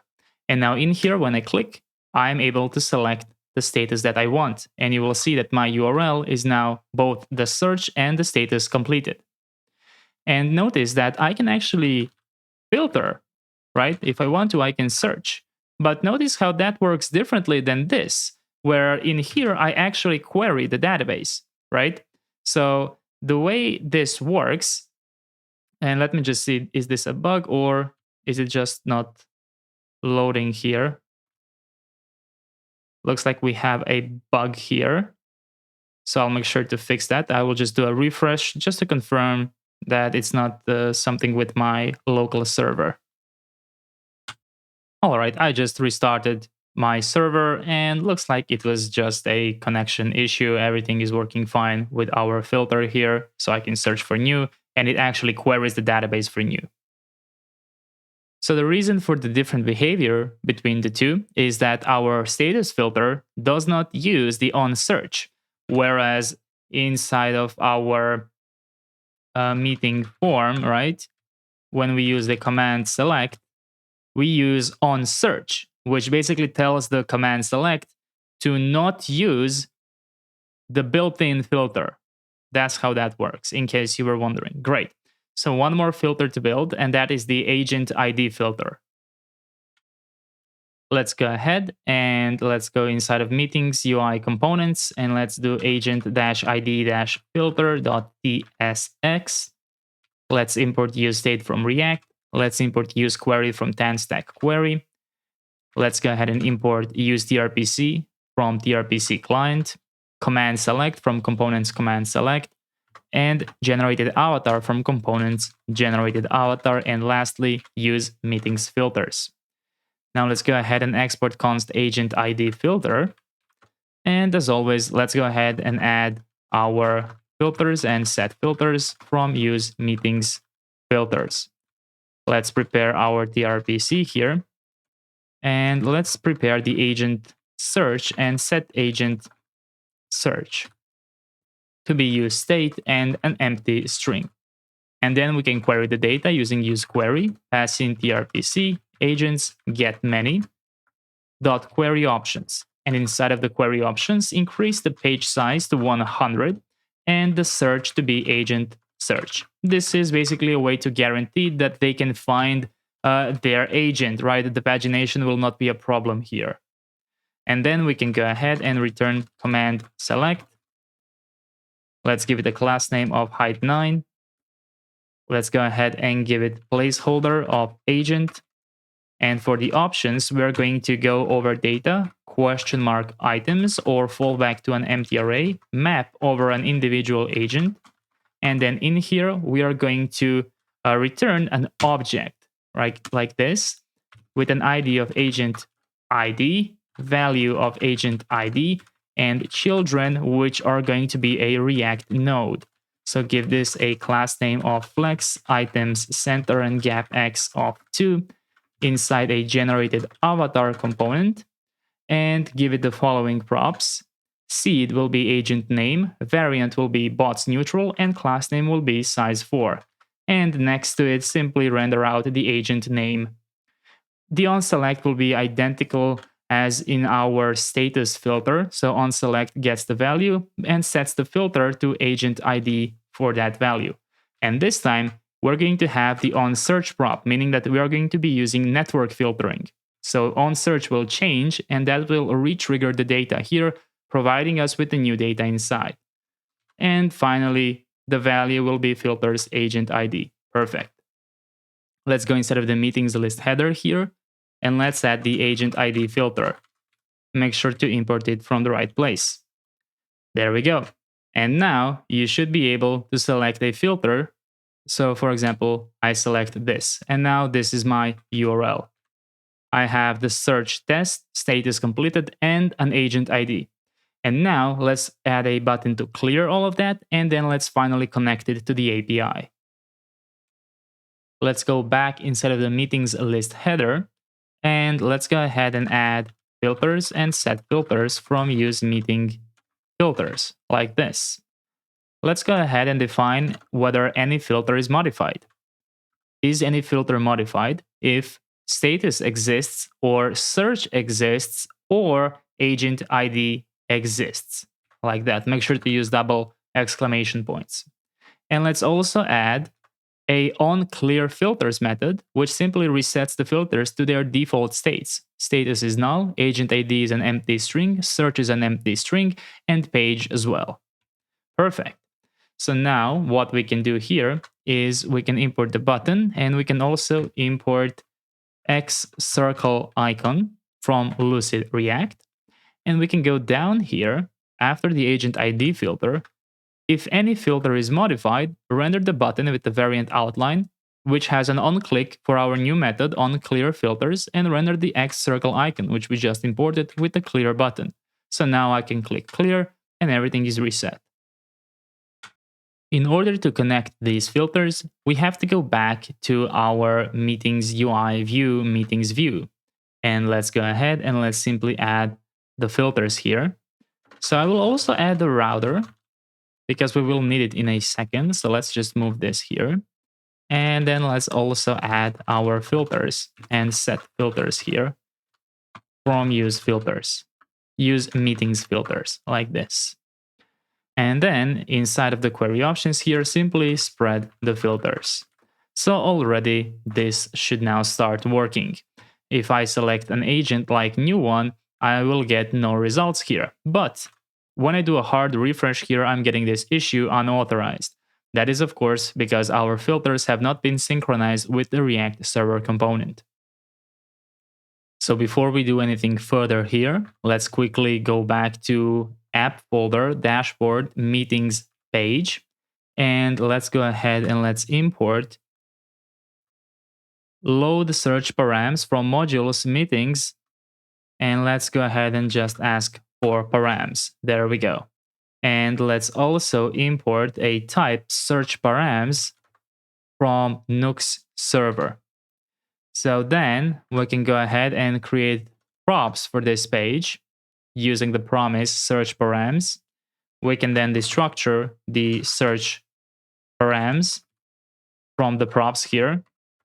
And let's do params, await, load, search params, search params. If you want to, you can call them filters. And then all you have to do is spread the filters in the prefetch. There we go. So now when you refresh, you will get no errors at all, and you can safely change your filters. That includes the status. Everything seems to be working exactly as we expected. Let's just try the name, test. There we go. Works like a charm. There's one more thing left to do before we can end the chapter. Let's go ahead inside of our agents, UI components, and let's copy data pagination. And let's paste it in source components. So in the same place where we added the data table, because it's generic enough to be reused. And let's now add it to the meetings view. So after the data table, add data pagination from components, data pagination, like this. And then we're just going to go ahead and give it some props. Page will be filters page. Total pages will be data total pages. And on page change, we'll get the page and set filters and simply modify the page like this. And for the data table, let's add an on row click here to get the row and simply do router.push, open backticks / meetings, and then row.id. Now let me just collapse this so it's more visible. There we go. So make sure to not misspell this, right? Since we already have that, when you click here, it should lead you to the meeting ID page. Perfect. So we now have working pagination for this as well. Let's try it out by adding another agent here, like this. Let's go back to the meetings and let's go inside of our constants in the source and change the default page size to 1. And you can see it immediately allows me to paginate and see the older agent. Perfect. So you can now revert this back to 10. Great. One tiny problem that we have is if you have any filter set and go inside of mobile, you can see that this happens. So let's go ahead and quickly fix that. So let's go inside of components, meetings list header, and wrap this div inside of a scroll area from components UI scroll area. So it's a Shadcn component. You already have it in your project. Just make sure that you've added an import for it like this in here. And let's go ahead and add inside of scroll area, add a scroll bar from components UI scroll area and give it an orientation of horizontal. So make sure to import scroll bar. And you can see that now this is how it behaves. And now let's go ahead and do the exact same thing inside of the agents list header. So let me just copy the import here. Let me add it here. There we go.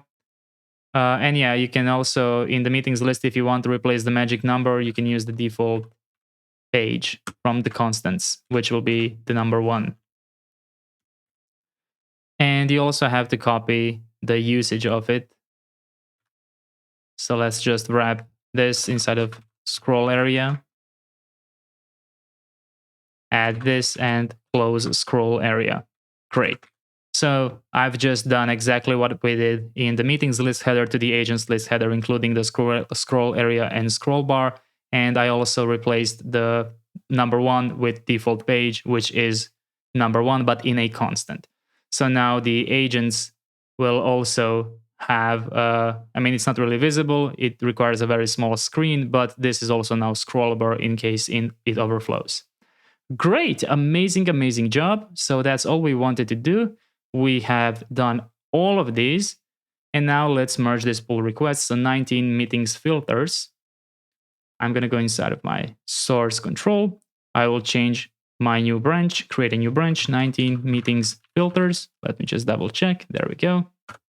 And let's write a message. Actually, first, let's stage all changes. There we go. 19 meetings filters. Let's click commit and let's publish the branch.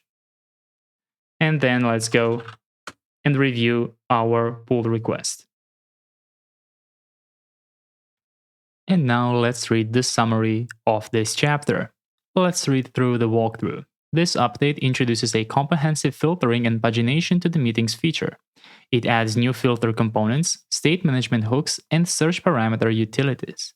The meetings backend is extended to support filtering by agent and status. The UI now includes horizontally scrollable filter bar, clear filter functionality, and paginated meeting lists. And in here we have a sequence diagram explaining exactly how when the user adjusts the filter, it goes to the meeting list header component. Using the use meetings filters hook, we update the filter state, which in turn fetches the meetings with new filters and the pagination, and finally returns it back to the user. And no comments. So let's go ahead and merge this pull request. We did a very good job with this one.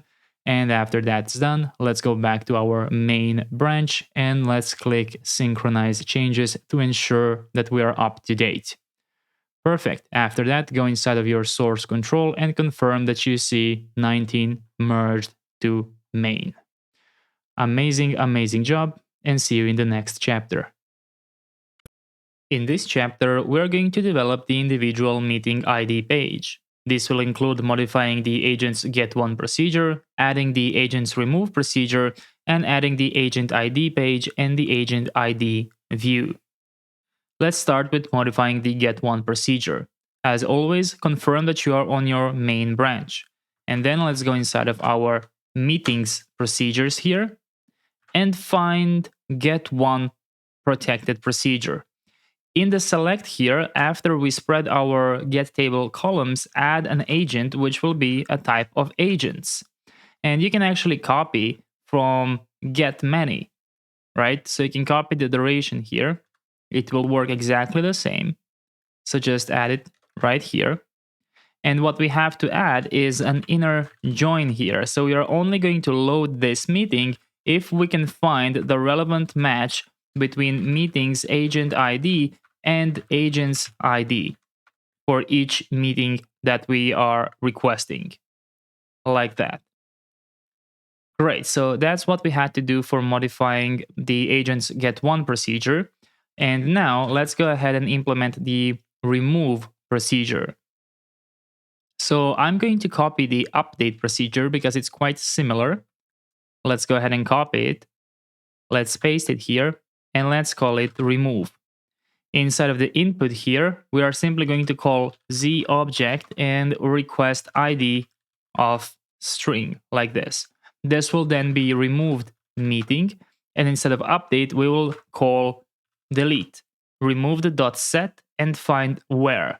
So where meeting ID matches the input ID and where the user ID matches the currently logged in user, so we know this user has access to modify this meeting.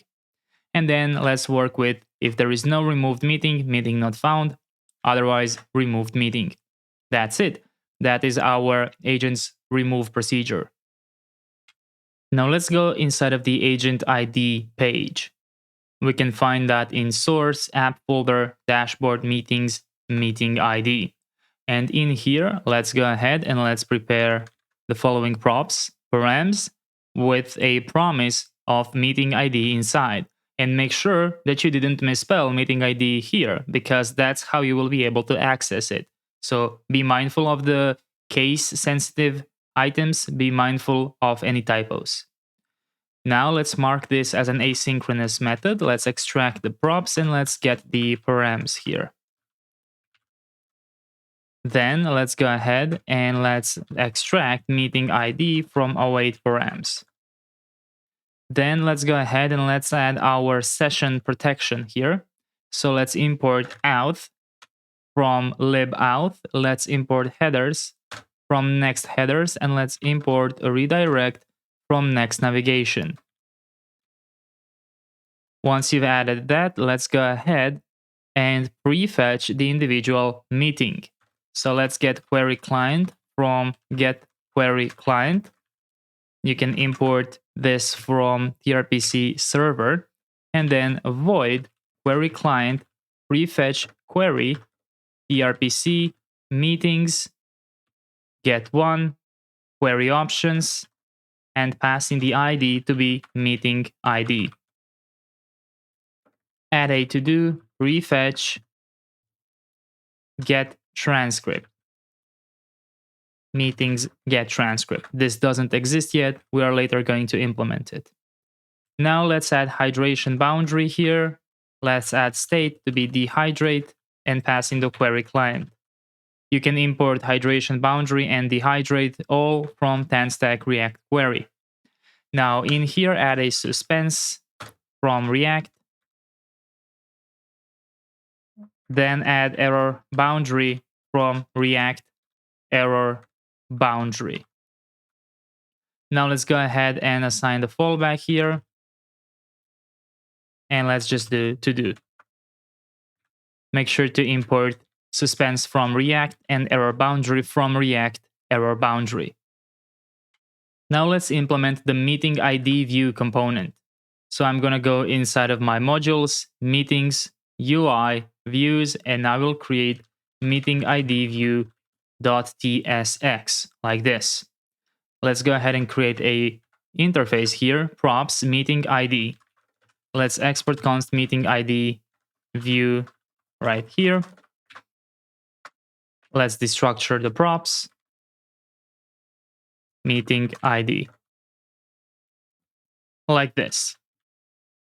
Then let's go ahead inside of here and let's return a fragment and let's return a div here with a class name flex1 py4 px4 md px8 flex column and gap y of 4 meeting ID view.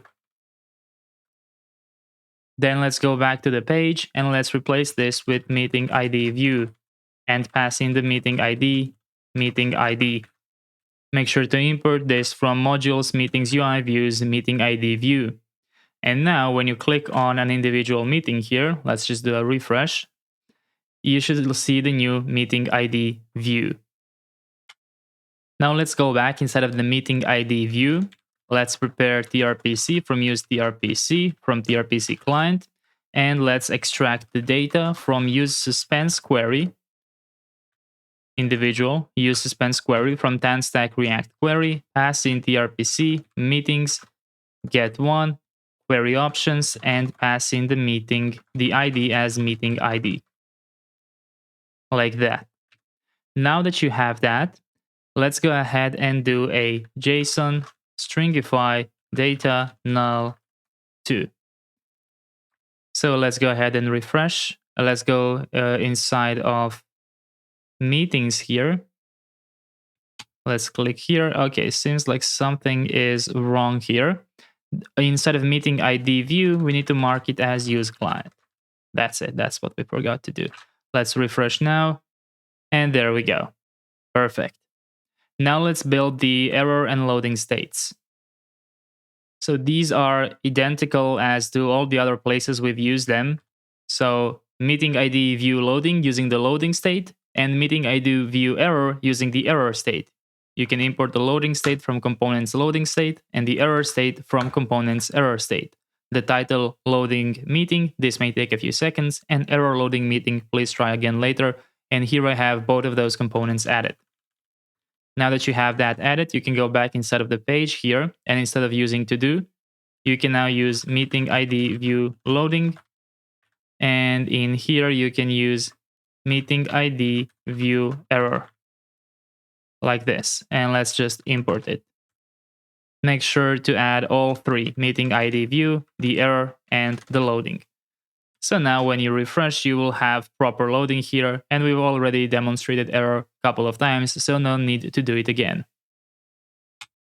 Now let's go ahead and let's copy from the agents UI components in here. We have agent ID view header. Let's copy that. Let's paste it inside of meetings UI components. And let's go ahead and rename this from agent ID view header to meeting ID view header. And in case you think that we forgot to rename this one, no, this is our filter for filtering by agent. So this needs to be called agent ID, even though it's in the meetings module. So let's go inside of our new meeting ID view header and let's modify the props a bit. So instead of agent ID and agent name, we will have meeting ID and meeting name. So let's go ahead and use that here. Meeting. So let's use the meeting ID here, and the href will be /meetings, and here as well meetings, and this will be my meetings, and this will be meeting name. And I think that everything else can stay exactly the same, except of course meeting ID view header component name. Perfect. So now we can go back inside of the meeting ID view here, and let's go ahead inside of this div, render the header component, meeting ID view header. Let's do it, meeting ID view header. And inside of here, go ahead and pass the following. So the meeting ID can be simply meeting ID prop. Meeting name will be data.name. And on edit here will just be an empty arrow function. And on remove will be an empty arrow function. Let's see what the issue is here. So my apologies, meeting ID view header. That's the component I wanted to add, the new one which we just copied and modified. So now when you refresh here, your individual meeting ID should now have a familiar looking header. So you can navigate back to all meetings, or you can open the drop down to edit and delete. Now let's implement the delete functionality here. So that will be quite simple. Let's go inside of the meeting ID view here, and we have to prepare const remove meeting from use mutation. You can get this from tRPC, my apologies, from TanStack React query. Inside, add tRPC meetings remove and add query options here. Let me just see, mutation options like this. Add on success here. And on error, like this. Now let's also prepare the query client here. Use query client. You can import this from TanStack React query. And inside of the on success, we are going to invalidate meetings get many, like this. And let's add to do invalidate free tier usage. And then let's also add router here, use router from next navigation. So make sure you import this like that. And after we do this, let's do router push / meetings. So after we remove it, we get redirected back to the meetings here. And on error, we can get the error, and we can do toast from sonar.error, error data message. Let's do error.data. It looks like we don't have any code in this one. Let's just not do the error for this one. Now, let's go ahead and add our use confirm hook, which we can now reuse. So in here, I will add this. Remove confirmation and confirm remove coming from the use confirm hook. And it has two parameters. First one, are you sure? And the second one, the following action will remove this meeting. And use confirm can be imported from here. Let's remove the toast sonar here in case you've had it. And let's go ahead and add this here like that. And now let's go ahead and let's implement the handle remove meeting. So handle remove meeting is an asynchronous method, which is going to await confirm remove from our use confirm hook. And only if we get OK are we going to await remove meeting mutation. So now we can handle that and pass it here like that. And now if you want to, you can go ahead and try it out, click delete, and you have a confirmation. Once you hit confirm, this will get deleted and you're redirected back to the meetings page. Now let's also implement the edit functionality. So this will be quite simple. Let's go ahead and let's copy the new meeting dialog and let's rename it to update meeting dialog. Inside of here, rename it to update meeting dialog as well, and add one more initial value prop here to be a type of meeting get one. And I think we already have it from the types, so we do. So this is the get one output, like that. Go ahead and destructure the initial value here. This will be initial values, not initial value, like that. And then inside of here, this will be edit meeting, and this will be edit the meeting details. And meeting form in here is not going to have a redirect. So it's just going to be an open on change. And oh yeah, we have to fix this and set this to false and pass the initial values here to be initial values, like that. And we can do this simpler like this. And while you are here, remove the router, remove this, go inside of your new meeting dialog and simply fix this to be false so you can close that dialog. Great. Now let's go ahead and let's render the update meeting dialog inside of the meeting ID view. And let's go ahead and prepare our set state here. So I'm just going to put it here. So const update meeting dialog open and set update meeting dialog open, all from use state, which you can import from React, like that.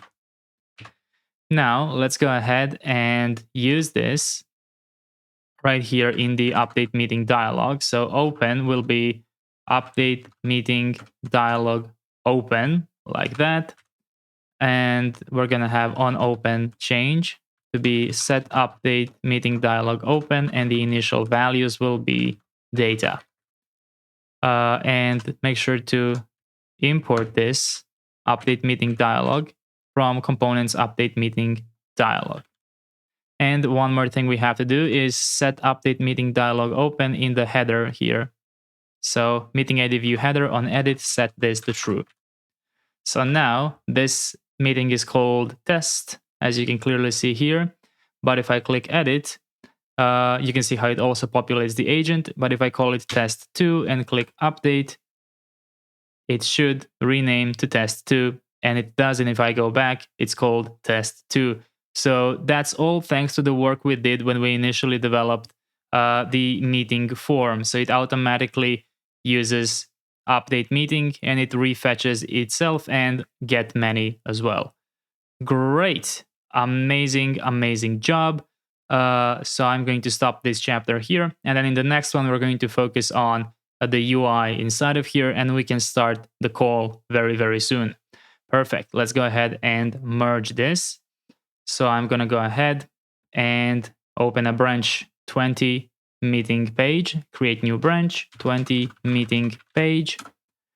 I'm going to go ahead and stage all of these changes. 20 meeting page, I will commit and I will publish the branch. Now let's go ahead and let's review our changes by opening a new pull request. And here we have our chapter summary. We added the ability to delete meetings. We introduced an enhanced meeting detail view with improved loading and error handling. And we added a header component to the meeting detail view with options to edit or delete the meeting, as well as a new dialog for editing meeting details. We also did some bug fixing, such as the issue where canceling the new meeting dialog did not properly close the dialog. Great, so in here we have a more in-depth walkthrough. And in here we have a sequence diagram, but nothing new is really shown here because we did this exact thing when we developed the agent ID view, right? And in here we have some comments, such as to implement to do, which we are definitely going to do once we get to the premium chapter. The chapter where we add premium features to our app. And in here, it's telling us to be mindful of accessibility. So yeah, we could look into this, even though I think Shadcn handles that by itself. In here, it does not have the most up-to-date information, so next headers does return a promise. So headers needs to be awaited. So this is an incorrect suggestion in this case. Same thing for params. So this is new. It wasn't like that before, but now the new version is params is a promise and you need to await it. And in here, same thing. So this is a completely new way of prefetching with tRPC. So it thinks it needs to be await. No, it needs to be a void. Perfect. Great. So now let's go ahead and let's merge this pull request.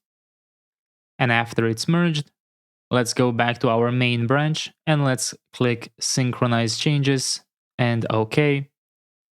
Let's then go inside of our source control graph and confirm that we just merged 20 meeting page with all of the changes we just reviewed. Amazing, amazing job, and see you in the next chapter. In this chapter, we're going to add meeting variants. This will be cancelled, processing, active, completed, and upcoming.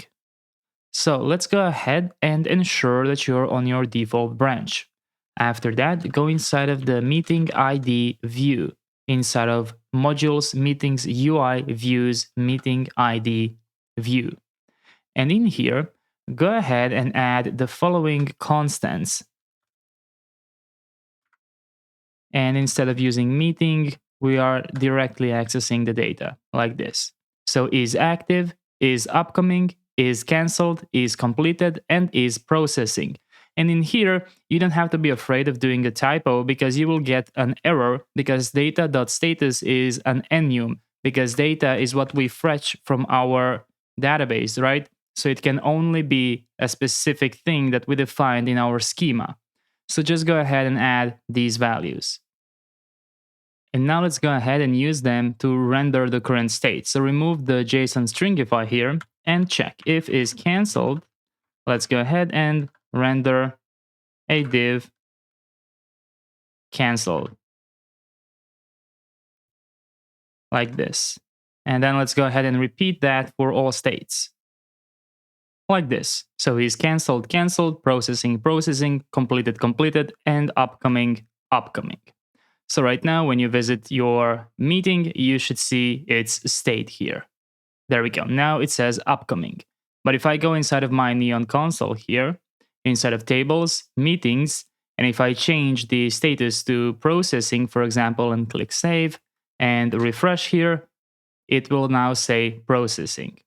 So let's go ahead and just quickly bring it back to upcoming so we can develop that component. Before we can develop any components, we first have to fetch the rest of our assets. So you can go ahead and visit cwantonio.com/meet-assets, or you can simply use the link in the description, and that will take you to the GitHub with all of the assets. So go ahead and download all of this. You can click individually inside of them and use the download button right here. Once you've downloaded them, go ahead and put them inside of the public folder. So we already did this with the empty SVG, and now we're just adding a couple of more. So we've added the cancelled, we've added processing, and we've added upcoming.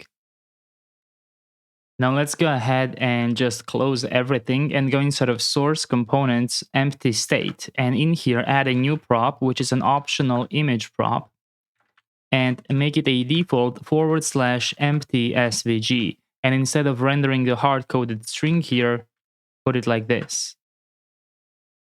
And now let's go ahead and develop upcoming state. So we're going to do that inside of the meetings UI components. Let's create a new file, upcoming state.tsx. Let's go ahead and let's export const upcoming state. And let's return a div with a class name, background white, rounded large, px of 4, py of 5, flex column, gap y8, items center, and justify center. Inside, render the empty state from components empty state.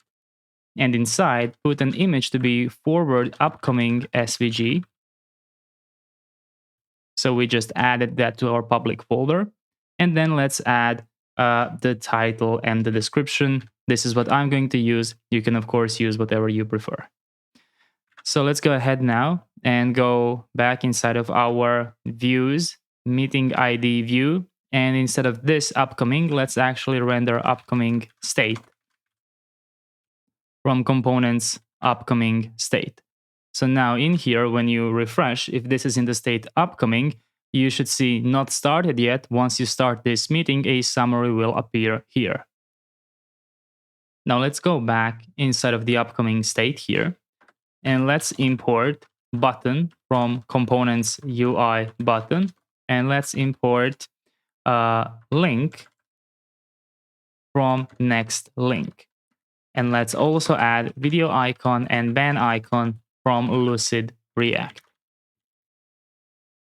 And now we're going to go ahead below the empty state here, and we're going to open a div with a class name, flex column reverse, LG, flex row, LG, justify center, items, center, gap to, and full width.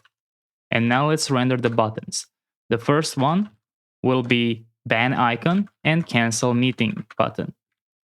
Copy and paste it. And the second one will be start meeting and video icon.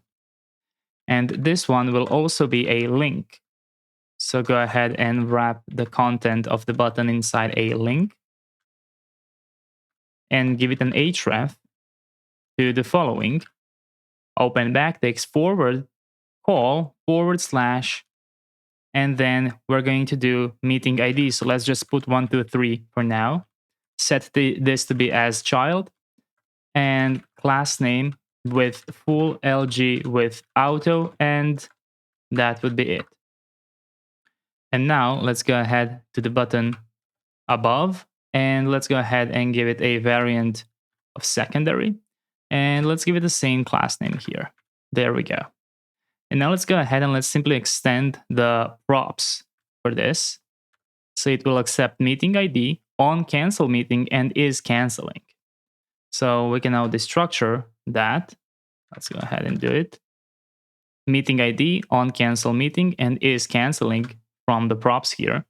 So for this button here, we can go ahead and add an on click, and we can go ahead and add disabled if it's canceling. And we can also disable the start meeting button as well if it's canceling, so we don't accidentally start the call while we're canceling it.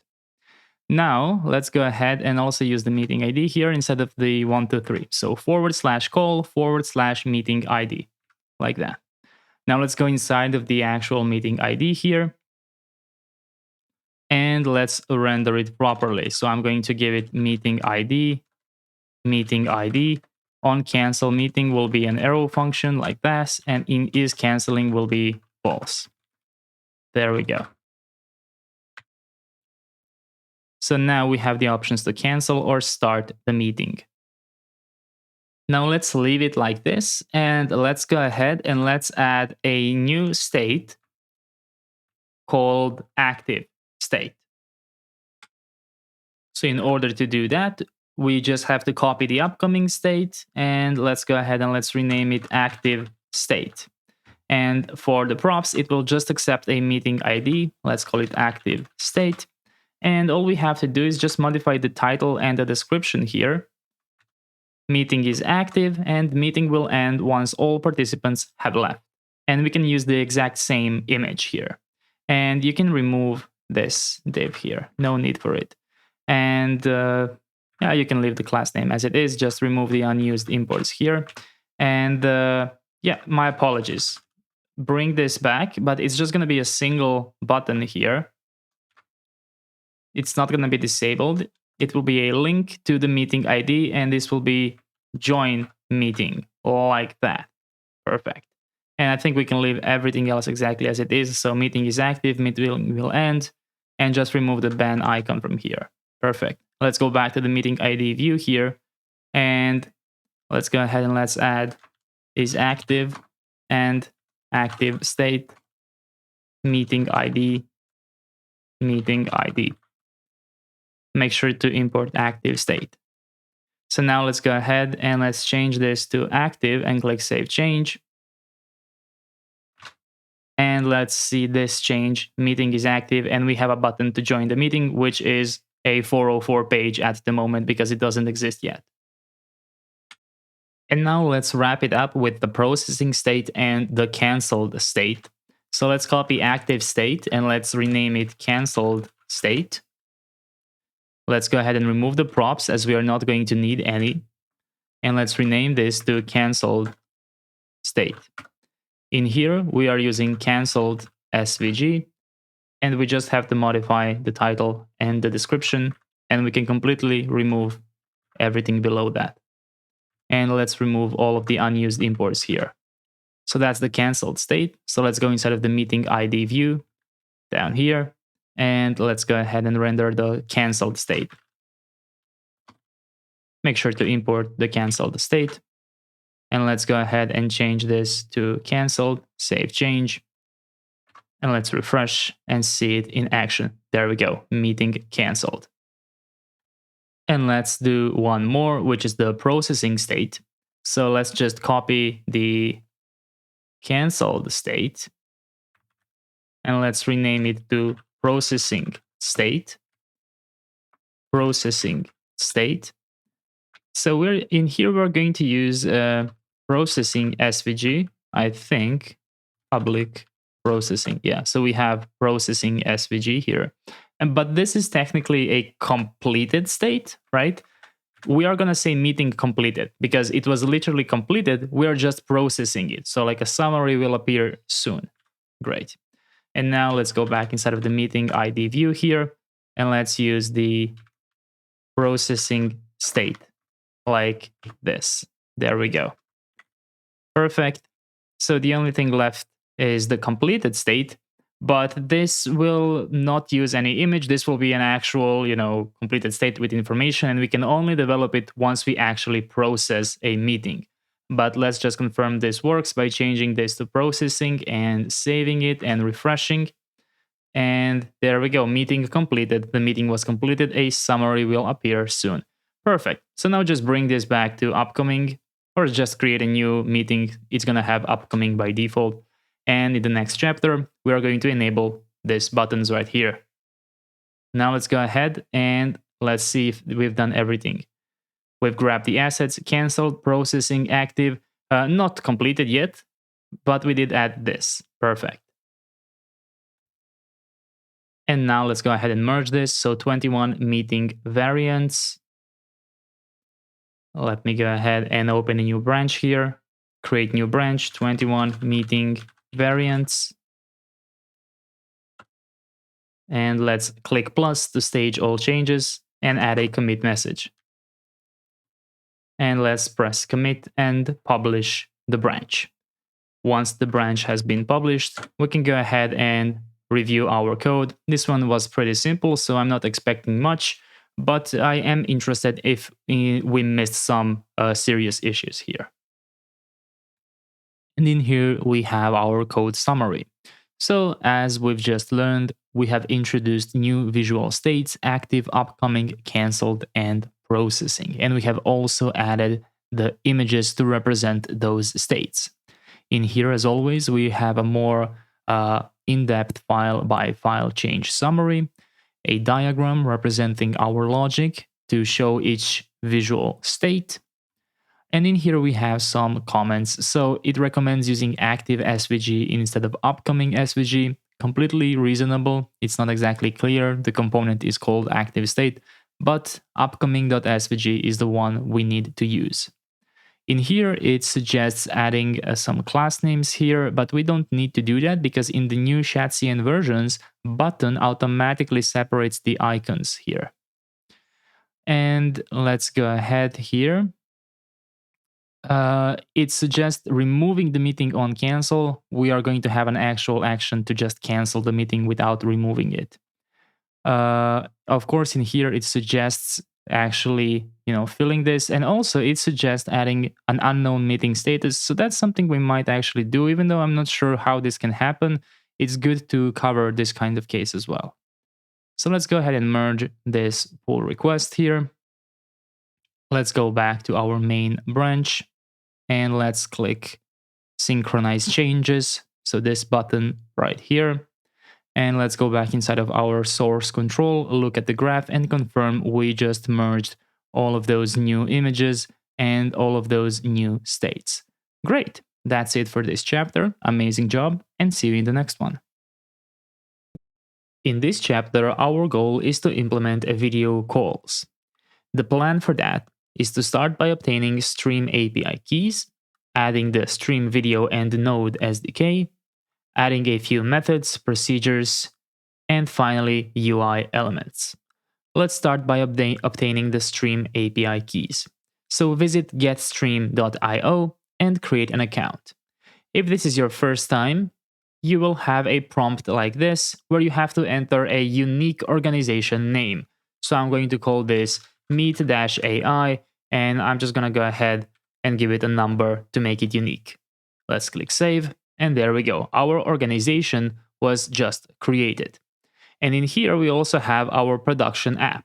In case you don't have an app, you can click Create App. So go ahead in your existing app or your newly created one, and in here, go ahead and select Video and Audio and click Overview. And now inside of here, make sure you are in Video and Audio and copy the key. Now let's go ahead, make sure you are on your default branch, go inside of .environment, and let's add next public stream video API key. And below that, prepare the stream video secret key, which will be the secret right here. So copy that secret and add it here. After we've obtained our keys, let's install the SDK. So I want to show you where you can find the documentation, and it's quite simple. You can just click View Documentation here. Just make sure you have video and audio open. And in here, go ahead and select the Platform API and select JavaScript. Let's go ahead and install Stream.io Node SDK. So npm install and just add legacy peer deps so the installation doesn't fail.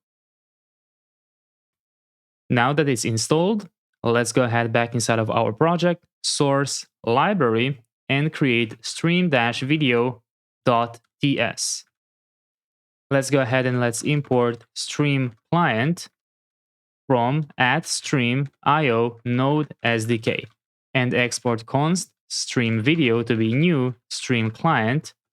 And inside of here, we need to pass our new environment keys, which are process.environment next public stream video API key and stream video secret key. As always, please double check, copy and paste so you know you didn't add any typos. Great. For extra security, you can also import server only in the beginning. You already have this installed, server only. And let me just show you my Stream.io Node SDK version in case you're wondering. So this will basically prevent this from being imported anywhere on the client side. Now let's divert a bit and let's go create the generate avatar method. So we're going to do that inside of source lib and create avatar.tsx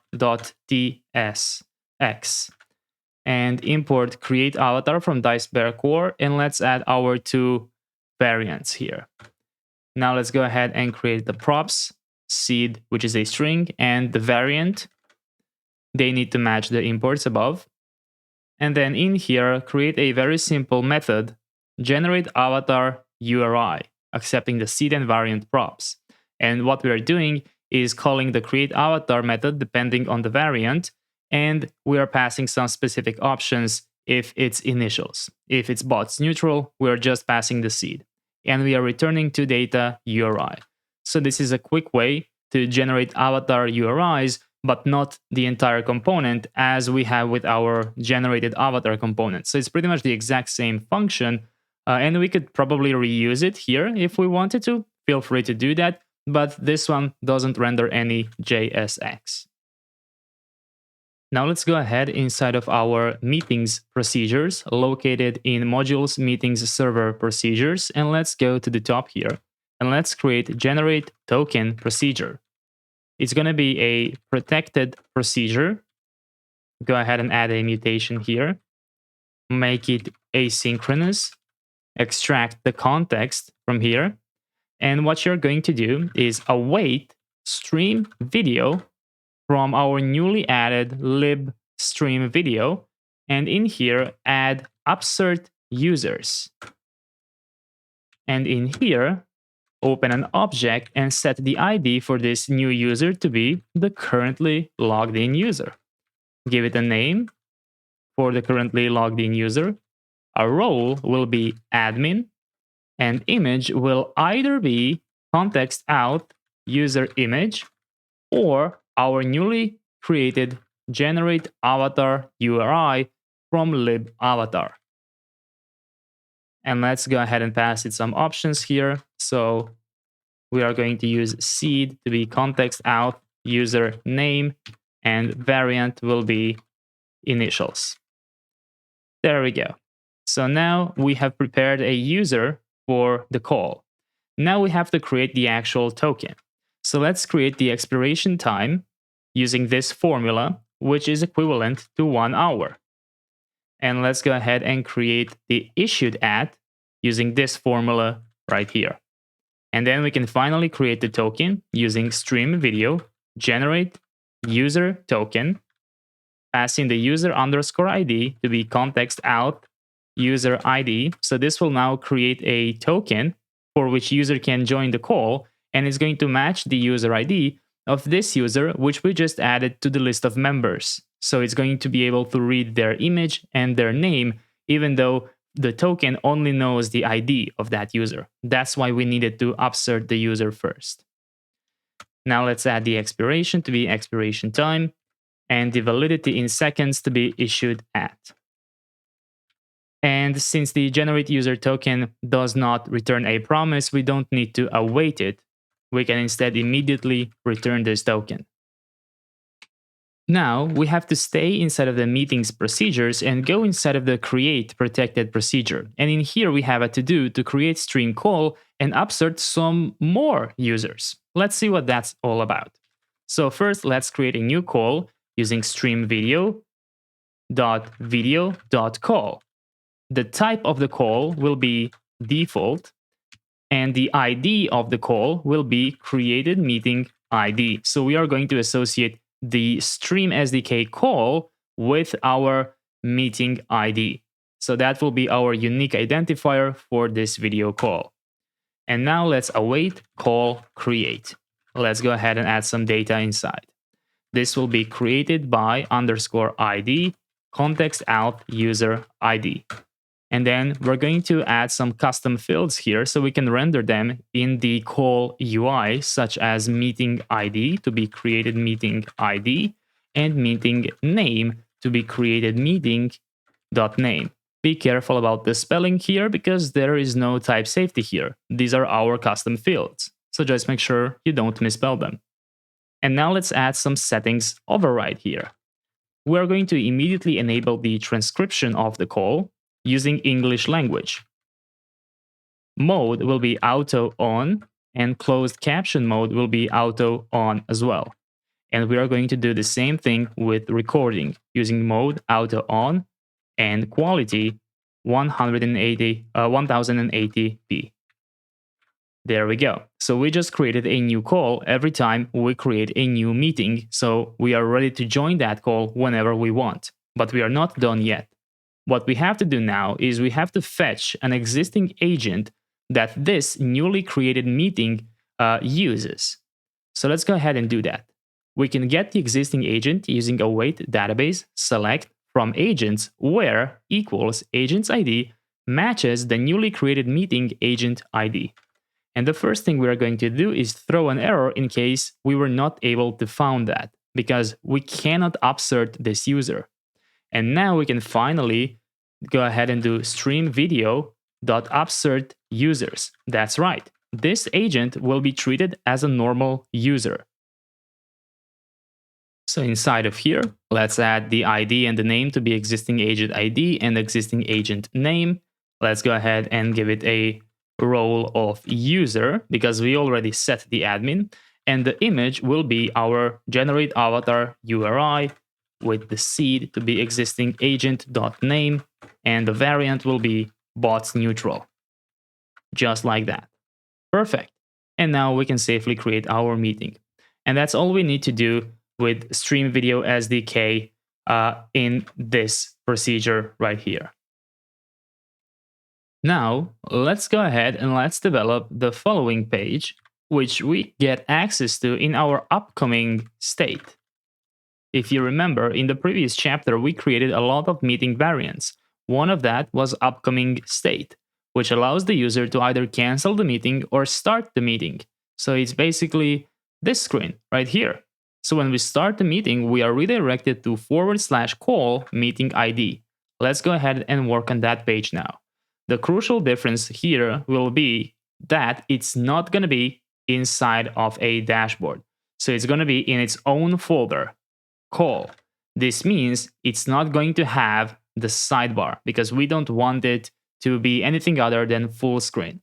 So let's go inside of call and let's go ahead and create a new folder, meeting ID, and inside page tsx. Why meeting ID? That's because in our procedure right now, when we use the create method, when we create a new call, we use the created meeting ID as the unique identifier for that call. So we can safely rely on the meeting ID to help us find the call from Stream Video SDK. Perfect. Now let's go ahead and let's create a props here with params, promise, and meeting ID. Be mindful of spelling, don't make any typos or casing errors. Let's export const page here, make it an asynchronous page, and destructure the params. Assign the props here. And let's go ahead and destructure the meeting ID from the params, like this.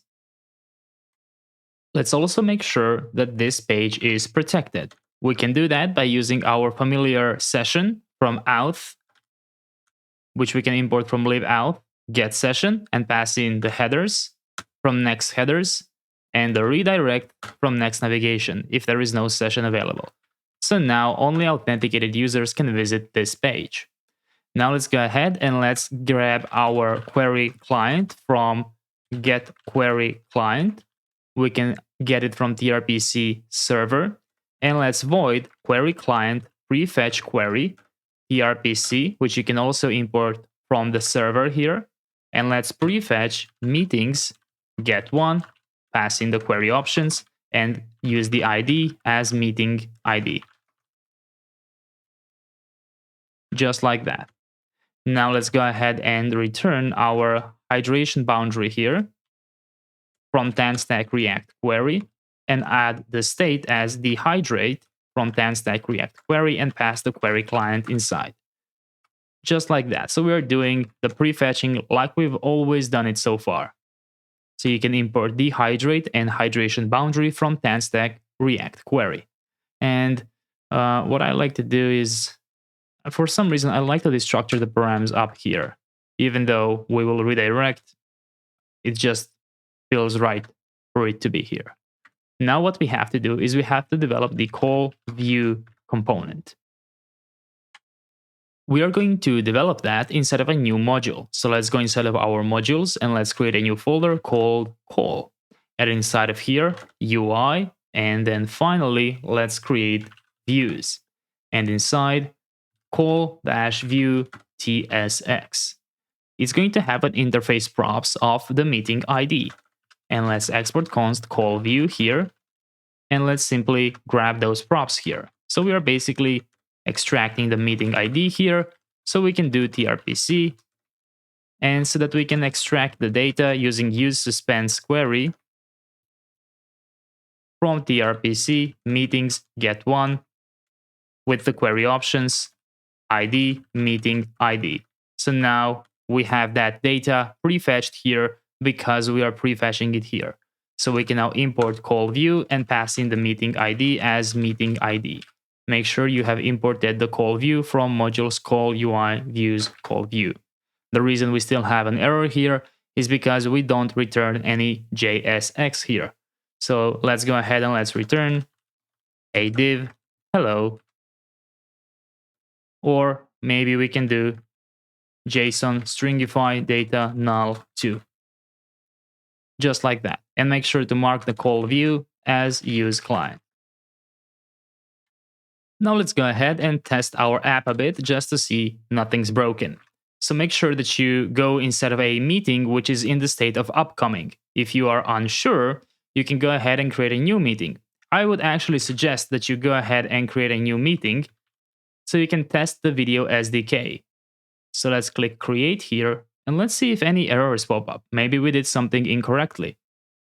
In here, I cannot see any errors at all, which would mean that we have successfully upserted those users and created those calls. And I think that we might actually be able to track this inside of here. Let me go ahead and refresh here inside of my video and audio. And I think that somewhere here, I might be able to go maybe in the usage or explorer. Let's click on calls here, and there we go. I think that this is a new call, and I think it might not. Yes, it doesn't yet have any members. I think that in order to do that, we actually need to join the call, I think, right? But this is the new call which we just created, and you can see we have the custom information, test video SDK. So we are successfully doing that. Perfect. Now let's go ahead and let's click on start meeting. And in here, we should now see a redirect to /call, and looks like we are missing something. So instead of this page here, I'm doing export const page, but that's a mistake because page needs to be export default. So let's just fix that. And now in here, you can see no sidebar, and we have properly loaded the meeting ID for which call we want to connect to. Now let's go ahead and let's go inside of our app folder, call meeting ID, and inside of the entire call folder, create a layout.tsx,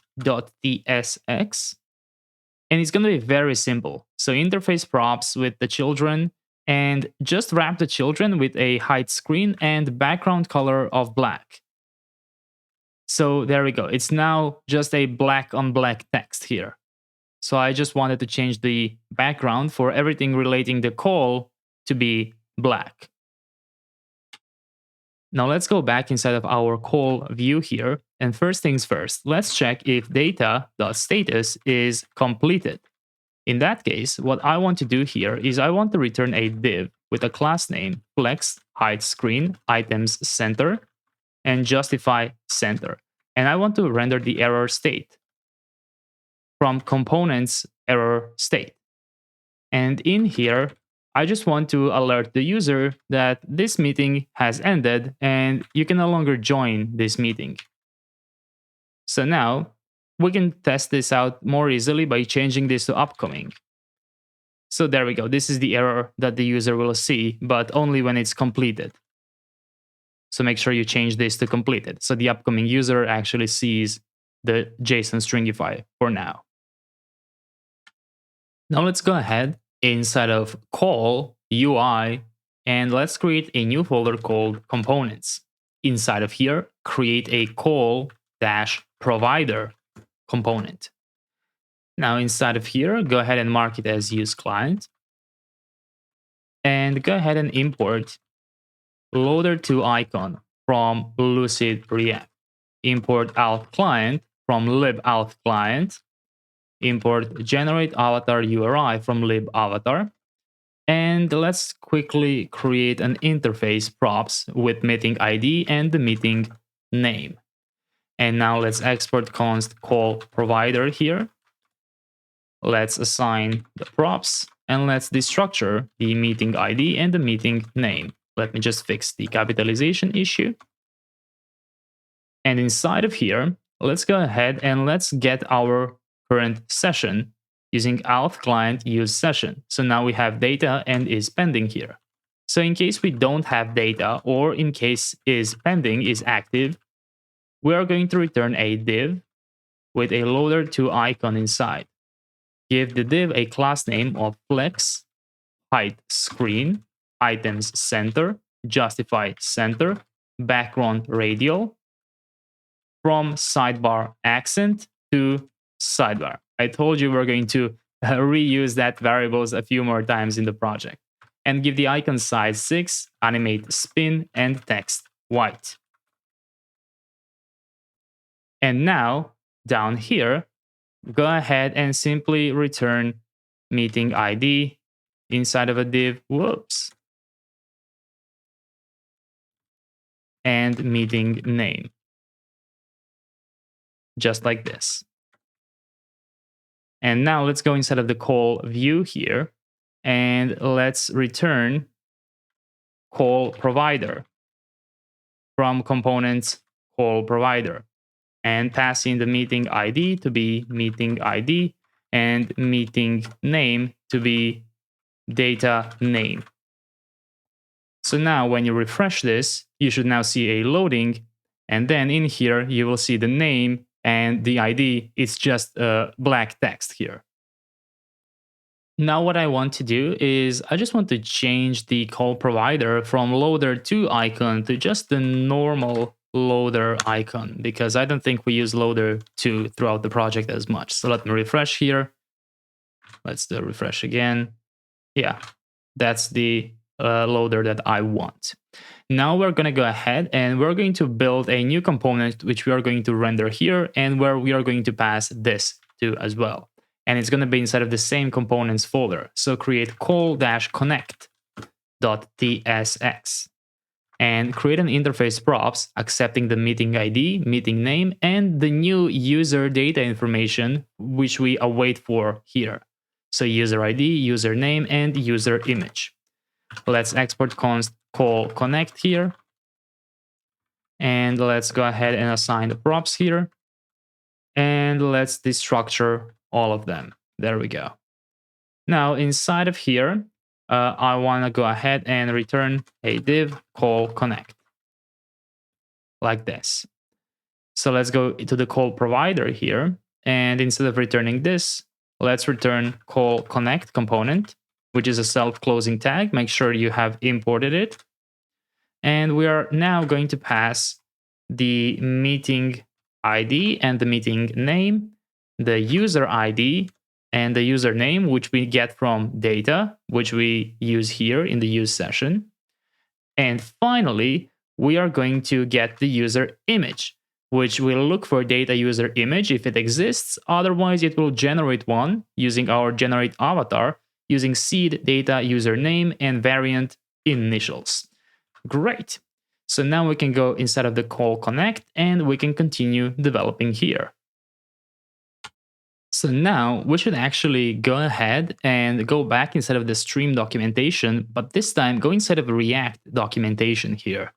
And we have to go ahead and install Stream.io Video React SDK. So let me go ahead and copy this. Let me expand this a little bit. Clear, and let me add -- legacy peer deps like this. Great. Once this is installed, let me immediately show you my package JSON so you can see the version. The version is just in case you can't get your doesn't work, so you think it's the version. Well, this is the version I'm using, so you can always install this directly and then try with that version. Now let's focus on the call connect component. So in here, we're going to import the following items from Stream.io Video React SDK: call, calling state, stream call, stream video, and stream video client. We are also going to add import loader icon from Lucid React. We are going to import use effect from React and use state from React. And we're also going to add use tRPC from tRPC client. And we are also going to need to import, the last import needs to be Stream.io Video React SDK dist css style.css. So that's how you style the components of Stream. And we are later going to modify some of the variables to match our theme, our project theme. And also let's import use mutation from TanStack React query and mark this as use client. Now let's go ahead and use all of these props to establish our call. So let's add tRPC from use tRPC here, and let's extract mutate async, and let's map it to generate token. Use mutation and pass in tRPC meetings generate token with mutation options here. Now open up the use state with the first argument client, second one set client, and use state, and give it a type of stream video client. Now open up the use effect here. Set the empty dependency array for now, and let's do the following. Create the underscore client variable simply because client is already taken using new stream video client. Inside of API key, go ahead and add our process environment next public stream video API key. Please be mindful and go inside of your .environment and just copy it from here. Make sure it has the next public prefix so it's accessible on the client. Copy it from here and paste it here. And now let's add the user. So ID is user ID, name is username, and image is user image. And we have made it convenient for us, so all of these are just props. Great. And let's add the token provider for the user trying to join, which will be this mutate asynchronous function. So let's just pass it here, and you will see it's completely compatible. Perfect.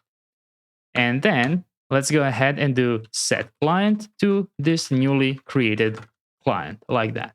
And in the unmount method, we have to call this established underscore client and disconnect the user and set the client back to undefined. And now let's go ahead and let's add all the dependency array items: user ID, username, user image, and generate token. So now we will have access to that generated client inside of this state, and we will be able to pass it around and do whatever we want with it. Now that we have established our stream video client, we have to establish the actual call. So we're going to do a pretty similar thing, starting with the use state call and set call with the type of call which we imported from Stream.io Video React SDK. And then let's go ahead and let's open a new use effect, which will check if we don't have the client. So if we don't have a client set, we cannot initialize the call at all. So simply return at this point. And then we're going to create underscore call using client.call. The type of call will be default, and meeting ID will be the identifier.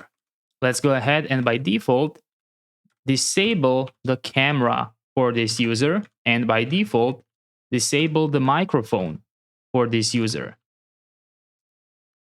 And let's set call underscore call. And now in the unmount function, we have to disconnect from the call, but only under certain conditions. If underscore call state calling state is not identical to calling state.left, then you can do underscore call leave and underscore call and call, and set call to undefined, like this. And inside of the dependency array, add the client and meeting ID, like that. And now let's go ahead and let's check if at this point we still don't have client, or we still don't have a call. We're just going to do the same thing we did in the call provider and return this type of loader here. So let me just indent my items here a bit. There we go. Perfect. So this will be the loader while all of these is being set up here, the call and the client. And now finally in the return, instead of a div, we can render stream video with client being client. Inside of here, stream call with call being call. And now inside of here, let's just see what we have left unused. Meeting name, okay. So what we have to add now is the call UI element. Let's go ahead and go inside of components and let's create call UI TSX. Inside of call UI, let's create the props, which are meeting ID and the meeting name. Actually, we don't need meeting ID, just the name. Let's export const call UI. Let's assign the props, the structure, the meeting name. And inside of here, we're going to go ahead and do the following. The first thing we can actually do is, since the call UI is rendered inside of these two, we can use hooks to get the current state of the call. So let's go ahead and let's import the following. Let's import stream theme and use call from Stream.io Video React SDK. And let's also import the following, use state from React, like this. Now let's go ahead and let's obtain the call from use call. And let's create the following use state, show and set show.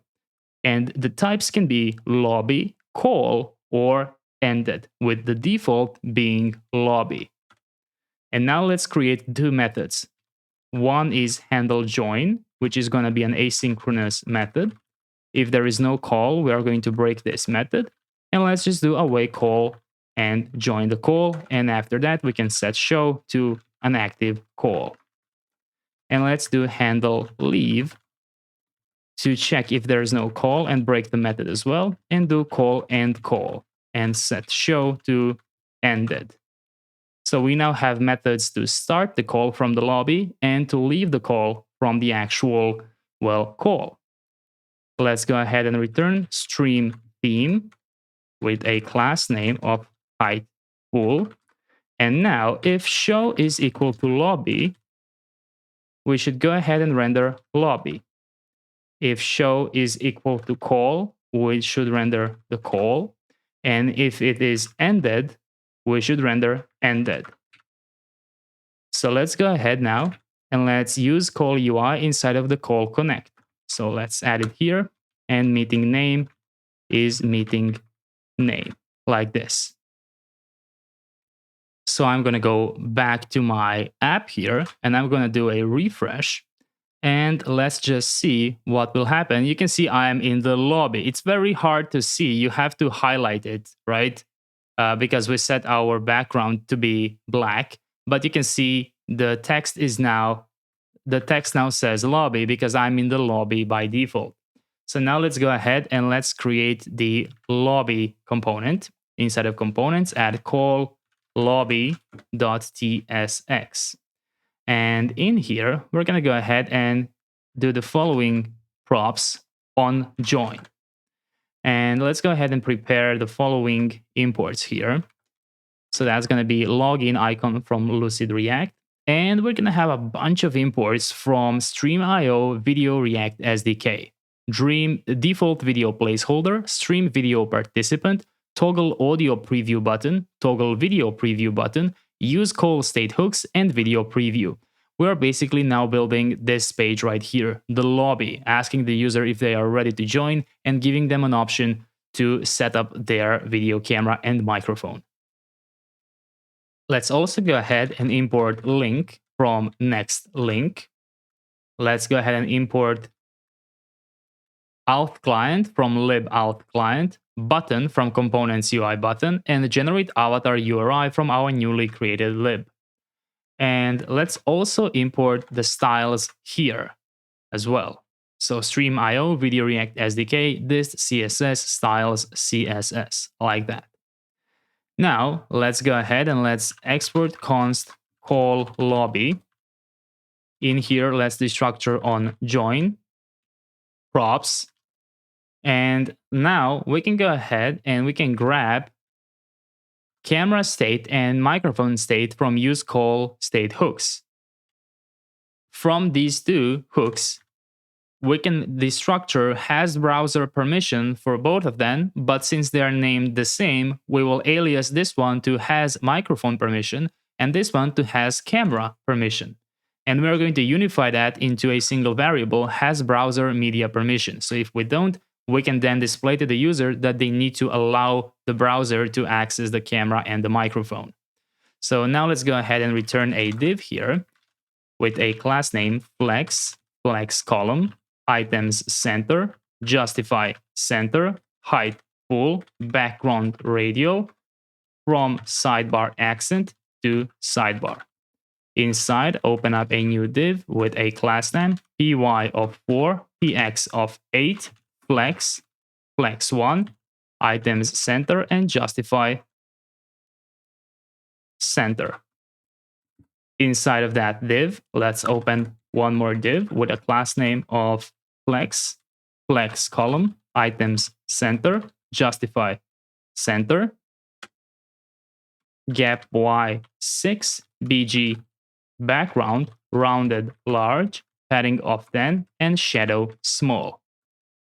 Inside of here, we are going to add one more div. I know this is divception, so many divs, but we will finally write some text inside of this one, I promise. So flex column, gap y2, and text center. Let's add an h6 element ready to join. And let's add a paragraph, set up your call before joining. Now let's go ahead and give the heading a class name of text large and font medium, and the paragraph a class name of text small. Now let's go ahead and go back inside of call UI, and let's actually render call lobby here. And the only thing it accepts is the onJoin method. So let's pass in onJoin to be handle join. So there we go. This is what you will see now. Let's refresh. Ready to join. Set up your call before joining.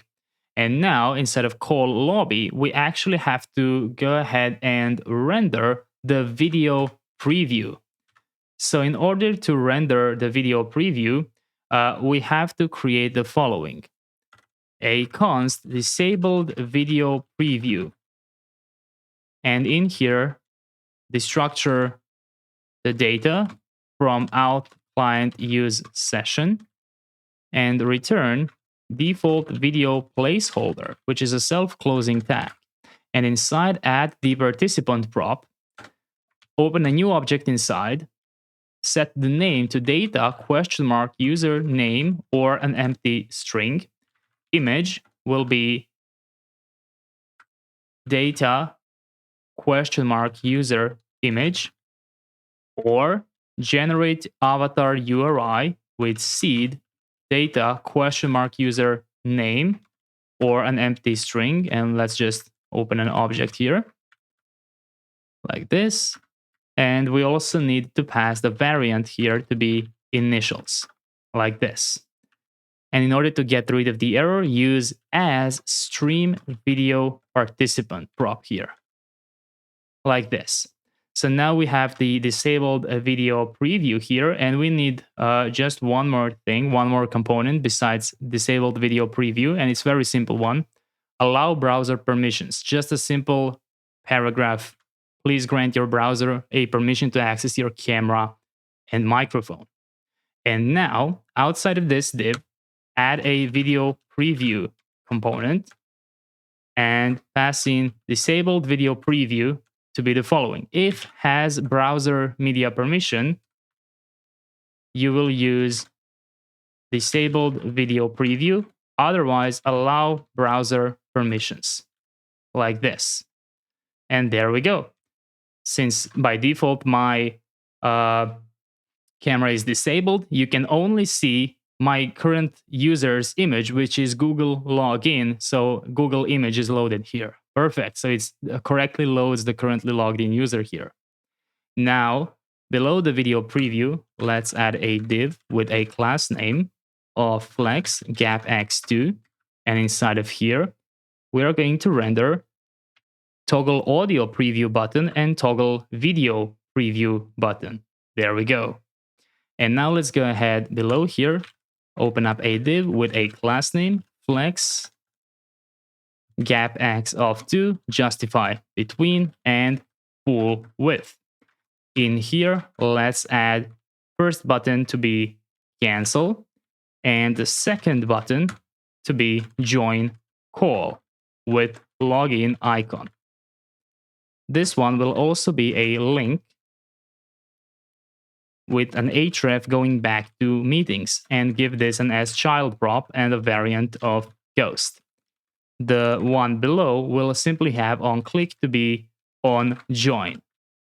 And just like that, we've wrapped up our call lobby method. So we can now cancel and go back to the meetings, or we can go to, make sure you choose the newer one, right? So delete any old ones you had because there's a chance it might not work because we only in this chapter added the call creation in the create procedure. So use the newest one and click start meeting, and there we go. And when you click join call, I don't do it just yet because I'm not sure what's going to happen. But what will happen is you will just see a paragraph call, which will actually be invisible, right? So now let's actually develop the call active for this. So inside of components, create call-active.tsx. Let's create the interface with onLeave and the meeting name. And let's import the following things. Link from next link, image from next image, call controls and speaker layout from Stream.io Video React SDK. Export const call active, get on leave, and meeting name. Assign it to props here. And let's go ahead and return a div with a class name, flex column, justify, between, padding 4, height full, and text white. And inside, open up a new div with a class name of background. And you can use the following hex code. And a rounded full, padding 4, flex, items, center, and gap 4. Like that. Inside, add a link element like this with an href of / and give it a class name of flex items center, justify center, padding 1, background white /10, rounded full, and w fit. And render an image with the source of our app logo with width 22 and height 22 and alt logo. And then after that, an h4 element with our meeting name and a class name of text base. And outside of that div, speaker layout, which is a self-closing tag. And below that, a div with call controls. Go ahead and give it a background the same as above. So class name here. And rounded full and px of 4. And let's pass our onLeave method to call controls onLeave, and let's add our onLeave here. There we go. So now we can go back to the call UI, and in here render call active, just like we rendered call lobby. And let's pass onLeave to be handle leave. And we also need the meeting name. And I think we have that. We do. Meeting name. Let's go ahead and try it out now. So when I click join call, there we go. And I can go ahead and send emojis here. I can open my camera again. Here I am. And you can see that I have the meeting name rendered right here. And you can see the meeting is actively being recorded. I can also share my screen. You can see my connection here. And I can also end the call. But before we end the call, let's actually implement the end screen so we can wrap up this chapter. So what we can actually do is we can copy call lobby and paste it and rename it to call ended. Go inside of call ended here.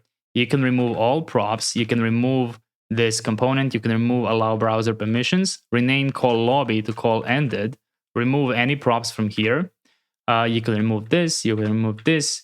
Basically remove everything besides link and button. So just a return method here. And inside of this heading 6, you will use you have ended the call. And in the summary, in here, you will add summary will appear in a few minutes.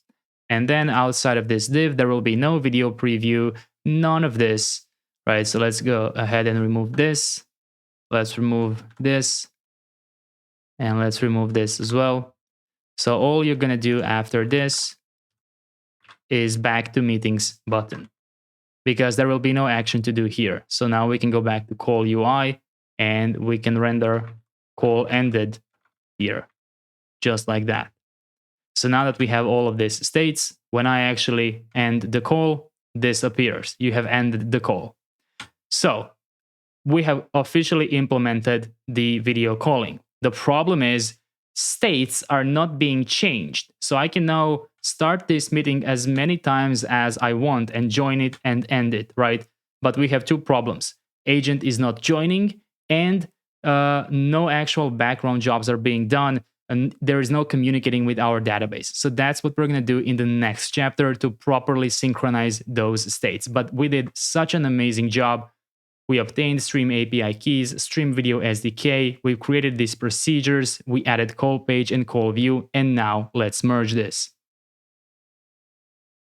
Let's go and create a new branch here, 22 video call. Let's go ahead and stage all of our changes, just like that. 22 video call, let's commit, let's publish our branch, and let's review our pull request to see if there are any potential issues with our code. And here we have this chapter's summary. We introduced video call functionality, including joining, participating in, and ending calls with a streamlined user interface. This includes a pre-join lobby, in-call controls, and a post-call summary screens for a complete meeting experience. We integrated video call service for secure token generation and user management. We automatically created and managed video calls when scheduling meetings, and we display user avatars and meeting details throughout the entire call experience.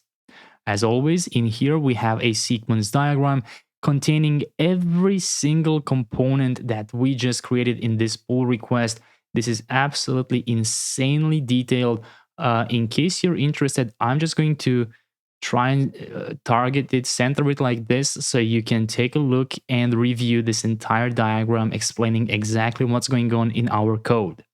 As per the code changes, most of these are refactor suggestions which we have already seen, but we decided that we like our current practice. But there are a couple of potential issues that I want to discuss. So this one is because it doesn't know yet that headers are now awaitable. They are a promise. Same with the params. So we are okay with this. This is not an issue. This is a refactor suggestion. And in here, it shows some JVT payload fields are incorrect, token may be invalid. As you can see in here, it tells me that my tokens might be invalidly created. And I'm not entirely sure, but what I can tell you is that I went into video and audio platform here, user tokens, and I learned that validity and basically everything besides user ID is completely optional. So yeah, technically in our procedures in the meetings, when we generate the token,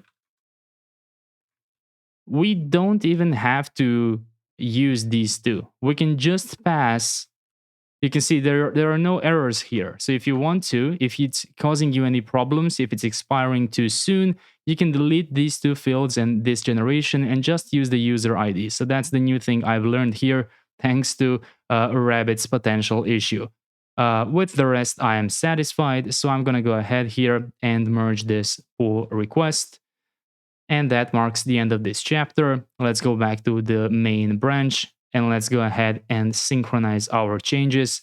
Let's go inside of the source control, open up the graph, and confirm we just merged the video call, and we did. Great, amazing job, and see you in the next chapter. In this chapter, we're going to learn how to connect the agent to our video call. Let's start by obtaining the OpenAI API key, which you can do by visiting platform.openai.com, or you can use the link in the description to let them know you came from this video. After that, go ahead and log in or create an account. If it's your first account, you will most likely have to create an organization, and as per project, you can use the default project. Now, go inside of your settings.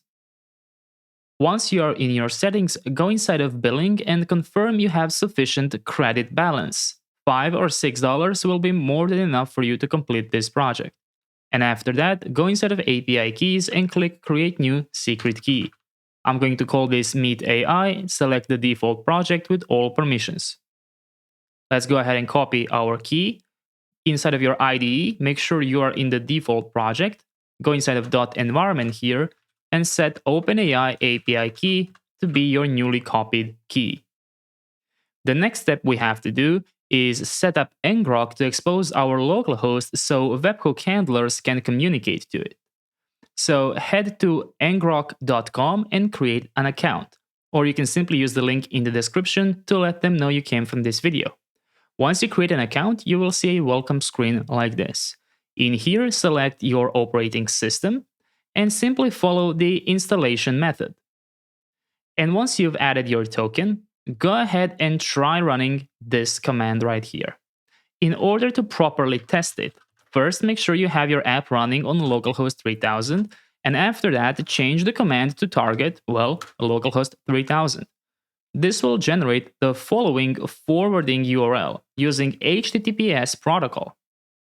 So now, when you paste that inside of your URL, you will be able to see your project's login screen, meaning that our project is now accessible through this URL right here.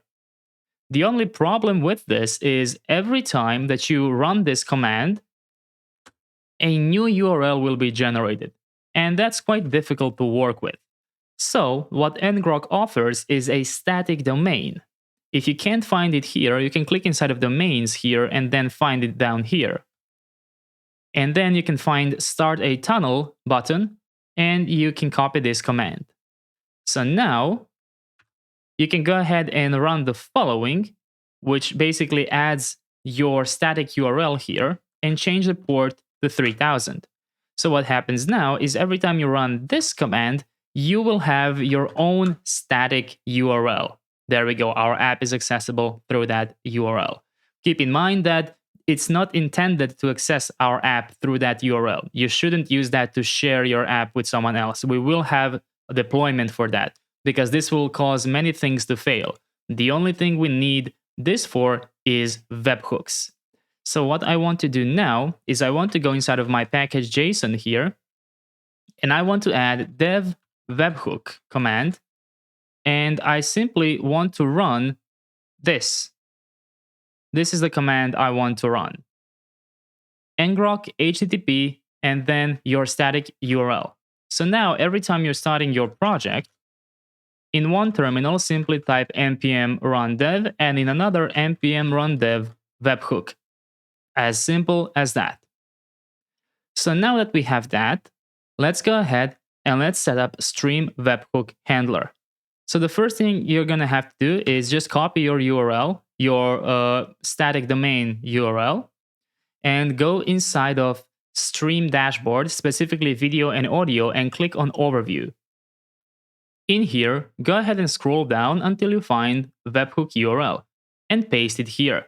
Make sure it includes the proper protocol, HTTPS, so you can visit that here, right here.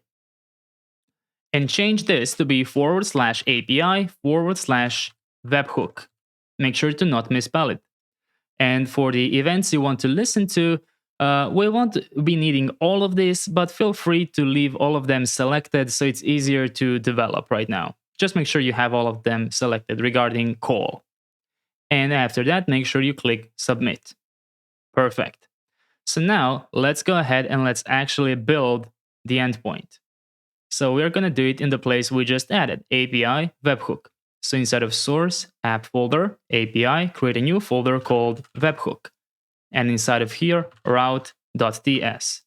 Inside of this route, let's prepare by adding the following imports from Stream.io Node SDK. We are going to use all of them except message new event for now. So these are the events we are interested in for this chapter. Now let's go ahead and let's also add the following from Drizzle ORM, and equals and not. And let's also import next request and next response from next server. Then we are going to import our database. We are going to import agents and meetings from database schema. And we are going to import stream video from libstream video.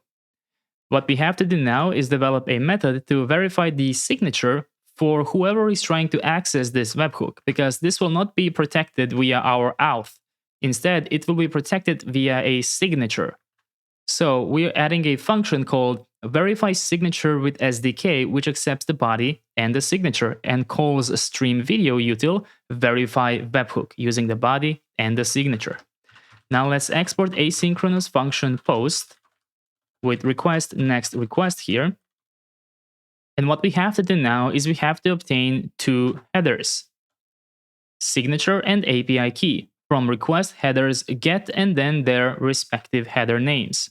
If you want to, you can also use the next headers import. Just in case you're using some newer version and this becomes outdated, even though it shouldn't, because this is the native Node.js API. So if you want to, this will also work. You can also await headers and then do headers.get the same way, just in case you were interested. Now let's go ahead and check if any of these are missing. And if they are, throw an error. Now, in order to verify our signature, we have to turn the body of this request into a string. We can do that by using await request.text. And then we can do a final check. If verify signature with SDK, including our body and the signature, failed, meaning put an exclamation point here, we throw back an error, meaning you don't have access for this endpoint.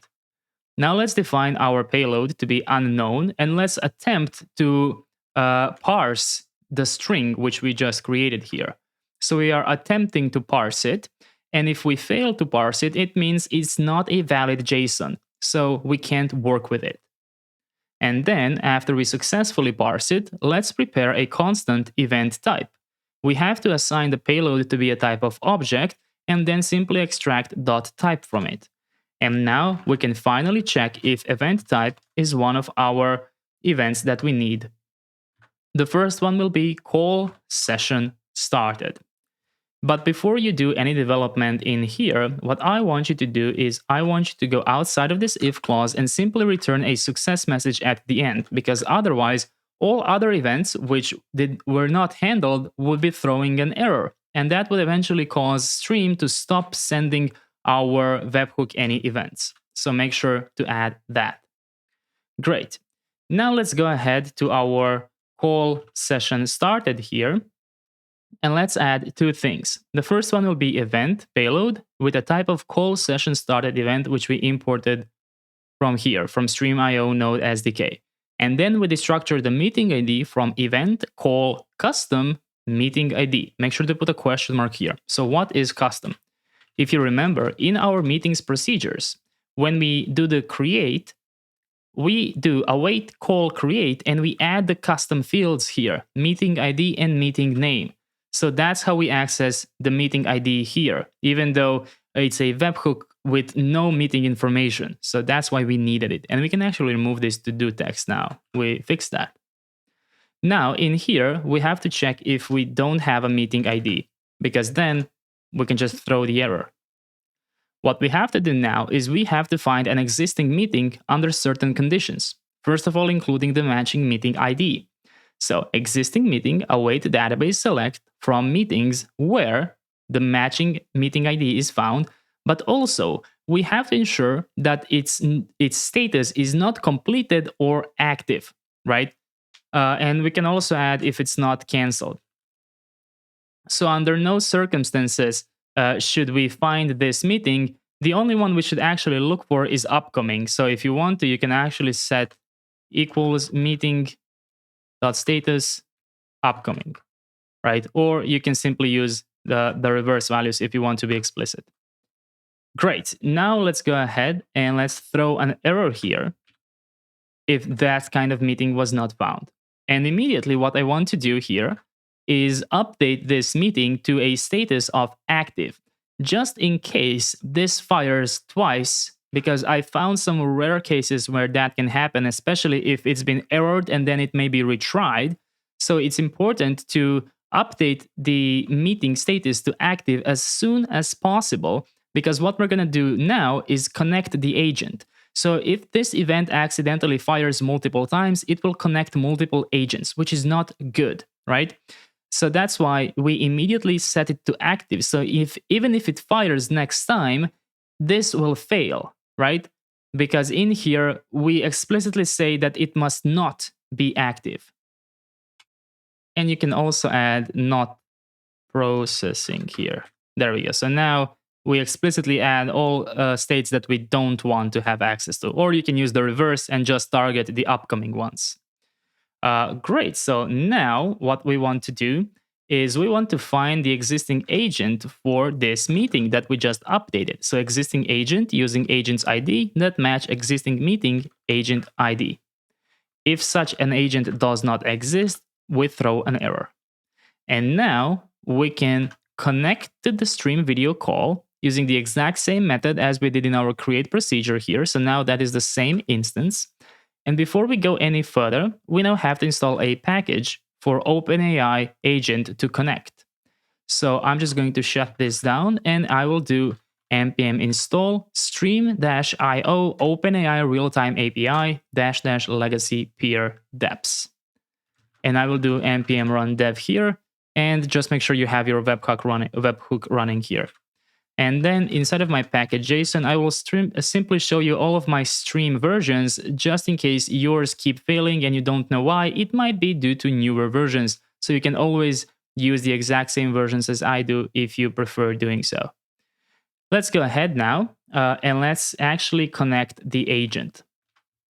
So we're going to do that by adding a real-time client to be await stream video.video connect OpenAI, pass it the call instance, and then pass it OpenAI API key to be process environment OpenAI API key.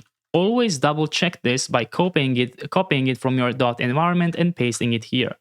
The agent user ID will be existing agent.id right here. Perfect. So now let's also update the session for this real-time client. Just be very, very careful here. This is not yet typed. So you can add anything here and it will not throw errors.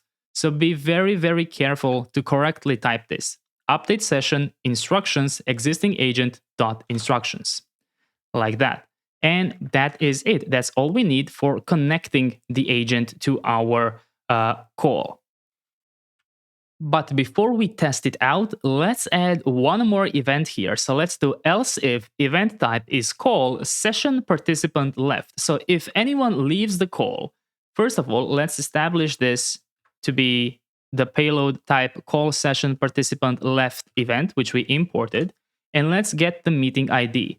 The only problem is in here, we need to use a special way to obtain a meeting ID. We can't do it the same way as in here, because there is no call event here, because this is a participant event, right? So inside of the payload here, you won't really have, you can see you have call CID, but you don't have the call ID.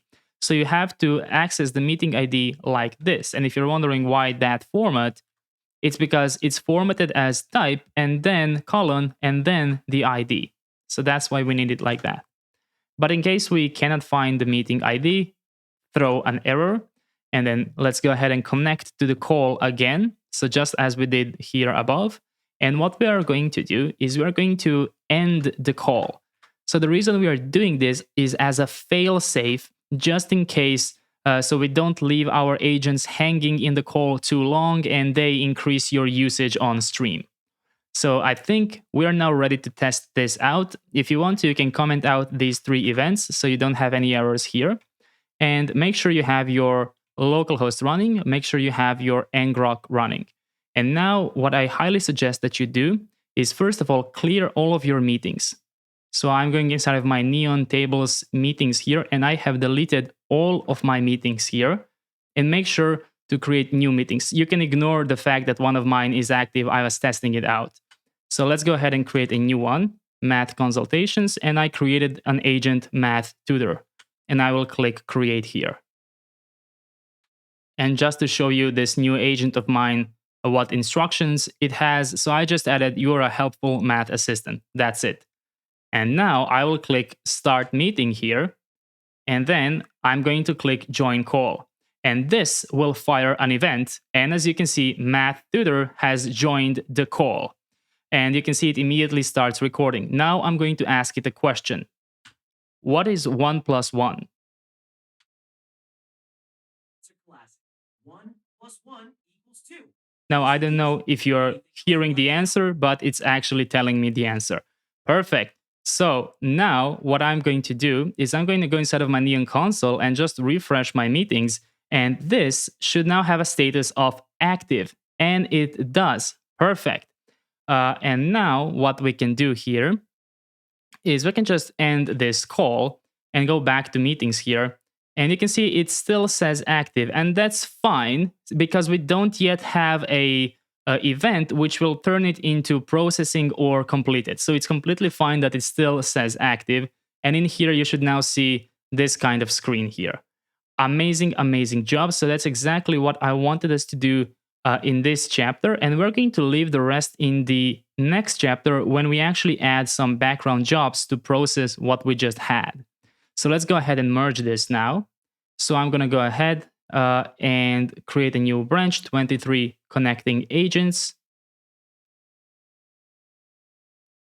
And I will stage all of my changes. 23 connecting agents. Let's commit and let's publish the branch. And now let's go ahead and let's review our code. I am just focused on any potential issues or bugs. And let's look at this chapter's summary. So we introduced some new features, including a webhook endpoint to handle video call events, enabling real-time updates to meeting status and agent integration. And we also added a development script for webhook testing and updated dependencies to support real-time OpenAI integration. In here, we have the sequence diagram explaining exactly what happens in our webhook. So once the event is hit, we validate the headers and the signature, parse JSON body and event type, and in the event call session started, we find the meeting ID, fetch the agent, and then we connect that agent to the call and initialize real-time client with agent instructions. And when the participant leaves, we end the call session. Perfect. In here, it actually recommends using an environment variable instead of hard-coded text, and honestly, I didn't even know you can do this. So if you want to, feel free to change it to an environment variable like this. You learn new things every day. In here, it suggests wrapping our webhooks inside of a try and catch. We might look into that after we wrap up the entire webhook event. And in here, it suggests already updating the meeting. So it's very aware of our code base. It knows that we expect the status completed and ended at some point. So it's super impressive how it knows our schema, but this is not the place to do that. Completed is a status that will be handled differently. In here, another try-catch suggestion, and I'm satisfied with our code. So let's go ahead and merge it. And once you've merged it, go back into your main branch and go ahead and hit synchronize changes. And then you should see the new branch 23 merged to your project. Amazing, amazing job, and see you in the next chapter.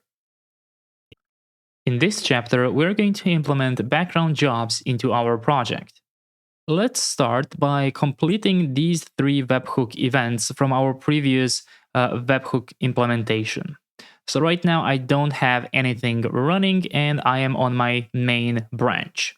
I'm going to go inside of source app API webhook route.ts, and the first thing I want to add is call session ended.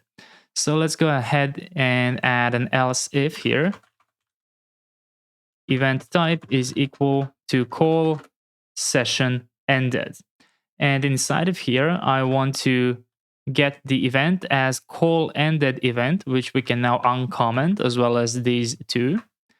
And we can get the meeting ID from call custom because this is a call event. This was a session participant event. So that's why we had to do a different way of grabbing the meeting ID. But in here, we can use our custom field and check if it's missing and throw an error. And if it is actually finished and we have the meeting ID, we can go ahead and update that meeting to be processing and give it the ended at date. And only do that if we have a matching meeting ID and the meeting status is active. So in case this fires twice, we don't want to add new ended at date here. We can only do it once. So we are only doing it for a meeting which was currently set to active and now it's set to processing. So that's one event down. Now let's do transcription ready and call recording ready. So let's start with the transcription ready event. Else if event type is equal to this. So in here, we have to do the same thing, get the event payload as call transcription ready event and get the meeting ID using the call CID and split because of the specific format here. And then in here, we're going to go ahead and we are going to update the meeting with the new transcript URL. So updated meeting and set transcript URL to be event call transcription.url, where we have a matching meeting ID here. And then I'm going to add to do call ingest background job to summarize the transcript. Like that. So what we can do here for now is check if there is no updated meeting, and then we can simply throw an error like we did in the previous instances. Meeting not found. And let's do a 404 here. And let's go ahead and do one more event. So we can actually copy everything from here. And let's do else if event type is call.recording_ready. You can go ahead and paste everything inside of here. And this will be the call recording ready event. Meeting ID will be accessed the same way. And in here, you won't have to actually return this at all. Just go ahead and update and set the new call recording URL. So these events will only fire the call recording ready and the transcription ready if in the meeting procedures you enabled the transcription to be auto on and recording auto on. Otherwise, these events will not fire at all. So what I suggest you do now is go inside of your Neon console tables meetings here and delete all of your meetings. Make sure you have a clean slate here. Then go ahead and do npm run dev and npm run dev webhook. So you have a webhook running. Now let's go ahead and refresh, and I'm going to create a new meeting here.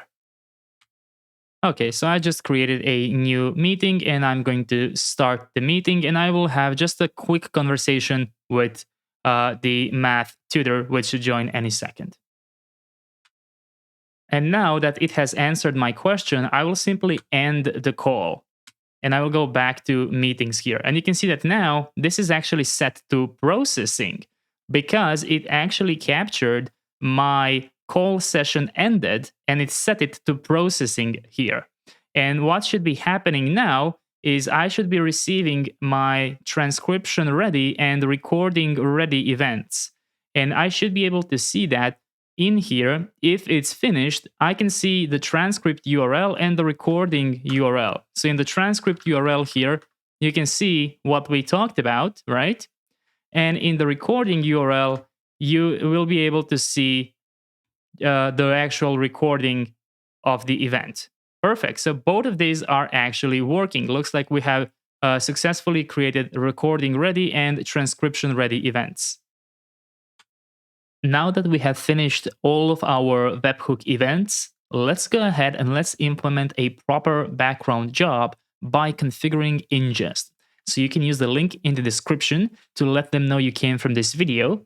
And now let's go ahead and let's go inside of documentation, get started. You won't even need to create an account. So let's go inside of Next.js here. Make sure you select the app router. So in here, I already have my app running, so no need to do that. But let's go ahead and let's install Inngest. So I'm just going to go ahead and do that here. And I will just add legacy here deps so it doesn't fail with the installation. Now that I have installed it, let me show you the version. So 3.37.0, just for your information. And now let's run the Inngest dev server. So I'm going to go ahead here and I will have it running the same way I have my webhooks running. So alongside npm run dev, I have my webhook running, and now I will have Inngest CLI dev. So if it asks you to upgrade, feel free to upgrade to use the latest version. This is the version I'm using for this tutorial. You can also specify that version here if you want to. And immediately upon running this, you will see that it is actually scanning my localhost 3000 for any kind of ingest functions. And you can see how my npm run dev has a bunch of 404s because we haven't added any functions yet. But what you can do now is you can visit localhost 8288. Let me go ahead and paste that here so you can see it. Let me go all the way down. So you can go to localhost 8288. And you can actually see the Inngest dev server. And inside of here, you will see all the functions that we create and all the steps and background jobs that we will be able to run. So now let's go ahead and let's actually create a background job.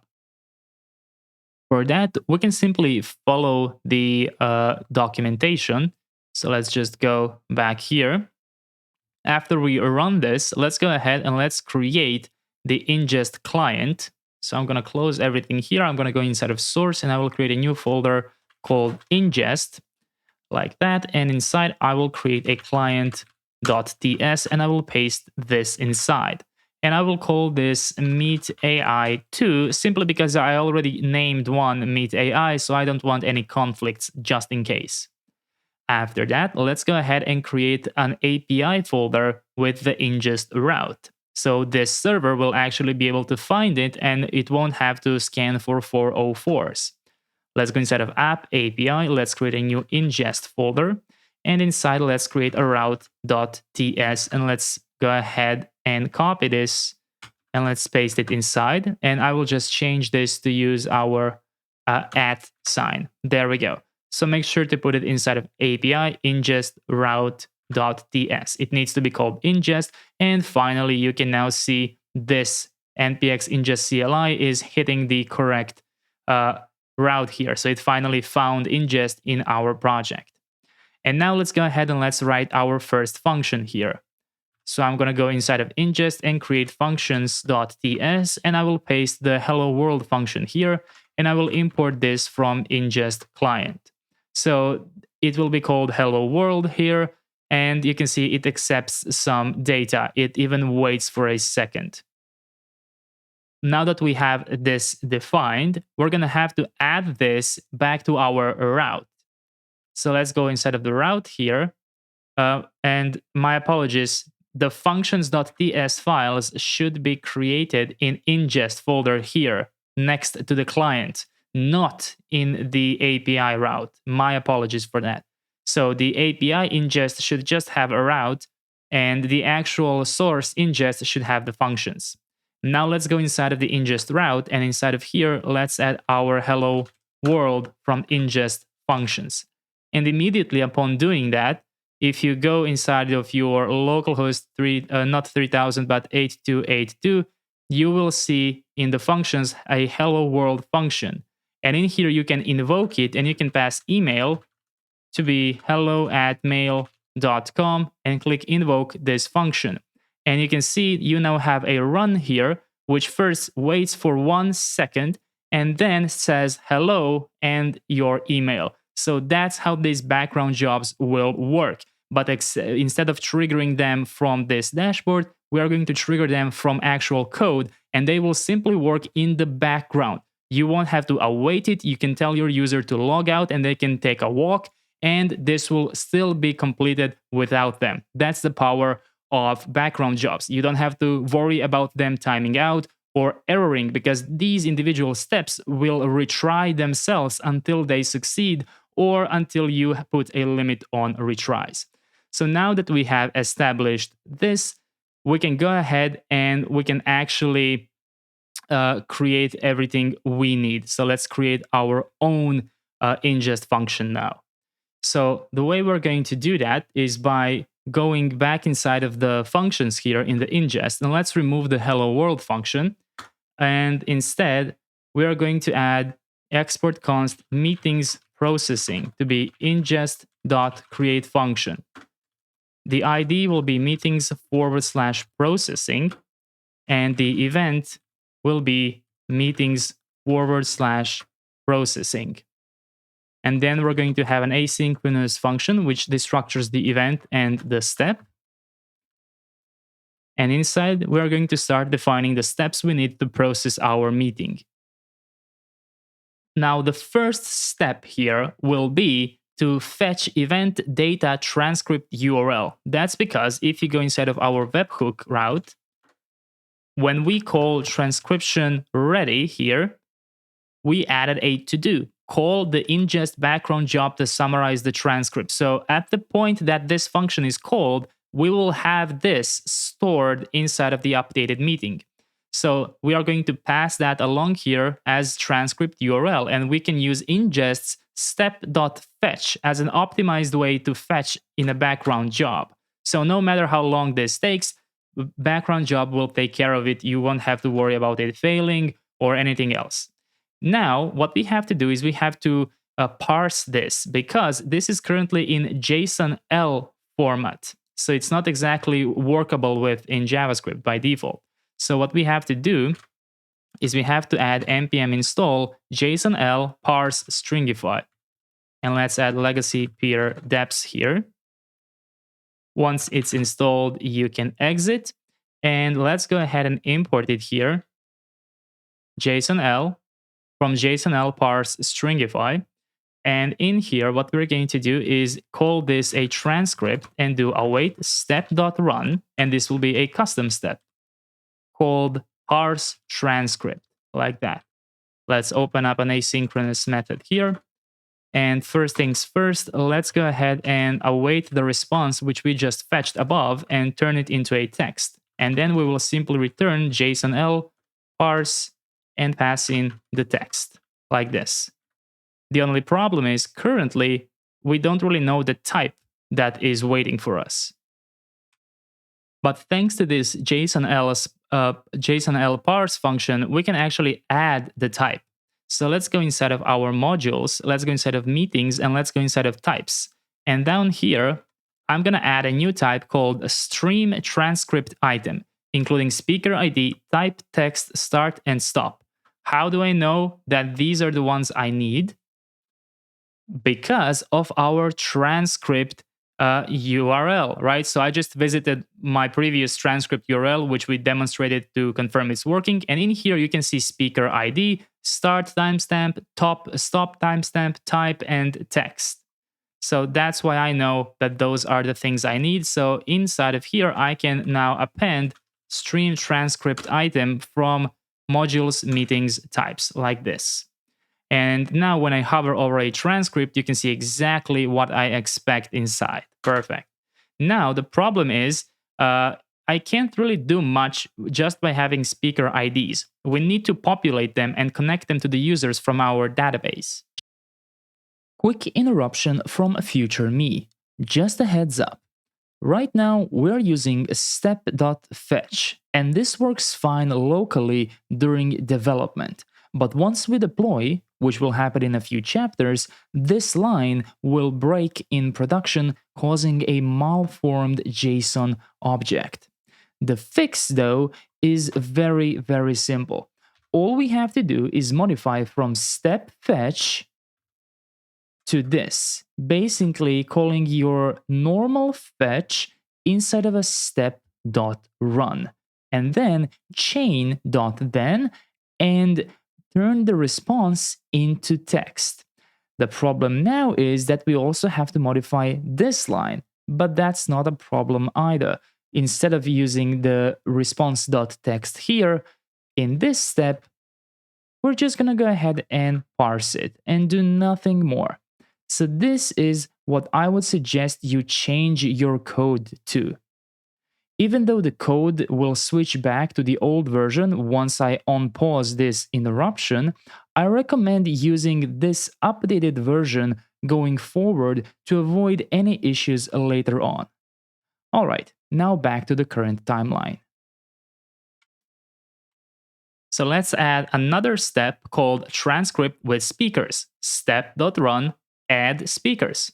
And inside of here, the first thing we're going to do is we're going to establish all the IDs from our transcript. So we're going to be using a set to avoid any duplicates. So all of them will be under speaker underscore ID. And you can see how thanks to this type here, we have strict typing here, so we don't make a mistake. Just double check that you actually have speaker ID here. You can find it here in your meetings. Just find a recording or transcript URL to check. Great, now let's go back to our app here. And once we have speaker IDs, let's go ahead and let's get all user speakers, because half of them will be agent speakers. So user speakers will need a database. It will need the user schema. It will need in array from Drizzle ORM. So make sure you have imported the database, user schema, and Drizzle ORM. Great. Now that we have all of these, we have the user speakers, and we can now do the exact same thing, but for the agent speakers. But instead of calling users, we are calling agents here. So make sure you've added the agents schema. Perfect. And now let's unify them all together in a constant called speakers. So we are combining the user speakers and the agent speakers here. And we are going to return transcript.map, get the individual item here. And now we're going to attempt to find the matching speaker ID with all of these speakers combined. So we are going to load something, either an agent or a user. And then if we don't find any speaker, we're just going to return this existing transcript item, and we're going to set the user name to be unknown because we cannot find that user in our database. Otherwise, let's return this existing item, but we are appending the user object with the proper speaker name so we know exactly who was speaking at that time. Perfect. And that is our job for actually adding the speakers to the transcript. Now we have to build an agent here. So Inngest has their own agent kit, which we can implement and then use as a step. So we can actually connect OpenAI to Inngest. But in order to do that, we first have to go to our assets repository here and find system prompt. You can use the link in the description to find this and go ahead and simply copy this entire prompt. Now go to the top of your meetings processing function here and create a summarizer and give it a create agent function. And you can import create agent from another package that we have to install. So let's just do that. npm install ingest agent kit legacy peer deps. So after it's installed, let's go back here and let's import create agent, OpenAI, and text message all from Inngest agent kit. Inside of the create agent here, give it the name of summarizer. Again, give it a system prompt of the following: open backticks, and now you will simply copy the system prompt and paste it here. And then go ahead and simply add .trim here and add a model. And in here, add OpenAI. And we imported this from here, right? So OpenAI model, choose whichever model you want. I'm going to choose 4.0. And API key will be process.environment, OpenAI API key. Always double check, make sure it's the proper one. There we go. Perfect. So we now have this, which means that we can now actually summarize this. So after transcript with speakers, we can go ahead and create another step using await summarizer.run, give it summarize the following transcript, and then use JSON stringify transcript with speakers, because we now have them with speakers here.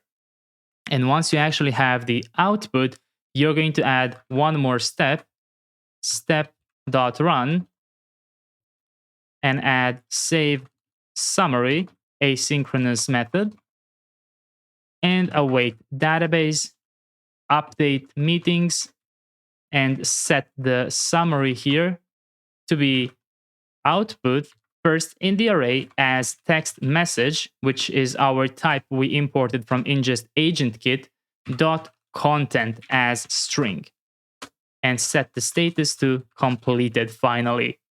And only do that where our meetings ID matches the event data meeting ID. Be mindful.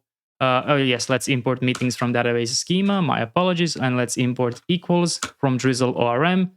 So make sure you have added meetings here and equals from Drizzle ORM. Make sure you don't misspell the event data meeting ID, because this can be anything. It's not strictly typed. Same goes with event data transcript URL.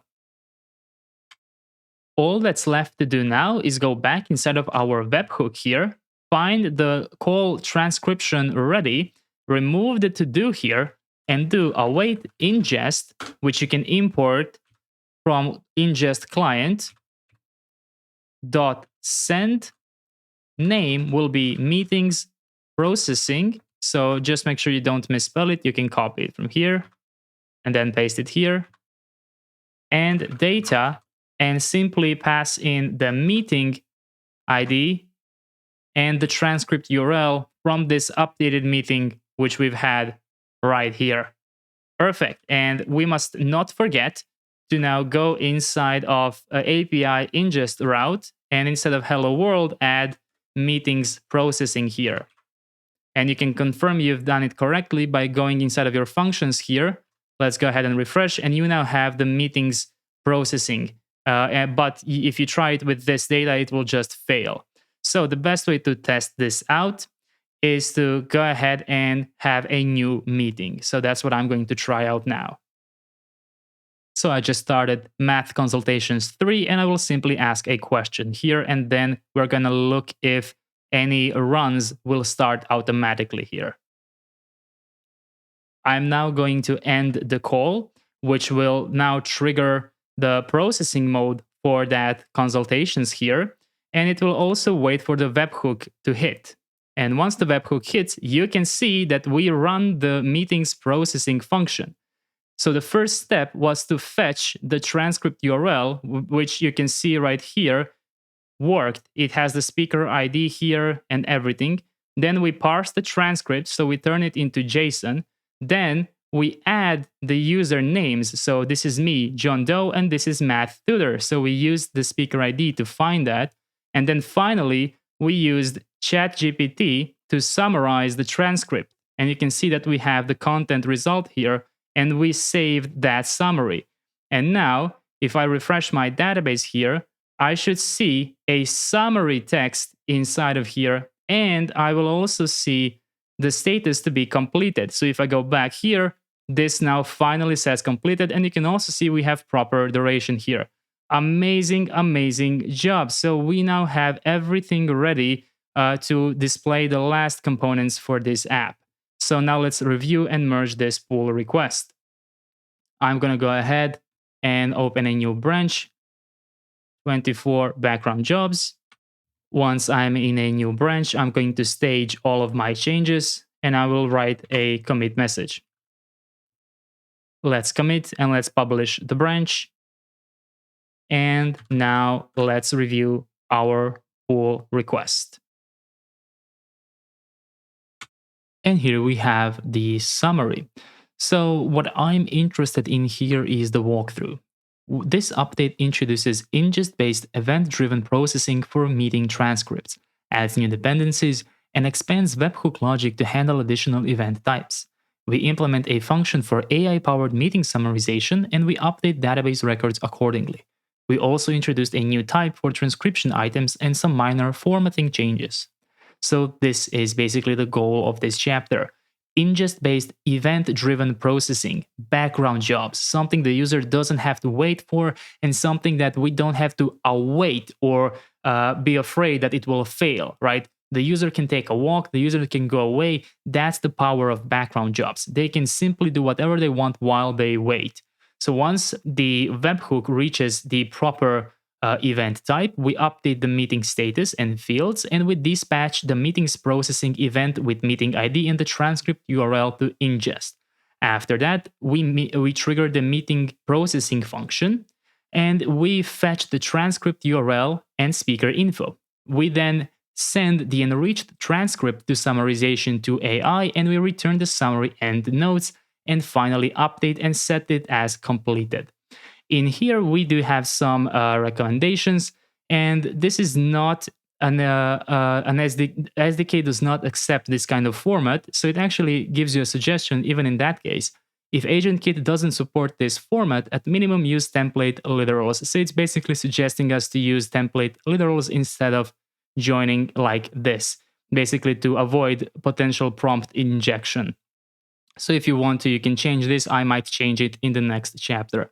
And the rest of the refactor suggestions are basically just error handling suggestions, which Inngest does a pretty good job of just by itself, so no need to do any of that. We can just go ahead and merge this pull request. And once you've merged it, go back to main and go ahead and synchronize the changes like that. And now inside of your graph here, you should see that you have merged 24 background jobs. That marks the end of this chapter. Amazing job, and see you in the next one. In this chapter, we're going to go ahead and implement the completed state with the new summary, which we generated in the previous chapter using background jobs. So let's go ahead into our project and ensure that we are on the main branch. Let's also make sure we are running npm run dev webhook, and npx ingest CLI. And then let's go ahead to our meetings page. Once in the meetings page, ensure that you have at least one meeting with a completed status. If not, have a new meeting and wait for it to be completed. You will know it's properly completed by going inside of your database and confirming that at least one of them has a summary like this. And now let's implement the completed state. Let's go inside of meeting ID view and let's find the is completed, which renders the completed text. Let's replace it with completed state and pass in the data, which is our use suspense query data. Now let's create the completed state. Inside of components, create completed state tsx. Let's export const completed state right here. And let's go ahead and let's create the interface for. Let's import meeting get1 from our types, which are located in the meetings module right here. We have meeting get1. And now in here, we can go ahead and destructure the props and grab our data right here. Now let's go ahead and let's return a div with flex column, and gap y of 4. Let's go ahead and add semicolons here, and let's import the completed state so we can actually render it. And you should have no errors with the types. When you refresh, nothing should be visible in your completed meeting because we haven't rendered any text yet.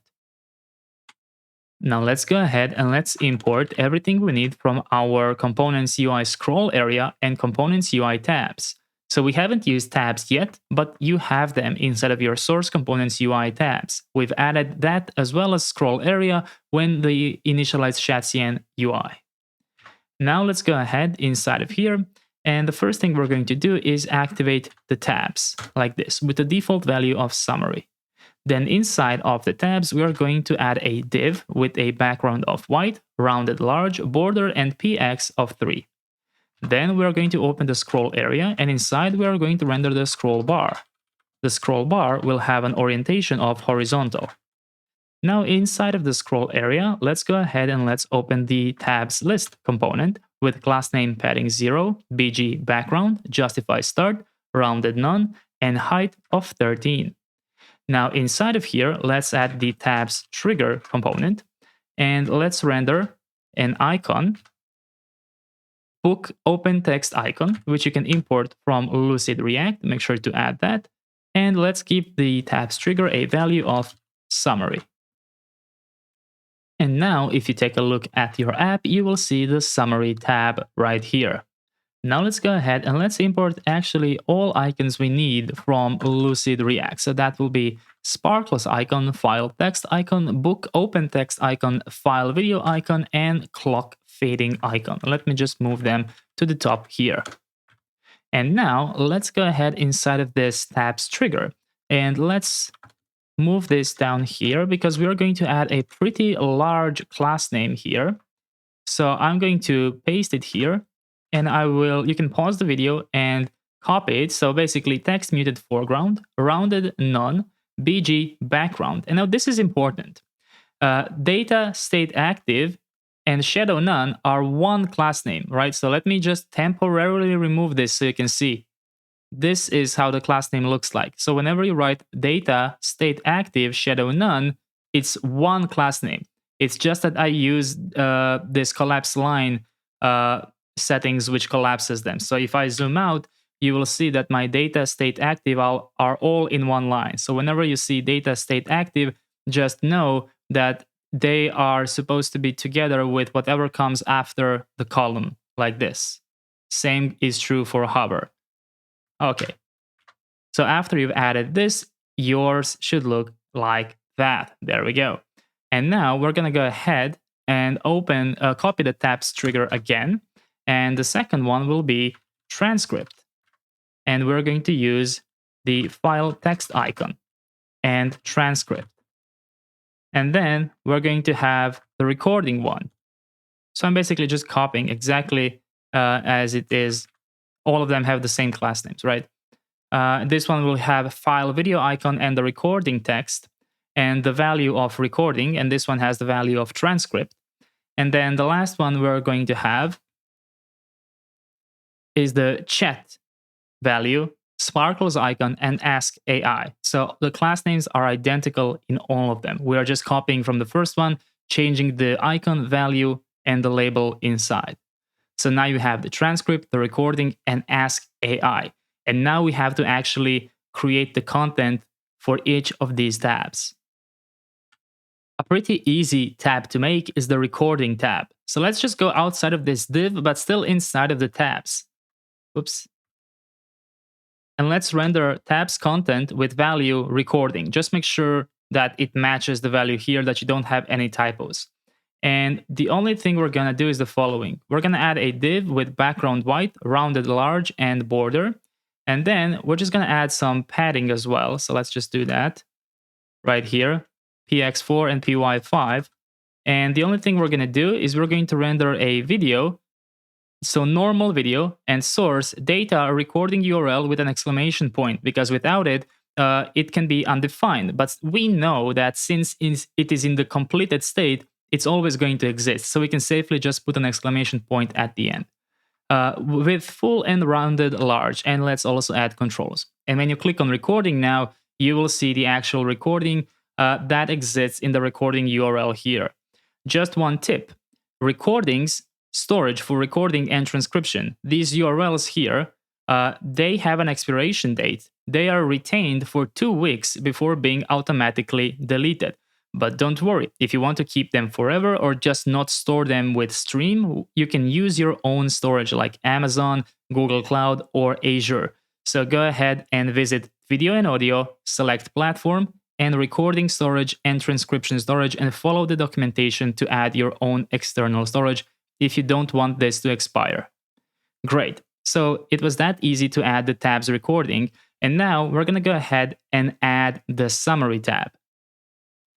Before we can implement the Summary tab, we have to install a package called React Markdown, so we can properly render our Markdown, because that's what we instruct our assistant to do. So now that we have that, let's go ahead and let's make sure that we add an import for Markdown from React Markdown. Let's also import link from Next link. And let's also import generated avatar from components generated avatar. Now let's go down there inside of new tabs content. So I will add tabs content here, and I will give it the value of summary. And inside I will render a div with background white, rounded LG, and border.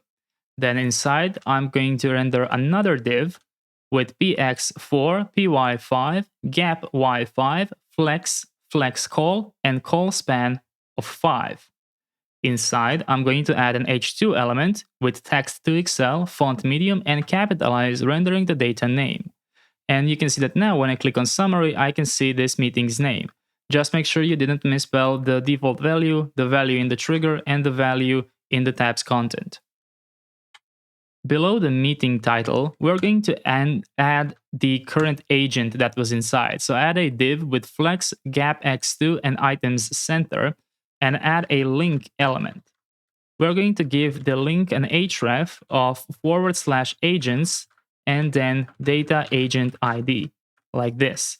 And then let's go ahead and give it a class name, flex item center, gap x2, underline offset 4, and capitalize. And then inside of this link, let's render the generated avatar, which we imported previously, with variant bots neutral, seed as the agent name, and class name size 5. And below it, we can simply render the agent name. And then add an empty space after the link here. And below that, let's go ahead and let's add a paragraph to check if we have started at. If we have it, let's use format from datefns. So just make sure you imported format from datefns, and you're going to format data started at in this exact format. So there we go. Now you can see math tutor, and when I click on it, it will take me directly to that meeting here. Now below our agent here, outside of this div, let's render a new div with class name flex, gap x2, and item center, render our imported sparkles icon, and oops, not this one, and render the text general summary, like this. And then below that, let's go ahead and let's add a badge from components UI badge, and it's not going to be a self-closing tag, so make sure you just added the badge from components UI badge. Let's go ahead and let's give it some attributes here. So variant outline and class name flex, item center, gap x2, and target the SVG to give it size 4. And inside of here, go ahead and add it clock fading icon. Now let's go ahead and let's revisit our columns for the meetings here. And in here, we have a function format duration. Let's copy it and let's add it inside of our lib and inside of utils here. So after the function cn, let's add export function format duration and import humanized duration from humanized duration because I want to reuse it. So inside of my source modules meetings components columns, I no longer have to have it here. I can instead go down to where I use it and just import format duration from lib utils. Right, like that. That means I no longer need this import. And there should be no errors in your columns here. Now go inside of the completed state here, and now below clock fading icon, that's exactly what we're going to do. So we're going to check if we have the duration and then use our newly added format duration. Make sure to import it from libutils, not from datefns. So we use the same name. That's unfortunate. You can change it if you want to. Just make sure to import it from the correct place. So now in here, you have the duration of the call. Now below this badge, let's go ahead outside of this div. Let's go ahead and inside of this div, below the badge, open a new div and render the markdown. Let's close the markdown. So make sure you have imported markdown from React Markdown here. And inside of here, render data summary. So let's go ahead and refresh. In here, you can see that I have the summary. The problem is it's not formatted at all. So in order to format it, we have to go ahead and add components prop here, open an object, and let's simply add the elements. So this is the H1 element, text to Excel, font medium, and margin bottom of 6. And then I'm just going to copy from my source code. The same is for H2 elements, H3 and H4. We are just reducing the size of the fonts. You can see it slowly changing now. Now let's go ahead and let's add the paragraph. Margin bottom of 6 and leading relaxed. There we go. And then you can go ahead and add more. For example, unordered list, or you can add ordered list. You can then add a normal list here. And I would also suggest adding strong. I will also suggest adding code and block quote. This way you cover most of the things AI can generate in Markdown. So you can just pause the screen. These are very simple snippets, right? And there we go. You now have a nice overview summary here. And I'm going to end the chapter earlier now because I want to do the transcript together with the AI chat, actually. So we only did the simple ones now, and we'll do these a bit more complex ones in its own chapter. So let's go ahead and mark this as completed. Let's revert this, and recording tab is completed. So let's go ahead and merge all of these changes. I'm going to create a new branch, 25 completed state, I believe is the chapter name. And once I have confirmed I'm on the new branch, I'm going to stage all of these changes, and I will add 25 completed state commit message, click commit, and publish the branch. Once it's published, let's go ahead and let's review our pull request. I'm only interested in any potential issues. And here we have the summary. So this chapter was pretty simple, so not much going on here. We basically added a completed meeting view with summary, transcript, recording, and ask AI tabs, and we added the markdown rendered summary. And in here we have one actionable comment, and that is to add ternary in case recording URL does not exist, which is a good idea considering that it will disappear at one point unless you use your own storage as explained in the beginning of the chapter, so you might consider doing this. Let's go ahead and let's merge the pull request. And once it is merged, let's go back to our main branch and let's synchronize the changes to ensure everything is up to date. And in your source control here in the graph, you will now see 25 completed state. Amazing, amazing job, and see you in the next chapter.